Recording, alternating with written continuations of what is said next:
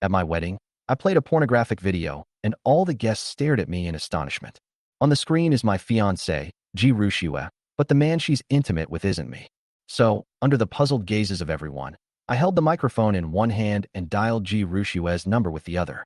She hung up the phone the first time, causing an uncontrollable commotion in the room. I heard a few young people scoffing quietly. I dialed the number again, with the volume turned up to the maximum. Finally, she answered. The microphone clearly amplified the sounds behind her, the roar of an engine, the howling of the wind, and the whole place exploded at the same time she was actually driving. Some immediately suspected I wasn't good enough for her because she was kind and beautiful, and that she might have run away from the wedding. Others rushed to clear my name, saying something might have happened in an accident, but everyone was waiting for me to explode. I calmly asked, "Where are you? Why did you leave?" An impatient voice came from her other end. "Fanny Ba, I have something urgent. The wedding banquet can be held another time." These words felt like a public slap in the face, delivered so casually. The guests were quite frustrated. They had come from all directions, only to hear my bride say, "We'll hold the wedding banquet on another day." She continued coldly, "It's a matter of life and death." I said I wouldn't hold the wedding banquet yet. She said life was important, but she never asked whether my life was considered fate. Hearing her dismissive attitude, I sneered, my voice like a stage being torn apart. "You think you can just change it like that? Look at these guests who have come from afar. Do you think they're just props?" The room fell silent instantly, no one daring to utter a sound. I continued to question them. "Look at the Fan family. This wedding banquet has been prepared for half a year, and you think you can just wipe it all out with a single word?" For the first time, I forced her into silence. I bit down hard on my last sentence, crushing the air in the room. "Rerun? With whom? The groom is still me." Upon hearing this, the entire room fell silent once more. Ji Rushua on the opposite side was also startled, wondering if this was really Fanny Ba. Her silence made me realize that she felt guilty and panicked. She suddenly yelled, "Fanny Ba? What nonsense are you spouting? What do you mean? Do you want to call off the engagement?" I tilted my head back and chuckled softly. "I'm afraid I'm not the kind of person who wants to call off the engagement." Through the loudspeakers at the wedding, I heard her merciless voice pounding on my head, saying she needed to go to the hospital for treatment, that I was making a scene, and that I should wait for her to come back before she explained. I stared into the microphone and sneered, the fire in my chest burning so fiercely it could set my wedding dress ablaze. "You're a doctor? You can really save people? Then tell me, who's lying in the hospital waiting for you to save their lives? What's wrong with him? Is he about to die? Why does he have to run away during our ceremony? Are you in such a hurry to leave me?" The entire room erupted in uproar, and whispers from the guests rained down on the stage. Even the Ji family was stunned. The aloof and cold Ji Rushua had actually abandoned her groom at their wedding and driven herself to the hospital. She gritted her teeth and gave him his name, my assistant, Yi Fan. With a deafening roar, it was as if a bomb had been dropped. Countless people gasped in shock, and the murmurs instantly drowned out the wedding music. A male assistant? The good-looking kind? The one who's always by her side? A rich heiress having a male best friend. Is that even possible? Ji's face turned as black as the bottom of a pot. Ji Shengnan stood up angrily and ordered people to rush up and try to snatch my phone. But was the Fan family going to sit idly by? The butler and his men had already secured the stage, and no one dared to step over the edge. I looked up slightly at the chaotic guests, feeling only a desolate calm within me. Because I've seen this scene before. In my past life, this was the beginning of what crushed my destiny. I raised the microphone and pressed. What happened now? Was it a cold this time? Or did you get bumped by an electric scooter? A mere assistant, and you managed to run away from your wedding, leaving your fiancé standing on stage like an idiot? She was on the verge of tears on the other end of the phone, her car engine roaring. The hospital said he was in a car accident. I have to go. He's my friend. Please don't do this. My sneer deepened. Friend? I knew this friend could destroy my family and kill me on the spot. If there were two people who ruined me in my previous life, the first was Ji Rushua, and the second was Yi Fan, this so-called gentle and harmless younger brother. But this time, I won't let them trample me into the mud again. Tonight is just the first cut. I asked, so, in your heart, he's more important than me. Okay, then you choose me or Yi Fan. Who would you choose? The guests were all stunned. The air froze, and even the lights seemed to stop. Driven to desperation on the other end of the phone, she roared, Yi Fan. I choose Yi Fan. I will never forgive your actions this time. She hung up the phone, and the sound of her stepping on the gas pedal pierced the ears of everyone present. But she would never know that the moment she said, I choose Yi Fan, the thread in my heart snapped completely. She rushed to the hospital, calling out that name as if she were heading to a heart-wrenching reunion. I stood under the lights, listening to the deathly silence of the entire venue, watching everyone staring at me. In my past life, she didn't give me a choice. In this life, I handed her the chance, and she still stabbed me in the chest without hesitation. The more anxious she was, the calmer I became. The more heartbroken she was, the clearer I saw the truth. The moment the call ended, her heart sank. Her intuition told her that someone important had left her. Ironically, she wasn't thinking of me. Yifan, wait for me, she cried out. She said coldly on the other end of the phone. I choose Yifan. At that moment, my heart felt like it had been ripped open by a knife. The pain was excruciating, but strangely, I felt a sense of relief. I was reborn to turn the tables completely. If she goes back to the engagement, my revenge won't be possible. Fine, since I've chosen him, then we'll play this game to the bitter end. The audience erupted in uproar. Her aloof and glamorous facade shattered instantly. Someone muttered, abandoning her fiancé at her engagement party to save another man. Is that even human? Another chimed in. Sure enough, her affair with her male assistant was true. More rumors exploded in the air. The Ji family has always been strict. This time, they're probably going to infuriate the old lady. Ji Xingnan's face was as black as ice. She angrily berated the servants around her. Go and bring her back immediately. If Yifan isn't dead, kill him. Tonight, the Ji family has completely lost face. If she knew I was making that call with the loudspeaker on, so everyone could hear it, she would have coughed up blood on the spot. Right now, she's already rushed into the hospital, wearing her wedding dress, tears streaming down her face. To outsiders, the scene resembled a romantic movie. An unmarried bride rushing to bid farewell to her critically ill boyfriend. Her phone kept flashing, photos were going viral, and she became an internet celebrity. But all she cared about was Yifan's safety. She didn't care about any of that. I watched all this from the stage, a cold laugh in my heart. This melodramatic story from my past life turned me into the most villainous character on the entire internet. She successfully eloped and desperately protected Yifan, while I foolishly chose to forgive her. As a result, public opinion rallied around Yifan, making him the male lead, and trampled me into the mud. She knew the truth, yet she never once defended me. She only had eyes for Yifan, never for me. This time, I'm not playing the victim anymore. I picked up the microphone directly. Since Miss Ji has made her choice, then I'll grant her that. Ji Xingnan's expression changed drastically, and she hurriedly climbed onto the stage. Yibo, let's deal with this behind closed doors. I looked at her, the grandma I had called for 20 years, and felt a chill in my heart. The Fan family had long since dwindled in numbers, and my parents had died early, so the Ji family took me in. But all of this was for a purpose to gradually devour the Fan family's wealth. In 6 years, the Ji family went from being on the verge of elimination to reaching the pinnacle thanks to the Fan family's support. As for me, in the end, I was just an empty shell. If I could do it again, I'd cut this blood vessel. I said coldly, your surname is Ji, my surname is Fan, we're not family. She was stunned, unable to believe I would turn on her in public. She used her authority as an elder to intimidate me. I'm your grandmother. You better obey me. I smiled faintly. Your granddaughter's man is Yifan, not me. I am the head of the Fan family, and I am speaking to you now. Instantly, her face turned ashen. This is not just a personal disgrace. It's a trampling of family dignity. The alliance has been broken on the spot. I continued, announcing to all the guests. I apologize for making you witness such a farce. I am willing to grant your request. Effective today, I, Fanny Ba, am annulling my engagement with Ji Rushue. The entire room was so quiet you could hear a pin drop. Many people held their breath. I added, from now on, the marriages of the two families will be conducted according to their own wishes. My gaze swept over the Ji family's seat, and my tone was sharp as a knife. Tell her for me, I once thought love could overcome everything, but reality has woken me up. I hereby declare, the engagement is canceled. From this day forward, marriage is a matter of personal choice. I disagree, someone suddenly shouted from below the stage. Turning around, I saw Qin Hai, my former father-in-law, now just a stranger. He strode onto the stage, blocking my way menacingly. You have no right to annul the engagement. I sneered. Your daughter chose Yifan. She's gone for her love. What am I supposed to do, arrest her and lock her up?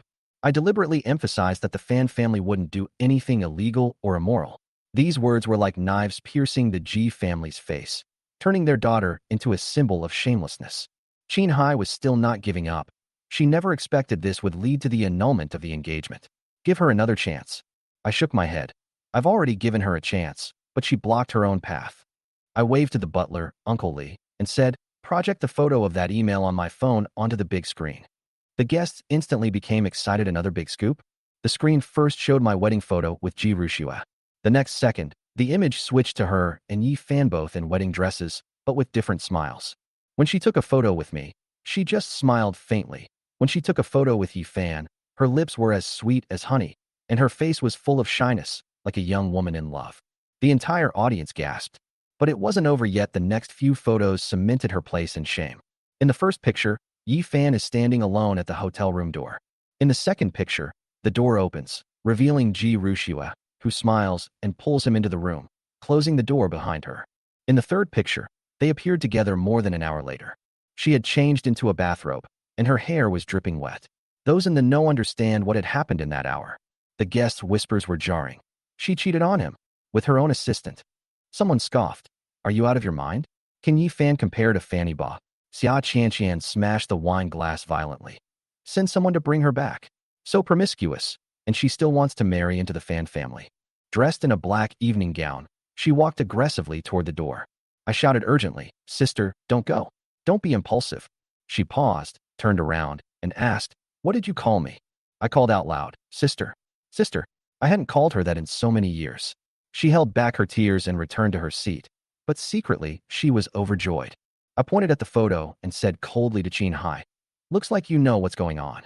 Your objection is invalid. I added, Your new son-in-law is still in the hospital. Aren't you going to go see him? She turned to Ji Shengnan and sneered. The third generation is planning to find a son-in-law to live with them? You should have said so earlier, so I could have withdrawn sooner. The guests in the audience were all astonished. After more than 20 years of relationship, he was so calm. They didn't know that I had long since put away all my foolish sentimentality. Qin Hai tried to persuade me. Marrying her is like marrying half of the Ji family's business. She's just been confused this time. Please forgive her. I stared at him, my head about to explode with laughter. What kind of thought process is this? Ji Rushua and I have done nothing but hugs and kisses. I can only wear a green hat once, never twice. Money? My Fan family has plenty. We don't care about your Ji family. I raised the microphone, my voice steady. Now, I'm announcing the second thing. The Fan family and the Ji family are terminating all strategic cooperation. After the existing projects are completed, no new contracts will be signed. The entire room erupted in shock. The Ji family members turned ashen-faced, while Xia Qianqian's lips curled into a cold smile. This ruthless decision was more lethal than canceling the engagement. I've waited many years for this show. From today onwards, the Fan family and the Ji family, it's over for good. What? No way. Qin Hai's face turned pale, and Ji Shengnan was so frightened that she almost fell to the ground. My announcement of the termination of the cooperation is a fatal blow to the Ji family. The drop in stock price is nothing compared to the fact that without the Fan family's orders, their factory will have to shut down tomorrow. Ji Shengnan was so angry that she fainted on the spot. I glanced at her coldly and said, Take the old lady to the hospital. The entire Ji family left my manor looking disheveled. I put the microphone away and said calmly, Distinguished guests, this farce is over. The wedding banquet is over, but the dinner will continue. Please stay if you would like to. I instructed the housekeeper. Return all the gifts unopened and issue an apology. Everyone stared at me like I was a treasure. I didn't run away. I didn't make a scene. I was magnanimous and decisive. My fiancé cheated on me, but I didn't cower like a coward, nor did I go berserk like a thug. Instead, I handled the situation calmly and decisively. The Fan family may have suffered some embarrassment, but I won people's hearts. The socialites in the audience had their eyes shining. Ji Rushua had dominated me for years, but now that she's gone, anyone can fairly compete for the position of the matriarch of the Fan family. I walked over to Xia Qianqian. Sister, you've worked so hard all these years, watching over the company. I'll go back tomorrow and clean up those parasites. Her eyes welled up with tears. Have you really come to your senses? I nodded. Yes, it's not too late. There's still time to make amends. The tragic scene from my previous life flashed through my mind. All the shares were given to Ji Rushua. The family business was swallowed up, and I eventually died of illness in the old house. Xia Qianqian smiled and agreed. A verbal engagement is nothing. It's fine as long as we haven't registered our marriage. I said softly, Sister, let's go to the company to discuss this in detail. Tonight, let's focus on entertaining our guests and not be impolite. The music changed. All the engagement decorations were removed from the stage, and the guests seemed to have forgotten the drama that had just taken place, their clinking glasses and lively atmosphere returning. I walked through the crowd with a wine glass in hand, toasting and apologizing to each person. Jean Mingyi, the patriarch of the Jean family, laughed heartily. Iba, a real man has nothing to worry about when he has no wife. You deserve better. He was the only one in the room who dared to bring up what had just happened, which was actually another insult to me. I smiled slightly and said, Uncle Jean is right, but having too many wives isn't necessarily a good thing. It can cause unrest at home, and you might get into trouble from within. After saying that, I turned away without looking at him again. I knew I was subtly mocking him 5 wives and concubines, dozens of children, each one scheming to seize the family fortune. His beard trembled with rage. The 5 prominent families of Hangzhou are Fan, Jin, Ji, Song, and Wang. I approached Song Guoyang, the patriarch of the Song family, who warmly greeted me with his granddaughter, Song Yunxian. Facing him, I respectfully offered him a toast. Grandpa Song, I am unworthy of your personal attention. He smiled and comforted me. Your parents are my good friends, so I had to come for your sake. I promised to visit him another day to apologize, and then addressed him as Grandpa Song, which earned his satisfied nod. I clinked glasses with Song Yunxian, gave her a polite greeting, and turned to leave. After I walked away, Song Guoyang asked his granddaughter, What do you think of that boy? She replied calmly, He's extremely shrewd and frighteningly calm. Ji Rushue picked up a sesame seed, but lost a watermelon. Song Guoyang smiled meaningfully. I was a step too slow back then, and the Ji family beat me to it. Otherwise, you would be the matriarch of the Fan family. His gaze sharpened. It's not too late now, Yunxian. If I let you win him over, would you be willing? Night fell over Hangzhou, the city bathed in a deep, velvety blue, as lights began to twinkle. Xia Qianqian and I stood at the manor gate, seeing off the last guest, and personally returning the gift. The crowds had dispersed, and the courtyard was so quiet you could hear the wind. But I knew in my heart that this quiet was just the calm before the storm. We returned to the living room, sitting silently with our hangover tea in hand. Finally, Xia Qianqian spoke. Iba, are you really just going to let this go? Her eyes were filled with rage. I can't stand how she treated you. Tears streamed down her face, and her anger filled the room. I slumped into the chair, no longer pretending to be indifferent. Despair, helplessness, and disbelief all rushed over me. Since my rebirth, I hadn't wanted to believe that Ji Rushue would treat me like this. Running away from the wedding is just the tip of the iceberg. In my previous life, she took my life to avenge Yi Fan. Memories suddenly flooded back. On their wedding night, Yi Fan pretended to be sick again, and she rushed to stay with him until dawn, leaving me alone in the bridal chamber. She was rarely home, and whenever she took over the 2 businesses, she always brought Yi Fan with her. They were inseparable. Xia Qianqian advised me to get a divorce, but I was foolish enough to say, if I didn't see it, it doesn't count as cheating. It wasn't until I saw them kissing on my wedding bed that I realized I was a joke. I rushed at Yi Fan and punched her, but she smashed a vase over my head, crippling me. Lost consciousness from blood loss, and woke up in a vegetative state. She stayed by Yi Fan's side, not even glancing at me. After that, she disappeared. Only Xia Qianqian came to see me every day, massaged me, and talked about things outside. Ji Rushue, however, brought people and forcibly took her away. Her fate is unknown. The Fan family was completely controlled by the Ji family. I was sent to a nursing home, my body was covered in sores, and I died alone and unknown 2 years later. Recalling this makes my teeth itch with hatred. I wish I could skin them alive. But this time, I can't act rashly. I owe Xia Qianqian too much. I asked her coldly, what do you think is most important for a woman? Before she could answer, I said, reputation. The reputation of a daughter of a wealthy family is more important than her life. Today, I am releasing her photos. It's like killing 1,000 enemies while losing 800 of my own, but she can forget about marrying into a wealthy family for the rest of her life. The Ji family will not allow her to be with Yi Fan. They will deal with that scoundrel themselves. And we will take action to ensure the Ji family's utter destruction. I gripped the teacup, exuding a murderous aura. Xia Qianqian watched me quietly. This was the first time she had ever seen me like this. She said in a deep voice, the Fan family is your backing. Together, we'll make them pay tenfold. She walked over and touched my forehead like she did when I was a child. I hugged her, the woman I owed so much to. That familiar scent filled my nostrils, and I broke down, sobbing uncontrollably. After years of not embracing, all the memories came flooding back. I used to follow behind her as a child, but as I grew up, Ji Rushue pushed me away. She thought I was crying because I couldn't bear to part with Ji Rushue, So she hugged me tightly and gently comforted me. After crying, half of the resentment in my heart dissipated and my eyes regained their sharpness. I let go of her. Sister, you should get some rest. There are still many things to deal with tomorrow. She pressed me. Where are you going? I replied coldly. The bridal chamber. I need to retrieve my parents' belongings. I can't leave them to her. She nodded and arranged for someone to see me off. Watching me walk out the door, she chuckled coldly in a low voice. The G family. Let's settle our accounts. Xia Qianqian is no mere ornament. At 22, she single-handedly built the Fan family empire. In my past life, if I hadn't indulged her, the G family would never have been able to swallow the Fan family, much less harm her. This time, we will make them pay the price with their entire clans. When I pushed open the door to the bridal chamber in Tianhai Pavilion, I didn't smell the scent of home, but rather a pungent sense of unfamiliarity. This place, which should have been Ji Rushue's and my haven for life, has long since become someone else's ambiguous haven. I originally wanted to go back to the Fan family's old house after the wedding, but she rejected it with a simple, I don't like it. They complained that the gardens in Jiangnan were too old-fashioned, and that the air was too spacious and lacked human warmth. The Ji family just happened to develop this villa area, and she insisted that I buy the penthouse villa number 1, priced at 150 million. Because of my initiative, the previously slow-selling properties suddenly became popular, and my wealthy friends rushed to buy houses here, wanting to be closer to me. The renovation cost 50 million, all according to her preferences.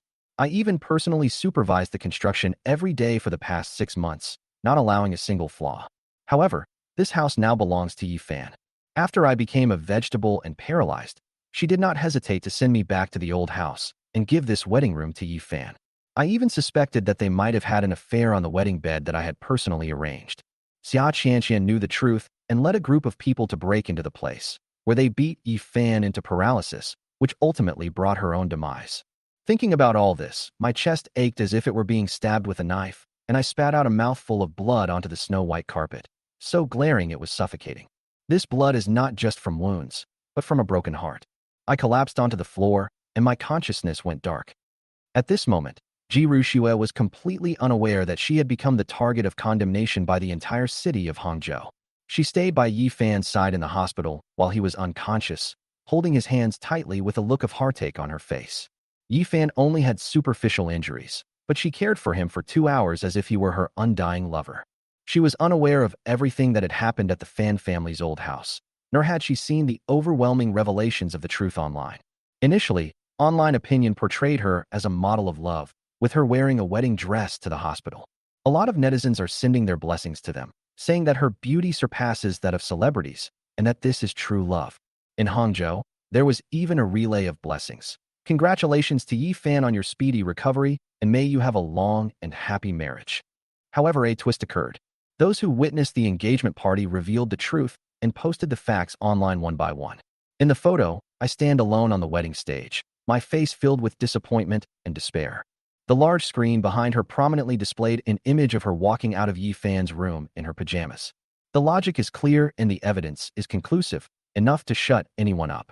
All blessings instantly turned into curses.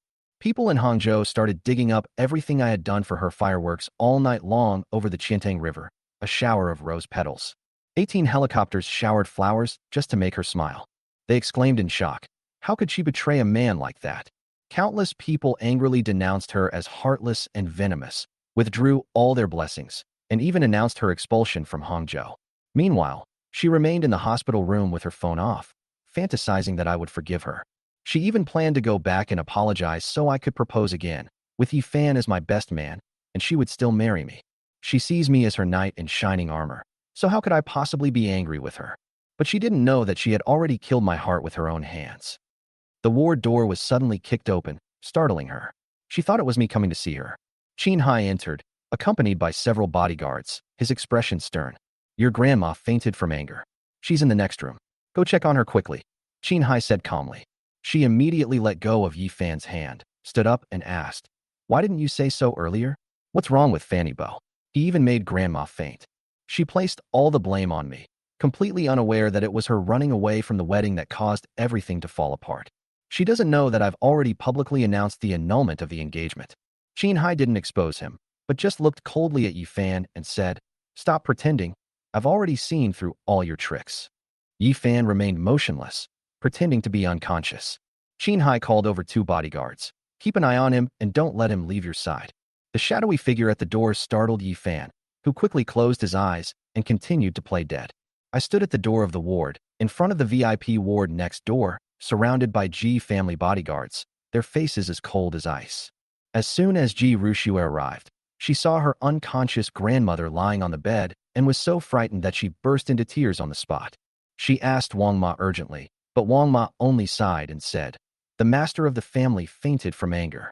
The next second, Grandma woke up, and Wang Ma quickly helped her sit up. Ji Rushue rushed over and immediately complained to me. "Grandma, where's Fanny Ba? He didn't even come when you fainted." She didn't mention running away from the wedding at all, instead shifting the blame to me. Grandma shoved her away and said coldly, "Stay away from me. I don't have a granddaughter like you." When the affair was exposed, she didn't care at all. "It's just an engagement party. We can just hold a new one and have Fan Iba apologize." She turned on her phone to call me, but her grandmother stopped her. Grandma had the door closed, leaving only the 2 of them in the room. She slammed her hand on the bed in anger. "Do you even know what you're doing? You've completely disgraced the Ji family," she cried, saying she didn't understand why her grandmother was so angry. Grandma sneered. "Who is that man from the hospital next door? What gives him the right to be in a VIP room?" She was stunned. She had never mentioned Yi Fan to her family. She retorted, "Did Fanny Ba tell you? I have nothing to do with Yi Fan. He's just my assistant." Grandma almost burst out laughing. "Assistant? What kind of assistant would let you leave your engagement party halfway through to be with me at bedtime?" As I listened to these words from outside, a chill settled over me. She hesitated and tried to get me to explain for her, so she called me. The phone rang 3 times, but I didn't answer. This would never have been possible before. Grandma sighed and told her about everything that happened after the wedding banquet, including my announcement that I was breaking off the engagement. Upon hearing that the engagement was called off, she immediately broke down. "It's impossible. He loves me so much. I'm going to find him." Grandma stopped her, saying, "What good will it do you go? You can't even tell right from wrong." When her grandmother pressed her for details about her relationship with Yi Fan, her eyes flickered, and she replied, "We're just friends and colleagues." She argued that choosing Yi Fan was just a way of saying she was coming to the hospital, not that she was abandoning me. Grandma didn't believe it and directly showed her a photo. She was wearing pajamas as she saw Yi Fan off. She exclaimed in shock, "Who took this picture?" Grandma said coldly, "No matter what happened between you, Yi Fan is going to die. If the Fan family doesn't make a move, the Ji family will." She panicked and stood in front of Yi Fan, saying, "If you want to kill him, kill me first." Grandma was heartbroken this granddaughter had completely sided with Yi Fan.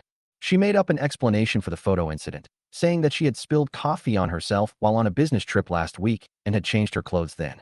The explanation of a lone man and woman sharing a room late at night is too weak. She even suggested having a doctor check her innocence on the spot, and she swore it was true. Grandma was skeptical. If it wasn't a physical relationship, then it might be platonic love. She finally confessed about the elevator accident that led to her first encounter with Yi Fan. She was afraid of the dark at the time, and Yi Fan comforted her, which made her feel safe, so she directly kept him as her assistant. Yi Fan was like a brat, always causing trouble, but she tolerated him every time. He would snatch the lunchbox I gave her, ask for things from her, and even make her drop out of a date with just a phone call. She would even casually give him the gifts I gave her. Because of him, she and I argued countless times, but because I love her, I always tolerated it. She grew bolder and bolder until the moment of their engagement banquet. She ran away from the wedding, and I broke off the engagement. What I heard from outside Grandma G's room was a series of increasingly shrill shouts. "Brother? No blood relation, yet so close? Do you think everyone is a fool? Except for me, who was once a fool blinded by love. But now, I'm not a fool anymore." Repeated indulgence only emboldened her to become even more reckless. This is why I publicly announced my annulment at the wedding. I was no longer the knight who would unconditionally protect you. Inside the house, Grandma beat her chest and stamped her feet, her voice hoarse with tears. "What sins did the Ji family ancestors commit to give birth to a granddaughter like you?" And she could still blame me with a straight face. "Yi Fan is your brother-in-law. You got into a fight with your brother-in-law and made such a big fuss."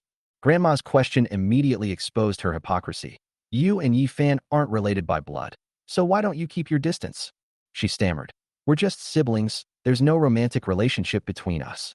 I sneered inwardly. Even on the verge of death, they're still trying to justify themselves. Just then, there was a rapid knocking on the door, and Qin Hai rushed in, holding a tablet in his hands. "Mom, This has gone viral online, and public opinion is against us. What should we do? Grandma glanced at him and scolded him coldly. What's the panic? You're so spineless. Seeing how flustered this son-in-law of the G family was, and then looking at the contempt in Ji Rushua's eyes, I had only one word in my mind: rotten. Grandma took the tablet from her and opened it for a couple of seconds. Ji Rushua trembled all over, and Grandma fainted on the spot again.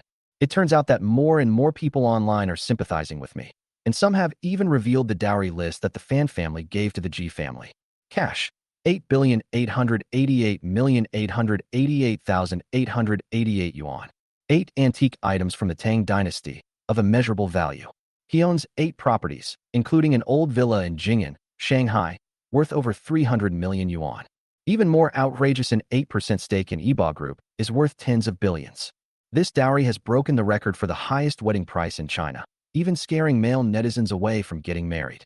Female netizens, however, are shouting, Ji family, return the betrothal gifts quickly, or we'll sue Fanny Ba for you. Ji Rushua was thoroughly exposed online. They were seen feeding each other at restaurants, holding hands in hotels, and buying gifts for each other in shopping malls. Her relationship with Yi Fan was so intimate that it seemed like she was being kept. Who would believe in this so-called sibling relationship? Even biological siblings aren't this affectionate. Netizens not only condemned her, but also boycotted all of Ji's products, and even called for selling Ji's stock as soon as the market opened. This was a complete and utterly fatal blow. Grandma slammed her hand on the table and yelled, when you made that choice, didn't you think about the consequences today?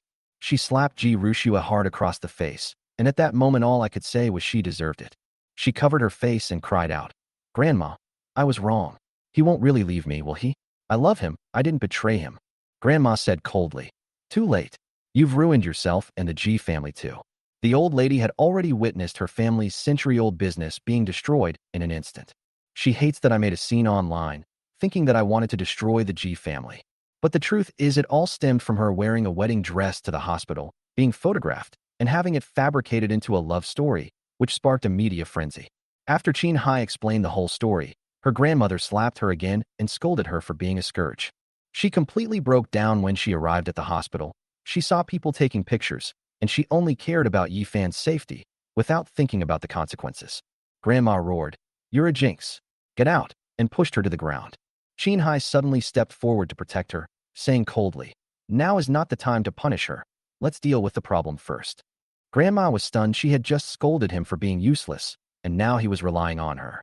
When Qin Hai revealed his plan, I never expected that this good-for-nothing son-in-law, who was looked down upon in the Ji family, would actually come up with 2 plans. The first step is to shift public opinion. The Ji family owns an entertainment company, so they can create even more sensational headlines, such as male celebrities being arrested for soliciting prostitution and drug use, or female celebrities having extramarital affairs and having children who are not their own. These stories are even more explosive than Ji Rushua's, and netizens will naturally shift their attention away from them. The second step is to legitimize Yi Fan. This involves having Ji Shengnan recognize him as her god-grandson, making their relationship a public brother-sister dynamic. This way, their hugs and kisses will appear as if they're family. As long as they don't kiss or sleep together, even a forced relationship can pass muster.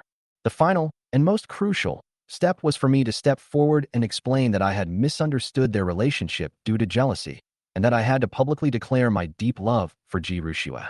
All the responsibility fell on my shoulders. Qin Hai himself admitted that this step was the biggest variable. However, his grandmother immediately made the decision to appoint him as the vice president of the Ji Group, giving him full authority to manage this mess. After he left, Grandma turned to Ji Rushua and asked coldly, you and Yi Fan, you really didn't have a relationship? She was so anxious that she swore an oath before her mother's memorial tablet. Grandma's expression softened somewhat, but she still insisted that she get a checkup. The report on Chu's hymen was shown to me. Half an hour later, she arrived at the Fan family's old house, her face flushed red, clutching the report. She made countless phone calls to me along the way. I didn't answer, because my heart had been completely emptied out of her. I woke up after vomiting blood and falling into a coma. That mouthful of blood from my heart vomited away all my love for her. I looked around this wedding room, our once future, and now all that's left is pain. I pulled a bottle of red wine from the wine cabinet, tilted my head back and took a swig, then smashed the bottle directly at the wedding photo. The glass shattered, and her smiling face was sliced to pieces. I opened another bottle of wine, went into the bedroom, and took out her wedding dress, a treasure I had personally flown to Europe to have custom made by a court master.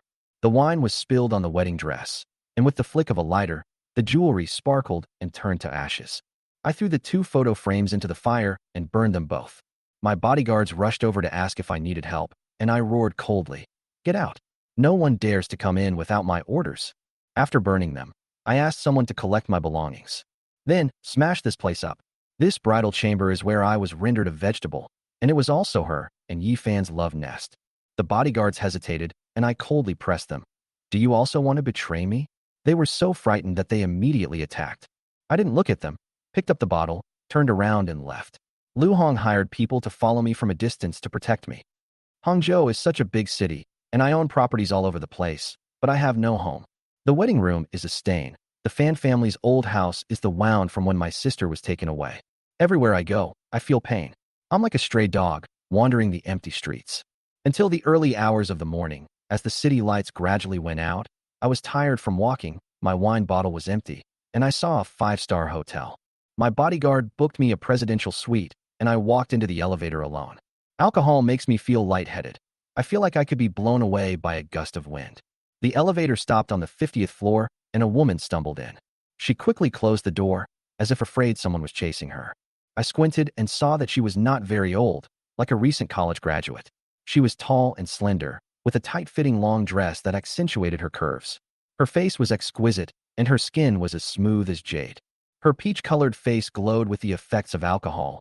Her long hair was slightly disheveled, and her fragrance mingled with the scent of wine, making one unable to resist taking a second look. Her beauty was no less than that of Ji Rushua, each with their own unique charm. I looked away, thinking I should get to my room and rest soon. But she swayed and lost her grip on the handrail, falling towards me. I instinctively reached out to steady it, and upon touching it, it felt as if I were embracing warm, smooth white jade.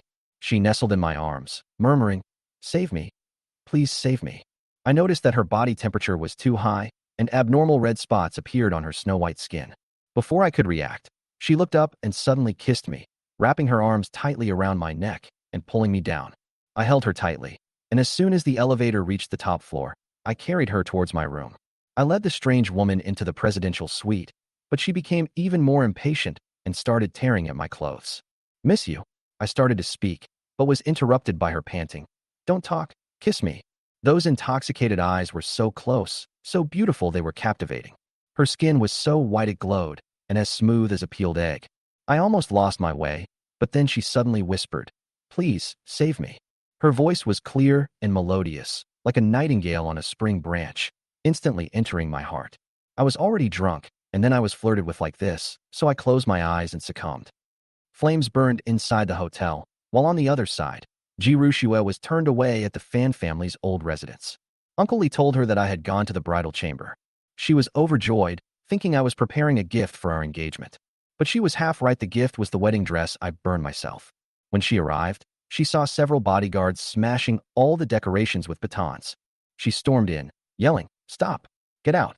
The bodyguards looked at each other, unsure whether to listen to me or her. She forced them away, demanding to know who ordered the smashing and who burned the wedding dress and photo frame. The bodyguard honestly replied, "Yes, young master." She could no longer deceive herself. I really had to break up with her. She knelt on the ground, crying and shouting, "Why won't you even give me a chance to explain?" Then he saw the blood on the carpet and panicked instantly. "He's vomiting blood." In the presidential suite, I was completely exhausted after an hour of passionate lovemaking with that woman. She had clearly been drugged, and the effects weren't worn off. She instinctively clung to me. I gritted my teeth and persevered until she collapsed and breathed comfortably. I stared at the ceiling, so weak my legs were trembling, but I cursed coldly. "If I find out who drugged me, I'll kill him." After saying that, I went to sleep. In the early morning, the woman wakes up first. She is like a blooming white lotus, exuding purity and charm. But his eyes were quickly filled with humiliation and anger, and tears rolled down his cheeks. Her name is Lu Mingyao, a graduate of the Shanghai Academy of Traditional Opera, who has just signed a contract to enter the film and television industry. Last night, at the invitation of her senior classmate Lu Jie, she came to Hangzhou to perform, and he arranged for her to accompany the investors. She refused, but was forced to drink a glass of wine, and her body quickly went out of control. Originally destined to be used by her sugar daddy, She endured until he went into the bathroom before escaping from the room. Unexpectedly, it barged into my elevator and ended up in my hands. She recalled that last night, she had taken the initiative to hug my waist and tear my clothes. Looking at me, she blushed and whispered, "It's a good thing it's you." "Oh well, you're lucky." She put on my suit jacket, hesitated for a moment, placed the necklace on the bedside table, and left a note. "A fleeting affair, do not think about it." Then she gracefully turned back to look at me, remembered my appearance, and left. I didn't wake up until the sun was high in the sky, and she was no longer in the bed. Seeing the necklace and note on the bedside table, I held it in my hand, smelled it, and chuckled. "You think you can run away after sleeping with me? No way." Seeing the scratches on my body and the bloodstains on the sheets, my gaze was meaningful. He picked up the phone and called Lu Hong. "Someone broke into my room last night and found out all her information within an hour." He then said, "Find me a set of clothes and send them over."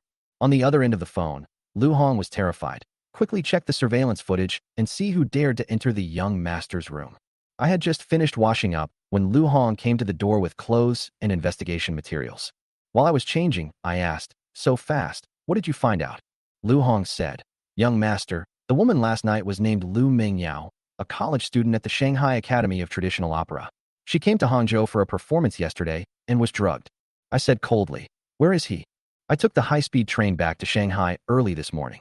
"Who invited her?" "Senior Lu Jie graduated from the Academy of Traditional Chinese Opera." I asked, "Did he drug you?" "Most likely. Even if he isn't, he's still an accomplice, acting as a go-between." I scoffed. "To put it bluntly, she's a pimp." "Who was she originally going to be given to?" Lu Hong hesitated. "You know this person, and you have a very close relationship with him."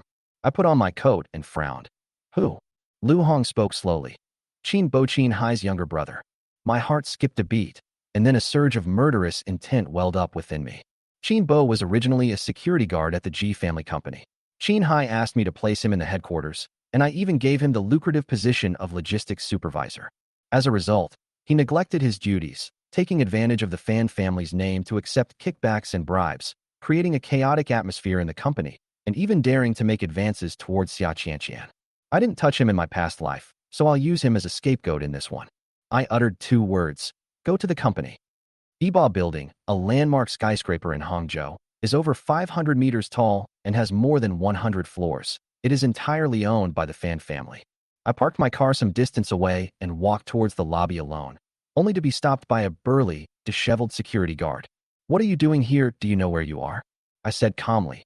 "Yiba Building, company headquarters, I want to go in." "You just say you're going? Do you have a reservation?" I laughed. "The whole building belongs to me. Why would I need an appointment to go anywhere?" The security guard sneered. "You think you're Fanny Ba? If you were, I'd be his deadbeat dad. Insulting my father, this person must die." Just as he was about to call the bodyguards in, a neatly dressed security guard wearing white gloves ran over quickly, stood at attention, and saluted. "Young master, I'm sorry I didn't greet you in advance." The burly security guard scoffed. How could the eldest son of the Fan family go out without 7 or 8 bodyguards? "You're kidding me." I ignored him and only asked the newcomer, "What's your name? How do you know me?" "Ma Foreign, I saw you once when you came to the company building a few years ago." The burly security guard hesitated for a moment. Is he really Fanny Ba?" He stared at me and finally understood the sharp, innate aura I possessed, which could not have been achieved without years of family training. But he was still not afraid, and even lewdly put his arm around my neck and pulled my head down to his mouth. "He brother-in-law. I'm Zhao Kai, Ji Rushua's cousin. We're family." Zhao Kai, with his large pregnant belly, gave a comical salute. This person didn't graduate from junior high school and spent many years freeloading off others. It's unclear when he climbed to the position of deputy captain of the security team. And this is all thanks to my indulgence back then. Looking back now, I really should have gotten rid of those parasites a long time ago. As soon as Zhao Kai put his arm around my neck, I felt nauseous and wanted to vomit. A strong, pungent smell of sweat hit my nostrils, like I hadn't showered in half a month, mixed with the stench of cigarettes and bad breath, almost making me vomit. I couldn't stand it for a second longer, so I pushed him away and stepped aside to take a deep breath of fresh air. Zhao Kai wasn't annoyed by the push. He just smiled and glanced at Ma Foreign, as if showing off, "See, my brother-in-law and I have a great relationship." He had no idea about yesterday's engagement party. He had been playing cards with the security guard all night the night before and was only woken up this morning. With a shameless grin, he actually said, "Hey, brother-in-law, I lost a lot of money playing cards last night. Could you lend me some? I suspect I've misheard. He actually dared to ask for money directly. He even said confidently, "You're rich, so showing off a little bit of money is enough. Next time I see Sister Rushue, I'll put in a good word for you." I sneered. "Your sister? Ji Rushue? You two are really close." Zhao Kai hurriedly explained, "She is my aunt's daughter. I watched her grow up since she was little. I am her older brother." I knew in my heart that Ji Rushue would never mention this Qin family relative. I only gave Qin high face and arranged for them to have cushy jobs in the company.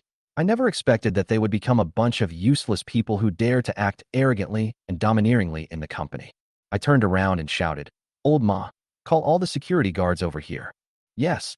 Ma Foreign immediately went to carry it out. Zhao Kai panicked. He remembered Qin Hai telling them, "Fanny Ba can't live without my daughter. Feel free to make yourself at his company. Don't be shy." In just a few months, all of Qin's extended family members joined the company, controlling the canteen, security, and vehicle fleet. They took bribes and embezzled funds, and no one dared to interfere. Xia Qianqian, that's what happens when you dare to interfere. 2 minutes later, a dozen security guards, led by Ma Foreign, jogged into the hall and lined up neatly. I glanced around. Is everyone here?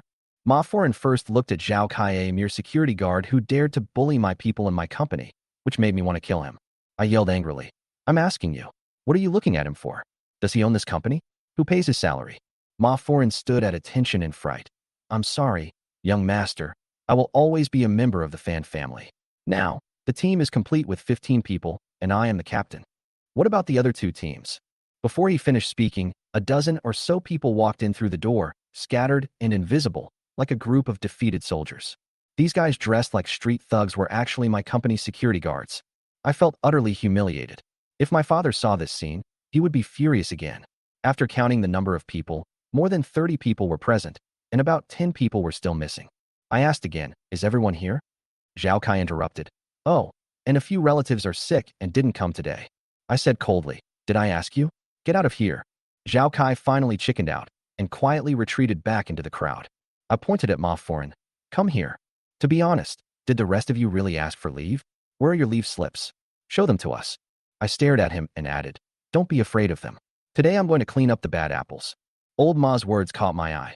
"Young master, the first team is composed of retired soldiers, while the other two teams are all relatives and friends of the Qin family. Most of the other 30 are good-for-nothings like Zhao Kai, who spend their days playing cards and never do any work." My eyes were practically spitting fire. "You want me to pay them to play around?" "There are also some people," Old Ma gritted his teeth and looked at Zhao Kai, "who have never even been to the company. They're just a bunch of old men who occupy positions and draw salaries without working. They're actually drawing a salary without working." Old Ma went all out. "Young master, they treat the company like their own home, acting all high and mighty, driving away many old colleagues and replacing them all with their own people. Those who can stay either owe the Fan family a favor, or they were persuaded to stay by President Xia. I used to be the head of security, but they ousted me and Zhao Kai's father took over. He's hardly ever come to the company." My face grew even darker. This is the Fan Group headquarters, and the security is so bad. How can the employees and confidential materials be protected? Old Ma hesitated. "I have something else to say, but I'm not sure if I should." I immediately said, "Speak. You can curse me if you want." He choked up. "These people not only slack off, but also harass female employees and even extort benefits from customers." I felt a chill run down my spine. They even brought prostitutes from outside into the company lounge to commit atrocities, charged customers exorbitant parking fees, and wouldn't let them in if they didn't pay.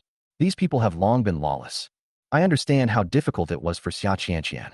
Despite having such a bunch of parasites, she still managed to make the Fan family the envy of Hangzhou. She just had to hold on. I patted Lao Ma on the shoulder. "You've worked hard. It was my indulgence that almost ruined the foundation of several generations." Old Ma's eyes welled up with tears. He was an old friend of Fan Hongwen's father and had served the Fan family for over 20 years. "Young master, it's not too late for you to understand." My heart ached how many loyal ministers like Lao Ma were waiting for me to wake up in my past life, but I handed the Fan family over to Ji Rushue and died in a nursing home. I will never repeat the same mistake in my life. Just then, a familiar voice rang in his ears. "Iba, you're here at the company, but you're not going upstairs." Turning around, I saw Xia Qianqian walking slowly with her assistant. She wore a professional suit with a black blazer over it. The tailoring was perfect, and her lines were both capable and graceful. Her eyes shone with care and affection, like the brightest stars. When I saw her, my nose tingled and my eyes reddened. What? You've been wronged? Are these security guards disrespecting you? She knew how shameless these people were. If I hadn't stopped her from touching them, she would have taken care of them long ago. I shook my head. No. In her eyes, I will always be like a child who never grows up. I took a deep breath and looked at her. Sister, I was wrong. I couldn't tell right from wrong and caused you so much trouble. She glanced at old Ma, who returned a firm look, and she immediately understood. Iba, you are my closest person. Whatever choice you make, I will support you. Sister. Her words brought tears to my eyes in my past life. She truly supported me unconditionally. She even handed over the reins of the company to me without ever resisting. When I was in a vegetative state, she was the one who took care of me until the very end. I secretly vowed in my heart, I let you down in my past life, but in this life, I will definitely protect you. Bang! I slammed my hand on the table, the sound echoing in the chairman's office. These parasites. Call the legal department to report them to the police and arrest them all. Make them cough up all the money they've swallowed. The material Xia Qianqian handed me made me furious. It turns out that she had someone secretly recording their illegal activities, just waiting for me to realize it. In my past life, I didn't even get a glimpse of it, but in this life, it's finally right in front of me. These people in the Qin family are doing a good job of collecting salaries without any real effort.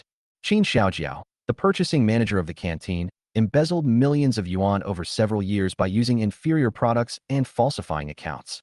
Third Uncle Qin Bo was even more corrupt to the core. The logistics manager. He made all the decisions on procurement, and everything from office desks to toilet paper required gifts, with kickbacks flowing like water. Over the course of 4 years, he bought 7 or 8 apartments, a villa, and 4 or 5 cars in Hangzhou, with the lowest price being 600,000 yuan. He was also keeping several women on the side, including female college students. Seeing this, I felt like slapping myself. Qin Bo even harassed female employees, openly and secretly harassing Xia Qianqian, and even said that if she was willing, he would immediately divorce his wife and marry her, making the two families even closer. Xia Qianqian was so angry that she came to me and said that at that time I only had eyes for Ji Ruxue and didn't care at all. Qin Bo then became even more ruthless. If it weren't for the loyal elders of the Fan family by her side, she probably would have succeeded long ago. Xia Qianqian smiled and stroked my hair. All right, sister is fine. It's good that you've come to your senses now. Are these people really being taken to the police station? She asked. Of course, spit out the money and go to jail. I'd rather spend my whole life in prison, I said through gritted teeth. Especially Qin Bo, I want him to regret being born into this world. She nodded. Okay, I'll arrange for someone to handle it. As soon as Xia Qianqian left, Wang Jin, the general manager of the legal department, knocked on the door and came in. Chairman, this is Wang Jin. You wanted to see me. Her voice was cold and her eyes were distant. I don't even remember when I offended her. Manager Wang, I would like you to help me draft an equity transfer agreement. She was stunned. Didn't Xia Qianqian say I was already awake? Why is she still transferring shares? They thought I was trying to appease Ji Ruxue by increasing my shareholding to avoid upsetting her. What? 8% isn't enough. You want more. She was referring to the 80% of shares that were originally part of the betrothal gifts. She drafted that agreement, and while writing it, she called me a spendthrift. She and Xia Qianqian are best friends, and she knows how much Xia Qianqian suffers in order to keep the Fan family in check, while I give away the shares I worked so hard to earn to the Ji family for nothing. What 8%? I broke off the engagement with her. Why would I give her shares? I'm not the one she'll be marrying. I sneered. Wang Jin visibly breathed a sigh of relief after hearing this. She turned around, her face full of determination, her steps light and unhurried. Since I took over as chairman, this office has practically been left to gather dust. Today, I deliberately stood on the top floor of the Yiba building, looking down at the entire city of Hangzhou, as if it were a toy at my feet. This feeling of looking down on everyone made me understand the insane allure of power and wealth. This place was once my father's battlefield. He experienced both sorrow and joy here. But after my parents passed away, I spent all my time trying to please Ji Ruxue, using busyness to fill the emptiness in my heart. Today, the chairman's office suddenly became lively. The receptionist's phone rang, saying that Qin Hai was here to see me. Qin Hai is quite shrewd. Last night, he shifted public attention to a major scandal in the entertainment industry. 3 top celebrities instantly collapsed. A husband and wife team went their separate ways, and a top South Korean celebrity was arrested for drug use and prostitution. This wave of public opinion effectively overshadowed the affair between Ji Ruxue and Yi Fan. Even so, The G family's stock still fell in the morning session, but they were afraid the matter would escalate further, so they wanted me to issue a statement saying that I had misunderstood Schwer and that we had reconciled. Originally, Schwer was supposed to come and apologize in person, but she disappeared after leaving last night, so the G family had to send Qin Hai instead. But as soon as Qin Hai got downstairs, he saw his younger brother, sister, nephews, nieces, and even his childhood friend being taken away in police cars by dozens of people being driven away in trucks. He panicked and ran over to stop them, asking what was going on. Qin Bo cried and begged for help. Zhao Kai yelled that I was turning my back on you, and someone even threatened me not to marry Schwer. Their stories were remarkably consistent. They claimed it was instigated by my wife's adopted daughter, Xia Qianqian, and that they were just taking some things from their own company, so there was no need to call the police. I laughed. This group of people, while stealing tens of millions from the company, also dared to turn around and accuse others. Qin Hai realized these people were within my line of fire, but he couldn't stop them at all, and the police didn't bother with him. Seeing the people being taken away, he could only angrily rush into the building to find me, but was stopped by Ma Foran first. In the end, I nodded and let him go upstairs alone. Upon meeting me, Qin Hai, adopting the airs of a father-in-law, lectured me. Yibo, these are all your elders and relatives. If they do something wrong, just tell me. There's no need to bother the police. We're all family, and the child will still have blood ties with us. Xia Qianqian is an outsider. How can you side with her? He even demanded that I call the police to release the man, and then host a banquet to apologize. I held back a laugh, wanting to see how he would try to turn black into white. But I ignored him completely, and only then did he realize something was wrong. Such a small matter doesn't warrant resorting to violence, does it? I stared at him. A trivial matter? Your relatives embezzled hundreds of millions, engaged in group sex at the company, and even harassed my female employees in public, and you call that a trivial matter? I slammed my hand on the table, stood up, and glared at him. My real anger stemmed from Qin Bo's interest in Xia Qianqian. She was my life, my Achilles heel. Qin Hai was startled by me. He'd never seen me give him the cold shoulder before. He feigned ignorance, saying, I didn't know any of this. If you'd told me earlier, I would have warned them, and nothing would have happened. I sneered. That was tantamount to admitting he was behind it all. Qin Bo embezzled a large portion of the money, giving it to him as a bribe. He was the biggest beneficiary.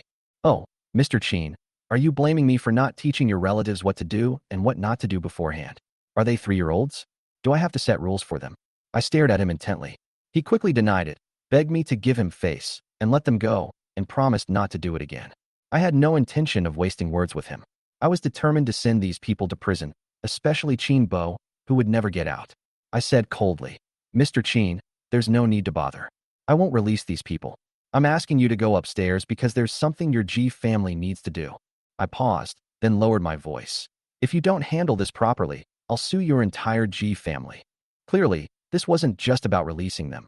I was preparing for an even bigger blow. Qin Hai sensed the murderous intent, his face turning pale and then flushed. He had already cursed Schwer in his heart, blaming her for keeping a gigolo and causing such a huge trouble. But now, he couldn't even protect his own Qin family relatives, let alone put on airs in front of me. This time, power and rules weren't for currying favor with Ji Rushue, but for settling scores. As soon as Qin Hai entered the door, he put on the face of a father-in-law and said he was willing to help me pass on a message to the Ji family. I went straight to the point. When are they going to return the 8.8 billion dowry, along with the 8 pieces of jewelry and calligraphy I gave to the Ji family? Qin Hai didn't expect me to bring up money.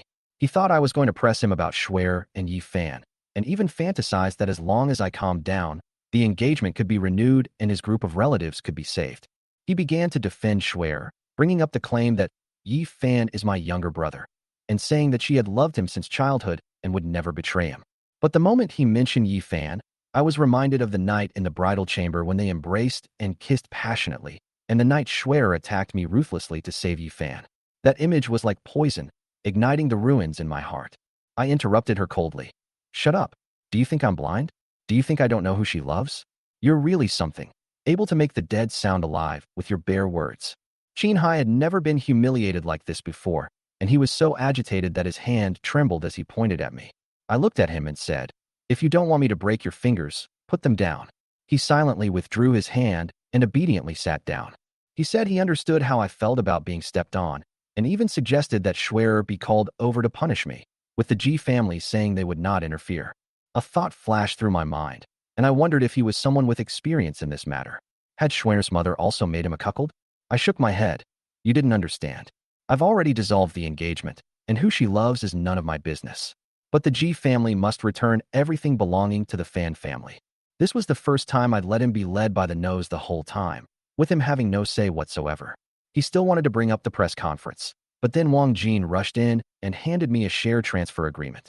Before I could even speak, Qin Hai jumped up as soon as he saw the document. What? You want to transfer 25% of the group's shares to Xia Qianqian? No way. I don't agree. He then tore it up. I was shocked. How dare they tear up the agreement right under my nose? Wang Jin was also stunned. Regretting her impulsive leak, this was a share worth tens of billions of yuan that she had fought for her sisters. Wang Jin looked at Qin Hai with disgust. This is none of your business. Get out. She was afraid of wasting time, as Qianqian hadn't even heard about the agreement yet. Qin Hai pretended to be concerned for me. 25% of the shares is a lot. If Schwer knew, there would be absolutely no chance for you two. I pressed my temples and told Wang Jin to go out and reprint.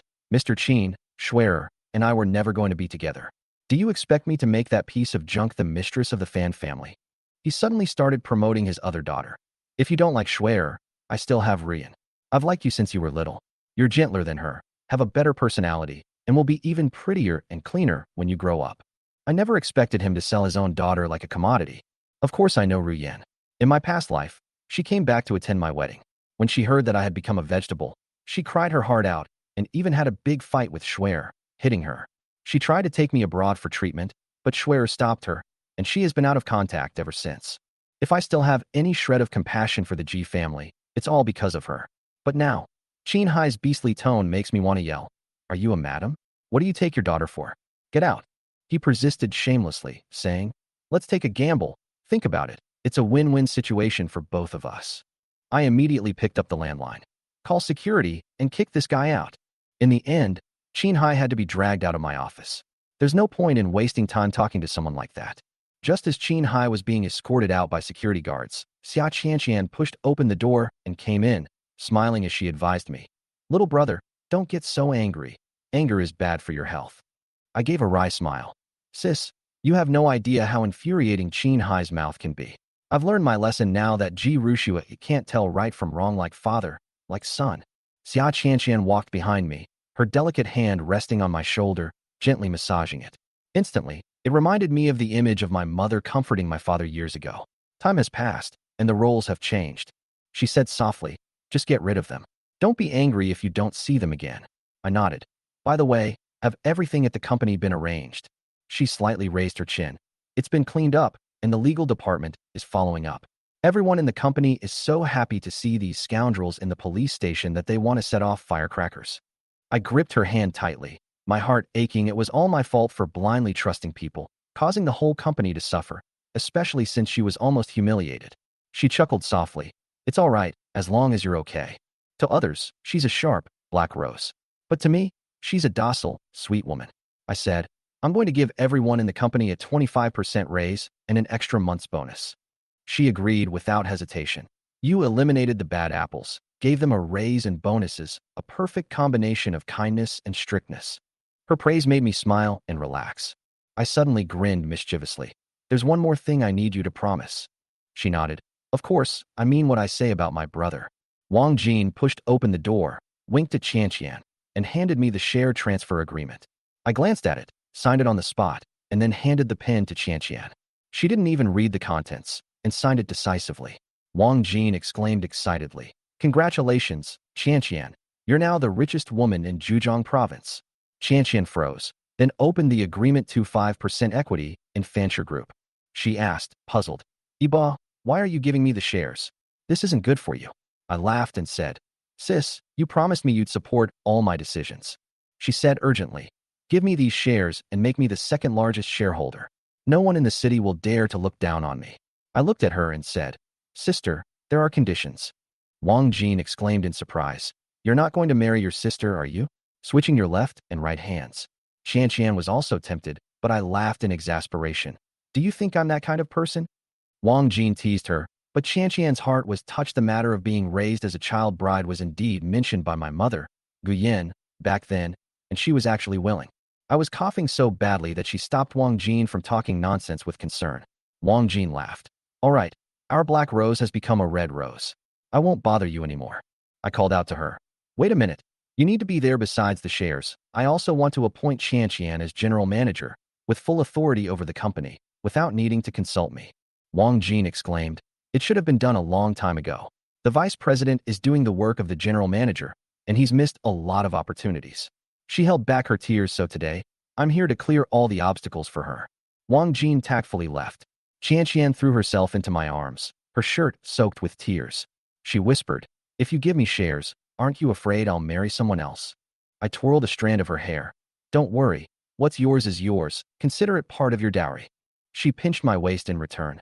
Fine, I'll marry someone else, don't regret it. I winced in pain. Sister, I was wrong. I won't accept it as part of the dowry. She pressed harder. Say it again. I was truly exasperated. I won't marry you. You'll always be a member of the Fan family. We'll depend on each other, and you'll take care of me for the rest of my life. The words, we'll depend on each other for survival, brought her to tears. She had waited so long for this day. She choked back sobs. Okay, we'll be together forever, never to be apart. I said solemnly. Sister, you have to keep your word. Don't lie to me. I can't bear to be betrayed again. She trembled, sensing the deep pain in my words. Xia Qian didn't know how to comfort me, so she tilted her head back and covered my mouth with her lips.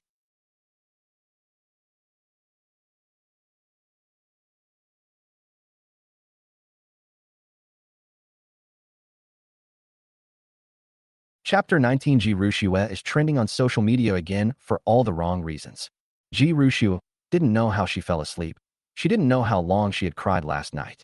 She personally cleaned the room, removing all the damaged items. Finally, she used her hands to tidy up the tattered wedding dress from the ashes. She held the wedding dress in her arms, weeping with regret. She cried until she fainted. When Ji Rushue woke up, it was already noon the next day. Just as she took out her phone to call Fanny Ba, Yi Fan called. On the other end of the phone, Yi Fan cried out, Sister Shue, please come to the hospital quickly. Someone is trying to kill me. After saying that, the phone was hung up. Ji Rushue, hey. Yi Fan, what happened? How are you? Talk to me. When Ji Rushue realized the other party had hung up, she grabbed her car keys and rushed out. She was still wearing that white engagement dress, once again putting Fan Ba out of her mind for Yi Fan. When Ji Rushue arrived at the hospital, Yi Fan was unharmed, but he was kneeling on the ground, swaying precariously. Sitting opposite Yi Fan was the old lady of the Ji family. Ji Rushue walked up to Ji Shengnan, feeling extremely distressed. She said urgently, Grandma, what are you doing? Why are you making things difficult for Yi Fan? He was in a car accident and hasn't recovered yet. Ji Shengnan looked at Ji Rushue as if she were an idiot. How could this granddaughter be so love-struck? Yi Fan didn't look like he had been in a car accident at all. The car that hit him was probably a bumper car. The old lady pointed at Yi Fan and asked Ji Rushue, take a look at him and see if he has any serious injuries. He only has a few scrapes. The wind will blow the wound away and it will heal. He doesn't even need to go to the hospital. You actually ran away from your marriage for something like this, causing the Ji family and the Fan family to become enemies. I really want to beat you both to death. When Ji Rushue heard her grandmother say this, she was immediately incredulous. She went up to look at Yi Fan and saw that he only had a few scratches on his face and hands, but there was a lot of iodine applied. She had been too worried last night to take a closer look. Today the iodine solution is lighter in color, making the wound very obvious. Actually, there is no wound at all. The most serious part is just a small break in the skin. Ji Rushue instantly thought of the blood Fan Ba vomited in the wedding room. How disappointed, sad, and utterly despondent he must have been to vomit blood. Now, she rushed to save Yi Fan because of a phone call. She had originally planned to go and apologize to Fanny Ba. What is she doing? At this moment, she herself was doubting whether she had really fallen in love with someone else, and whether she loved Yi Fan instead of Fanny Ba. However, she quickly banished Yi Fan from her mind, because she felt no impulse, no romantic feelings, and no desire when she was with him. Therefore, her body told her that Fanny Ba was her man. However, Yi Fan still gave her a special feeling. Even though Yi Fan had lied to her this time and hurt her so badly, she still believed that Yi Fan had his reasons. She wouldn't allow her grandmother to hurt Yi Fan. Ji Rushue stepped forward and helped Yi Fan, whose knees were aching from kneeling, to his feet. She said to her grandmother, Grandma, I will naturally handle the matter with the Fan family. I will give you a satisfactory answer. Yi Fan is my man, and I will not allow anyone to hurt him. After she finished speaking, she helped Yifan walk out. At that moment, Qin Hai suddenly came in. He had just come from Eba Group and rushed back to the hospital when he saw Ji Ruxue about to leave with Yifan. He looked at Ji Ruxue with a hint of disgust in his eyes, but it was quickly replaced by an honest and simple expression. He said to Ji Ruxue, Fan Eba is really angry this time. You're still getting so close to this guy. You won't have any chance at all. Ji Ruxue ignored Qin Hai, acting as if he didn't exist. They helped Yifan leave the ward. Qin Hai walked to Ji Xingnan's side and said with a guilty look, Mom, I'm sorry, things didn't go well with Fan Eba. This time he really wants to break off the engagement. Eba is even asking us to return the betrothal gifts. He then briefly told Ji Shengnan about what had happened at Eba Group, but he kept the Qin family's affairs a secret. Ji Shengnan seemed to have known this outcome all along, and she was not surprised. I know you've done your best. You handled things very well online. The problems with the Fan family aren't your fault. Just before Ji Ruxue arrived at the hospital, the Ji family had already issued a statement saying that Yifan was an adopted son of the Ji family and that he and Ji Ruxue were siblings, but the two had a very close relationship. Then the Ji family hired a lot of online trolls to stir up trouble online. Apart from a few people who know the truth and are still persisting, some people have stopped paying attention to this matter. Eba has been a sensible child since he was little, and I really like him. What a pity. Let's return the betrothal gifts to the Fan family. Our Ji family's reputation is already ruined, and we can't leave behind a reputation for being greedy for betrothal gifts. Seeing Ji Xingnan's regret, Qin Hai said, Mom, we don't only have Ji Ruxue as our legitimate daughter. You've forgotten, we also have Ruyan. Ji Shengnan suddenly looked at Qin Hai, only then realizing that Qin Hai was incredibly quick-witted when dealing with this matter. He was completely different from his previous timid and honest self. Ji Shengnan seemed to be meeting Qin Hai for the first time. Ji Ruxue helped Yifan out of the ward and then pushed him to the ground. Tell me, why did you lie to me? Do you know how much trouble I've caused by coming to the hospital to save you? You're killing me. As Ji Ruxue spoke, she was on the verge of tears. So many changes had occurred in just one day, all because of Yifan's lies. She endured so much all by herself. Fan Eba's annulment of the engagement destroyed years of relationship. The Ji family's reputation has been damaged, and the company is facing a huge crisis. Even worse, she was vilified online as a slut, a shameless bitch, and all sorts of other derogatory terms were leveled against her. But Yifan, the culprit, was well protected by her. Sister Schwer, Yifan stammered, unable to speak, as if he had suffered a great injustice. Seeing him like this, Ji Ruxue felt a pang of heartache, and her tone softened. Why are you crying? I haven't even cried yet. Seeing that Ji Ruxue wasn't that angry, Yifan felt incredibly wronged. Sister Schwer, I know you got engaged last night, but because Brother Eba doesn't like me, he didn't let me go. I got drunk at a bar and was hit by an electric scooter on my way home. A passerby called 120 for me and took me to the hospital. It was the nurse who called you. I didn't want to ruin your engagement party. I was just heartbroken and drank a few too many drinks. I didn't even know what happened when I woke up. How could you say I lied to you? After Yifan explained, Ji Ruxue thought about it and realized that it wasn't Yifan who called her last night. This proves that Yifan did not lie to her. The nurses couldn't contact Yifan's family. The only contact in their phone book was Ji Ruxue, whose name was listed as her sister. So, the nurses called her and asked her to come to the hospital to sign some papers. Because Yifan is an orphan, his only friend in Hangzhou is Ji Ruxue. Thinking about all this, Ji Ruxue's resentment towards Yifan dissipated considerably. All right, this isn't your fault. I misunderstood you. Once this is over, I'll bring Eba over to apologize to you, and we'll treat you to dinner, Ji Ruxue imagined. Okay. I don't need Eba to apologize to me, as long as he's not angry with me. Yifan looked very happy, as if he admired Fan Eba and was looking forward to meeting him. Ji Ruxue affectionately touched the scratches on Yifan's face. I'm so glad you think that way. Go back and rest for a couple of days. Go back to work when you're healed. Sis, I'm fine, just a minor injury. Where are you going now? I'll come with you. As your little assistant, I'll definitely follow you around like a second hand. No need. I'm going home now to change my clothes, and then I'll go find Fan Eba. I need to explain things to him, and once he calms down, this matter will be over. Then I'll definitely go with you. I'll go and apologize to Eba in person so he won't misunderstand you. I'll help you explain things clearly and make you two reconcile. Ji Ruxue thought about it and realized that it was indeed more convincing to bring Yifan along and let him explain in person than for her to do it alone. Ji Ruxue nodded and said, Okay, then come home with me. but wait in the car for a while I go upstairs to change my clothes. However, Yifan did not agree. He said, Sis, I broke this outfit yesterday.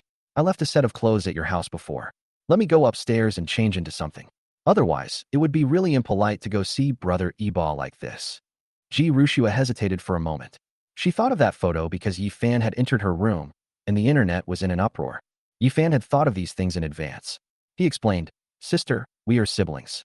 If we avoid each other because someone suspects us, wouldn't that mean we have something to hide? We should be open and honest so that others won't suspect us. Ji Rushua felt there was some truth to it, but she was still a little worried.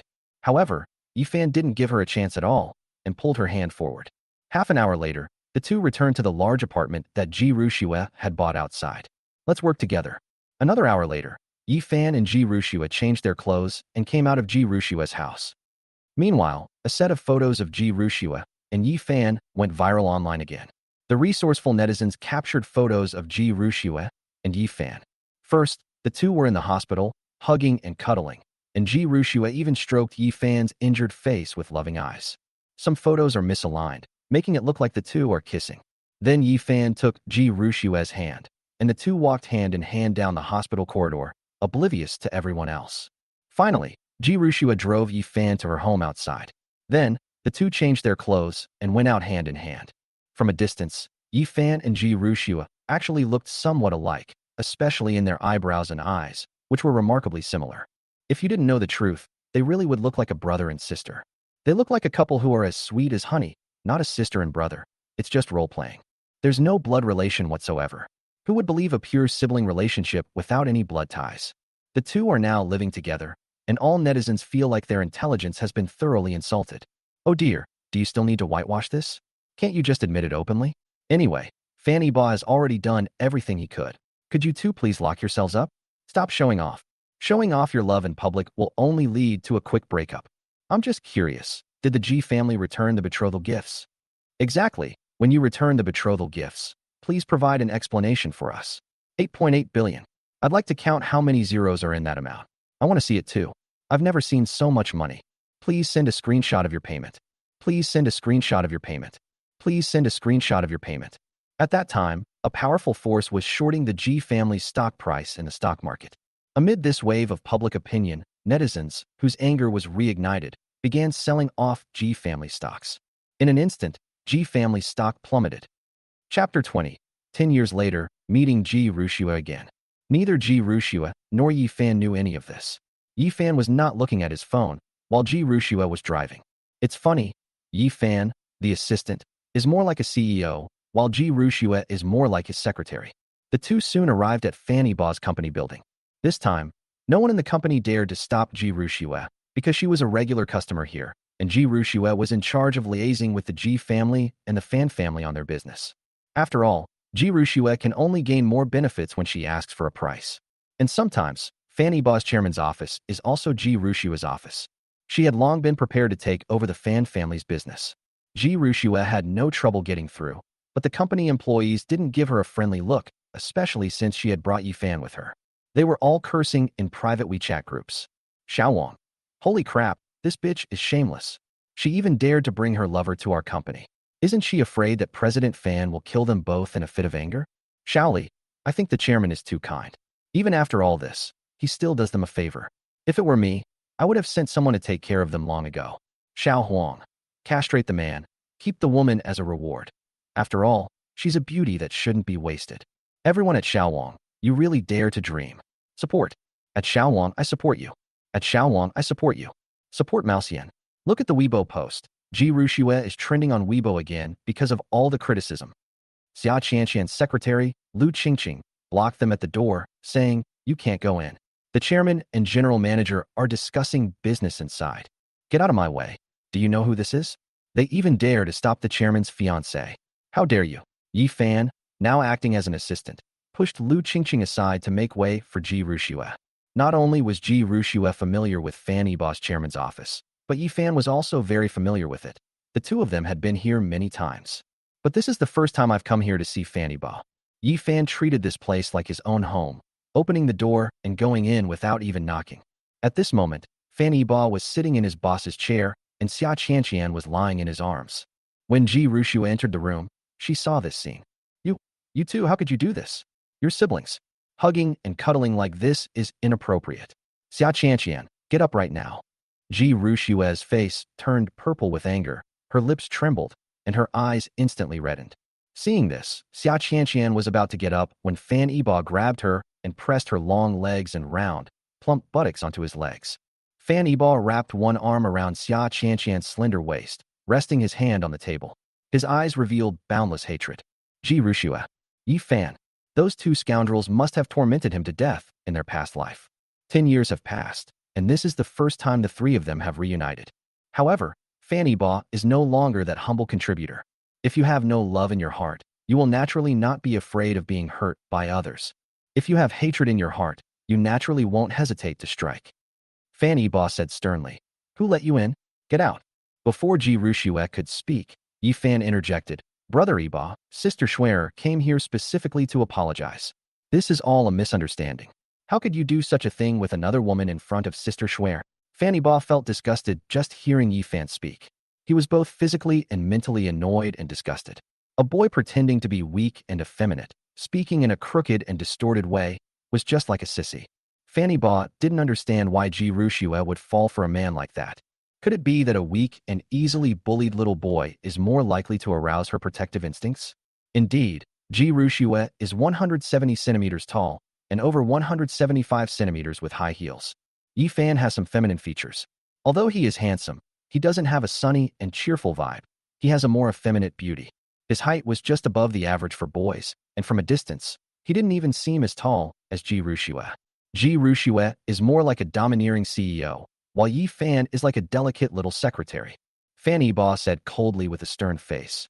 If you don't want me to call security to kick you out, you'd better obediently walk out yourselves and learn to knock before coming back in. At this point, Ji Rushue couldn't hold back anymore. She hadn't expected that Fan Yibo's personality would change so drastically overnight, and that he would actually dare to speak to her like that. She said aggrievedly, Fan Yibo, do you know what you're saying? How dare you make me leave? You should be the one letting her leave. Have you forgotten that you promised me you would keep your distance from Xia Qianqian? Xia Qianqian seemed a little scared, afraid that Fan Yibo would rekindle his feelings for Ji Rushue, and pushed her away. To save face for herself, she stood up on her own. However, Fan Yibo still held her firmly on his lap. Fan Yibo roared in fury. Get out. Yi Fan sensed something was wrong and quickly pulled Ji Rushue outside the door. At this moment, Xia Qianqian's secretary, Lu Qingqing, said apologetically, I'm sorry, Chairman and General Manager, I can stop them. Fan Yibo, this is the first and the last time. Go out and make it clear to the security team and the front desk that from now on, without my permission, Ji Rushue and her dog are not allowed to enter the building. Yes, Chairman. I'll pass the word down right away. Lu Qingqing turned and left, closing the door behind her. She glared at Ji Rushue and Yi Fan from the doorway, her eyes filled with contempt and hatred. In the end, it was only after Yi Fan knocked on the door and received permission that Ji Rushue entered the office. Back then, she could enter this room so casually, but now, she actually needs to knock and get permission. This huge change was hard for her to accept at first. After entering the room, Xia Qianqian was no longer sitting on Fan Yibo's lap. Instead, she stood obediently behind Fan Yibo, like a personal maid, massaging his shoulders. This scene pierced every nerve of Ji Rushue's body. This time, however, she wasn't so aggressive. She said gently, Yibo, I know I made a mistake last night, and I'm here to apologize. I was too nervous then. Yi Fan was knocked unconscious, and when the hospital called me, they said Yi Fan was seriously injured. At this point, Fan Yibo became interested. Oh, then who is this energetic and spirited person behind you? Yi Fan acted like a normal person at this moment, and even went to Ji Rushue's house to take a shower and change his clothes. Ji Rushue felt a little guilty under Fan Yibo's teasing gaze. She felt as if Yi Fan was really seriously ill and lying in the hospital, rather than coming to the company with her. She regretted bringing Yi Fan along. Fan Yibo continued, I'm just wondering, are all the doctors at the Central Hospital quacks? Why would they call you saying you're seriously injured when nothing's wrong? Also, Yi Fan was knocked unconscious. So how did the hospital get your contact number? Ji Rushue couldn't answer at all. She had been so worried that she hadn't thought about these things in detail. Now, after being asked this question by Fan Yibo, Ji Rushue suddenly realized something. Yes. Yi Fan, you're perfectly fine. So why did the doctor call me saying you were seriously injured in the accident? Also, you were knocked unconscious. How did the doctor get my personal phone number? How could Yi Fan know any of this? He was only in charge of acting. He wasn't the one who arranged the phone calls. His eyes darted around, looking left and right. He hesitated for a long time before finally saying, I really was knocked unconscious. I guess it was after I got to the hospital. No, I remember now. When I was unconscious, I kept calling out Schwetter's name. I must have memorized your phone number and given it to the doctor, which is why the doctor called you. Yi Fan was almost impressed by his own intelligence. He had come up with such a perfect reason. Fanny Ba looked at Ji Rushua, this silly woman, who actually believed it and was deeply moved by Yi Fan's deep concern for her. Ji Rushua actually believed such a clumsy excuse. Xia Qianqian thought Yi Fan was fake the moment she saw him. If he were a woman, he would probably only be a third-rate green tea bitch. Xia Qianqian asked, It seems that Ji Rushua holds a very special place in your heart. Yi Fan nodded. That's right, Sister Schwer is my only family in this world. However, I really don't believe you can memorize her phone number. Can you demonstrate it for me right now? Let me see just how deep your relationship is. Ji Rushua already had a problem with Xia Qianqian. Seeing that Xia Qianqian didn't believe Yi Fan cared about her, she hurriedly said to Yi Fan, Quickly carry her on your back and let her see what true feelings are. Yi Fan was so frightened that he broke out in a cold sweat. Now he finally understood what it meant that one lie required countless lies to cover it up. He pretended to think, but couldn't come up with a single number for a long time, and sweat started to bead on his forehead. Chapter 21 You explained, but the misunderstanding only deepened. Xia Qianqian asked, What? Have you suddenly forgotten again? Ji Rushua couldn't stand Xia Qianqian's disdainful and sarcastic expression. She raised her eyebrows and said angrily, Why are you in such a hurry? Yi Fan was hit by a car yesterday. He's probably a little dazed for a moment. Just wait a little longer. Seeing Ji Rushua protecting Yi Fan like this, Fanny Ba felt a sharp pain in his chest, and even breathing hurt. However, he has already announced the annulment of their engagement. He made this clear to Ji Rushua today, and said that from now on, they will not be friends, but enemies. Ji Rushua protects Yi Fan, so of course he must protect Xia Qianqian. Fanny Ba glanced at Ji Rushua and Yi Fan with disdain and asked jokingly, How about I remind you? It starts with a 1. Yes, it's 1. Yi Fan seemed to remember, but after saying 1, he didn't know the numbers that followed. After hesitating for a long time, there was no further response. Now Ji Rushua understood that Yi Fan didn't remember her phone number at all, but she wouldn't let that slip in front of Xia Qianqian. She could only make up an excuse for Yi Fan. It's a side effect of being hit by a car. He hasn't fully recovered yet. Besides, who would remember other people's phone numbers these days? I can't even remember my own. Fanny Ba smiled calmly. Is that so? Why do I remember it so clearly? He said casually. 138, 38, 38. Identity number, XXXXX, 438. Fan Ba memorized Ji Rushua's phone number and ID number, and actually, he knew more than just that. Fanny Ba still remembers all of Ji Rushua's important dates, such as her birthday and menstrual cycle. He also remembers all of Ji Rushua's app and bank card account secrets. Whenever Ji Rushua forgets something, she doesn't need to recall it. She just needs to call Fanny Ba, and he can always tell her the accurate information immediately. Ji Rushua looked at Fanny Ba's nonchalant expression, completely unaware that Fanny Ba had memorized her phone number and ID number. If there weren't other people around, Ji Rushua would definitely have rushed up and given Fanny Ba a few hard kisses on the face. Ji Rushua was deeply moved. She knew that Fanny Ba still loved her, and he remembered everything about her clearly. Xia Qianqian was furious. See, it turns out that whether someone truly cares about another person or not, some things that are etched into their very bones can never be forgotten. Xia Qianqian's words had a double meaning. She slapped Ji Rushua and Yi Fan in the face, expressing her intense jealousy, which spread throughout the room. Fanny Ba understood perfectly well that he had dug his own grave. He wished he could slap himself twice, then bury himself in a handful of dirt. Sister, I was wrong. I don't know what happened. It was my body's memory, and I couldn't control it. I promise this is the last time, and it will never happen again. Fanny Ba's attitude in admitting his mistake was extremely sincere. He almost wanted to kneel down. Don't give me that. I'll deal with you after the outsiders leave. Okay, sis, I'll do whatever you say, as long as you can calm down. Ji Rushua was furious. This icy snow lotus was about to turn into dried-up petals from anger. She watched Fanny Ba and Xia Qianqian flirting and teasing each other as if no one else was around, especially since Xia Qianqian actually called her an outsider, and Fanny Ba hadn't even refuted it. She stopped pretending to be virtuous and dignified, strode up to Xia Qianqian, and pulled her up. You lowly adopted daughter. How dare you seduce my fiancé? Get out of here right now. Smack. Fanny Ba. Unexpectedly, after Xia Qianqian was scolded by Ji Ruxue, Fanny Ba stood up and slapped Ji Ruxue hard. Ji Ruxue was surprised to find that Xia Qianqian and Yi Fan were also stunned. They couldn't understand why Fanny Ba had changed so quickly. Was it really because of Ji Ruxue's elopement? Little did they know that this slap contained the hatred of Fanny Ba from 2 lifetimes.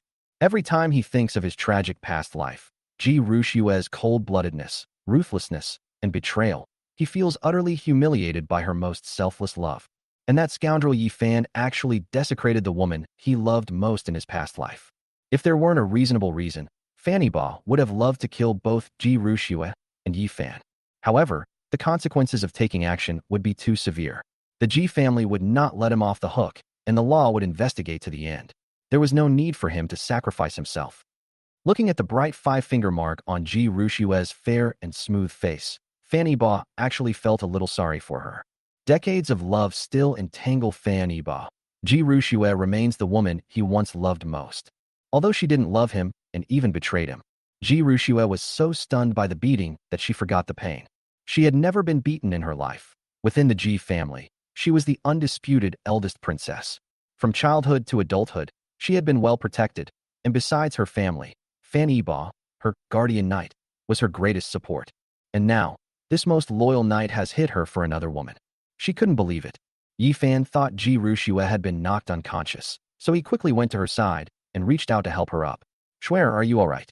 Ouch, Iba Ji, how could you hit me so hard? Your face is all swollen. It breaks my heart. Fan Yiba's eyes flashed with a cold light. Yi Fan was truly testing his patience at every moment. But with this kind of despicable person, the more you pay attention to him, the more arrogant he becomes. If it weren't for Ji Ruxue, Yi Fan would never have had the chance to meet and talk to Fanny Ba in his entire life. In Fanny Ba's view, he was like a maggot in a latrine, and even if he stepped on him to death, he would only dirty his own feet in the end. Fan Yiba warned Ji Ruxue. Ji Ruxue, listen to me clearly. Xia Qianqian is not some lowly adopted daughter. I have already given her 25 of the shares. She is now the second largest shareholder of Yiba Group. At the same time, she is also the group's general manager. Her status is no less than yours, the president of the Ji family. Fan Yiba's words were like a knife, piercing deeply into her heart. Xia Qianqian didn't expect Fan Yiba to protect her like this, and she gazed at Fan Yiba with deep affection in her eyes. Ji Ruxue took a long time to calm down. Fan Yiba, you actually hit me for her. You said you would always love and take care of me. Have you forgotten? Fan Yiba, I haven't forgotten my promise. You chose him over me. You abandoned our love. So what reason do you have to blame me? No, I didn't. I've always loved you. How could I abandon you? Ji Ruxue felt utterly wronged. She believed that the person she truly loved was still Fanny Ba. You've misunderstood me. Yi Fan and I have absolutely no relationship. He's just my adopted brother. There's no way we could have a romantic relationship. Don't be misled by those photos online. They're deliberately trying to break us up. When Yi Fan heard Ji Ruxue say this, he felt that Ji Ruxue was indeed somewhat clever and intelligent, but unfortunately, she didn't have much of that cleverness. He secretly curled his lip and gave Ji Ruxue a disdainful look. Hee, little brother. Yes, he saved me, I told you. He's like a child. That's why I've been looking after him. You've misunderstood us. You need to apologize to us.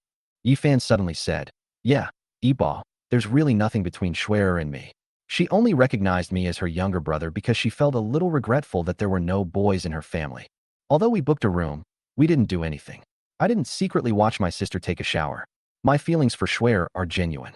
She got drunk, and I carried her home. She threw up all over me, but I didn't care. Yi Fan pointed to his clothes as he spoke. Oh, right. This outfit is the one I took off and changed into at my sister's house last time when I had too much to drink. I just wore it back to Shuer's house today. Brother Yiba, don't overthink it. Ji Ruxue stared blankly at Yi Fan. Is this how you explain it? Although what you said is true, why does it sound so contradictory?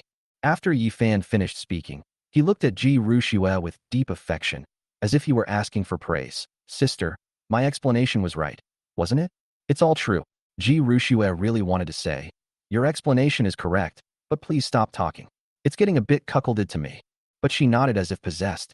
Yes. Shuer, that's such a sweet way to address her. If it were before, Fanny Ba would probably have already thrown a punch. Now, Ji Rushua and Fanny Ba have no relationship anymore, and he can't control what others call her. Chapter 22. You are the most important person in my heart. Fanny Ba was amused by their conversation. He didn't know how he could do such a stupid thing, to love such a frivolous woman for so many years. Fanny Ba nodded and said with a smile, Ji Rushua, as you said, this guy is your younger brother. It's okay for you to be a little close to him. It's not a big deal. Ji Rushua thought Fanny Ba finally understood her relationship with Yi Fan. Yes, you finally understand. You and he are siblings, so why did you ask me not to meet Xia Qianqian in the first place? We are also siblings.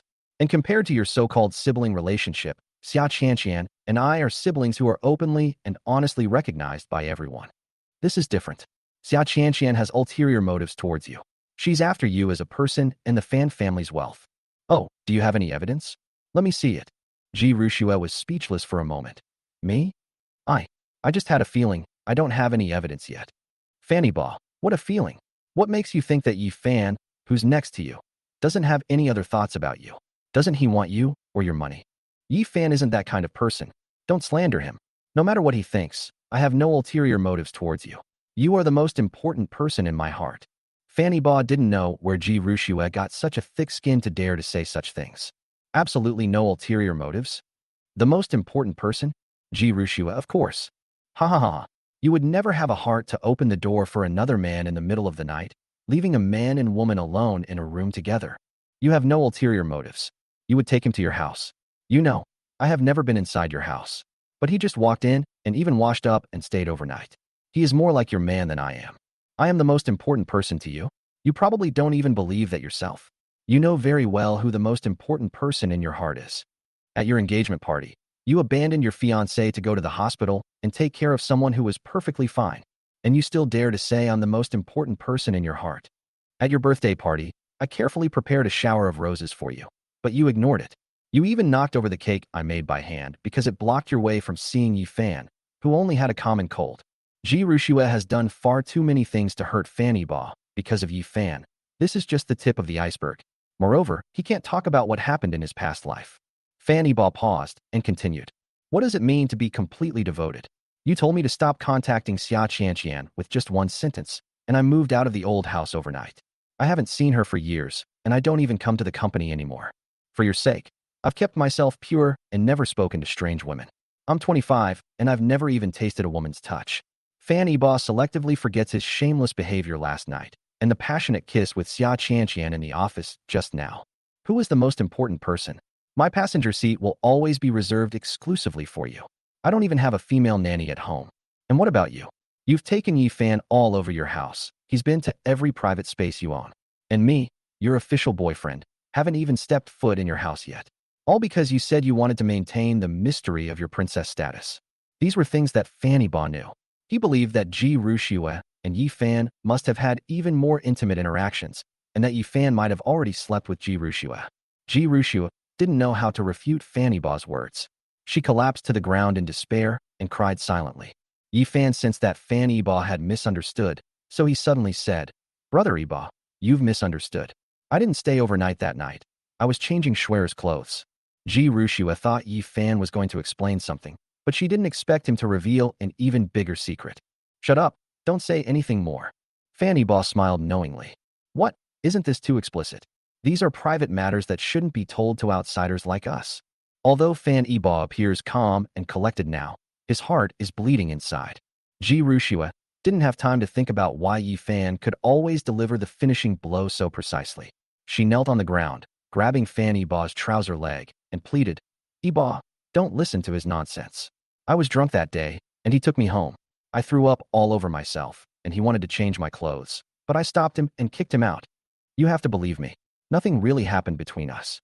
At this moment, Ji Rushua was nowhere to be seen as a cold and aloof goddess. Fanny Ba pulled his trouser leg back up. You don't need to explain. I don't care what happened between you two. From the moment you chose him and left the engagement party, it was already over between us. Our engagement is off. Please remember to return the betrothal gifts. I've already sent people to the Ji family to collect the 8.8 billion dowry. But you took those 8 treasures. I'm giving you 3 days to return them to me intact. Ji Rushua cried like a fairy who had been cast down to earth. tears streaming down her face. No, I don't agree. I love you. You can't do this. Fan Yibo looked disgusted. Where did you get the courage to say that I'm the one you love? Ji Rushua calmly said, Yibo, I have evidence. You believe me. Let them out, and I'll prove to you that I'm innocent. She does indeed have a trump card, which I thought I wouldn't need, but I didn't expect her to use it so soon. For an ice queen like her, using a report to prove her innocence would indeed be a trampling on her dignity. Fan Yibo did not agree to her request. You brought people, so you can go out if you want, but my sister is the person I trust the most, and she will not go out. No, they all need to get out. Seeing Ji Rushua's insistence, Xia Qianqian actually wanted to give Ji Rushua a chance. Give it a shot. She may really have some unspeakable difficulties. Why don't you listen to her? I have some things to do over there, so I'll go out first. She didn't wait for Fan Yibo's agreement. She simply glanced at Ji Rushua before leaving. Xia Qianqian left, but Yi Fan still wanted to linger in the office. Yi Fan said ingratiatingly, Sister Shui, I don't need to go out, right? Is there anything on your side that I don't know about? Fan Yibo was disgusted. Yi Fan always said ambiguous things, making people suspicious of him. Fan Yibo asked curiously, what do you mean by you know everything? What do you know? Ji Rushua didn't dare let Yi Fan speak anymore. Yi Fan, stop talking. These things have nothing to do with you. You should leave now. She kept giving Yi Fan meaningful glances, but Yi Fan pretended not to see them. Sis, how can you say this has nothing to do with me? I'm one of the victims too. Look what they've said about us online. Fan Yibo. Yes, he is the male lead in this matter. Yibo is the most sensible guy. I know everything about you and Yibo. Didn't you tell me everything?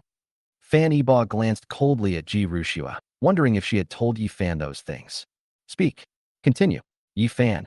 Yibo, this is partly your fault. You're great in every way, but you're too clingy.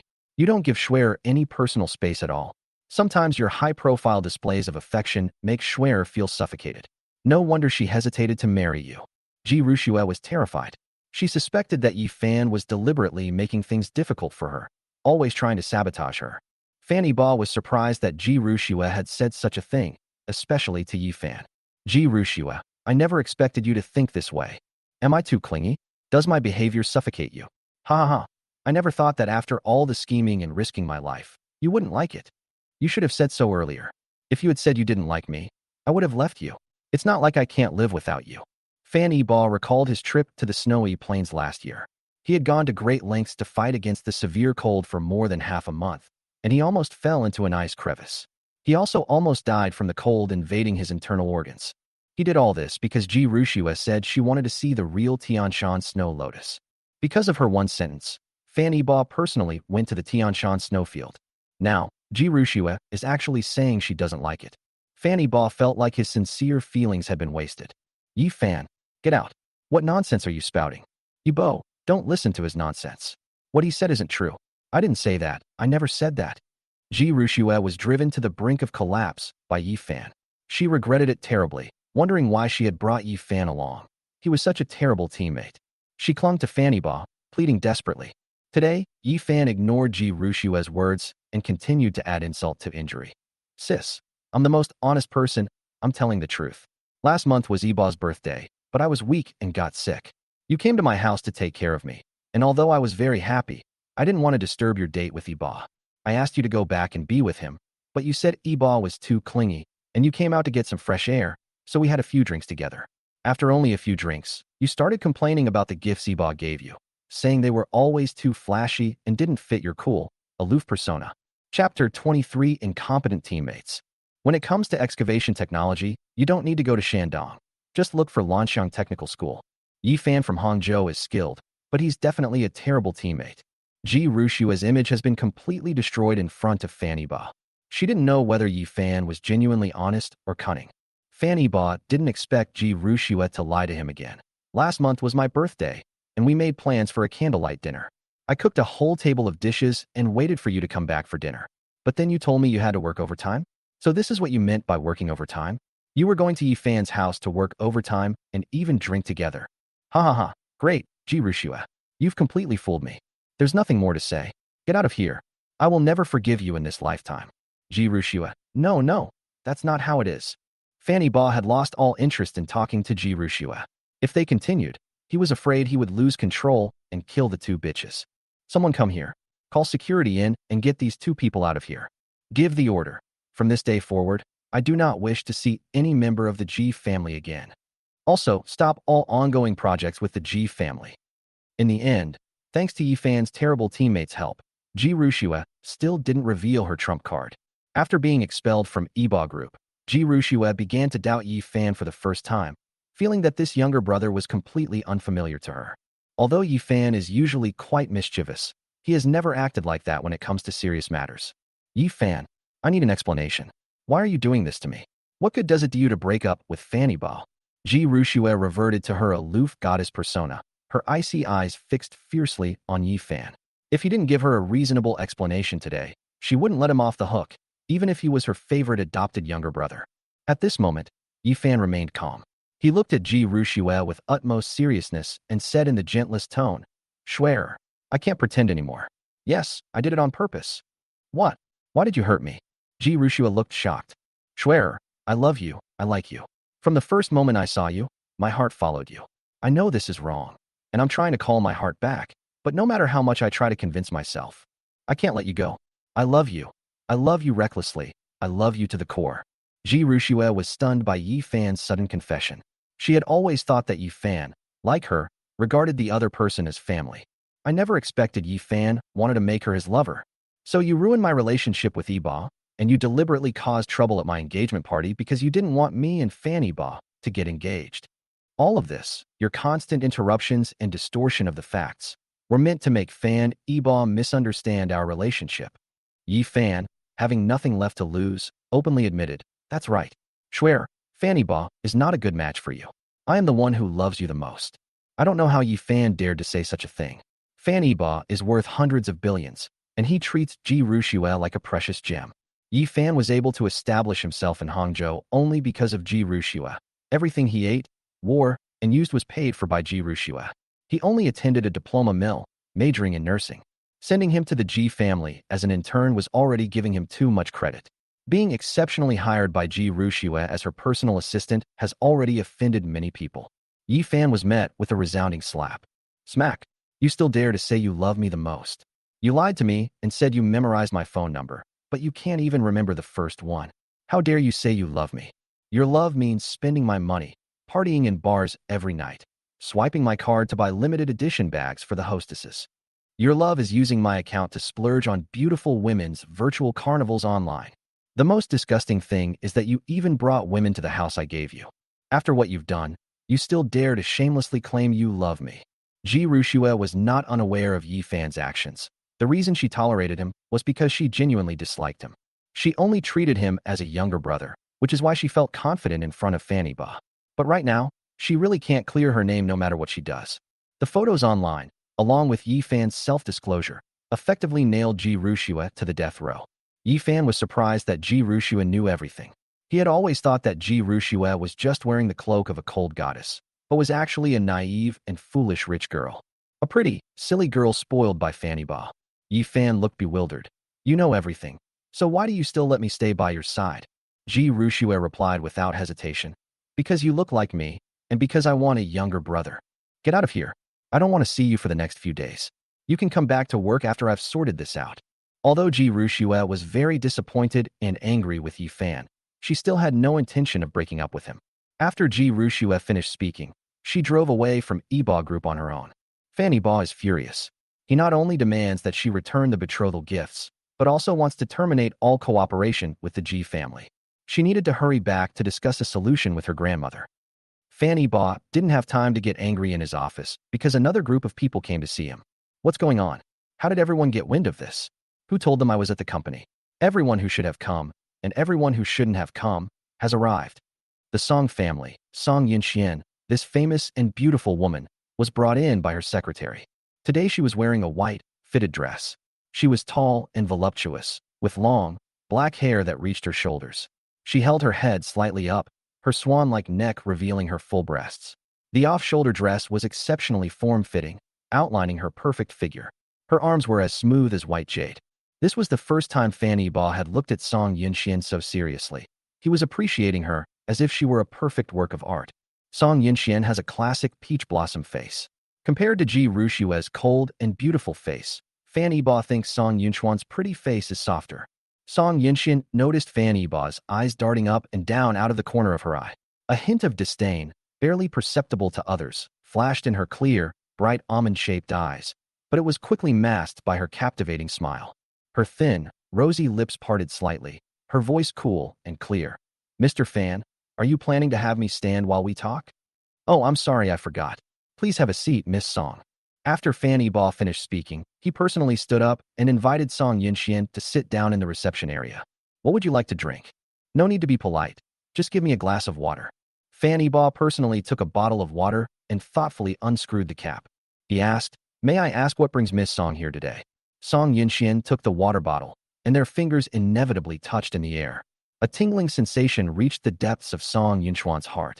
She glanced at Fan Yiba shyly, then pretended to be angry and said, "What? Can't I come to see you if I have nothing to do?" "No, no, no, that's not what I meant at all. Your personal visit to our Yiba group is an honor to our company."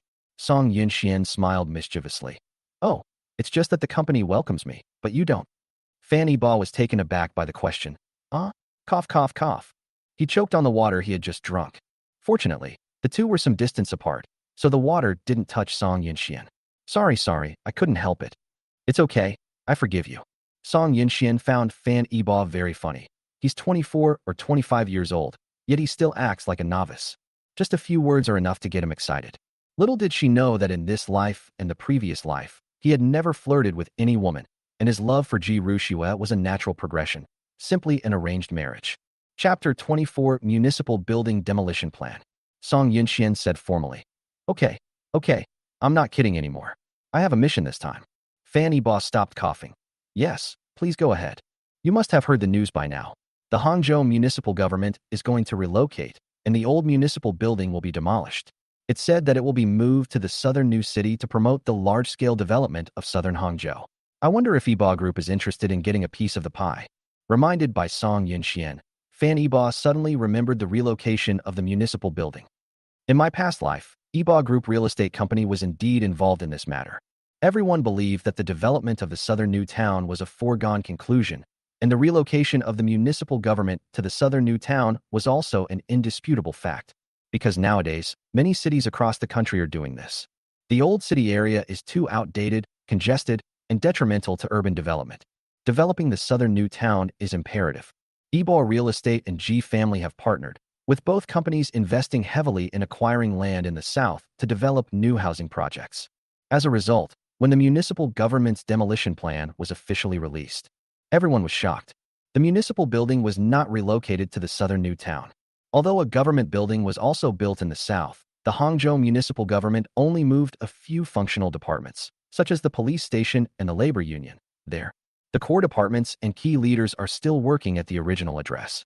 As soon as the plan was announced, the stocks of several companies that had acquired land in the south plummeted. The Fan family and the Ji family were among them. Many real estate companies have been cheated. They spent huge sums of money to acquire land in the southern new town, but the main officials did not move there. So who will live in the houses they built? This move caused many companies that made the wrong choice to suffer heavy losses, and some small companies even went bankrupt and were liquidated. Although the Fan family was a large and powerful family, real estate was only one of their businesses, but they still suffered for a long time because of it.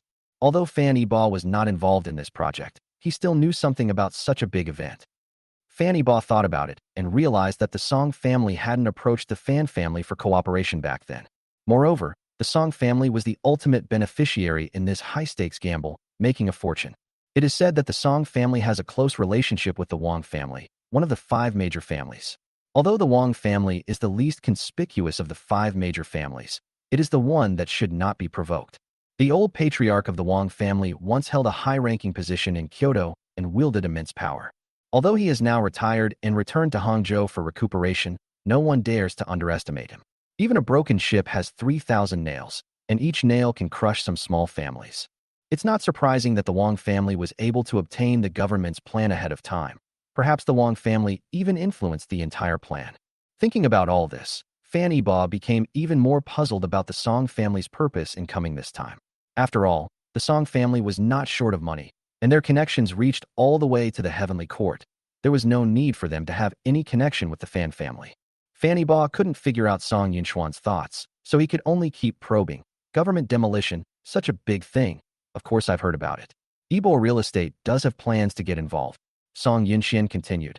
Oh, then I wonder where Ibo Group plans to acquire land. Where to acquire land? Yes, there's a land auction next week. I wonder if Mr. Fan would be interested. There are plots of land up for auction in both the southern new town and the old town. Fanny Ba was puzzled. What was Song Yunxian implying so blatantly? As is widely known, next week's land auction will feature plots of land for sale in both the old and new urban areas. However, 90% of companies choose the southern new town because the area is sparsely populated and mostly wasteland, making prices cheaper. The old city area consists of factories and old residential areas, and demolition is time-consuming and laborious, and the land is expensive, so it can be said that it is a thankless task. Is it that hard to choose? But Song Yunxian insisted on asking Fanny Ba. Fanny Ba understood her thoughts. It seems that Miss Song is interested in those plots of land in the old city. Now it was Song Yunxuan's turn to be dumbfounded. She hadn't expected Fanny Ba to have guessed it. Suspecting the news had already been leaked, her expression changed drastically. President Fan, have you already received the news? Song Yunxian didn't intend to play coy. She asked directly, how did President Fan know that our Song family wanted to acquire land in the old city? Who told you? Only the heads of the Song and Wang families and she, the one who ultimately carried out the plan, knew about the Song and Wang families' plans. Everyone assumed that the Song family was also eyeing the land in the new city, since they had already sent people to inspect the site. Fanny Ba could only pretend to be stupid. The Song family really wants to buy land in the old city? I was just guessing. Who would tell me something like this? Song Yunxian clearly didn't believe it, but since Fanny Ba wouldn't say, she couldn't force him.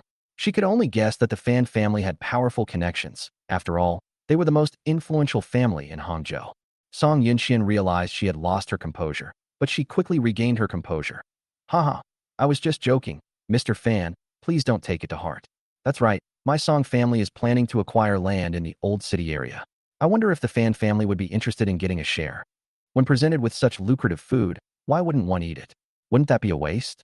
Regardless of any conspiracy the Song family may have, Fanny Ba, a reborn individual, knows the direction of development for the next 10 years. Fanny Ba agreed without hesitation. Perfect timing. Our company is also planning to acquire land in the old city. It would be perfect for the two companies to cooperate. Fanny Ba's straightforwardness and decisiveness surprised Song Yunxian even more. She thought to herself, isn't it said that Fanny Ba has no interest in business and is obsessed with pleasing Ji Ruxiu every day? How come he is so difficult to deal with, so unassuming and unpredictable, that I have no idea what he's thinking? Song Yunxian hesitated. Her purpose in coming to the Fan family was indeed to seek cooperation. However, she wanted to use her key information to gain the initiative in the cooperation between the two families and seize the initiative. Unexpectedly, Fanny Ba completely deviated from the expected pattern and actually guessed the Song family's plan. Now, she couldn't use any of her subsequent moves. As a business prodigy, this was the first time in her life she had encountered such a situation. She felt frustrated, as if she were facing an old fox sitting in the room. Mr. Fan, can you tell me why you are willing to cooperate with the Song family? Don't you have confidence in the Southern New City? To be honest, I don't have a high opinion of the Southern New City. I'm a strange person, I never join in the fun. Even if I did, I'd just be a spectator. Nothing beats the satisfaction of setting up your own stage and performing your own show. Song Yunxian didn't expect Fanny Ba to think that way. Indeed, the Southern New Town looks very tempting, and real estate developers from Hangzhou and even other provinces are eyeing this piece of meat. Even if each person only takes one bite, how much profit can there be? No one bothered to steal this piece of rotten flesh from the old city. Little did others know that only the surface of the flesh was rotten. Its core was still fresh. If the demolition issue is handled properly, the profits from that large piece of land would be enough for the Fan and Song families to make for 5 years. No matter how Song Yunxian tried to get information out of him, Fanny Ba didn't tell her why he bought the land in the old city. On the contrary, Song Yunxian was tricked into revealing a lot of information, including her cooperation with the Wang family. Ultimately, the Fan, Song, and Wang families jointly invested in a new real estate company to develop the old city. The Fan family invested 30 billion yuan, holding 50% of the shares. The Song family invested 20 billion yuan, holding 30% of the shares. The Wang family actually invested 5 billion yuan, which was internally counted as 5 billion yuan, totaling 10 billion yuan, holding 20% of the shares. With a total of 60 billion in cash, They intend to buy up all the old city land that has been offered this time. Chapter 25 Going Home. After Song Yinxian left, Fan Yibo called Xia Qianqian in.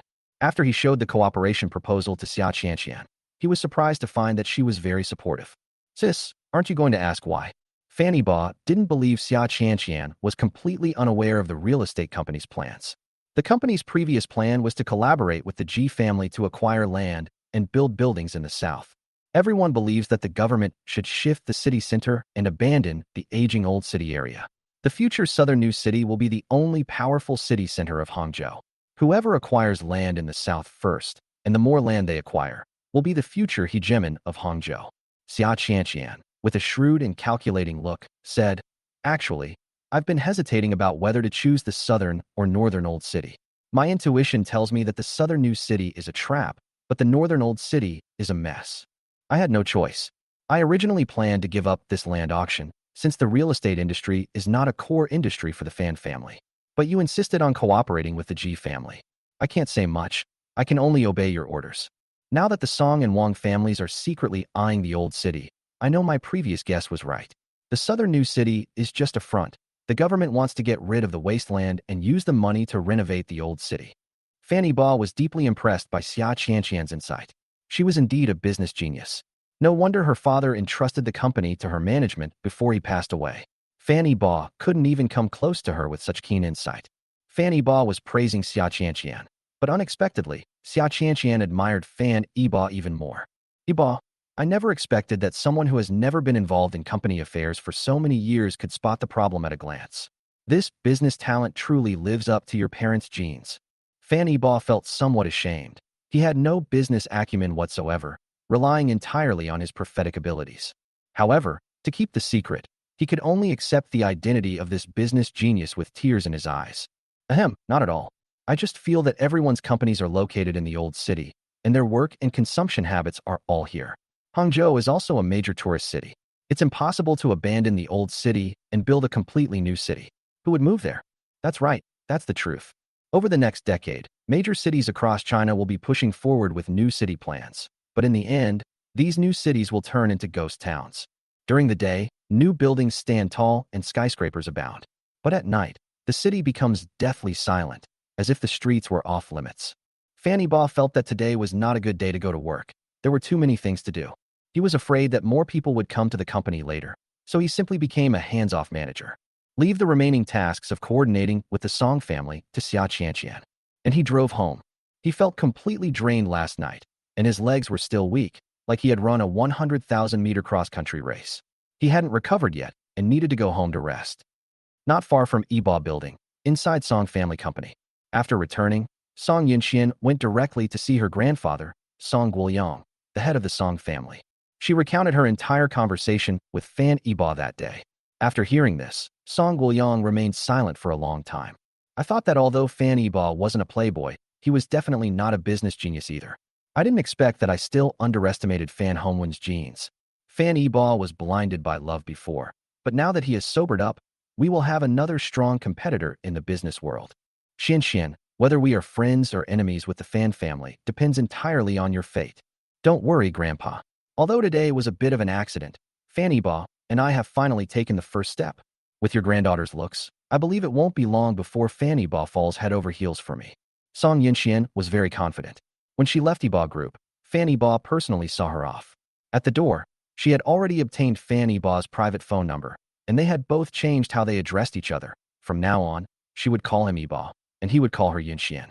This is a historic step before Ji Ruxue. Fan Yibo never gives his private phone number to other women. She's not like Ji Ruxue, a pretty face that's wasted on brains, losing a golden opportunity like Fan Yibo.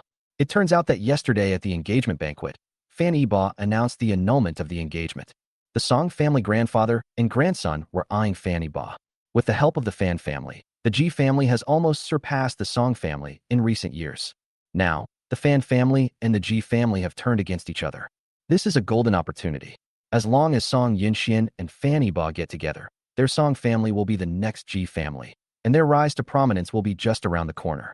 Song Guoyang laughed heartily, but he still reminded her, "Granddaughter, I certainly believe that your beauty is among the best in Hangzhou. But don't follow Ji Rushua's example. Once you've chosen Fan Yibo, you must be devoted to him. My Song family cannot bear the stain of impurity. Song Yunxuan's eyes flickered slightly, but she quickly nodded and said seriously, Grandpa, don't worry. I know what's important. For the sake of the Song family, I will take down Fan Yibo as soon as possible. Good granddaughter, Grandpa would never harm you. Fan Yibo is a good man. Even if not for the Song family, for your own sake, he is someone you can entrust your life to. Upon hearing her grandfather's words, Song Yunxian immediately pictured Fan Yibo in her mind. Handsome, intelligent, courageous, and devoted in love. If Fan Yibo could forget Ji Rushue, he would indeed be the best husband. Since Fan Yibo announced his single status, many families share the same idea as the Song family. They just weren't as quick as the Song family, who could use projects with profits of tens of billions as stepping stones. Ji Rushue was unaware that Fan Yibo was now a highly sought-after figure by various powerful families. Many families are already selecting women of marriageable age and planning to send them to the Fan family for Fan Yibo to choose from. When Ji Rushue returned to the company, she was faced with a host of overwhelming problems. First, the company's stock price plummeted. Meanwhile, news has already come from shopping malls that Ji's clothing stores are being boycotted by many netizens. Sales today were dismal.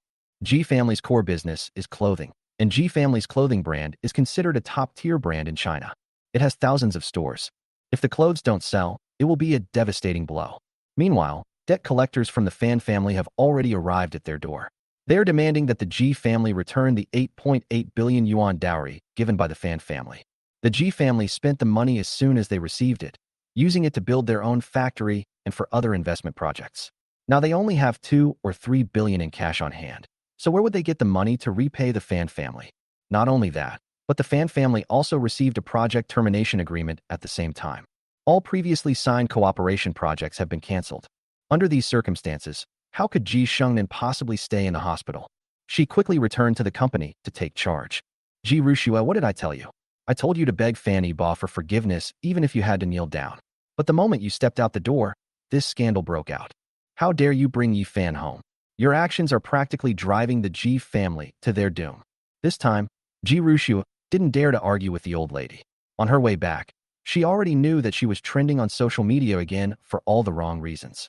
Yesterday, in order to resolve her issue, Qin Hai exposed 2 of his own entertainment company's biggest stars. Now, even if we use this trick again, no one will believe us. Ji Rushue knew she had done something stupid again, and she dared not utter a sound after being scolded. Ji Shengnan had already scolded her, but it was no use. Now they needed to find a solution, otherwise the Ji family would be finished. Did you show your proof report to Fan Yibo? Ji Shengnan asked. No, I haven't had time yet. There wasn't enough time. Ji Rushue hadn't even taken it out before the security guards kicked her out. Ji Shengnan was furious. She hadn't even shown Fan Yibo such an important thing. You idiot, this is the only chance to get a chance to win, and you didn't even give it to him. In Ji Shengnan's original plan, Ji Rushue was to go to see Fan Yibo, report Chu Nu to Fan Yibo on the spot, and then appear at the company so that Fan Yibo could inspect the goods directly. If Ji Rushue can prove her innocence, given their years of relationship, Fan Yibo might forgive her. But now, Ji Rushue has messed things up. Grandma, Yibo is still angry, so I didn't have a chance to give him the things today. Tonight I'll go directly to his house and show him the report in person. If he still doesn't believe me, I'll just... Ji Rushue also thought of this idea, but Ji Shengnan had already lost hope in her. No need. You don't need to worry about this. Go back to the old house and stay there for a while. Don't go out fooling around. As for Fan Yibo, I'll have Rian come back and have her talk to Fan Yibo in the future. After Ji Shengnan finished speaking, she confiscated Ji Rushue's phone, forcing her to cut off all contact with the outside world. Ji Rian is Ji Rushue's younger sister. She is 22 years old this year. She is just as beautiful as Ji Rushue, and even younger. Ji Rushue understood what her grandmother meant. Her grandmother wanted to marry Ji Rian to Fan Yibo so that he could take her place. What? No, Fan Yibo is my fiancé, you can't do this. Ji Shengnan didn't tolerate her. You still have the nerve to say that you're the one who lost Fan Yibo. You're involved with a man in an ambiguous relationship. What makes you think Fan Yibo would tolerate such humiliation? And another thing, why did you bring Yi Fan to see Fan Yibo today? What's wrong with your brain? Did you think they would get along peacefully, with 2 men sharing one wife? To be two-timing someone, and to do it so outrageously, is something even I couldn't tolerate. I'm already incredibly grateful that Fan Yibo didn't kill you on the spot. Ji Rushue was stunned, as if struck by lightning, when she never expected her own grandmother to look at her like that. Her soul trembled. Chapter 26. Heading to Shanghai. Fanny Ba returned home and went straight to bed. At this point, he realized even more the importance of having a strong physique. Fanny Ba's home is neither an old house nor a wedding room. It's a large apartment on the same floor as Ji Rushue's in the same complex. It's right upstairs from Ji Rushue's house. It's no wonder that Ji Rushue felt Fanny Ba was too clingy. Fanny Ba slept until the moon and stars were sparse. He slept from afternoon until evening before feeling much better. I'm so hungry. That's when he realized he hadn't eaten all day. He went to the kitchen and quickly prepared some food to appease his internal organs. Before I could even take 2 bites, I was startled by a quacking sound from a duck. Looking down, I saw it was a pet duck. Fool, you're not dead? No, you're dead. Fortunately, the ducks couldn't understand human speech and didn't argue with him. I'm sorry, I caused you to suffer along with me in my past life. Fan Eba bent down, hugged the rice jar to his chest, and gave it a good rub. Fan Gang is Fanny Ba's pet duck, a culled duck he has raised for several years. Pure white, it was a gift from his parents before they passed away. Fanny Ba has always treated this duck like his son. After his parents passed away, this culled duck kept him company through many difficult nights. Culled ducks only live for about 10 years, and this duck is already an old man. In his past life, Yifan had seen the rice jar once. Later, when he was sick, he told Ji Rushue that he wanted to eat old duck soup. Other ducks won't do. We have to have this culled duck. Finally, Ji Rushue secretly took the rice jar away from Fan Eba and cooked it to nourish Yifan. When Fan Eba arrived, only a duck carcass remained in the rice bowl. The past is too painful to recall. It only brings tears to my eyes. In this lifetime, Fan Eba will never let anyone hurt anything he cares about again. He wanted to put an end to the rice jar's life. Having just woken up, Fanny Nan was no longer sleepy. He sat on the living room sofa with his rice bowl in his arms, contemplating life. The old duck seemed unable to stay up all night. It lay in Fanny Ba's arms, nodding sleepily. Look at this. It's so cute it's melting Fanny Ba's heart. I don't know how Ji Rushue could bring herself to kill such an adorable duck. The gods and Buddhas have given me this opportunity. It would be a waste to use it only for revenge. I will lead the Fan family to continue climbing higher until we reach the pinnacle of the world. I will serve my country and restore the glory of all nations paying tribute to us. On this ordinary, uneventful night, Fanny Ba made a grand vow. The next morning, Fanny Ba, who had fully recovered, headed to Shanghai with several bodyguards. This trip to Shanghai is crucial to his first step in leading the Fan family to rise to prominence. Moreover, there's a stunningly beautiful school beauty in Shanghai waiting for her to rescue her.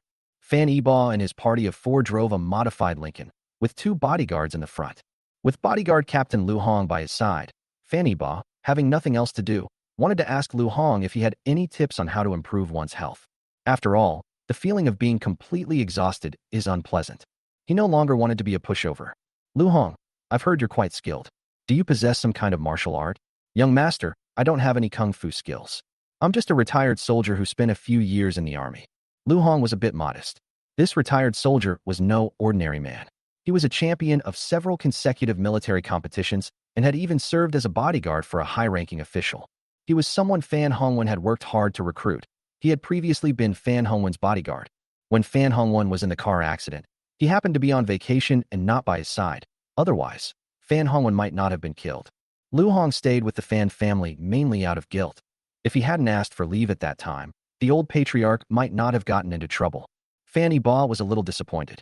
Oh, is that so? Although Lu Hong didn't know why Fanny Ba asked that, he didn't want to disappoint him. Young master, do you want to exercise?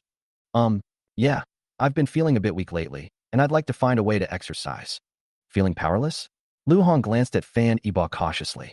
How old is he? So young, and already saying he feels powerless.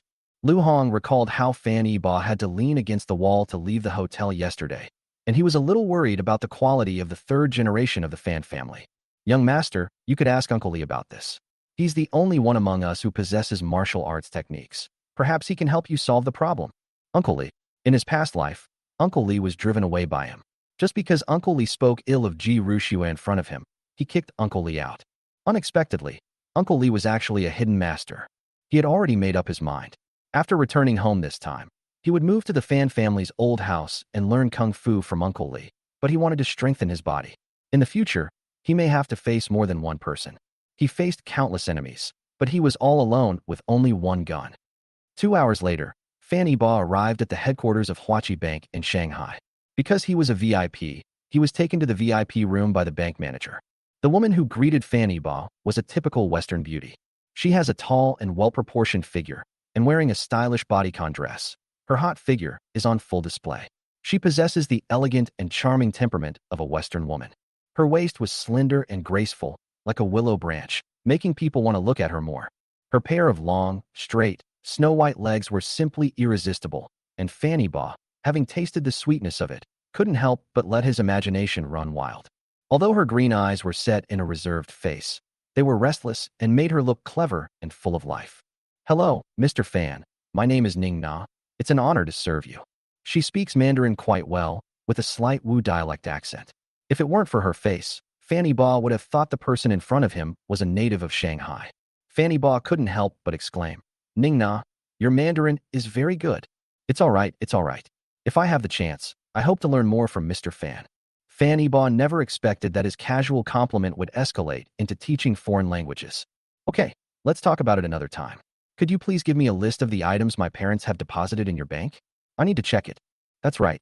This is Fanny Ba's main purpose in coming to Shanghai. The Fan family has been in business for a century, and the wealth accumulated over generations is all here. Taking stock of the finances was one thing. Another was that he wanted to transfer the money to a state-owned bank. Then, use that money to make money abroad. A few minutes later, Ning Na returned to the house with a document.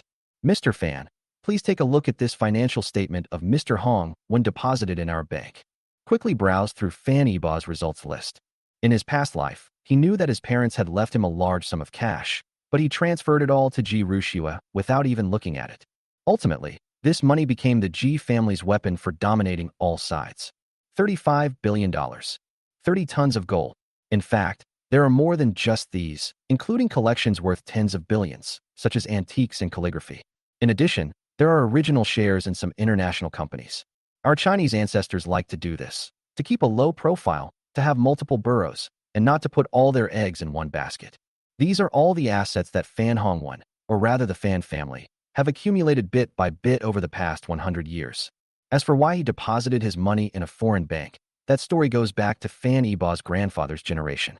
They all came from the era of speculation and profiteering and were terrified. These things were originally intended for the Fan family descendants as a precaution, in case the family business encountered a crisis, or the investment failed and the company went bankrupt. The money from Huachi Bank is the capital that enabled the Fan family to make a comeback. Unfortunately, all the treasures that his ancestors had saved up through generations of frugality were packed up and given to Ji Rushua by Fanny Ba. Thinking of this, Fanny Ba wished he could travel back to his wedding day and slap himself a few times. Chapter 27. I'm going to transfer all this money away. What? You want to transfer all this money to another bank? Mr. Fan, what did I do wrong? Why did you make such a shocking choice? Ning Na was terrified by Fanny Ba's words. She had just received him, and now he was trying to transfer the money away. What could Fanny Ba say? Could he tell this beautiful woman that her bank was about to withdraw from the Chinese market and ultimately face bankruptcy? Once the world's largest financial empire, Huachi Bank was a behemoth encompassing banking, insurance, securities, trust, and other global financial holding groups with assets reaching $2 trillion. It will eventually fade into obscurity. Moreover, it is the least safe place for Chinese people to keep their assets in the United States. Shortly before Fan Iba died, he heard from his caregiver that the First Republic Bank of the United States had gone bankrupt. Tens of thousands of wealthy Chinese businessmen had deposited money in the bank, totaling hundreds of billions of US dollars. And in the end, they all lost it all to the bank. I don't know if there were that many. The data is all made up. Fanny Ba would never dare to put his money in a foreign bank again. So, the day after his rebirth, he couldn't wait to transfer the money away, lest it all go down the drain. Ning Na's advice was ignored, and Fanny Ba insisted on transferring all his assets to a state-owned bank. Finally, William, the president of Huachi Bank in China, rushed to the scene upon hearing the news. Over the years, Huachi Bank's business in China has been operating at a loss. The Fan family is among the largest depositors of Huachi Bank's many VIP clients. If the Fan family were to transfer this money, then the president could simply resign. Dear Mr. Fan, has our Huachi Bank done anything wrong that offended you? Fanny Ba didn't want to waste time arguing with them. He had already contacted the president of the Shanghai branch of China First Bank, who would be arriving soon with his men to help Fan Yiba's people transfer the money to the bank's safe deposit box. Seeing this, Varen dropped all pretense of gentlemanly manners. Your decision is utterly absurd. You should know that our Huachi Bank is the world's largest bank, with branches all over the world. For your company's overseas business, choosing our bank is the safest and most convenient option. William's words were clearly a threat to Fan Yiba. If Fan Yiba tried to transfer the money, he would use the influence of Huachi Bank to curb Yiba Group's overseas business. Look, this is America and America's banks. The descendants of robbers have evil genes passed down in their blood. They won't become gentlemen just because they wear a suit. Can I interpret this as you threatening me? Fan Yiba is certainly not afraid. He doesn't have any assets abroad. Besides, does leaving Zhang the butcher mean he won't eat pork anymore? The words of a Chinese president of Citibank were no threat to Fan Yiba at this moment. Moreover, Fan Yiba was already planning to take action against Citibank. Shorting Huachi Bank stock should be a very interesting thing. I didn't do that, Mr. Fan. Please don't slander me. But if Mr. Fan wants to understand it that way, there's nothing I can do. William spread his hands, feigning ignorance, which was incredibly irritating. However, Fan Yiba was not provoked. He was waiting for someone from the First Bank of China. Fan Yiba was not disappointed by the speed at which the Chinese people acted. Half an hour had passed since he made the call. The president of the First Bank of China in Shanghai personally led a team to the scene. This was something Fan Yiba hadn't expected. He thought it would be good enough if a business supervisor came, but he didn't expect the president of the Bank of China to come in person. Zhang Guofan, a middle-aged man in his 40s with a standard square face and thick glasses, walked briskly to Fan Yiba. He extended his hands and said excitedly, "Thank you so much, Mr. Fan. It's an honor for us to choose our bank. Rest assured, leave the rest to us. We will transfer your assets in Huachi Bank as quickly as possible. 35 billion US dollars, equivalent to more than 200 billion Chinese yuan, is half of the Fan family's assets. This doesn't even include the gold and those priceless treasures. This is the largest asset transfer project that Zhang Guofan has handled in all these years. Moreover, the funds were transferred from foreign banks to state-owned banks. He had long seen Chinese businessmen transferring money to foreign banks and then abroad through various means. It is rare to see someone do the opposite. How could a businessman like him not come in person? His admiration for Fan Yiba reached its peak. In China, the position of the Bank of China president represents not only a business identity, but also an official rank. Although Fan Yiba has a net worth of hundreds of billions, he did not dare to be presumptuous. President Zhang, you are too kind. I should be thanking you. I did not expect you to come in person for such a small matter. The two exchanged pleasantries in the VIP room, which made William, who was standing to the side, so angry that he saw stars. He didn't expect Fan Yiba to act so quickly, already contacting local banks in China. This shows that Fan Yiba is determined that this huge asset is definitely not going to be saved. He didn't have time to put up with this. He needed to contact headquarters immediately and clear himself of any responsibility. Fan Yiba signed an authorization that his assets at Huachi Bank would be transferred by President Zhang's people. He just needs to wait until the final confirmation. The transfer process will take half a month, because the inventory of gold and antiques alone will take a long time. Inventorying these assets will require hiring many experts, whose appearance fees are not low, calculated by the hour, and are estimated to be as high as several million yuan. Fan Yiba will be responsible for all these expenses. After dealing with this matter, President Zhang invited Fan Yiba to lunch. Fan Yiba certainly wouldn't refuse. The two had a simple meal at a hotel next to Huachi Bank. Fan Yiba is well-versed in the development trends of the next 10 years, can engage in conversation about anything, and his insights are particularly valuable. Zhang Guofan was amazed and exclaimed that he was a genius. After the meal, they felt like they had known each other for a long time, and Zhang Guofan even wished he could become sworn brothers with Fan Yiba. Fan Yiba was having a great time, while Ning Na was on the verge of a breakdown. That bastard William pushed all the blame onto her and made her take the fall. It simply doesn't make sense. Fan Yiba has never had any dealings with Huachi Bank before. Why would he want to transfer assets on his first visit? Who knows why? It's not like William can be responsible for that. He doesn't want to retire yet. He hasn't had enough of the glitz and glamour of China. In the end, Ning Na was held fully responsible and was dismissed. Actually, Ning Na didn't deserve to be fired. The Fan Yiba incident was just one of the reasons. The main reason is that Ning Na is too beautiful. William had long coveted her, but Nina was determined to refuse. Ning Na was originally a senior investment advisor at Huachi Bank, earning an annual salary of 1 million yuan. She was a well-known beauty in Shanghai's financial circle. It wasn't just William who had his eye on her. Many investors entrusted their funds to her because they coveted her beauty. But she took the money but didn't keep her promise, which angered many investors. William took the opportunity to suppress her, turning her into a servant to receive guests. But Nina, unwilling to give up her high-paying job, gritted her teeth and persevered. In the end, William still managed to take him down. Ningna left the Huachi Bank building dejectedly, carrying her personal belongings. She walked aimlessly down the street. In this familiar yet unfamiliar country, she really didn't know what to do. Ningna is actually half Chinese. Her mother is a true heiress. More than 20 years ago, a wave of enthusiasm for studying abroad swept across China. Her mother, Ning Rong, was one of them.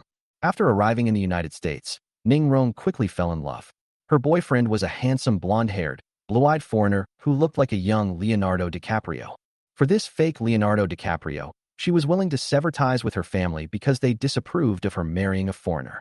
She was already engaged. She had been betrothed to a young master from a prominent family in Shanghai long before she went abroad. But she abandoned her fiancé in order to breathe the free air of America. Ning Rong was hopelessly in love and ended up getting pregnant out of wedlock. Tragically, Ning Rong's love was ultimately betrayed. The fake Xiao Li was only after her money. After learning that she had severed ties with her family, the fake Little Li disappeared without a trace with her last savings. Ning Rong sold her jewelry to give birth to Ning Na, and then worked and studied to raise Ning Na to adulthood. There's always a reason why someone is pitiful. Ning Rong ultimately paid the price for her impulsiveness. Ning Rong, who is now retired, has the greatest wish to return to China, seek forgiveness from her family, and offer incense at her parents' graves. Her parents didn't inform Ning Rong to return to China to mourn when they were dying. They were utterly disappointed. To fulfill her mother's dream, Ningna returned to China alone after graduation. Ningna had visited the Ning family many times, but unfortunately, because of her Western appearance, she had never even been able to enter the Ning family's gate. She stayed in Shanghai because she wanted to make a name for herself, impress the Ning family, and eventually get them to accept her and her mother. Chapter 28, You Have to Take Responsibility for Me. Ningna walked dejectedly down the street, clutching a cardboard box. Suddenly, she saw Fan Yibo, the culprit who had caused her to lose her job, who had just finished eating and parted ways with Zhang Guofan. She threw the cardboard box away, not wanting anything else, and ran to Fan Yibo's car in her high heels, blocking his way. Stop. You can't leave. You have to take responsibility for me. Ningna stood in front of the car with her arms outstretched and shouted. Everyone on the street heard her. The people around were stunned. What's going on? Is this some kind of irresponsible act after the fact? Such a beautiful woman. She looks like an elf from Western mythology, with fair and radiant skin and incredibly long, gorgeous legs. Countless LSPs are screaming in their hearts. If it were me, I would endure it even if I were pregnant. Some elderly people, having nothing better to do, started pointing fingers at Fan Yibo, accusing him of starting something and then abandoning it. These rich people are really despicable. They just throw away such a beautiful girl like that. Exactly. It's all the fault of those good-for-nothing rich kids. They play around with every girl they see and then don't take responsibility. My grandson is over 30 and still single. If I could introduce this girl to him, that would be wonderful. You wish. They have luxury cars and bodyguards all around them. What does your grandson have besides that fat body? Oomph. My grandson has a sincere heart. Money is just an external thing to him. What do you know? Exactly. All the pretty girls these days have been brainwashed by rich people's money and become spoiled. It's all the fault of these rich people. Let's go? Let's go up there and curse him to death. As they were talking, several elderly people walked towards Fan Yibo. Seeing this, Fan Yibo dared not stay. He grabbed Ning Na's delicate hand, and the two quickly climbed into the car. Drive quickly, Fan Yibo urged. Lu Hong was puzzled. Was the young master too timid? Young master, there are only a few old men. What are you afraid of? We can protect you. Fan Yibo looked at him like he was an idiot. Brother Hong, people in the underworld say that women and children are the worst to mess with, but I think we should add another one. The elderly. Look at these old men and women. You can't scold them. You can't hit them. Do you really think you can reason with them? If you anger them, they might just lie on the ground and sue you until you're bankrupt. An Audi becomes an Alto, a BMW becomes a Baojun. Lu Hong immediately thought of the news story about whether or not to help an elderly person who had been knocked down. The car quickly left the main street. Fan Yibo looked at the foreign beauty beside him. Although she was really pretty, her heart was too wicked. He was just transferring his money to a different bank, and she actually tried to falsely accuse him of indecent assault. Fortunately, he wasn't the only one in the VIP room. Ms. Ning, is this really necessary? You don't need to work this hard for a job. Ning Na rolled her eyes at him, her disdainful expression carrying a captivating charm. Fanny Ba felt a jolt in his heart. She said, "Work? I lost my job just because of one sentence you said. Now I have no chance to fight anymore." Ning Na felt increasingly aggrieved. In the past 6 months since she came to China, not a single thing had gone smoothly for her. At work, there's a pervert who keeps making advances on her, and so do her customers. They practically want to strip her naked right there in the office. As for her family, she has no home in Shanghai. The Ning family doesn't acknowledge her at all and has always treated her as an illegitimate child. Her return to the Ning family remains a long way off. Meanwhile, her mother, far away across the ocean, was in poor health due to overwork in her youth, and her condition was deteriorating day by day. Thinking of her mother, Ning Na suddenly felt homesick. Sitting in Fanny Ba's car, she burst into loud sobs. Wah! Seeing Ning Na cry, Fanny Ba not only didn't comfort her, but was also glad that he had run away quickly. If he hadn't run away, he figured someone would have called the police to arrest him. Ning Na cried for a long time, but Fanny Ba didn't pay any attention to her. Instead, a bodyguard in the front row kept looking at her through the rearview mirror. He was extremely anxious and wanted to hand her a tissue, but he was afraid that Fanny Ba would get angry. Fanny Ba also saw it, and he couldn't help but sigh. Beauty is truly a curse. No wonder there are often scenes in movies where bodyguards are bewitched by beautiful women and plot to harm their masters. This bodyguard is no good. He chuckled teasingly. What? Feeling sorry for her. Are you blaming me for making her cry too? Although Fanny Ba was smiling, those who knew him well knew that this was a dangerous sign. Oh, I'm sorry. The bodyguard was startled by Fanny Ba and immediately sat up straight, looking straight ahead with a serious expression. Compared to beautiful women, he knew his job was more important. After all, the beautiful women weren't his, but his job was. Fanny Ba ignored the bodyguard. He felt that this bodyguard was obsessed with beautiful women and had an insatiable heart, and would betray him sooner or later. Fanny Ba gave Lu Hong a look, and the two looked at each other in silence. Ning Na stopped crying. She stopped crying and looked at Fanny Ba with a pitiful expression. Her deep blue eyes were like clear, transparent blue lake water, and her captivating eyelashes fluttered, glistening with tears. Fanny Ba suddenly realized that he might have been too harsh on the bodyguard. He also felt a flutter in his heart. Hey, don't look at me like that. It's just a job. I'll figure something out for you. The Fan family also has a company in Shanghai. He plans to get this Western beauty in there and get rid of her as soon as possible, otherwise his morale will collapse. You'll arrange something for me? What kind of work can you arrange? Ning Na asked curiously. Your old profession. We'll let you work as a receptionist at our company, Fanny Ba said matter-of-factly. He figured Ning Na, who worked at the bank greeting VIPs, would be a perfect fit as a receptionist. No sooner had Fanny Ba finished speaking than Ning Na reacted like a cat, with its fur standing on end. Who told you my original profession was receptionist? I'm not going. I'm not going to work as a receptionist. You're not going to work as a receptionist? Look how smug you are. At my company, a receptionist earns $8,000 a month, which is no worse than a regular white-collar worker. Indeed, the salary level of employees at Fan's company is far above the average. 10 years ago in Shanghai, $8,000 was already a high salary, making it a conscientious company in the industry. $8,000? Who do you think you are? I used to earn $1 million a year. $8,000 is like throwing money at a beggar. Ning Na knew Fanny Ba didn't believe her, so she took out her phone, opened her resume, and threw it at him. Fanny Ba accepted it with some skepticism, but he was soon shocked.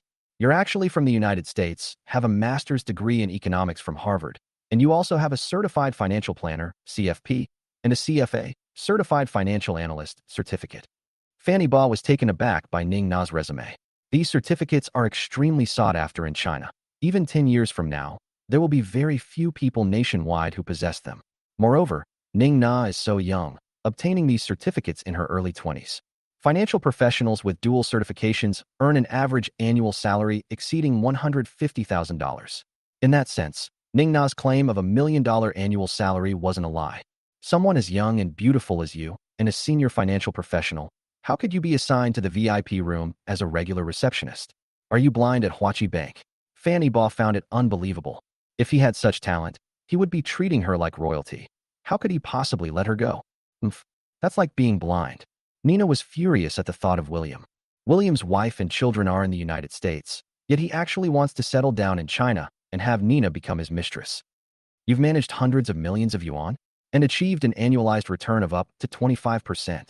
Fan Yibo asked in great surprise. Ning Na spoke with great pride. This was her original profession. Of course. What? You don't believe I have the ability?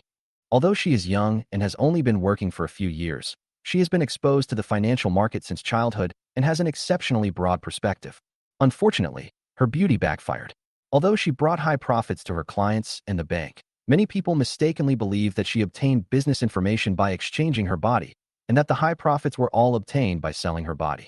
Because Western culture is generally very open about sex, many people assume that she is also very open-minded. In fact, her mother, based on her own experience, was very strict with her upbringing, forbidding her from dating while studying and from living together before marriage. Because of her father, whom she had never met, Ning Na had always been unfriendly to men, and one could even say she hated men. Looking at Ning Na's resume, Fan Yibo suddenly had a good idea. Okay, I'll take responsibility for you. Chapter 29: The Pledge of Allegiance. An hour later, at the Four Seasons Hotel on the Bund in Shanghai, Fan Yibo summoned Su Mingjiang, the person in charge of the Fan family's company in Shanghai. Mr. Su, let me introduce you. This is Ms. Ning Na. From now on, she will be in charge of our company's strategic investment department. Her position is tentatively set as vice president, with an annual salary of 1.5 million yuan plus commission. She will report directly to me. Fan Yibo introduced Ning Na to Su Mingjiang and announced her job assignment. Su Mingjiang was slightly attracted by Ning Na's beauty, but he quickly looked away. He dared not look at the young master's woman too much. It would be fatal. After so many years as a leader, he still lacks this much discernment. He might as well resign as soon as possible. Su Mingjiang first greeted Ning Na politely, not daring to extend his hand, but he quickly realized that the company did not have any strategic investment department. He asked blankly, "Young master, our company doesn't have this department?" Fan Yibo said calmly, "It wasn't there before, but it appeared after Miss Ning Na arrived." "Oh, okay.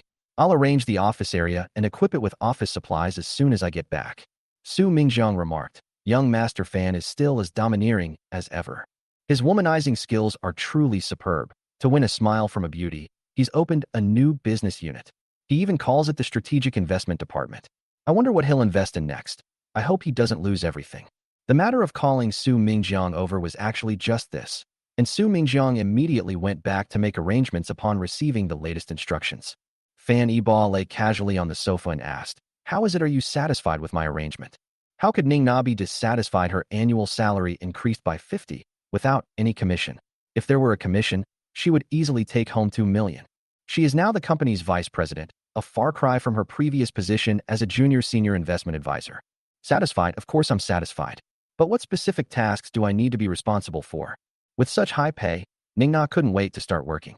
From now on, you will be mainly responsible for the company's investment and financial management business, which means taking money to speculate in stocks, futures, government bonds, and other financial activities. These are your old professions, and I believe no one is more familiar with them than you.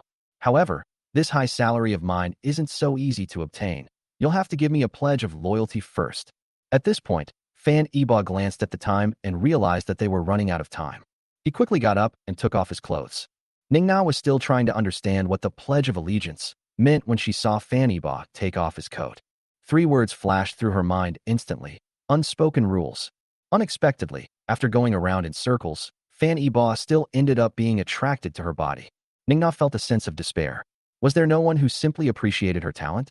Being beautiful is a cardinal sin. If she ultimately can't escape it, Ning Na doesn't think giving her body to Fan Yibo is something unacceptable. However, she needed to negotiate a good price for herself. Thinking of this, Ning Na also got up and took off her long dress. When Fan Yibo turned around, she saw Ning Na standing in front of him wearing a tight-fitting inner layer. Her devilish figure, alluring posture, and elfin face made Fan Yibo's mind race and his blood boil. His nose itched and a spurt of blood shot out. He rushed into the bathroom as if his life depended on it and quickly closed the door. "What are you doing? Put your clothes on quickly, or we'll have even more trouble explaining ourselves if someone comes in." Fan Yibo's angry voice came from the bathroom. Ning Na clutched her chest, bewildered, and stood dumbfounded in the living room. What does he mean? Isn't this what a Pledge of Allegiance means? Then why is he taking off his clothes? Ning Na was completely baffled, but of course she was happy to accept the fact that she didn't have to sacrifice herself. She quickly picked up the clothes from the ground and put them on. As she dressed, Ning Na felt a little sad and blushed. She said angrily, "I was almost naked, and he ran away. Is he even a man?" Fan Ba took a cold shower in the bathroom and only dared to come out after his desire subsided. Fan Ba changed into a simple casual outfit and took off his $1 million watch. He sat properly on the sofa, his eyes fixed straight ahead. Ningna, sitting opposite him, looked shy and timid, her face full of embarrassment. The two of them understood each other without saying a word and kept quiet about the misunderstanding. Ahem. Well, a pledge of allegiance means you have to prove your abilities. I'll give you an investment authority of 1 billion yuan in a bit. I need to see returns within 1 month. If the returns are higher than 15%, the investment department will set up a new company, and I'll make you the general manager. If, before Fan Ba could finish speaking, Ningna declared, if it doesn't reach 15%, you don't need to say anything more. I'll just pack my bags and leave. Fan Ba asked in shock, are you sure? 15%, that's 150 million, and I'm only giving you 1 month. Ningna patted her full, firm breasts. I'm sure. I will definitely do it. However, if I do, you have to give me 10 as commission. Fan Ba laughed and said, I'll give you 20 and keep adding to the investment. You know, I just transferred 35 billion US dollars from Huachi Bank, and I plan to put all of that money into the stock market. That's right. Fan Ba intends to use this money to dominate the international financial market. That much money would just get moldy if left in a bank. He possesses the memories of the next 10 years. With the help of a professional trader, multiplying his capital several times over would be a piece of cake. And this 1 billion is the touchstone. Ningna was quite shocked by Fan Ba's extravagant spending. Such a large sum of money, 20 of the profit, must be a lot of money. Buying the Ning family wouldn't be a problem then. Although the Ning family is a large family, they don't have much money, at most 10 billion. As long as she gives it her all, surpassing the Ning family's net worth in the future is not a dream. Her mother can then return to China in style. In her excitement, she pounced on Fan Ba and kissed his face several times with her rosy lips. Fan Ba was startled. 3 days later, he was almost pushed over again. Ningna's hot body pressed down on Fan Ba. Her two towering breasts were huge, and her waist was as slender as a willow leaf. He felt he would have to take a cold shower soon. Ningna recovered quickly, blushing, and returned to her seat. Boss, don't worry, I'll work hard. Just wait for me to prove my loyalty, and I guarantee I'll let you marry several boss ladies. Cough, cough, cough. Fan Ba was so frightened by Ningna's outrageous words that he coughed violently. To be honest, he already has 2 women, Lu Mingyao, who pushed him down and ran away, and Xia Qianqian, whom he owes too much from his past life. Just now, he almost took Ningna as his concubine. Fan Ba felt that after breaking off his engagement with Ji Rushua, his luck with women exploded. Fearing things might go wrong, Fan Ba quickly sent Ningna to the Shanghai company to report for duty and prepare for the establishment of a new business department. He disguised himself and went to a bar near the Bund, where Lu Mingyao was. Chapter 30. Can I sing a song? A touch of sorrow, a hint of grief, sunset and dusk. The sky was dyed crimson by the setting sun, and the peach-colored clouds were reflected on the river, making the Huangpu River look as if it were on fire. Brilliant Night 1998 is a quiet bar located in an alleyway on the Bund. There weren't many people in the bar at this time. Only a few tables were sparsely occupied. Coming to a bar at this time definitely makes you a loyal bar fan. Upon entering the bar, a mixture of various aromas of alcohol, smoke, and wooden furniture hits you, creating an atmosphere that feels both familiar and mysterious. The bar's decor is a blend of retro and modern styles. Dark red leather sofas are scattered throughout the space, their soft texture seemingly whispering tales of the past. Vintage vinyl records and black and white photographs adorn the walls, showcasing the bar's history and character. Behind the bar, rows of crystal-clear liquor bottles were neatly arranged, shimmering with an alluring luster under the lights. Looking towards the stage, a beautiful woman with exquisite features was singing with deep emotion. Her singing voice was so beautiful, flowing out like a clear spring, gently touching people's heartstrings. Fan Ba feels she's even more beautiful now, with a subtle feminine fragrance and an elegant, youthful charm. The woman on stage is Lu Mingyao, the one who took Fan Ba's first blood and then ran away. However, she is not doing very well now. From her singing, one can feel her sorrow, distress, and grief. Across the floor-to-ceiling windows, I tried to look into the distance. Through the white smoke, nobody apologized. How can true feelings change so easily? How can love allow interference? How can one possibly explain the heartache? Continue or end? Who should announce it? This rendition of Dinner for Three was so good that Fan Ba was completely drawn into it. He thought of himself, Ji Rushua, and Yi Fan, and the three of them who once had dinner together. That was the only time. That was Fanny Ba's first birthday after getting married. He prepared dinner at home and waited for Ji Rushua to come home. But even as night deepened, there was still no sign of Ji Rushua. I can't get through on the phone either. It wasn't until the bodyguards investigated that they learned Ji Rushua was having a candlelight dinner with Yi Fan. Enraged, he drove straight at them. He witnessed Ji Rushua and Yi Fan feeding each other steaks. Ji Rushua's beaming smile was something Fanny Ba hadn't seen in many years. It seems that Ji Rushua has never smiled at Fanny Ba since that engagement party. Fanny Ba heard a shattering sound. It was the sound of his heart breaking. Ji Rushua saw him, and her eyes flashed with unease and guilt, but she quickly suppressed it with anger because Fanny Ba's arrival had disturbed her dinner with Yi Fan. From that day on, Fanny Ba stopped trying to please Ji Rushua. He wanted to take back control of the company, but it was too late. Xia Qianqian was kicked out of the company by him, and she lost her power. The Ji family has completely taken control of the entire Fan family. He is now only the nominal chairman, without any real power or shares. On their wedding day, Fan Yiba handed over all his shares and the Fan family's savings to Ji Rushua as proof of his fidelity and love. Unfortunately, he entrusted himself to the wrong person. Ji Rushua had no interest in him. When Lu Mingyao finished her song, enthusiastic applause erupted from the audience. It seems that, like Fanny Ba, there are many people who share a common story and resonate with him. Lu Mingyao, dressed in a floral dress, looked like a dancing fairy. She bowed and thanked everyone, saying, "Thank you. I've sung several songs, and I'm a little tired. I wonder if anyone in the audience would like to come up and give it a try." Her voice was still beautiful, stirring Fanny Ba's heartstrings. Unfortunately, no one responded, creating an awkward silence. As if by some strange twist of fate, Fanny Ba actually stood up, looked at the stage, and said loudly, "Can I sing a song?" Lu Mingyao turned her gaze to Fanny Ba. When that face appeared before her again, she was shocked. She thought she would never regret meeting him again, but unexpectedly, on only the third day, that man came to her door. She couldn't help but ask herself, was this fate? Before Lu Mingyao could answer, Fanny Ba went straight up to the stage, picked up the microphone, and asked for a guitar. He sat down next to Lu Mingyao.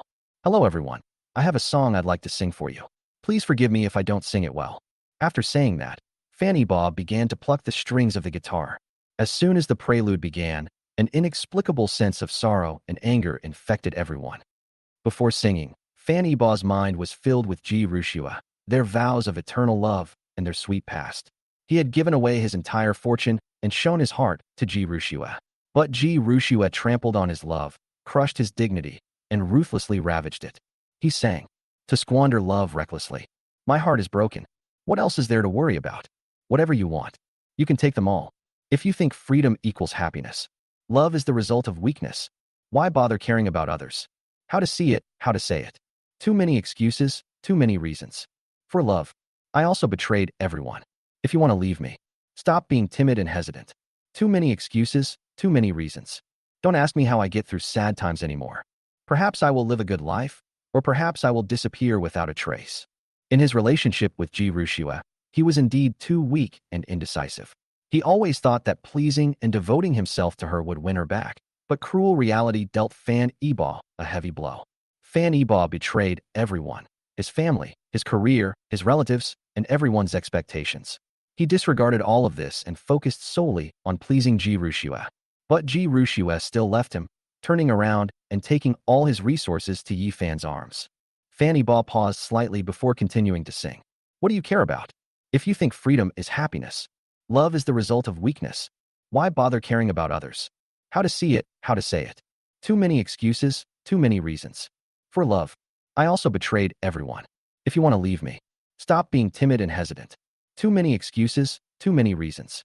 Don't ask me how I get through sad times anymore. Perhaps I will live a good life, or perhaps I will disappear without a trace." What Fanny Ba couldn't understand the most was why Ji Rushua, who clearly loved Yi Fan, refused to divorce Fan Yiba even after acquiring all of the Fan family's assets. After finishing the song, Fanny Ba felt somewhat relieved. The song Too Much fully expressed Fanny Ba's heartache and sorrow, almost bringing him to tears. Before the audience could react, Fanny Ba stood up and whispered in Lu Mingyao's ear, "I'll be waiting for you backstage. This time, you won't escape." After saying that, he left the stage. Lu Mingyao was stunned by Fanny Ba's words. She was still savoring Fanny Ba's singing.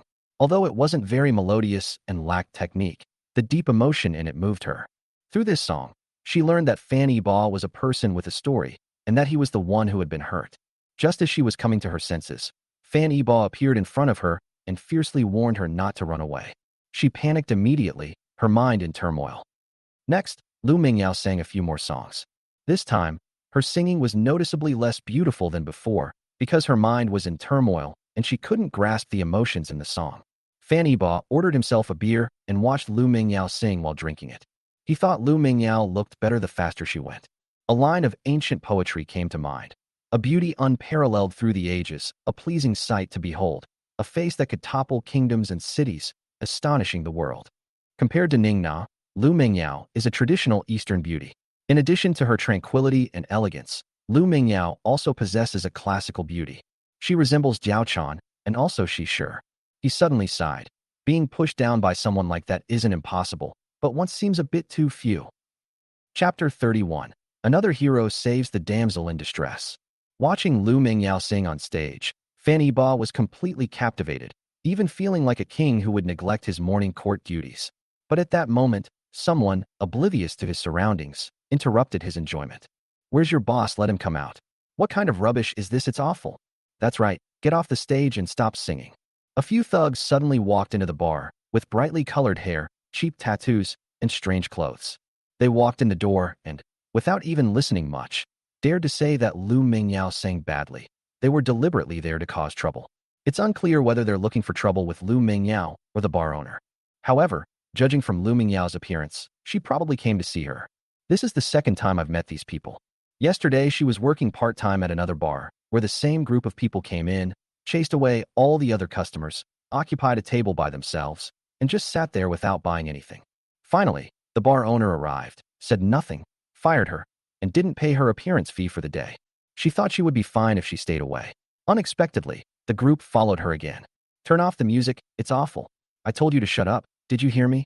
This group of people were extremely arrogant. They rushed onto the stage and tried to snatch the microphone from Lu Mingyao's hand. Seeing this, a young man in the audience quickly stood up, but under the sharp gazes of several thugs, he slumped back down. Lu Mingyao had no one to rely on. She shouted, "If you keep doing this, I'll call the police." Her warning was as light as a feather to this group of people. They didn't care at all. "Fine, go ahead and sue us. Even if the police come, what can they do? We didn't do anything. Can't you just say you don't sing well?" The leader, a golden-haired Lion King, said arrogantly, "You still dare to say it sounds bad? Then there must be something wrong with your ears. I advise you to go see an ENT specialist as soon as possible, lest you actually become deaf and have tinnitus." Before anyone knew it, Fan Yi-ba had already walked onto the stage, blocking Lu Mingyao behind him. He was alone, facing several thugs. Lu Mingyao had once fantasized that someone would stand up to protect her, but she never expected it would be Fan Yi-ba. She thought Fan Yi-ba was there to cause her trouble, since she had forced herself on him and taken his clothes. "Kid, you're pretty arrogant, aren't you? Daring to talk to me like that."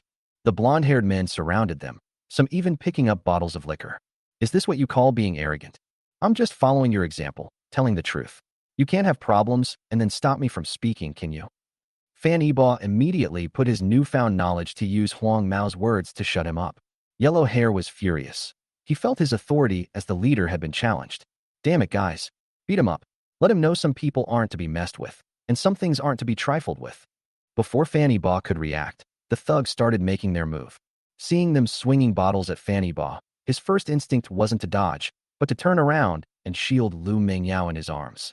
In an instant, the bottle smashed into his back, and he felt as if his spine had been broken, his back burning with pain.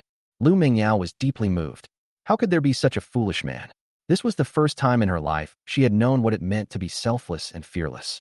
Just as she was about to break free from Fan Yi-ba's embrace and face the storm on her own, Fan Yi-ba grabbed her, and the two of them fled quickly. After she stepped off the stage, she turned around and saw that the stage was in complete chaos. Three men in black, who appeared out of nowhere, got into a fight with a group of thugs.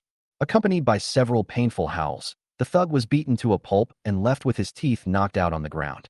Before she could ask any questions, Fan Yi-ba quickly led Lu Mingyao away from the scene. Along the riverbank, colorful lights illuminate the water like twinkling stars, reflecting on the shimmering surface of the river like a winding golden ribbon. Fan Yibo led Lu Mingyao to escape to the riverbank. The two sat on a bench by the river, admiring the bustling city across the river. The skyscrapers in the distance soared into the clouds, their silhouettes standing out prominently against the night sky. Although the two have been completely honest with each other, they are like strangers because Lu Mingyao still doesn't know Fan Yibo's name. Seeing Fan Yibo enduring the pain and covered in sweat, she felt incredibly guilty. She asked with concern, "How are you? Are you all right? Shall we go to the hospital?" Honestly, that bottle really hurt. For a split second, Fan Yibo was afraid he might be killed. He had finally been reborn, and his ambitions hadn't even been realized yet. He really didn't want to die like that. Fortunately, these thugs were somewhat restrained and didn't hit Fan Yibo in the head like Ji Rushua did. Otherwise, Fan Yibo would be in the hospital again right now. "It's all right. I can bear this little bit of pain." Fan Yibo didn't want to embarrass himself in front of Lu Mingyao. He wanted to prove that he could do it and wasn't that weak. But looking at Lu Mingyao, he couldn't help but think of the incredibly absurd night before last, when he was almost completely drained and his legs went weak. It seems he's really weak. I'll go back and train with Uncle Li. I'm determined to turn the tables. Lu Mingyao didn't know if Fan Yibo was lying to her, but she was really in pain. She ran all the way in high heels and even twisted her ankle while running away. Because of the adrenaline rush, she didn't feel any pain until she calmed down and realized that her ankle was starting to swell and turn red. Waves of excruciating pain shot through her bones, causing her to furrow her brows involuntarily, and a thin layer of sweat appeared on her fair forehead. Fan Yibo noticed that something was wrong with Lu Mingyao, and then he saw that her feet were red and swollen. He asked with great concern, "Why didn't you tell me you were injured sooner? Did I pull you too fast just now?" Fan Yibo felt incredibly guilty because he wanted to look cool, adhere to the principle of being high profile in work but low profile in personal conduct. He didn't want Lu Mingyao to know that he had several bodyguards with him. So, after signaling Lu Hong and the others to make a move, he left the scene with Lu Mingyao. They thought this would be a perfect ending, but unexpectedly, Lu Mingyao got injured instead. Not wanting Fan Yibo to overthink things, Lu Mingyao gritted her teeth and endured the pain, saying, "I'm fine. I'll just apply some safflower oil and massage it in when I get back." "No, your skin is all swollen. What if you break a bone? Come with me to the hospital." Before Lu Mingyao could refuse, Fan Yibo picked her up and carried her outside. After walking only a few steps, Fan Yibo felt a burning pain in his back, caused by sweat flowing over the wound and rubbing against it. At this moment, Fan Yibo had no mind to appreciate Lu Mingyao's delicate skin. All they care about is the pain. Even so, he still couldn't let go of Lu Mingyao. Lu Mingyao saw all of this and felt heartbroken. She suddenly realized that after all these years, she actually had someone to rely on. Lu Hong and his two companions had somehow ended up following behind Fan Yibo. The bodyguard, Xiao Wang, the one who'd been staring at Ning Na, asked naively, "Brother Hong, the young master looks like he's in a lot of pain. Should we go help him?" Lu Hong smacked him hard on the head in a fit of anger. "Haven't you learned your lesson yet? Young master is just putting on a show of suffering. Otherwise, how would he win the girl's heart?" Xiao Wang looked as if he had just realized something, and his admiration for the young master grew even stronger. Little did they know, Fan Yibo was truly at his breaking point, relying entirely on his manly spirit to keep going. Finally, they reached the roadside and hailed a taxi together to go to the hospital. Chapter 32, Lu Mingyao's Past. The two went to the hospital and spent more than an hour there. After confirming that neither of them had suffered any serious injuries, they took a taxi home. Lu Mingyao rented a house in Shanlin Town, Pudong. This is an old, dilapidated apartment from the 1980s. The apartment is very small, only 35 square meters, with one bedroom, one living room, and one bathroom. The kitchen is shared with the neighbors. However, it is just right for the life of a single woman like Lu Mingyao. Fortunately, Lu Mingyao lived on a low floor, only on the second floor, otherwise Fan Yibo really wouldn't have been able to carry her up. Lu Mingyao's room was very tidy, with items arranged neatly and the floor spotless. Fan Yibo placed Lu Mingyao on the sofa, then turned and opened the shoe cabinet. Very satisfied. There was only one pair of women's slippers. He brought over the slippers, then squatted down to help Lu Mingyao take off her high heels. Lu Mingyao's feet are very beautiful, crystal clear, and her toes are exceptionally beautiful. Her toes were slender and long, like meticulously carved jade, every detail so perfect. The lines of her instep were elegant and smooth. Her skin is white as jade, delicate and lustrous, as if water would overflow with the slightest touch. Unfortunately, such a beautiful foot has a large, red, swollen bump, about the size of half an egg. Fanny Baugh felt extremely distressed. He gently blew on it and asked, "Does it still hurt?" "When I was little, whenever I got hurt, my mom would blow on it and say that blowing on it would make it stop hurting." Lu Mingyao never expected Fanny Baugh to have such an adorable side. She pretended to cooperate. "Yes, it works really well. It doesn't hurt anymore. Auntie's method works." Thinking of this, Fanny Baugh looked dejected. "It's a pity that my mom can no longer help me blow it. It's been 16 years in total across both lifetimes. His parents have been gone for so long, but he still feels like they're right beside him." Lu Mingyao asked in surprise, "Why?" Fanny Baugh said in a calm tone, "They have all passed away." Passed away. Lu Mingyao didn't understand what they meant, but she could sense the sadness in Fanny Baugh. Lu Mingyao didn't try to comfort Fanny Baugh. Instead, she told her own story. "It's okay. I'm an orphan. I've never seen my parents since I was little. The headmistress raised me. Now, the headmistress is also sick. I want to bring her to Shanghai for treatment, but she doesn't want to." Fanny Baugh hadn't expected Lu Mingyao to be an orphan. He did have Lu Mingyao's information, but it only recorded her job and school. He couldn't find any further details. Fanny Baugh quickly explained, "I'm sorry, I didn't mean to. I was just speaking from the heart and didn't mean to remind you of something sad. It's nothing, what's the big deal? Being an orphan isn't something to be ashamed of." Lu Mingyao said dismissively. The topic was too heavy, and both of them fell silent. Fanny Baugh could only treat Lu Mingyao's foot injury first. He first went to get an ice pack, applied it to the affected area, and then went to prepare the spray and ointment. "These are all medications I got from the hospital." As Fanny Baugh applied the medication to her, he said, "The doctor said your condition isn't serious. You just need to rest at home for 2 to 3 days. Don't go out these days. Just rest well at home." "No, I can't rest. Grandma gave birth and we need money. The orphanage hasn't received any sponsorship in a long time, and there are still many younger brothers and sisters waiting for me. I need to go and earn money." Lu Mingyao shook her head and said firmly. Fanny Baugh was speechless for a moment. He was about to say to Lu Mingyao, "I have money. I'll help you." But he was too scared to utter a word because of what Lu Mingyao was about to say. Lu Mingyao said, "It's all Fanny Baugh's fault. If it weren't for him, I wouldn't have been sidelined. I wouldn't have been suppressed. Don't let me see him again, or I'll kick him to death." "Oh right, I haven't asked your name yet. What's your name?" For the first time, Fanny Baugh didn't dare to say his own name. He didn't know why Lu Mingyao hated him, so to be on the safe side, he used his son's name instead. "Oh, my name is Fangang, Rice Jar." Fangang. Lu Mingyao was somewhat incredulous. Fanny Baugh's appearance and manner of speaking didn't seem like those of someone lacking manners. His parents should be educated. How could they have given him such an awful name? "Yes, that's right, the fan in model and the gang in just now." "Oh, I see. That's fine then." Lu Mingyao nodded. Fanny Baugh pretended to be calm. "You still haven't said why you hate Fanny Baugh so much." Speaking of this, Lu Mingyao got angry. She slapped her thigh and said, "It was all because of that night." She felt somewhat insecure, as the biggest beneficiary of that night was right in front of her. Lu Mingyao blushed and said shyly, I was drugged that night, wasn't I? The person who drugged me was Fanny Baugh." Fanny Baugh was stunned. How could he have drugged him? Although he ended up getting things done, he definitely didn't administer the drugs. "What? Are you sure?" Lu Mingyao asked in surprise. "You know Fanny Baugh?" She felt that Fan Gang was acting strangely. He was fine just now, but when Fanny Baugh was mentioned, he became a little unnatural. "I don't know him. Of course I don't know him. How could I possibly know a rich young master like him?" Lu Mingyao felt that Fan Gang hadn't lied to her. Fanny Baugh was worth hundreds of billions, and it was said that even his dog was adorned with gold and silver.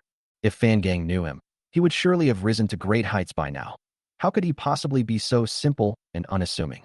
Lu Mingyao nodded and continued, "I'm sure it's Fan Ebaugh's father-in-law." Fan Ebaugh breathed a sigh of relief. He had been terrified. He had thought someone was using his name to cause trouble.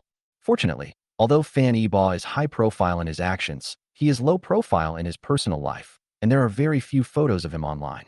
The photos that were distributed on the day of the engagement party were all deleted by his people. If you search for Fan Ebaugh online, the Baidu entry is still a photo of him with his parents when he was very young. However, Fan Ebaugh is even more hesitant to reveal his real name now. If Lu Mingyao misunderstands and thinks he arranged for someone to drug her, and then he comes to her rescue, the situation will be difficult to explain. Fan Ebaugh remembered Qin Hai and Qin Bo, and when he returned to Hangzhou, he would arrange for someone to go to the prison to give that bastard Qin Bo a good welcome. Since the person who drugged you and tried to harm you was his father-in-law, why do you hate Fan Ebaugh? Lu Mingyao said, "Of course I hate him. If it weren't for him, how would his father-in-law have gotten the audacity to bully men and women in broad daylight? When Lu Mingyao talked about Fanny Ba, she was filled with resentment. If she knew that the fan gang in front of her was Fanny Ba, I wonder if she would kick him to death. Fanny Ba was so frightened that he trembled. The story then becomes quite cliché. Qin Bo was furious because Lu Mingyao had run away and threatened to have Fan Ba suppress Hongyi Film and Television Media Company, where Lu Mingyao worked. If the company wants to gain Qin Bo's forgiveness, it will naturally have to find a way to make Lu Mingyao submit. The CEO of Hongyi directly announced that Lu Mingyao would be sidelined, with no resources given to her from now on, and even her path to finding work on her own would be cut off. That was absolutely brilliant. Lu Mingyao hadn't graduated yet, and all her previous savings had been used to pay for her grandmother's medical treatment and support the orphanage's operation. If she loses all her income, Lu Mingyao plans to terminate her lease and return to school as a student. After learning about this situation, Fanny Ba sighed and said, "I thought a celebrity like you would live a very wealthy life, but I didn't expect you to have it so hard." Taking the opportunity, Lu Mingyao said, "I'm very poor, an orphan, and I have a lot of troubles. I have a seriously ill grandmother and an orphanage that I need to support. I don't have time for romance, you understand?" Fanny Ba understood that Lu Mingyao wanted him to back down. That's how the world works. To the rich, nothing is a problem, because 99% of problems can be solved with money, and the remaining 1% that can't be solved isn't because you're not working hard enough, but simply because you're not wealthy enough.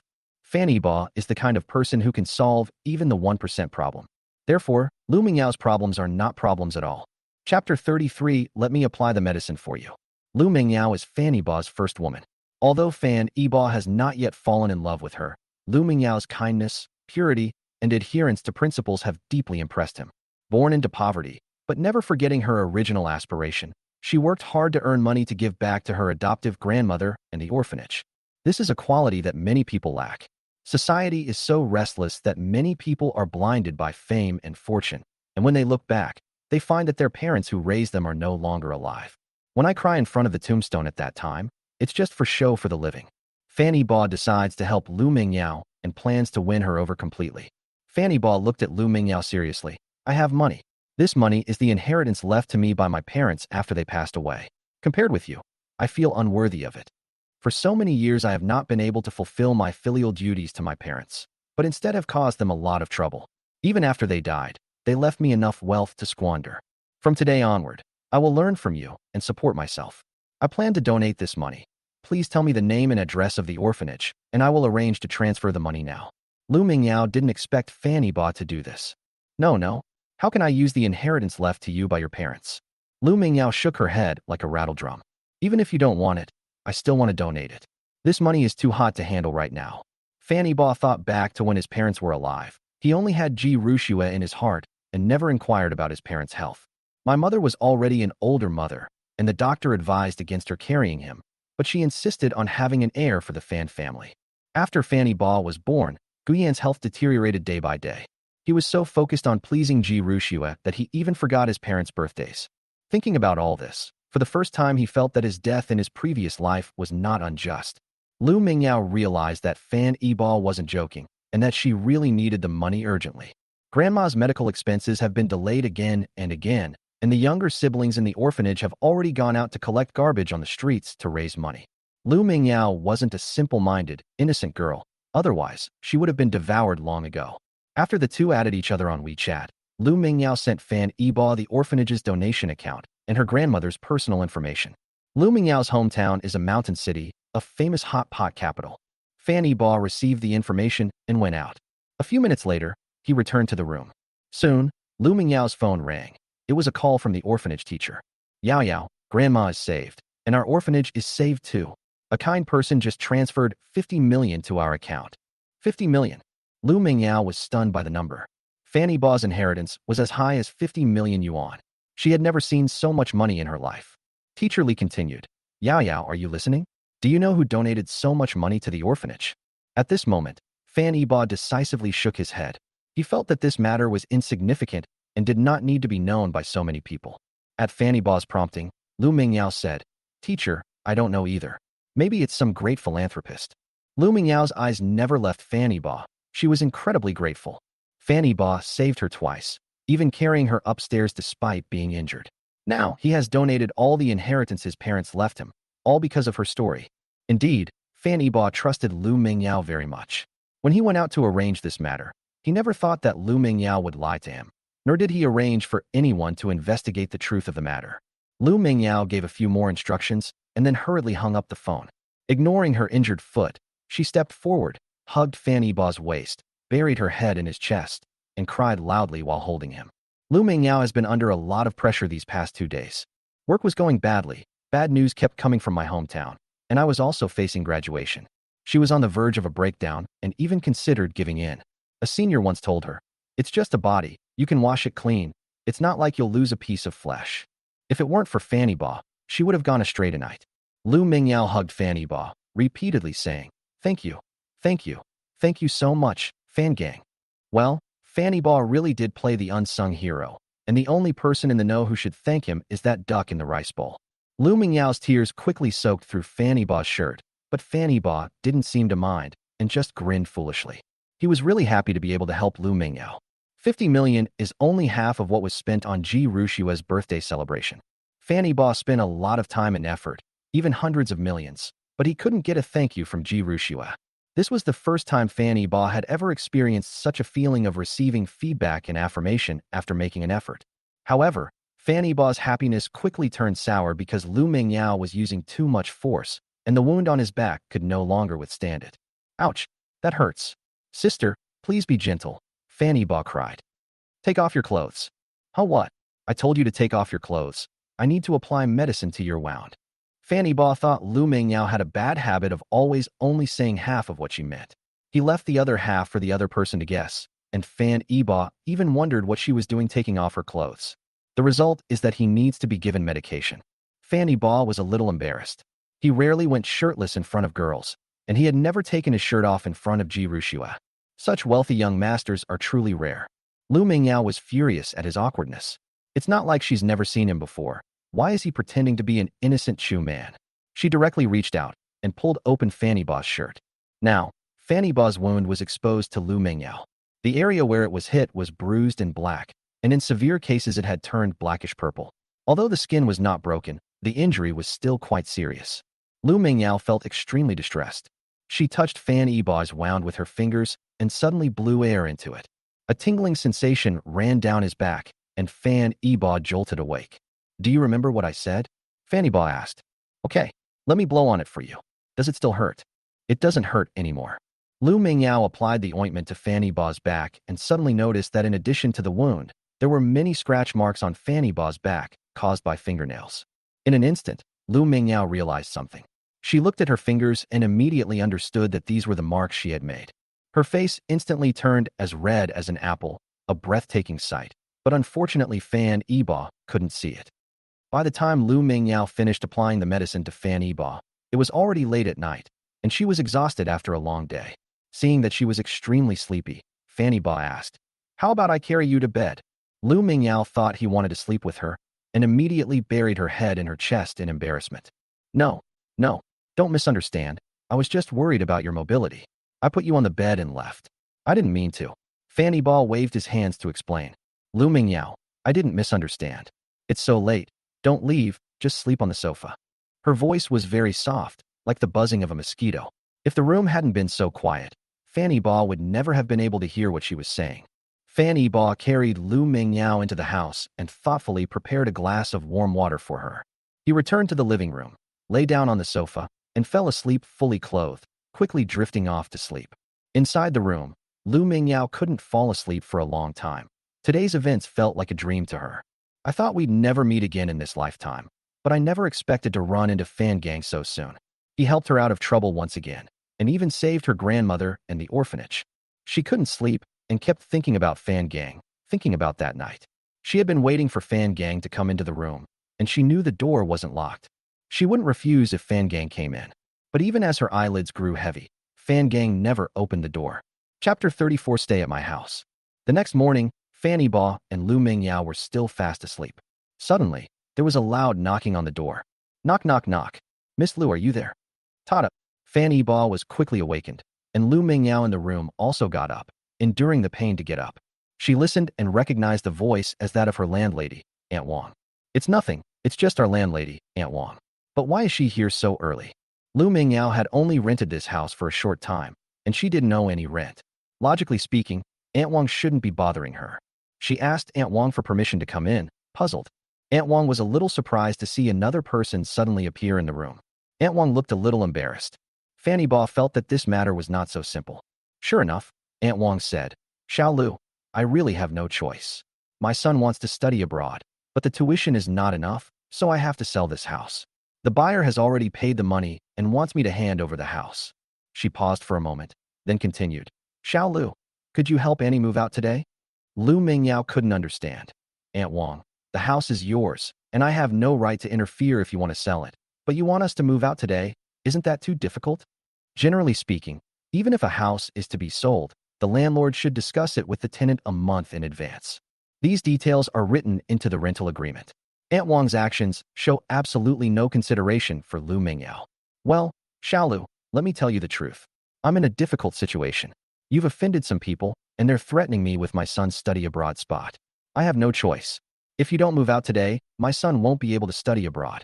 Please, just do me a favor and help me. After Aunt Wang finished speaking, she kept bowing and begging for mercy from Lu Mingyao. Lu Mingyao understood. This was another underhanded tactic by the company. She had registered her address with the company. Finding the landlord through the clues wouldn't be difficult. Aunt Wang was caught in this mess without her knowledge, so Lu Mingyao could only agree through tears. Aunt Wang, I understand. It's not your fault. I'll pack my things and move out in a bit. Aunt Wang left, and she refunded all the rent to Lu Mingyao, but Lu Mingyao only wanted her deposit back, plus 2 months' rent remaining. She paid a deposit of 1 month's rent plus 3 months' rent in advance, which was equivalent to renting for a month. Lu Mingyao, limping, began packing her luggage. She didn't have many belongings. She hadn't been there long and had been busy acting, so apart from some clothes, she didn't have many personal items. Fanny Ba certainly wouldn't let Lu Mingyao do it herself. He stepped forward, took the clothes from Lu Mingyao's hands, and pressed her down onto the sofa. Let me do it. Your foot hasn't fully recovered yet. Fanny Ba was very gentle. He felt sorry for this kind girl. Even when others kicked her out, she didn't take advantage of them. Lu Mingyao didn't refuse. After all, she had been waiting for Fanny Ba to come into her bedroom last night. So what was a little help from him to pack a few clothes? Fanny Ba acted quickly because he didn't know how to fold clothes at all. He just crumpled up Lu Mingyao's clothes haphazardly and stuffed them all into the box, regardless of their price or quality. He always has others pack his clothes when he travels, and this is the first time he has ever packed a girl's luggage. Lu Mingyao watched with heartache. Okay, stop doing that. Bring me the suitcase and clothes, and I'll sit on the sofa and unpack. If you do this, I won't be able to wear any of these clothes. Lu Mingyao's most expensive dresses were all wrinkled by Fanny Ba, and she had to iron them before she could wear them out. Fanny Ba didn't seem to care. What's the big deal? I'll buy you new ones. Otherwise, we'll just throw away all these clothes. Fanny Ba had long since given up on tidying up. All of Lu Mingyao's clothes combined weren't even as expensive as his watch. As a result, Lu Mingyao rolled her eyes at him and asked, What's our relationship? Why are you giving me clothes? Fanny Ba asked cautiously. Well, how about we be considered close friends? Lu Mingyao didn't answer him. She felt Fanny Ba had the desire, but not the courage. They'd already done everything that should and shouldn't have happened. What kind of relationship was that? The room suddenly fell silent. Fanny Ba, unsure if he had said something wrong again, was too scared to utter a sound. Lu Mingyao felt that Fanny Ba wasn't brave enough. It wasn't right for a girl like her to confess her feelings. The two worked together very well, and Lu Mingyao's things were packed up in no time. Fanny Ba asked, Where are you planning to move to? Are you looking for a place now? Lu Mingyao was a little sullen. Sigh. Where else can we go? How can we find a place to stay in such a short time? Let's go back to the school dormitory first. She didn't want to go back to the dorm. Pretty girls are liked, but they also attract jealousy. Her roommate was jealous of her and always spoke ill of her, making up stories about her using her body to exchange for resources, and who knows how many people she had slept with. He talked about being a director, screenwriter, producer, and so on, making it sound very convincing, and as a result, the whole school knew about it. The boys who fawned over her were also driven by the idea that if they couldn't have her, they would destroy her, and they followed her in making unfounded accusations. She simply couldn't stand it anymore, so she moved out of the dormitory. Fanny Ba said, I happen to have a house nearby. Why don't you move in with me? Lu Mingyao was taken aback when Fanny Ba directly invited her to live together. Her cheeks flushed instantly. This isn't appropriate, is it? Lu Mingyao meant that the two of them hadn't confirmed their relationship, and she wanted Fanny Ba to take the initiative to confess his feelings. As a result, Fanny Ba thought that Lu Mingyao was afraid that he would also stay there and was planning something bad. He wanted to be a decent person so that Lu Mingyao wouldn't misunderstand him later when she found out he was Fanny Ba and think he had ulterior motives. He quickly explained, "Don't misunderstand. I came to Shanghai on a business trip. I'll go back to Hangzhou after I finish my business. That apartment has been vacant, and I usually don't live there." Lu Mingyao didn't know whether to be happy or disappointed. For the first time, she lost confidence in her own beauty. If Fanny Ba helped her so much, and it wasn't for her body, then why? Seeing Lu Mingyao hesitate, Fan Ba continued, "Besides, you're injured. There's no one to take care of you when you go back to the dorm. What if you fall and get injured again?" She thought about it and realized it made sense. The beds in the dorm were bunk beds with desks underneath, and she couldn't even climb onto the bed now. Besides, she didn't get along with her roommates, and no one would help her with washing up or bringing her food. What could she do if she went back? Lu Mingyao did not refuse. "Okay then, I'll go to your place, but I'll pay you the rent since I'm renting it. Let's talk about that later. I'll go downstairs and buy some breakfast first. You go wash up, and we'll go after we eat." Fanny Ba finished speaking and went out. As soon as Fanny Ba got downstairs, Lu Hong, who appeared out of nowhere, quickly appeared beside him. Lu Hong grinned mischievously. "Young master, did you sleep well last night?" Fanny Ba was a little embarrassed. "Get lost. I didn't do anything last night." He felt a little guilty, afraid that Lu Mingyao would see them from the window, so he quickly pulled Lu Hong to the corner of the wall. Fan Ba whispered, "I remember I have several houses in Shanghai. Find the smallest one, but make sure it's conveniently located, in a good environment, and safe. Go clean the house now and furnish it with all the necessary household items. Hurry up, I'm only giving you an hour. We're moving there soon." Fanny Ba was very serious, even more so than when he transferred hundreds of billions of dollars in assets yesterday. Lu Hong understood that this was a prelude to keeping a mistress in a secluded place, and he immediately made arrangements. After Lu Hong left, Fan Ba lingered nearby for half an hour. Lu Mingyao had already washed up and changed her clothes. She was wearing a loose-fitting sweatshirt with bright colors and a unique pattern. She paired her outfit with athletic shorts, showcasing her long legs and vibrant personality. She was wearing white sneakers and colorful socks, giving off a relaxed and cheerful vibe. Her hair was casually tied into a ponytail, with wisps of hair framing her face. Her makeup was simple and natural, consisting of only a light application of lipstick and sunscreen. Overall, it gives people a feeling of vitality, sunshine, and health. Compared to yesterday's quiet elegance, today she exudes more youthful energy, which is a pleasant surprise for Fanny Ba. Seeing that Fanny Ba had taken so long to return, she asked, "Why did you take so long? Were you unfamiliar with the area and couldn't find the breakfast place?" Lu Mingyao was very thoughtful. She even came up with an excuse for Fanny Ba. "Fanny Ba, yes, come and eat it while it's hot." He then placed the breakfast on the table. Lu Mingyao looked at it and said, "Why did you buy so much? It's such a waste if we can't finish it all. You even bought my favorite Xilong Bao, soup dumplings. How did you know I like their dumplings?" Lu Mingyao was very happy. She felt that Fanny Ba's taste was very similar to hers. Actually, Fanny Ba didn't buy these things. Before Lu Hong left, he left Fan Ba a bodyguard and asked him to buy them. Fanny Ba had no idea what his bodyguard was thinking. He bought 4 portions. By accident, I also like to eat steamed buns. But I like big steamed buns, the kind that are white and tender. Chapter 35. Let's catch a girl who stole hearts. Of the 4 breakfasts, 3 ended up being eaten by Fanny Ba. Fanny Ba originally wanted to throw it away, but Lu Mingyao felt it would be a waste to throw it away. She had never had enough to eat since she was a child and cherished food very much. Fanny Ba had to eat the remaining 2 portions by himself. He planned to thank the bodyguard properly later. After Fan Ba finished eating, Lu Mingyao was about to go downstairs. She urged, "Let's go, let's hurry up and get out, otherwise it will be hard to get a taxi during the morning rush hour." Fanny Ba had no desire to take a taxi. Yesterday's ride had almost made him throw up. Besides, Fanny Ba was a bit of a germaphobe, and he couldn't stand the smell of sweat and cigarette ash in the taxi. "No need to rush. I arranged the car while I was buying breakfast downstairs."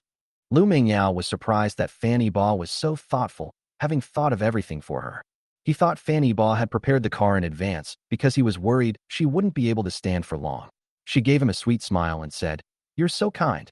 Fanny Ba understood that Lu Mingyao had misunderstood something again, but he didn't dare to explain. Instead, He hoped that such misunderstandings would happen a few more times. When they went downstairs, Fan Yibo carried 2 large suitcases and went downstairs first. Then he went upstairs and carried Lu Mingyao on his back. When Lu Mingyao saw the taxi, a hint of doubt flashed in her eyes. Fan Gang, are you sure this is a taxi? In front of Lu Mingyao was a Lincoln SUV, a very grand and beautiful car. How could such a car be a taxi? To avoid revealing his identity, Fan Yibo could only make up a story. Oh, this is an unlicensed taxi driver who takes on private jobs. I usually contact him when I'm in Shanghai on business. Lu Mingyao asked. Oh, okay. It must be very expensive to call a car like this once, right? Fan Yibo had no idea about the price. It's all right. It's all right. I always pay monthly. It's a long-term partnership. There are discounts. It's not expensive, about the same as a taxi. When the bodyguard saw Fan Yibo get out of the car, he couldn't sit still any longer. He quickly got out of the car and opened the door for Fan Yibo, with one hand still on the door, showing great professionalism. Lu Mingyao looked at the driver, who was dressed in a suit and uniform and wearing gloves. He was very attentive to her needs, but she felt like she had seen him somewhere before. Fan Gang, this driver's service is really good. Can you give me his phone number? I'll contact him when I travel in the future. Fan Yibo hadn't expected to dig himself into another hole. He said with a straight face, Okay, I'll send you my phone number when I get home. All right, I'll get Lu Mingyao a full-time driver and bodyguard from now on. However, this incident led Fan Yibo to discover a business opportunity. 10 years from now, you won't need to wait for a taxi. You can simply call a ride-hailing service on your phone and wait downstairs. In the future ride-hailing market, the leading companies will be large conglomerates worth hundreds of billions of yuan, with annual revenues of tens of billions. Currently, the ride-hailing market is still in its early stages and remains largely untapped. This is the perfect opportunity for Fan Yibo to seize market share. He plans to initiate the ride-hailing project upon returning to Hangzhou and entrust it to Xia Qianqian to implement. Half an hour later, the car arrived at Qianzhong Mansion in Suhui District, the smallest of Fan Yibo's many properties in Shanghai. Lu Mingyao saw the gate of the residential complex from the car, and she knew that she might not be able to afford the rent. Logically speaking, she should at least be considered a third-tier celebrity now, with an income no less than that of a typical executive, yet she has donated all her savings to the orphanage. The money she had was the rent that the landlord had refunded to her that morning, but it was only a little over 2,000 yuan, probably not enough to pay for a month's rent here. She can only hope that Fan Yibo's house isn't too big, otherwise she really can't afford the rent. Lu Mingyao guessed correctly. She really couldn't afford the rent. This apartment is a prime riverfront property, located on the top floor of the complex. It's over 180 square meters, with 3 bedrooms and 2 living rooms. Even the smallest bedroom is larger than Lu Mingyao's previous apartment. Lu Mingyao felt a little uneasy after entering the residential area, as she had never lived in such a nice house before. Actually, Fan Yibo isn't much better than her, because he himself had never been to this place. When he came to Shanghai before, he either stayed in hotels or went to the old villas and gardens in Jing'an. This apartment wasn't purchased, it was developed by their company. After the handover, the company reserved this apartment, which had the best layout and environment, for him. It's just sitting there to appreciate and value. It's not really of any use. I never expected to need it now. Fan Yibo had no idea how Lu Hong and his men were doing with the cleanup. He was secretly anxious, hoping that things wouldn't go wrong. Life is always like this. One should never be complacent or overconfident. Sometimes what you fear most is exactly what happens. Fan Yibo helped Lu Mingyao, and the driver helped push the suitcase as the 3 of them got on the elevator. When Fan Yibo got out of the elevator, he saw Lu Hong blocking the elevator entrance, covered in sweat. Fortunately, Lu Hong was clever and pretended not to know Fan Yibo. However, when Lu Mingyao looked at Lu Hong, she felt like she had seen him somewhere before, but she just couldn't remember where. The driver dropped off the luggage at the door and left with Lu Hong, waiting for the elevator to go down. Lu Mingyao muttered, "How strange. I feel like I've seen these 2 people somewhere before." Fan Yibo was startled. He was almost dumbfounded. He thought Lu Mingyao hadn't seen them when Lu Hong and his group made their move yesterday, but he hadn't expected Lu Mingyao to remember them. At this point, Fan Yibo was already considering whether he should replace his bodyguards. I wonder if Lu Hong would cry his eyes out if he knew what he was thinking. He almost broke his legs from running around cleaning Fan Yibo's room and buying daily necessities. As a result, Fan Yibo wanted to replace them. After Fan Yibo opened the door, he carried Lu Mingyao inside.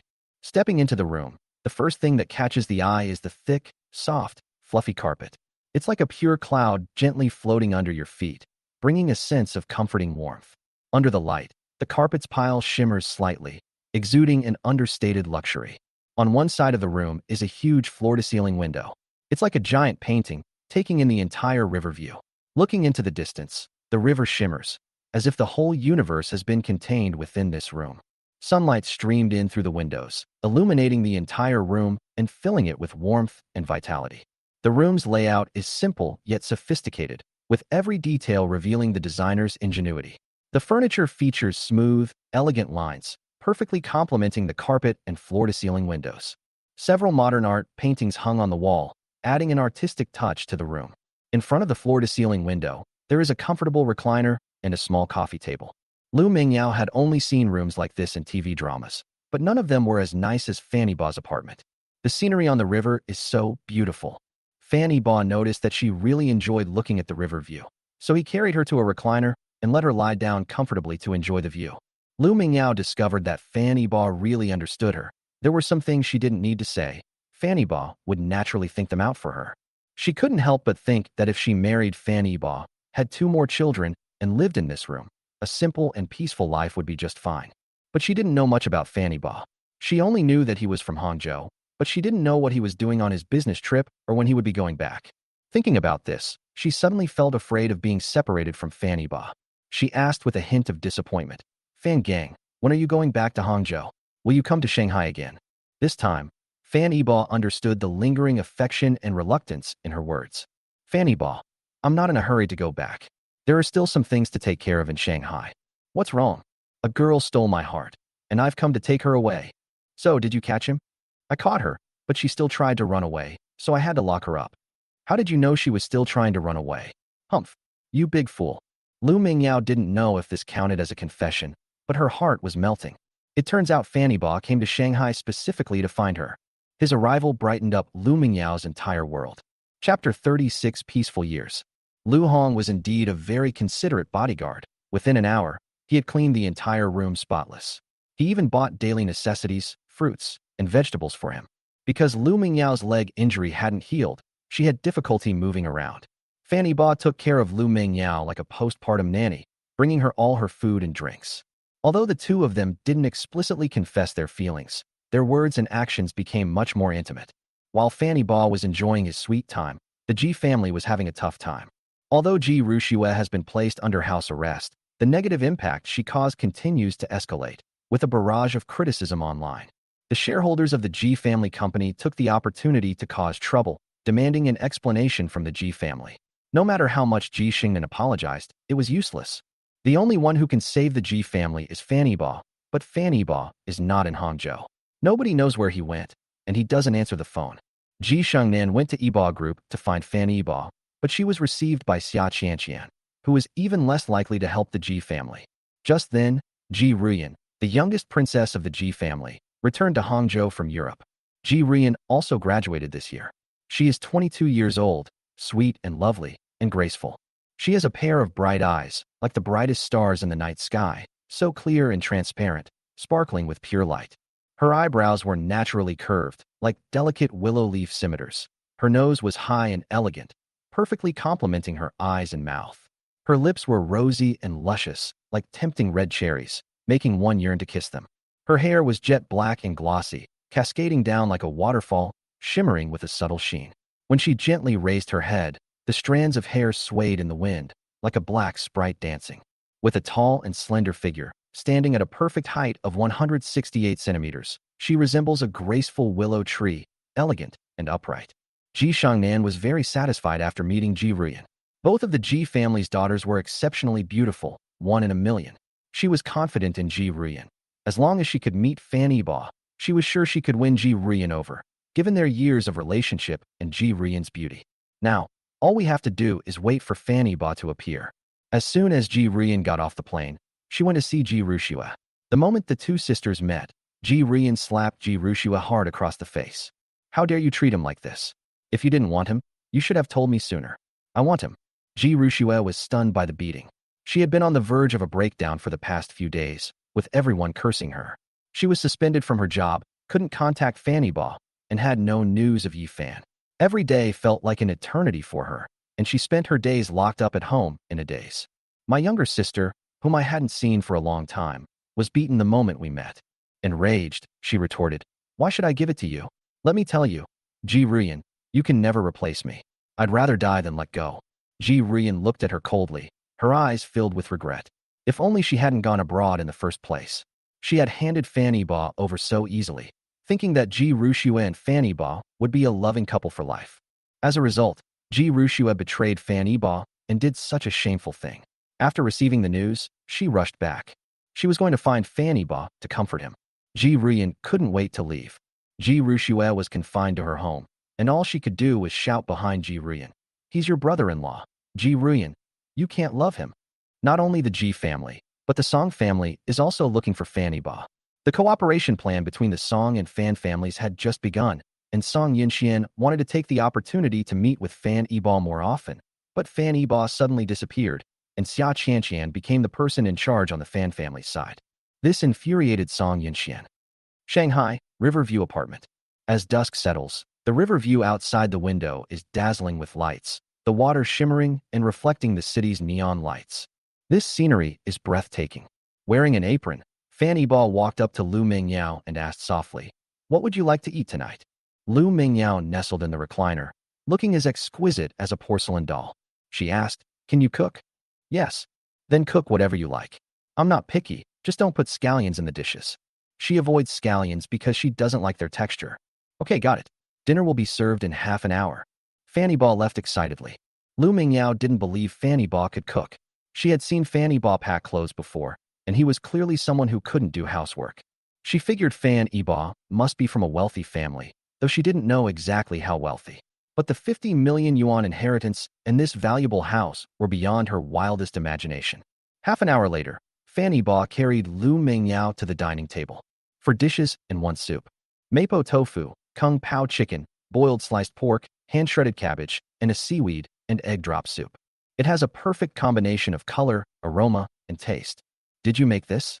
Lu Mingyao suspects that Fan Yiba is hiding a master chef in the kitchen, or it's food that Fan Yiba brought back from outside. She couldn't believe that Fan Yiba could actually cook. "Of course I did it. You should try it while it's hot."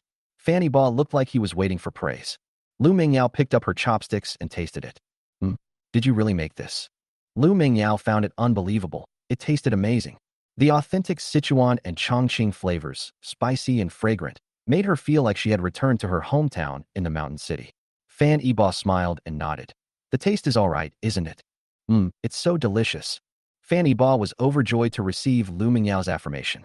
Fan Yiba can cook because of Ji Ruxue. In her past life, Ji Ruxue was under a lot of work pressure and was often so busy that she forgot to eat, and she also had a poor appetite. Fan Yiba specially sought out a chef to learn this skill.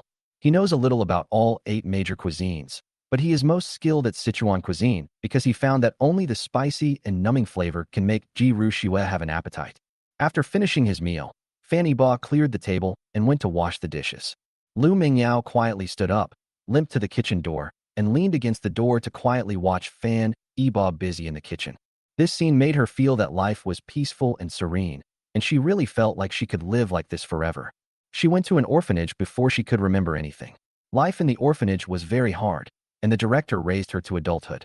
Her grandmother's selflessness and greatness deeply moved her, and she was determined to make something of herself and earn a lot of money to pay for her grandmother's medical treatment and improve the lives of the younger children in the orphanage. That's why she applied to film school, because she knew that her beauty was her greatest asset. A career in entertainment is the fastest way for her to make money, but this path is not as easy as she imagined. She suffered a lot. "Why did you come over by yourself? Do you want some fruit? You should have called me." Fan Yiba turned around and saw Lu Mingyao standing blankly at the door. He thought Lu Mingyao needed something. "No, I won't eat." "Fan Gang, come here." Fan Yiba was confused, but he obediently walked up to Lu Mingyao. "Come closer." Fan Yiba took 2 more steps forward until their eyes met, and he could smell the fragrance in Lu Mingyao's hair. The two were only 1 step apart. Finally, Lu Mingyao took the initiative to take this step. She took this step slowly, but it was a step filled with determination and resolve. As she approached Fan Yiba, she stretched out her slender yet strong arms and tightly wrapped them around his waist. Her fingers trembled slightly, yet gently pressed against his back, as if she wanted to imprint this moment of warmth forever in her heart. Lu Mingyao gently rested her head on his chest, listening to the sound of his heartbeat. She closed her eyes, letting tears silently slide down her cheeks, tears of emotion and tears of happiness. Fan Gang, don't lie to me. I've only ever loved this once in my life. Fanny Ba was unaware of what had happened.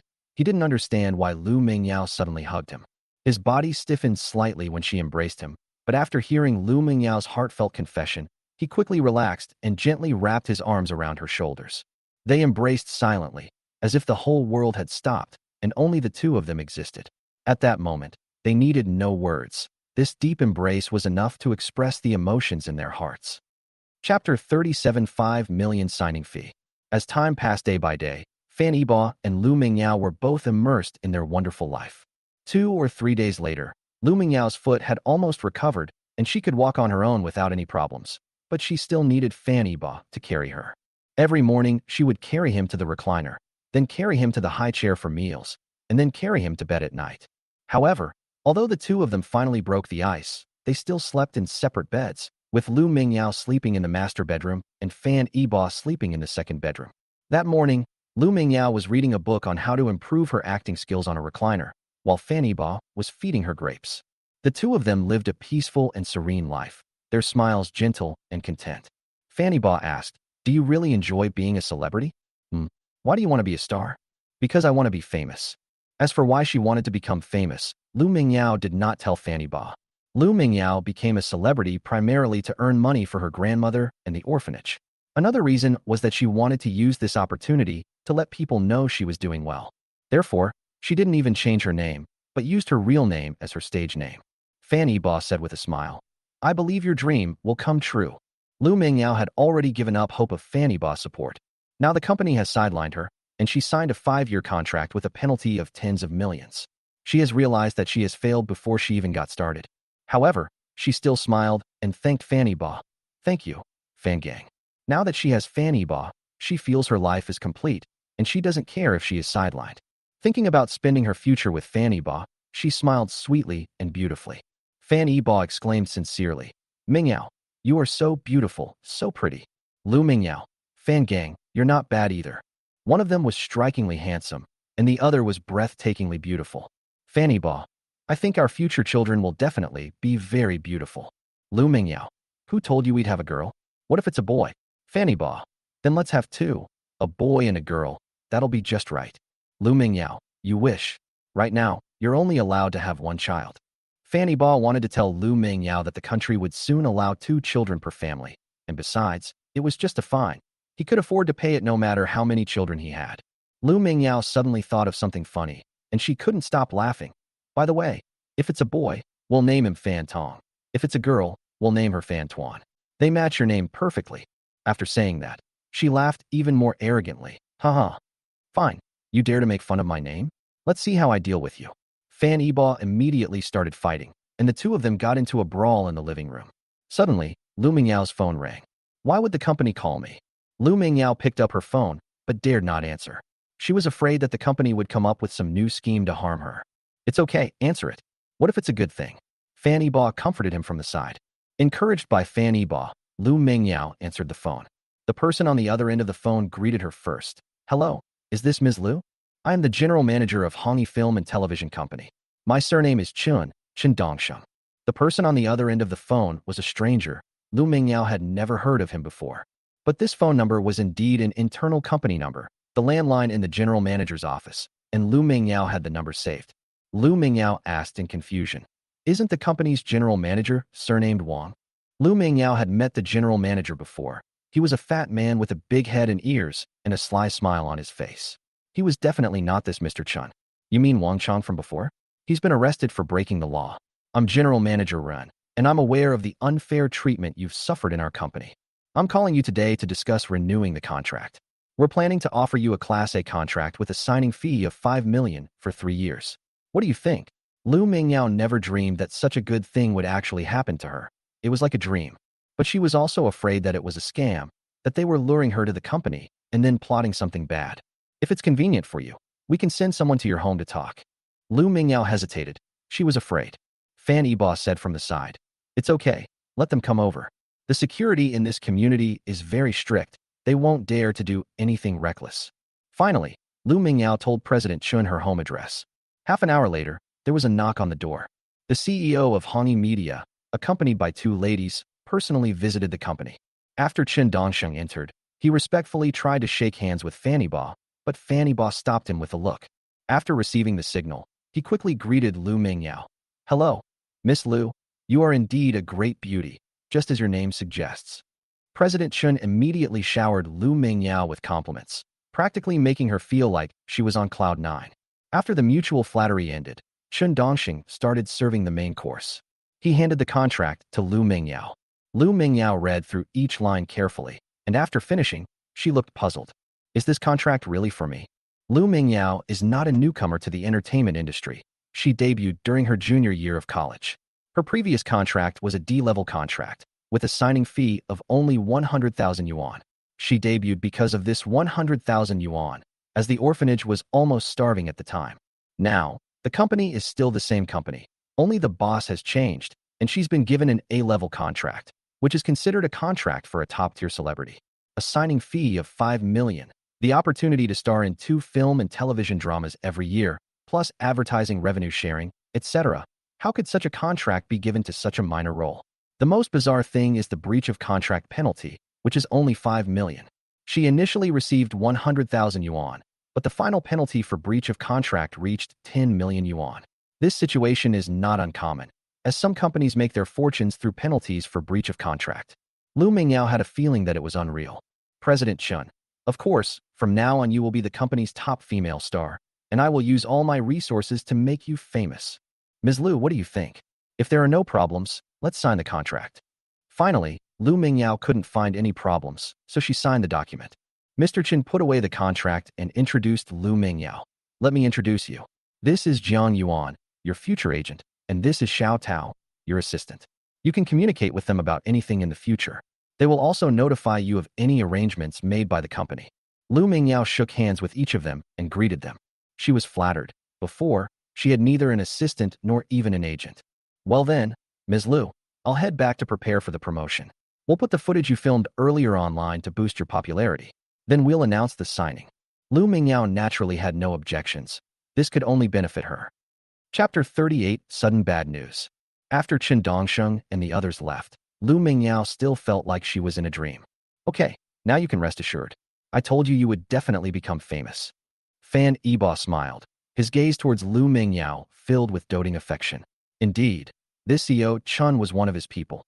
Although he was at home these past 2 days, he hadn't been idle. He arranged for someone to acquire the company that Lu Mingyao had signed with, sent several leaders to prison, and cleaned up the entire company. Then they arranged for them to re-sign with Lu Mingyao and devised a detailed plan to make Lu Mingyao famous.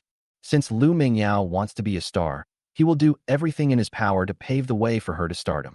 Lu Mingyao seemed to have a slow reaction time, only now realizing what was happening. I'm so excited. The company is going to make me famous. I'm going to be famous. I'm so happy. Fan gang, I want to eat hot pot today. I want to eat tripe, beef aorta, and duck intestines. Consider this my last act of indulgence. From now on, I will definitely control my diet and protect my voice." Fanny Ba. "Okay, I'll do whatever you say." Lu Mingyao was happy, and Fanny Ba was happy too. His smile was full of love and affection. Lu Mingyao changed her dejected state. Instead of staying in the recliner, she practiced yoga in the living room. Her body swayed gently with the rhythm of her breathing, each movement fluid and natural, as if she were performing a silent dance. Her body was as supple as a ribbon and as light as a feather. Every bend and stretch was full of power and beauty. After a few moves, Fan Yibo witnessed Lu Mingyao's physical flexibility. However, he felt the living room was a bit small, making it inconvenient for Lu Mingyao to exercise. If she moved too much, she was bound to bump into things. "Mingyao, can you dance?" "Sure, if you like, I'll pick one for you right now." Lu Mingyao was eager to show off her dance skills. However, Fanny Ba immediately stopped her. "Your leg injury hasn't healed yet, and it's not convenient to dance here. The place is too small." "Lu Mingyao, this is small? This is a 180 square meter house with a living room of more than 50 square meters. It's bigger than my previous house." Although Lu Mingyao said that, Fanny Ba still didn't ask him to dance. "There's plenty of time in the future." Fanny Ba said, "The location isn't suitable. This house also has a study. I'll have someone renovate it into a practice room, and buy some musical instruments so you'll have a proper place to practice dancing in the future. Lu Mingyao, don't waste your money. Didn't you already donate it all? At this moment, Lu Mingyao suddenly felt a pang of heartache. If she had known she would end up with Fanny Ba, she would have asked him to donate less.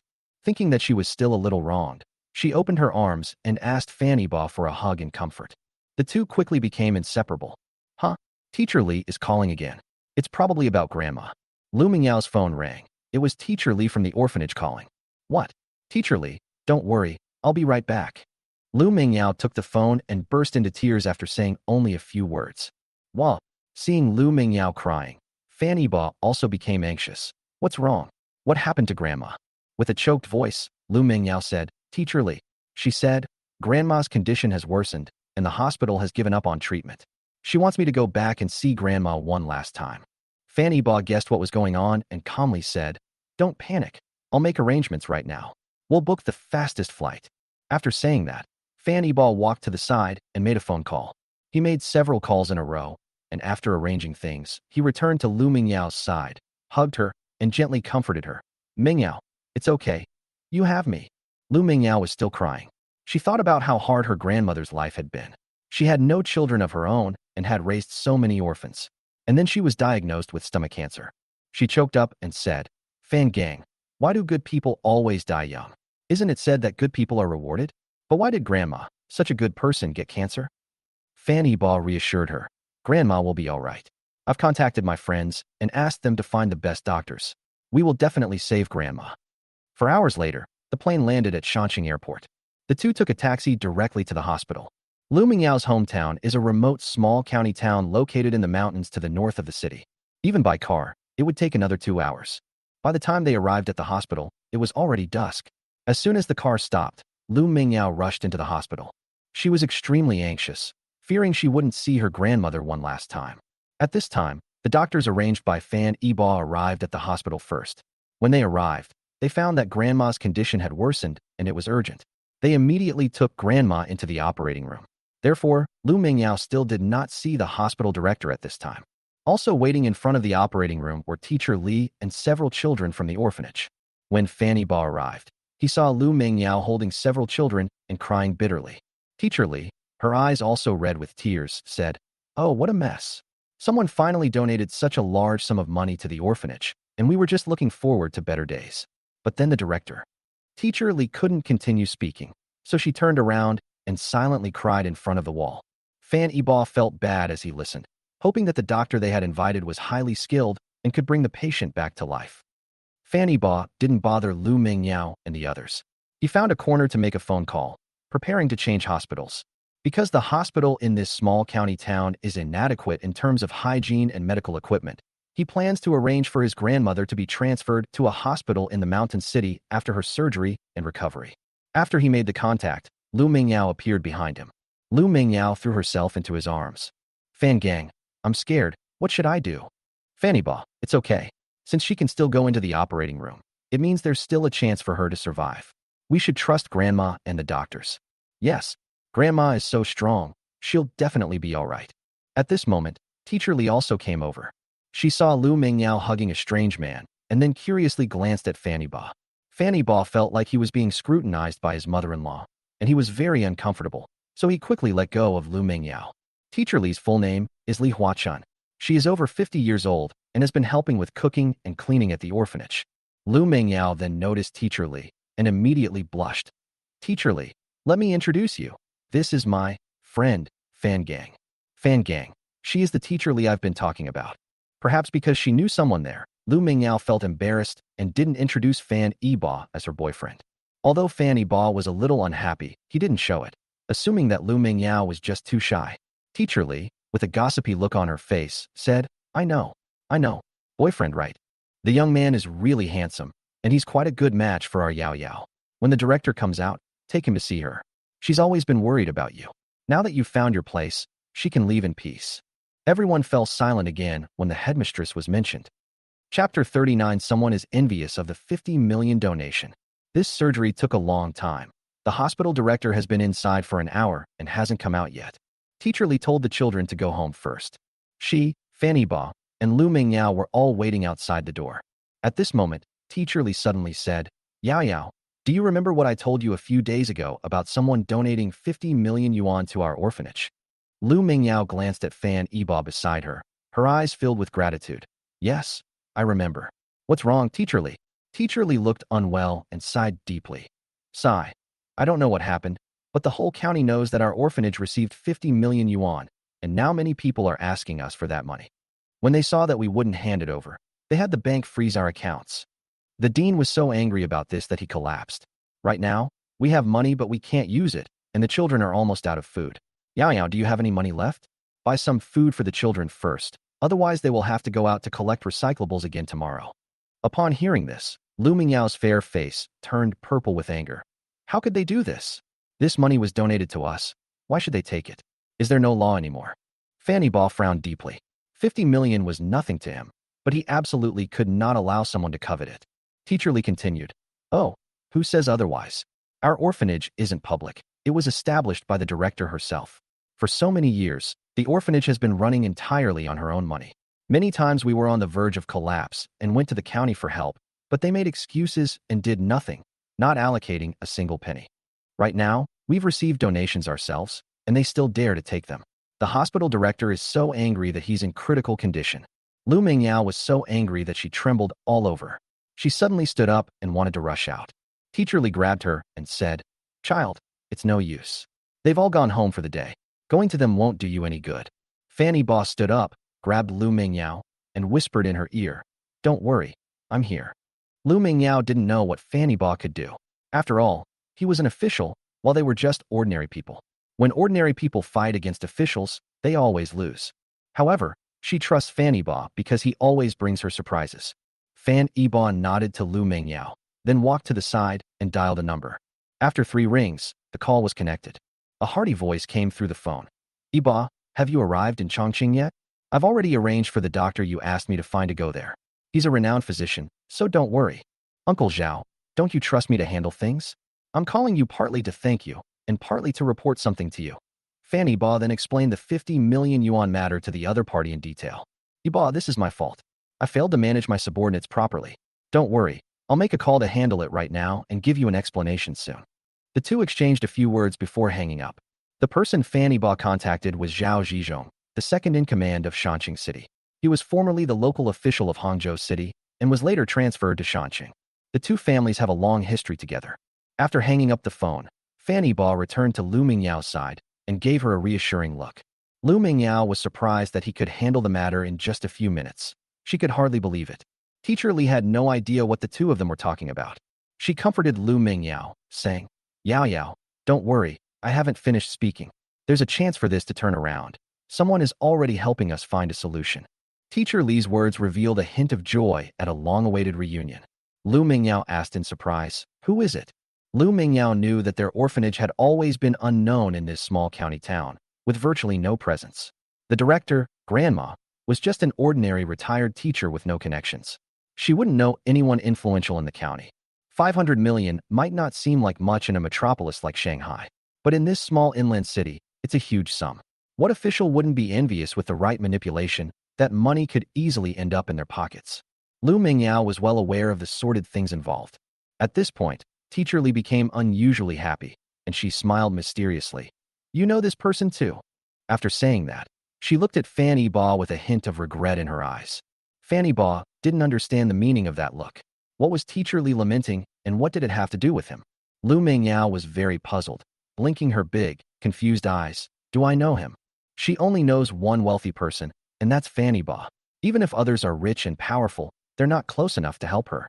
Teacher Li pointed behind them and said, Look, speak of the devil, and he appears. Here he comes. Lu Mingyao looked back and saw a tall, thin, and handsome figure appear in the hospital corridor. Although the dim light made it impossible to see the person's face clearly, Lu Mingyao felt that she knew this person very well. It was as if it had appeared before, in her life, and had been with her for a very long time. The figure drew closer until it stood right in front of her. Lu Mingyao examined it carefully for a moment, and in an instant, her eyes reddened. The visitor greeted her gently. Long time no see. Yao Yao, how have you been? Upon hearing him speak, Lu Mingyao immediately covered her mouth, tears streaming down her face.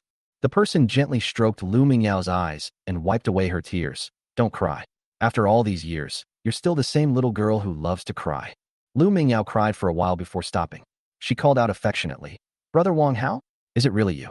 Like Lu Mingyao, Fan Hao was adopted by the hospital director and wet nurse when he was a child.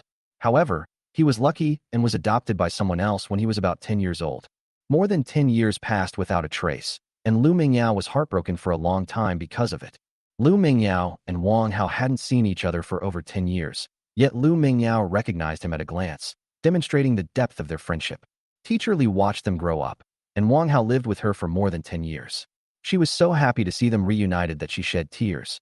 Of the 4 people, 3 were reminiscing about the past, some crying and some laughing.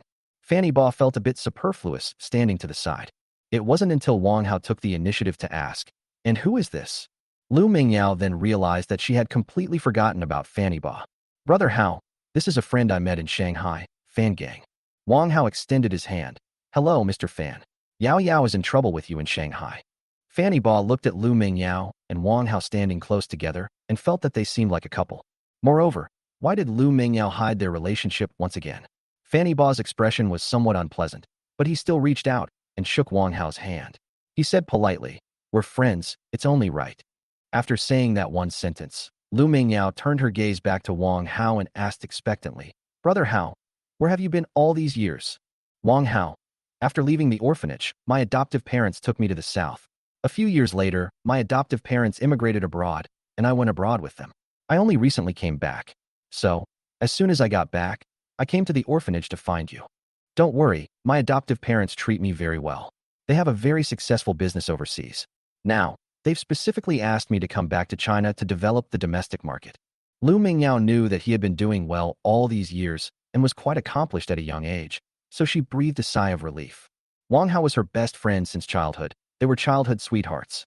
Back then, there were always children outside bullying the children in their orphanage, and Wang Hao was always the one who stood in front of them. After Wang Hao left, she felt like she had lost her pillar of support and remained depressed for a long time. Teacher Li then said with a smile, "Yao Yao, I have some good news to tell you. You'll never guess." Lu Mingyao asked, "What good news?" Teacher Li asked mysteriously, "Do you know who donated that 50 million to the orphanage?" Lu Mingyao and Fan Yiba exchanged a glance, assuming that Teacher Li already knew that the money was donated by Fan Yiba. As a result, Teacher Li pointed at Wang Hao and said, "It's Wang Hao. You didn't expect this, did you? He actually gave us such a big surprise." "Yes, what a pleasant surprise." Chapter 40. Who exactly donated the money? Lu Mingyao was shocked. Fan Yiba wasn't in much better shape. He frowned, not understanding what had gone wrong. Lu Mingyao looked at Fan Yiba, trying to get the truth out of his eyes. At this moment, Fan Yiba was confused. He was certain that the 50 million was donated by him. But where did the 50 million that Teacher Li said Wang Hao donated come from? Lu Mingyao was also confused. She asked again, "Teacher Li, are you talking about the 50 million I received that night when she called me?" "Yes, that's all there is to it. Only 50 million. Where would we get another 50 million? Are you sure it was Brother Hao who donated it?" "Yes. Wang Hao showed me the payment receipts, and they match. It's the 50 million he donated." After Teacher Li repeatedly affirmed her answer, Lu Mingyao felt her belief collapse. At this moment, Wang Hao said casually, "I was raised in an orphanage. If it weren't for the orphanage and the director taking me in, I might have starved to death outside long ago. Now that I have the ability, of course I want to give back to the orphanage. Originally, I didn't intend to admit it, but now that someone's eyeing this money, I definitely have to step in and resolve it, since I'm the one who caused this trouble." Wang Hao's words were so convincing that even Fan Yiba, if he weren't involved, would have believed them. Lu Mingyao, however, was struck dumb. Her eyes glazed over, and she looked at Fan Yiba with a puzzled expression. After a moment's hesitation, she asked in an extremely cold tone, "Fan Gang, where is your donation receipt? Show it to us." Fan Yiba was very familiar with Lu Mengyao's extremely cold gaze. Ji Ruxue had looked at him in the same way back then. This familiar feeling made him feel nauseous. Is Lu Mingyao doubting him? Fan Yiba's hands and feet went numb. He slowly opened his mouth and said in a hoarse voice, "Are you doubting me?" Lu Mingyao did not answer. She simply stretched out her hand to see the payment receipt. When Lu Mingyao saw that he couldn't produce proof of payment for a long time, her faith finally crumbled. She was extremely disappointed. To be honest, I really had my doubts. What bank could transfer 50 million so quickly in the middle of the night? But I always thought you were telling the truth. The inheritance from your deceased parents. The claim that you felt unworthy of it. It's all nonsense. Why did you lie to me? The money was clearly donated by Brother Hao. Does that mean you can forever monopolize his reputation just because he's not returning to China? Every word Lu Mingyao said was like a sharp knife, deeply piercing Fanny Ba. He was so heartbroken he could hardly breathe. He had just managed to come to terms with Ji Rushue's betrayal, and now he had been stabbed by Lu Mingyao. Fanny Ba tried one last desperate attempt, asking again, "If I produce evidence, will you believe me?" Teacher Li and Wang Hao then realized that Fan Gang had told Lu Mingyao that the 50 million yuan was a donation from him. Teacher Li was the first to lose her temper. "So you were lying to Yao Yao? How could you be so shameless? It was clearly our Hauer who donated the money. He spent the whole day dealing with the government and the bank. How could you lie about something like this? Get out of here and never bother Yao Yao again." After Teacher Li finished speaking, she pushed Fanny Ba. Fanny Ba remained motionless, waiting for Lu Mingyao's answer. Wang Hao stepped forward and put his arm around Lu Mingyao's shoulder, comforting her. "Yao Yao, it's better to see through this kind of person as soon as possible. I've seen many people like this abroad. This is called fake charity. They clearly didn't donate any money, but in the end, they still stood on the thank you stage and accepted everyone's praise with a clear conscience." Lu Mingyao believed Wang Hao's words without a doubt. Wang Hao was her older brother, and the two had known each other since childhood. Besides, he came from an orphanage, so he had no reason to fraudulently claim the donation. Lu Mingyao's silence was like a death sentence for Fanny Ba. He really wanted to produce the evidence of the donation, but what good was it? Without seeing any evidence, Lu Mingyao believed Wang Hao without hesitation. This shows that Wang Hao is more important to Lu Mingyao. Moreover, Fanny Ba had already lied to Lu Mingyao. He concealed his true identity while dating her, so in the end, he was the one who was wrong. Fanny Ba felt utterly hopeless. It seemed like he had ruined his own life. He felt a surge of irritation, and at that moment, Teacher Li also lost her patience and abruptly pushed Fanny Ba away. Fanny Ba instinctively raised his hand to stop him, but ended up pushing Li Laosher to the ground. He was about to help Teacher Li up when he heard Lu Mingyao's furious rebuke. "Fan Gang, how dare you?" Smack. Fanny Ba was slapped hard. It was Lu Mingyao who made the call. Fanny Ba was somewhat surprised, and Lu Mingyao was also at a loss, not knowing why she hit Fanny Ba. She really wanted to go up to Fanny Ba and apologize, but her legs felt like they were made of lead, and she couldn't move no matter what she tried. Heh, good for me, I deserved it. I shouldn't have been so arrogant. I could have solved it with money, but I insisted on using my emotions. Fanny Ba's heart is broken, for the second time. He left the hospital dejectedly, just like at the engagement party that day, and wandered aimlessly down the street. In the hospital, Lu Mingyao cried her eyes out ever since Fanny Ba left. Her reason told her that Fanny Ba hadn't lied to her. The money was a donation from him. But the facts are clear.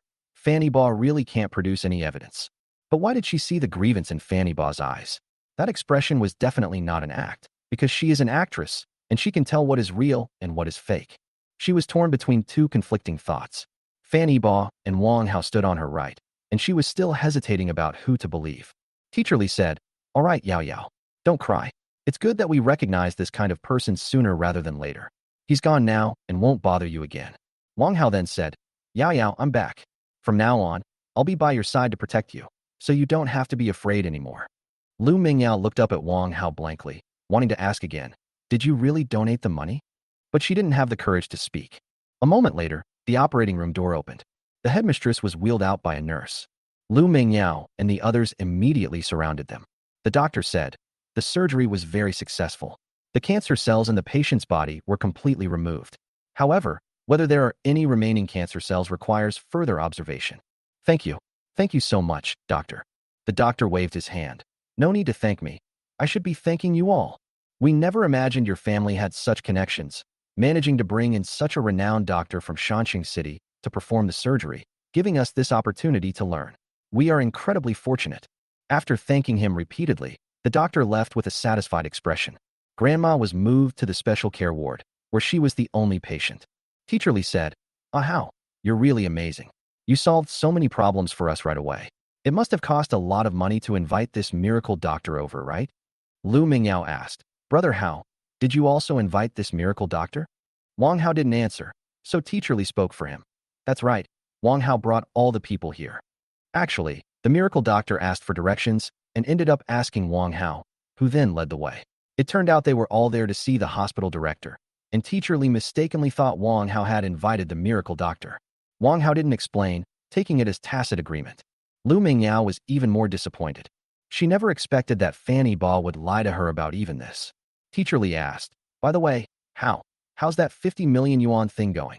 Mentioning this, Wang Hao looked troubled. "This is a bit complicated. The other party has a huge appetite. They want this much." As Wang Hao spoke, he held up 4 fingers. "They want 4 million. Lu Mingyao felt relieved.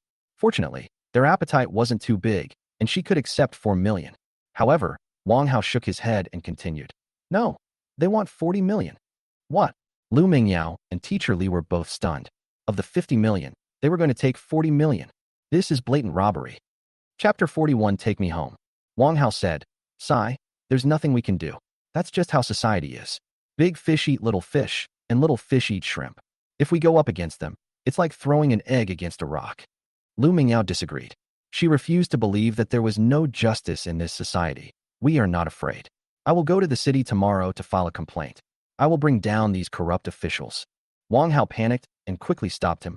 "No, don't go." Lu Mingyao asked, puzzled, "Why?" "Brother Hao, we're not afraid of them. I'm a public figure, after all.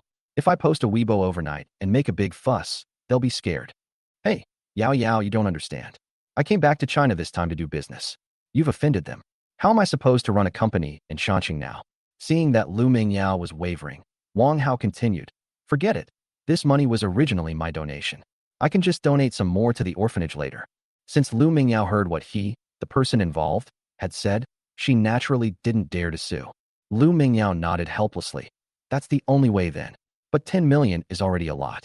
It'll be enough to cover the orphanage's expenses for a long time. Brother Hao, you don't need to give any more. You just returned to China, and the company isn't profitable yet. Let's talk about it when you've made some money." Wang Hao naturally agreed, but he was still sullen. Lu Mingyao asked curiously, "What's wrong, Brother Hao? Do they have any other requests?" "Yes. I entrusted a friend to handle this matter. You know, those corrupt officials would never show up for something like this. My client made a request." "Does he need money too?" "Yes, he wants 3 million, and he will only help with the process after he receives the money, because bribing officials costs money. Otherwise, the bank won't unfreeze our orphanage's account, and we still won't be able to get the money out." Lu Mingyao felt her bloodline burning. These people were really pushing their luck. 3 million? Where would we get 3 million? Wang Hao abruptly said, "Didn't you just sign a contract? A signing fee of 5 million. Lu Mingyao asked in astonishment. "Brother Hao, how did you know?" Didn't your company release an announcement about this?" "I just saw it." Lu Mingyao was so worried about her grandmother that she didn't even look at her phone. After returning home, President Chen began to increase publicity for Lu Mingyao. By noon, information about Lu Mingyao had already started spreading online. The company portrays Lu Mingyao as an independent, strong, and self-reliant woman who grew up in an orphanage and persevered despite such harsh conditions, eventually gaining admission to one of the nation's top art universities. These are all Lu Mingyao's personal experiences, and they are impeccable. With such a touching background, coupled with her stunning beauty, she instantly gained millions of fans. Netizens have given Lu Mingyao positive reviews, and many are moved by her hard work and resilience. Lu Mingyao wasn't sure if the company had transferred the 5 million yuan signing fee to her, and she wasn't interested in checking at the moment. "I don't know if the company has transferred the money. I'll ask tomorrow, and if it's in the account, I'll transfer 3 million to you."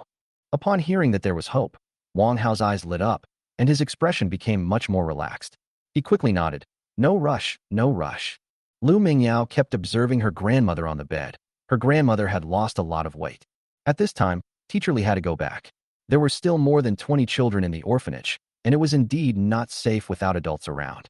After Teacher Li left, only Lu Mingyao and Wang Hao remained in the room. Wang Hao walked up behind Lu Mingyao and hugged her tightly. Lu Mingyao was so frightened that she almost screamed, and she instinctively tried to push Wang Hao away. But fearing she might disturb the headmistress, she could only softly refuse. "Brother Hao, what are you doing? Let me go." Wang Hao pinned Lu Mingyao against the wall by the door and whispered, "Yao Yao, didn't you say when you were little that you would marry me when you grew up? Now that we're both grown up, when are you going to marry me?" Lu Mingyao felt extremely resistant. She had said those words before, but they were just things she said when she was a few years old. Everyone has played those games, like house. "Brother Hao, please don't do this." Lu Mingyao was thinking about how to politely refuse Wang Hao. Wang Hao, however, thought that Lu Mingyao still had feelings for him, and was at a loss for words because of her shyness. What? You're shy now? Ha ha ha. I know, you became a star for me, didn't you? Indeed, Lu Mingyao chose to debut and become famous because she wanted Wang Hao to know that she was doing well. This was also the agreement they made when they parted ways back then. At that time, the two were still young and had no way to contact each other. Lu Mingyao also did not know where Wang Hao had been adopted. They made a pact that if they ever lost contact, they would both become stars and become the most dazzling people. That way they can meet again. Lu Mingyao answered definitively, yes. Brother Hao, I debuted because of you. After Lu Mingyao answered, a suppressed vomiting sound came from outside the door. The sound was barely audible, but Lu Mingyao seemed to sense it and suddenly pushed Wang Hao away. He quickly opened the door, looked around, but there was no one in sight. Lu Mingyao wasn't sure if she was hallucinating, but she definitely heard someone making a sound at the door. Strange, I clearly heard someone at the door. Wang Hao followed him out and looked around, saying, Where's anyone? You're just too nervous. Don't scare yourself. You've ruined the atmosphere. After saying that, he closed the door again. Unbeknownst to anyone, Fan Yibo was sitting on the floor in a dejected and helpless manner in the stairwell at the corner of the ward. He tried his best to suppress his breathing, not wanting anyone to notice his vulnerability at that moment. Moonlight filtered through the sparse clouds, falling on Fan Yibo and illuminating his pale, distorted face.